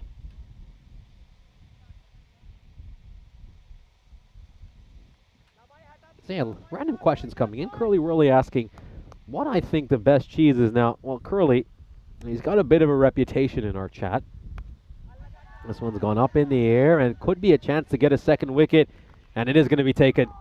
Ahmed is going to depart for a duck, so the Capanelli losing a couple of wickets in quick succession, and Curly's just going to have to wait a little bit for me to answer that question. Well held on to, really well held on to. And Shine Fernando will pick up another wicket. He's looking to go big over here, but it's come off the top edge. And we're just going to see a plain white Derek coming out to greet the batter, as he will depart without troubling the scorers. And there is Derek, a sight which no batter in European cricket wants to see.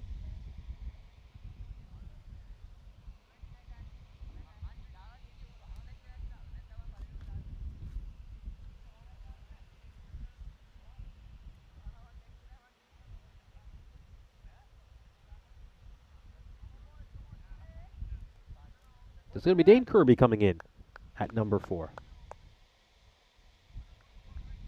Yeah, very good evening to all of you joining us in the chat. John Gray giving his answer to what he thinks his favorite cheese is. Going for a says he's spoilt for choice in France, but he's still a big lover of cheddar. But amongst French cheeses, his favorite is Comté.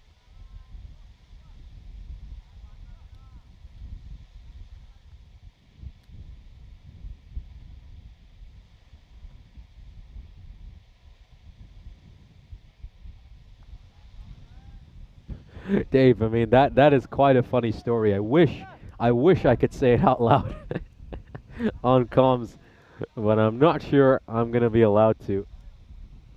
Nothing inappropriate about the story. It's just really funny. It's just really, really funny. I think I'll leave that for anyone who's just watching this live, or maybe even catching it later on the replay. You can have a look at the chat replay and said what Dave said over there. Beautiful shot by Dane Kirby. He's just picked out the gap very nicely here. Threads the needle. Perfect placement. Goes away for 4 runs. Yeah, Curly, to answer your question, you know, I like a cheddar as well. I think I agree with John Gray there, but I'll go local. I'll go with a halloumi. Give me a good old-fashioned halloumi. I think it's good to see that people around the world are also learning about halloumi, but obviously a rather unique cheese. And obviously being Cypriot, I've had a lot of it growing up over the years, so it's a terrific, very lovely. And I think the one thing though, I am a little bit offended by it, the halloumi fries. I think that's going too far. I know there's some places over in London where they're trying to make halloumi fries possible. That stuff is not on, right? You won't get halloumi fries in Cyprus.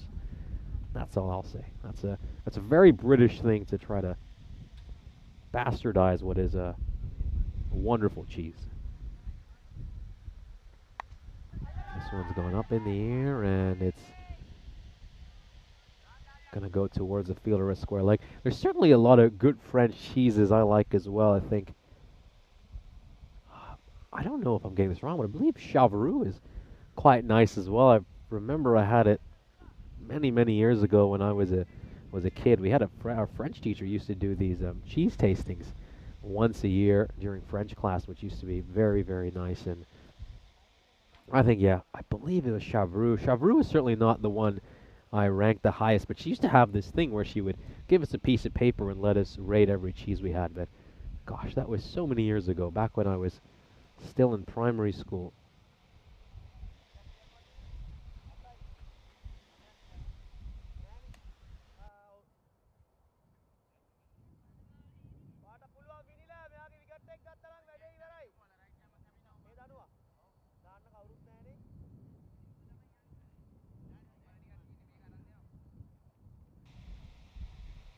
Yeah, Dave saying his favorite's a cheddar, a red Leicester, and a double Gloucester. Very British list over there. And yeah, I love all of those as well. I certainly would say so. Yeah, just gets behind that one nicely there, Kirby. It's a good ball by Pereira.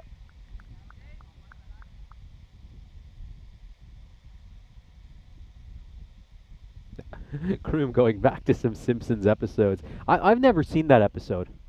I've never seen that episode, I'm afraid.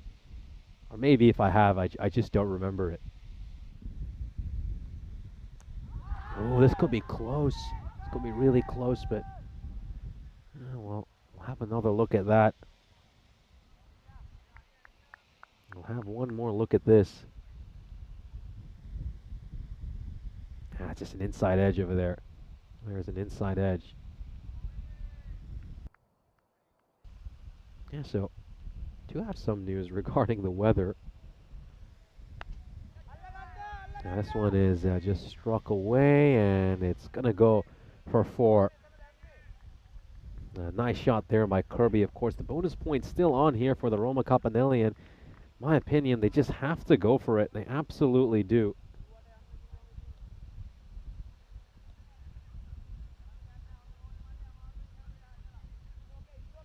Yeah, so there is some rain just north of Rome right now.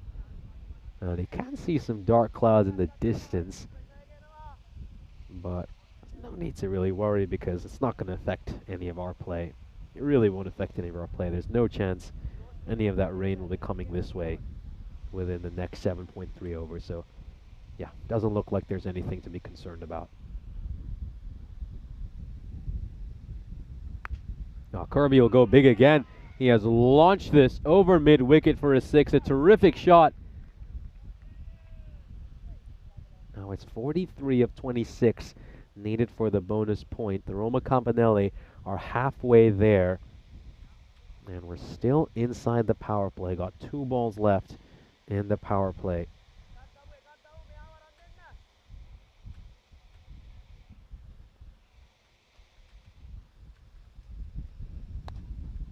This one is struck away towards mid-wicket, and that is going to be a dot ball.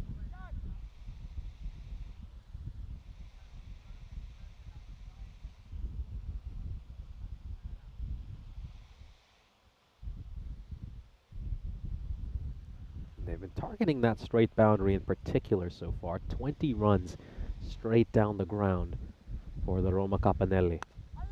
That's what's going to be worked away towards mid-wicket over the fielder's head, and it goes for 4 runs. So they end the power play with a boundary. A terrific power play for the Campanelli. They managed to get 51 runs out of this power play.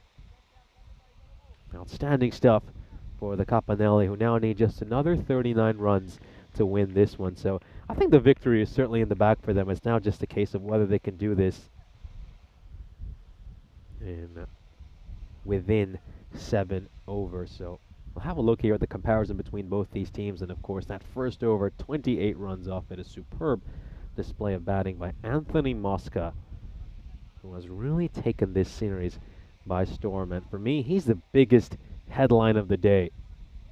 It's just been a terrific day of cricket here so far. Of course, we started off with that great match between Kent Lanka Napoli and Roma CC, which came down to the last ball. It was a 5-over bash after the heavens opened up at the end of the 3rd over for Kent Lanka, and we had a range-shortened match, a 5-over bash, which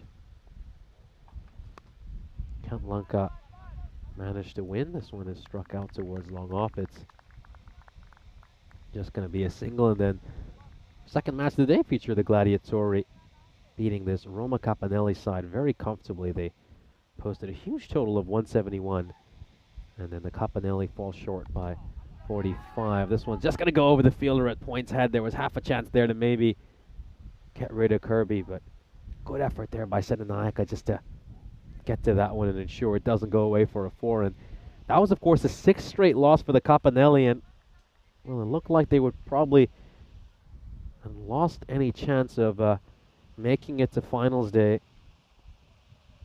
And then, of course, the Campanelli would shock us all by beating Roma CC in the previous match, thanks to one hell of an innings by Anthony Mosca.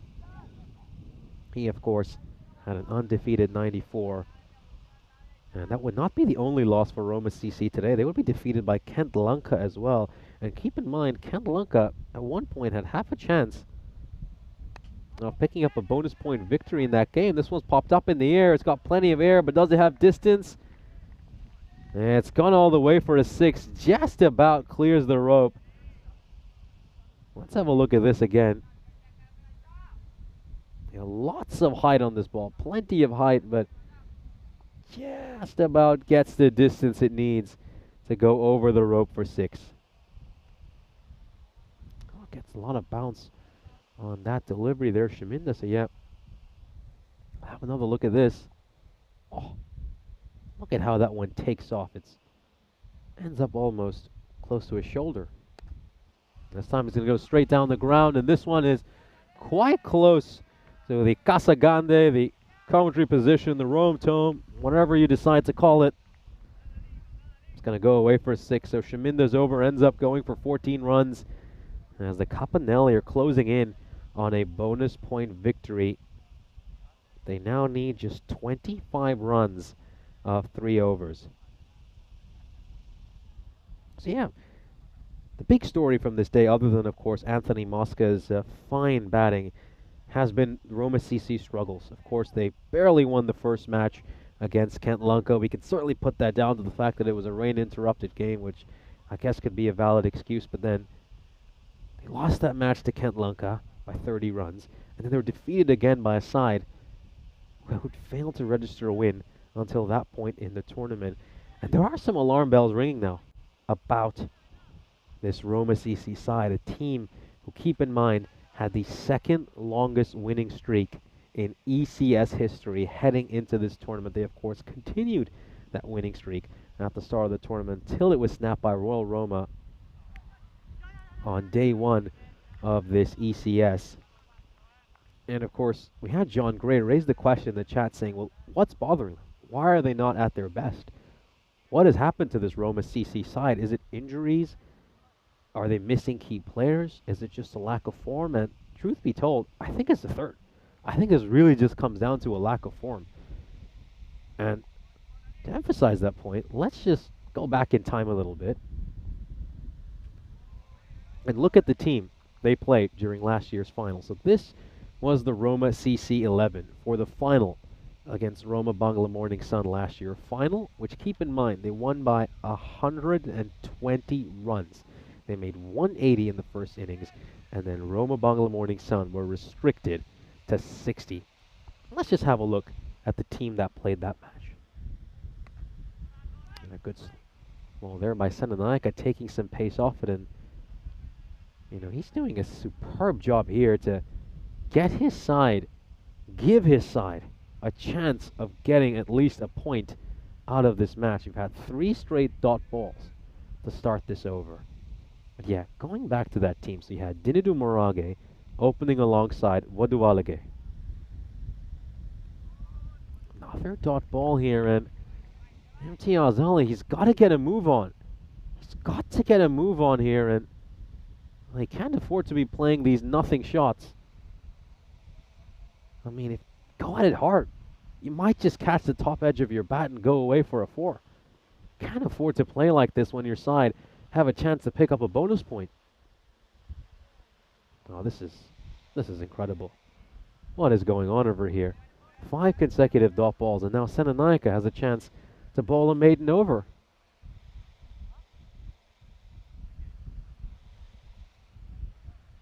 Just a 1 run this over, and that's off a leg by, so Senanaika could get in a maiden. I mean, these shots by Imtiaz Ali, well, explain them to me. They're very hard to describe. I think a player like him, you'd want to see him at least just throw his bat at it, and maybe he'll get lucky and an edge will fly away to the boundary. You know, I think at this point, if you're Kirby, do you even take the single if it's on offer? Especially the batting the way he is at the other end, 24 of 12. I mean, is he going to sneak in a maiden here, Senanaika? Yes, he is. Yes, he is. So just 1 run coming off this over. That was off the leg by, and that will be credited as a maiden for Senanaika. Now, this is a man who, of course, has done so much good for this Kent Lanka side. And in a match which it looks like they will almost certainly lose, he may have given his team a chance to at least come out of this with a point.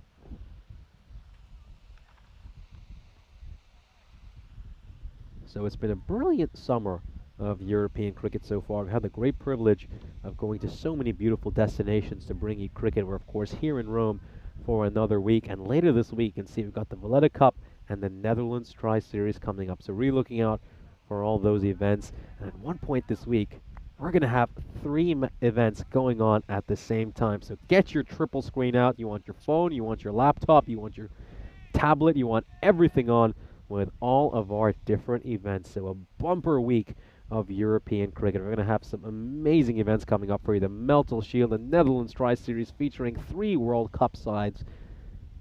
Can't wait. Absolutely can't wait. This one is belted away over long on, and that's more like it. Why wasn't Ali at least getting singles to get Kirby back on strike? I mean, look at how he is smashing the ball. He picks up the slower ball really well and sends it over long on for a 6. But anyway, before we saw that flurry of dot balls, we were just having a discussion about Roma CC. This one is just struck away towards mid-wicket for a single. So, yeah, I'm of course going back right now and looking at the team which played for Roma CC in that final, because of course the question John Gray raised earlier. And so they had Morage and Wadualage opening the batting for them. Now Morage, he was the 2nd highest run getter during last year's ECS, and he has been struggling with his form. He is averaging something in the 10s for this ECS. I believe about 11 or 12. Can't quite remember the exact figure right now. Now, Wadualage is missing for them, but look back at Wadualage's numbers for the ECS last year. He had 190 runs in the 10 innings he batted in. Very respectable, but not really the sort of player you can say that his departure has caused huge issues for them, and they've replaced a lot of his runs with Samura-kun. And you had Charles Fernando coming in at number 3. Charles Fernando, during last year's ECS, scored 426 runs during all the cricket he was involved in. And this year, well, he has half that. He's in the 200s. And his average has dipped a fair bit as well, although Charles Fernando, I'd say, has been the least of their concerns. He's done a fairly decent job. Prithvi Samarage was coming in at number 4. He's been in decent form throughout this ECS.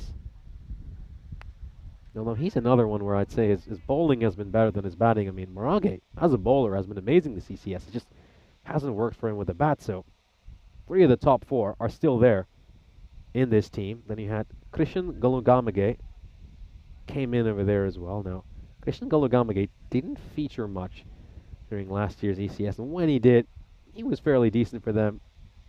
Didn't play every match for the side, batted in about 11 innings, made just under 200 runs.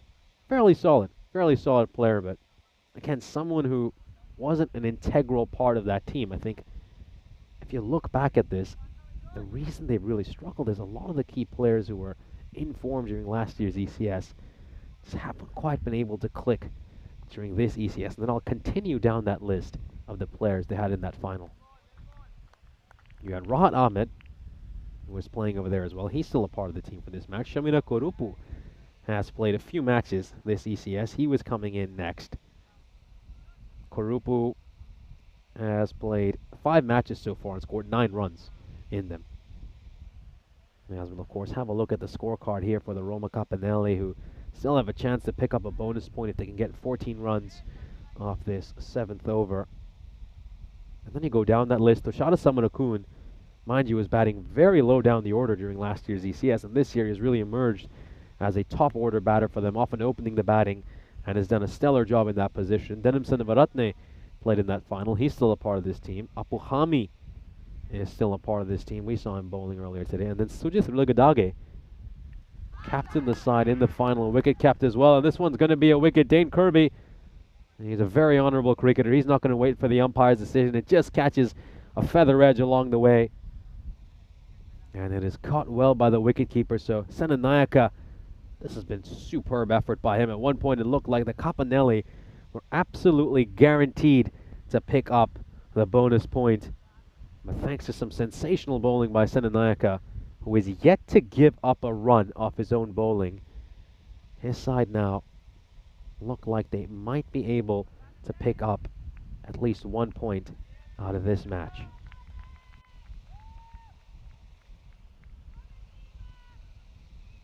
So yeah, I just read you the playing 11 for Roma CC during that final. It's mostly the same team. There's only a couple of names there who haven't featured during this year's ECS.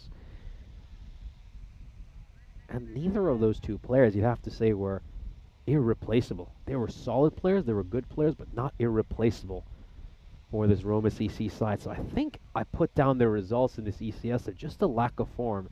And maybe they'll find it on finals day.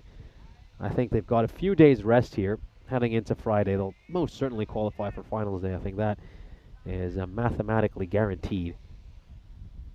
So a chance for them just to reconsider a few things, and they'll have to hope that things work out for them. 5 penalty runs have been awarded here.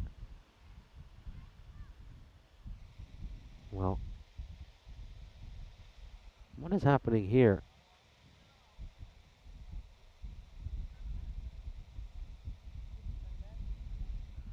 Are those 5 penalty runs? No, they're not. They're not. So, well, let's continue over here. This one has gone up in the air, and it's a chance to take a catch, and it is taken.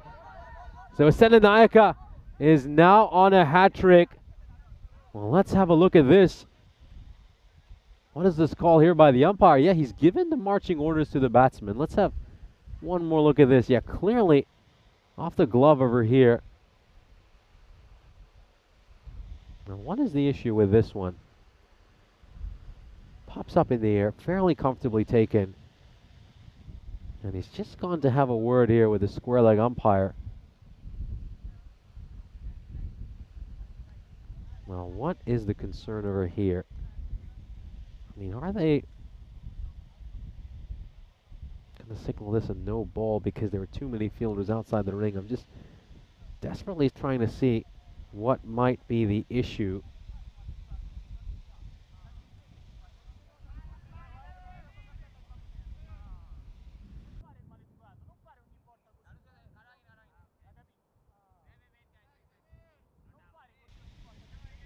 So, got this pause in the game. We'll just take another look at this one.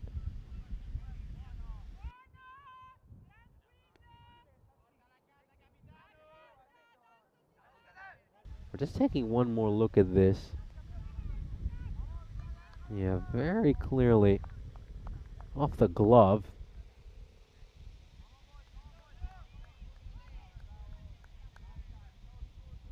And it is taken.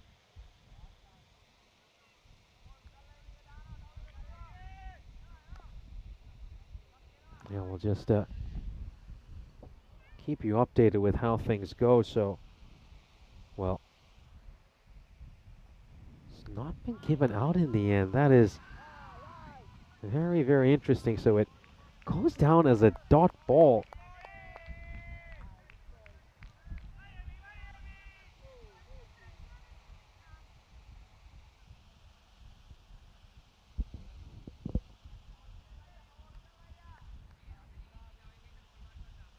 Yeah, we'll keep you updated on any information that comes my way regarding that previous ball. So you have 5 penalty runs for the bowling team, and of course those penalty runs have been awarded because the batter took more than 60 seconds. That of course goes back to that moment we just saw Dave commenting on that. So yeah, regarding, so this is just an update regarding that 5 penalty run signal we saw. I was just having a look at the umpire before. So the new target, the revised target, is now 95. So it's going to be tough for the Roma Capanelli to pick up the bonus points here. They're going to need to hit a six, couple of sixes, and hope there's a wide ball in there as well somewhere. So they're not going to get the bonus points. So yeah, penalty runs have been awarded because the batsman took far too long to get on the middle. Over 60 seconds. That, of course, is the rule.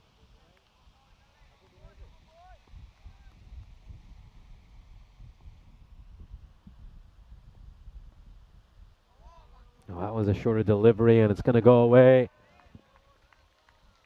That has gone away for a minimo. Let's just have another look at this.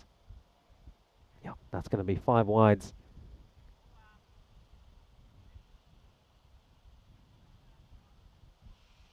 No, it's not been signaled a wide. Didn't look like a wide to me either, so well, we're going to come to the end. Yep, that's been given 4 byes, beg your pardon, so 4 byes on that last ball. Here's a look at, of course, the upcoming fixtures. I believe these fixtures are, of course, for day 9, so this will be some of tomorrow's action. The Roma Capanelli will be back to play against Bangla Morning Sun, who had a few days of rest. Busy morning for Bangla Morning Sun. They've got a doubleheader against the Roma Capanelli and Kent Lanka of Napoli.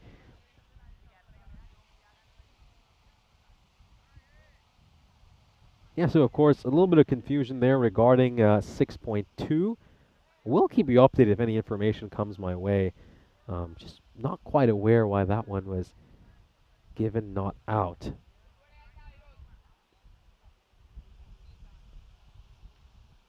But yeah, the revised target is 95 because the batter took more than 60 seconds to go out to the middle.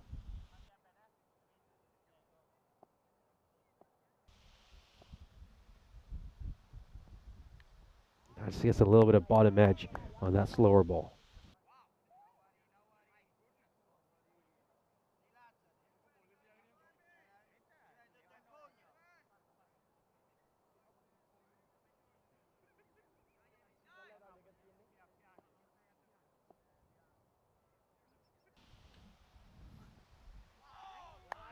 Big swing across the line over here by Gulam. So, well, Kent Lanka are going to get at least a point out of this match. And they're going to get at least a point out of this one.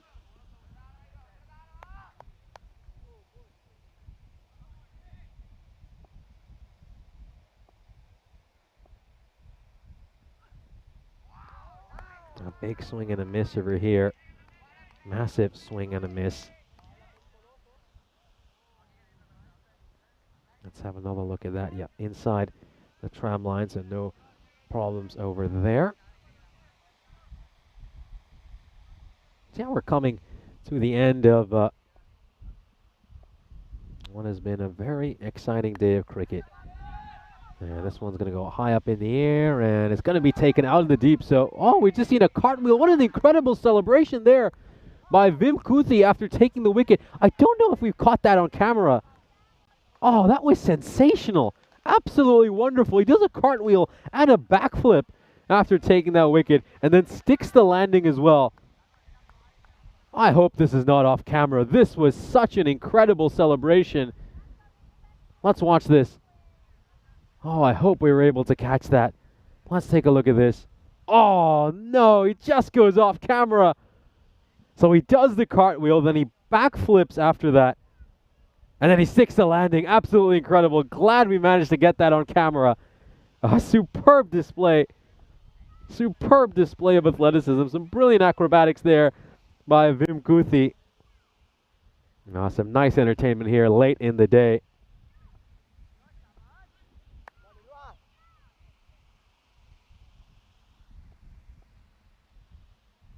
Here we go then. Oh, this could be a chance for another wicket when it's not going to be.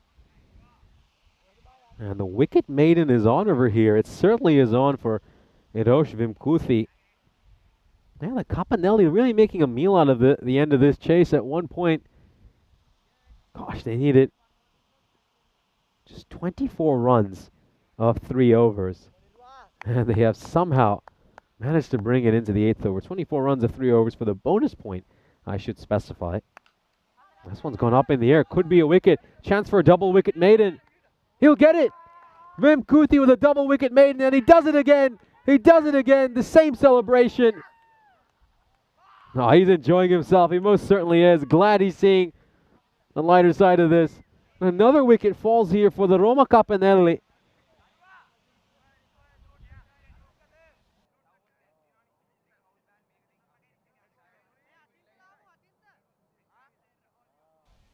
Just taking a look at this again. Oh, really well caught, and then, oh, he just goes off camera there. Have we been able to catch the celebration? Ah, not quite, not quite. He needs to know where the camera is. He needs to learn from Mubarak Hussain, who always knows where the camera is whenever he wants to celebrate. He just turns straight to the camera up in the tower. But unfortunately for Vim Kuthi, well, he's just celebrating off the camera. Come on now. Know our camera placement. You need to be like a pro wrestler in the WWE who always knows where the camera is whenever they do any of their stunts.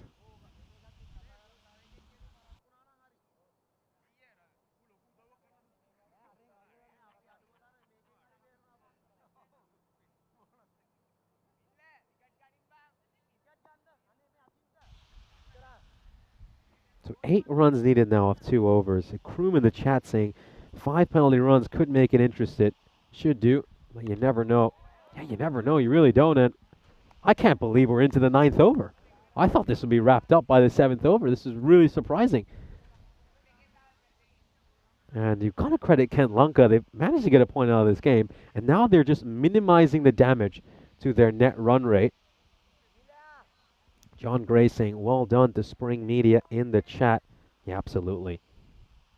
I mean, it's always a pleasure to work with everyone over at Spring Media. This one's gone up in the air, and oh, it's just going to go beyond the fielder's reach. And that's going to be a single. Let's have another look at this. Oh, it's just gone beyond his grasp.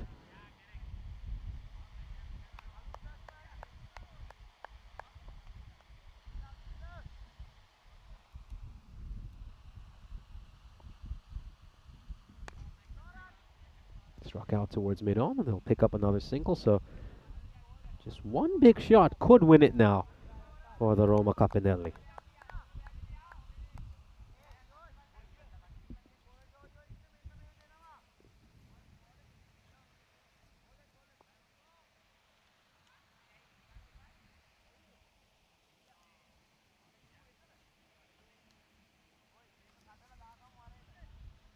Just getting the field absolutely spot on over here.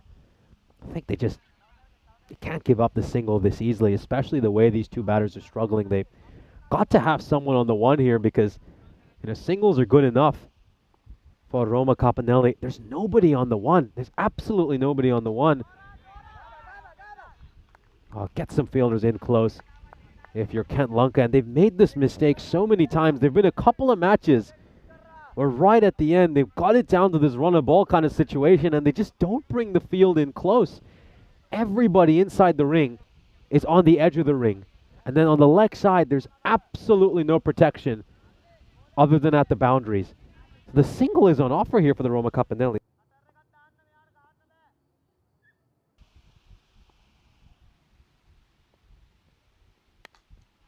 Yeah, struck towards cover, and they'll get the run easily, and this is why you need someone in close on the one. Gotta be a little bit more attacking. I mean, take a look at that field. This is the field setting. I mean, it's so easy to get a single or even a double on the leg side, and then everybody inside the ring is right at the edge of it. Get someone in close on the one. And once again, they'll just knock this one away for a single. I mean, you can't give these singles up so easily if you're Kent Lunka. nice little trick over there. Flicks that one up and takes it as, well, this has gone down to the final over. Really, really didn't see this coming. 4 runs needed now off the final over. So a big decision here. Who do you go with for the final over? I think you got to go with Shine Fernando. I think you really have to go with him. And it just doesn't seem like this Kent Lunka side ever trusts this young man in pressure situations, even though whenever he's been given the ball, he has always delivered for his side, both superbly against Roma CC earlier today. And once again, why is he not getting the ball in this situation? I don't think someone's age should automatically disqualify them from bowling in pressure situations, especially when they've proven that they're capable of getting it done. Instead, Denuan, well, I know he's a more experienced bowler, but he went for 28 runs in his first over. I don't know. This is a little bit odd. I think sometimes sides can maybe just overrate experience a little bit. It does matter. It certainly does matter.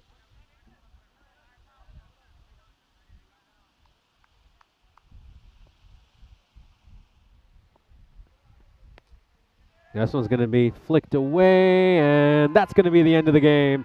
That's going to be the end of the game. Passeretti is going to hit the winning runs, and if anyone deserves to hit them, it's that man, Gabriele Passeretti, who's been so good for this Roma Capinelli side with his wicket keeping. And they probably extended this game a lot longer than it should have been. I think in the end, this Capinelli side really should have wrapped this game up inside 7 overs. But then they slowed down massively during this phase between overs 5 to 8. They also gave up those 5 penalty runs.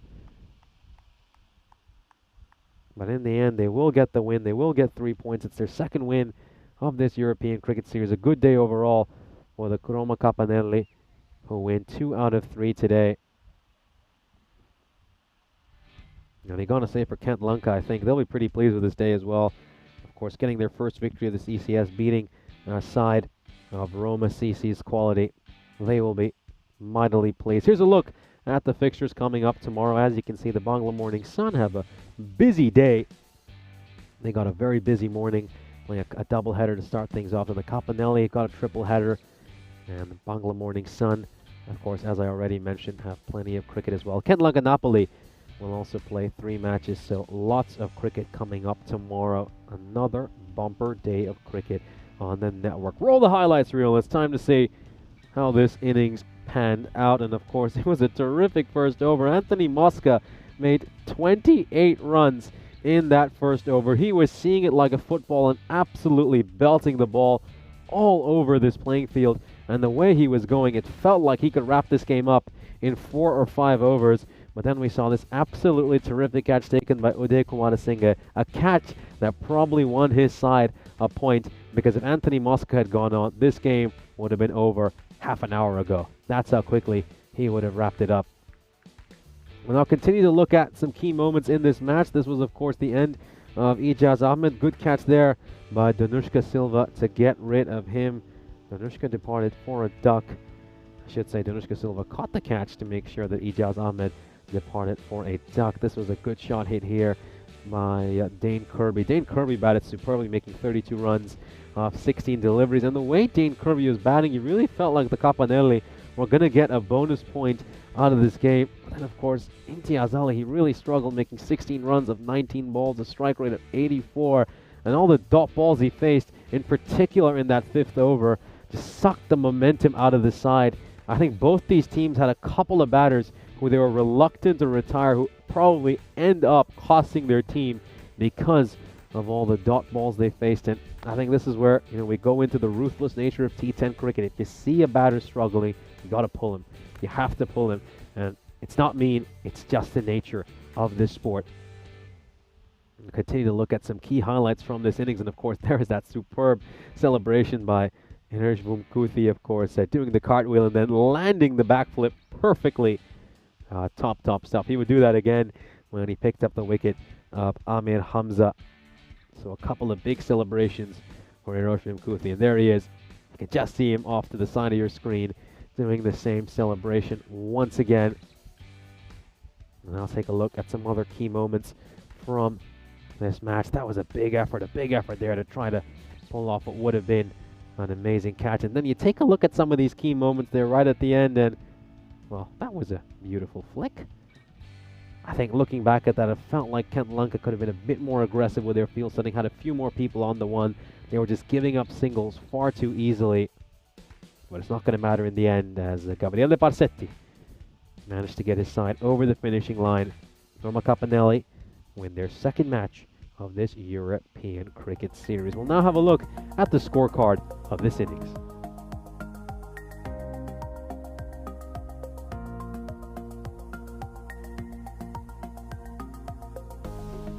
So having a look at that scorecard, of course, Dane Kirby, top scoring with 32 runs of 16 deliveries. A fine innings by him in the middle of the order. Anthony Mosca, boy, what a flying start. He got off his sign-off to make 22 runs of just 5 deliveries. And then, of course, I think Imtiaz Ali will look back at that innings and maybe look at some of the shots he played and wish he'd done a little bit better. If you face 19 deliveries in a T10 match, you should be on a score of about 40-odd. That is just the nature of this sport. Gabriele Parsetti, of course, got to hit the winning runs right at the end. I'm sure that was a terrific moment for him. Very talented player, an incredible wicketkeeper, and it certainly is a heartwarming moment for a native local Italian player to score the winning runs in an ECS Rome match. We'll now move on and have a look at the bowling card for Kent Lanka Napoli. And as we can see, a pretty decent bowling performance. I think Vishal Senanayaka was really good. He had figures of 1 for 7. Young Shine Fernando once again showing us how good he is, picking up a wicket. And I really want to see this young man used much more in pressure situations. I think he's massively underused considering all the talent he possesses. Denuan, unfortunately, he's been a bit too expensive throughout this ECS.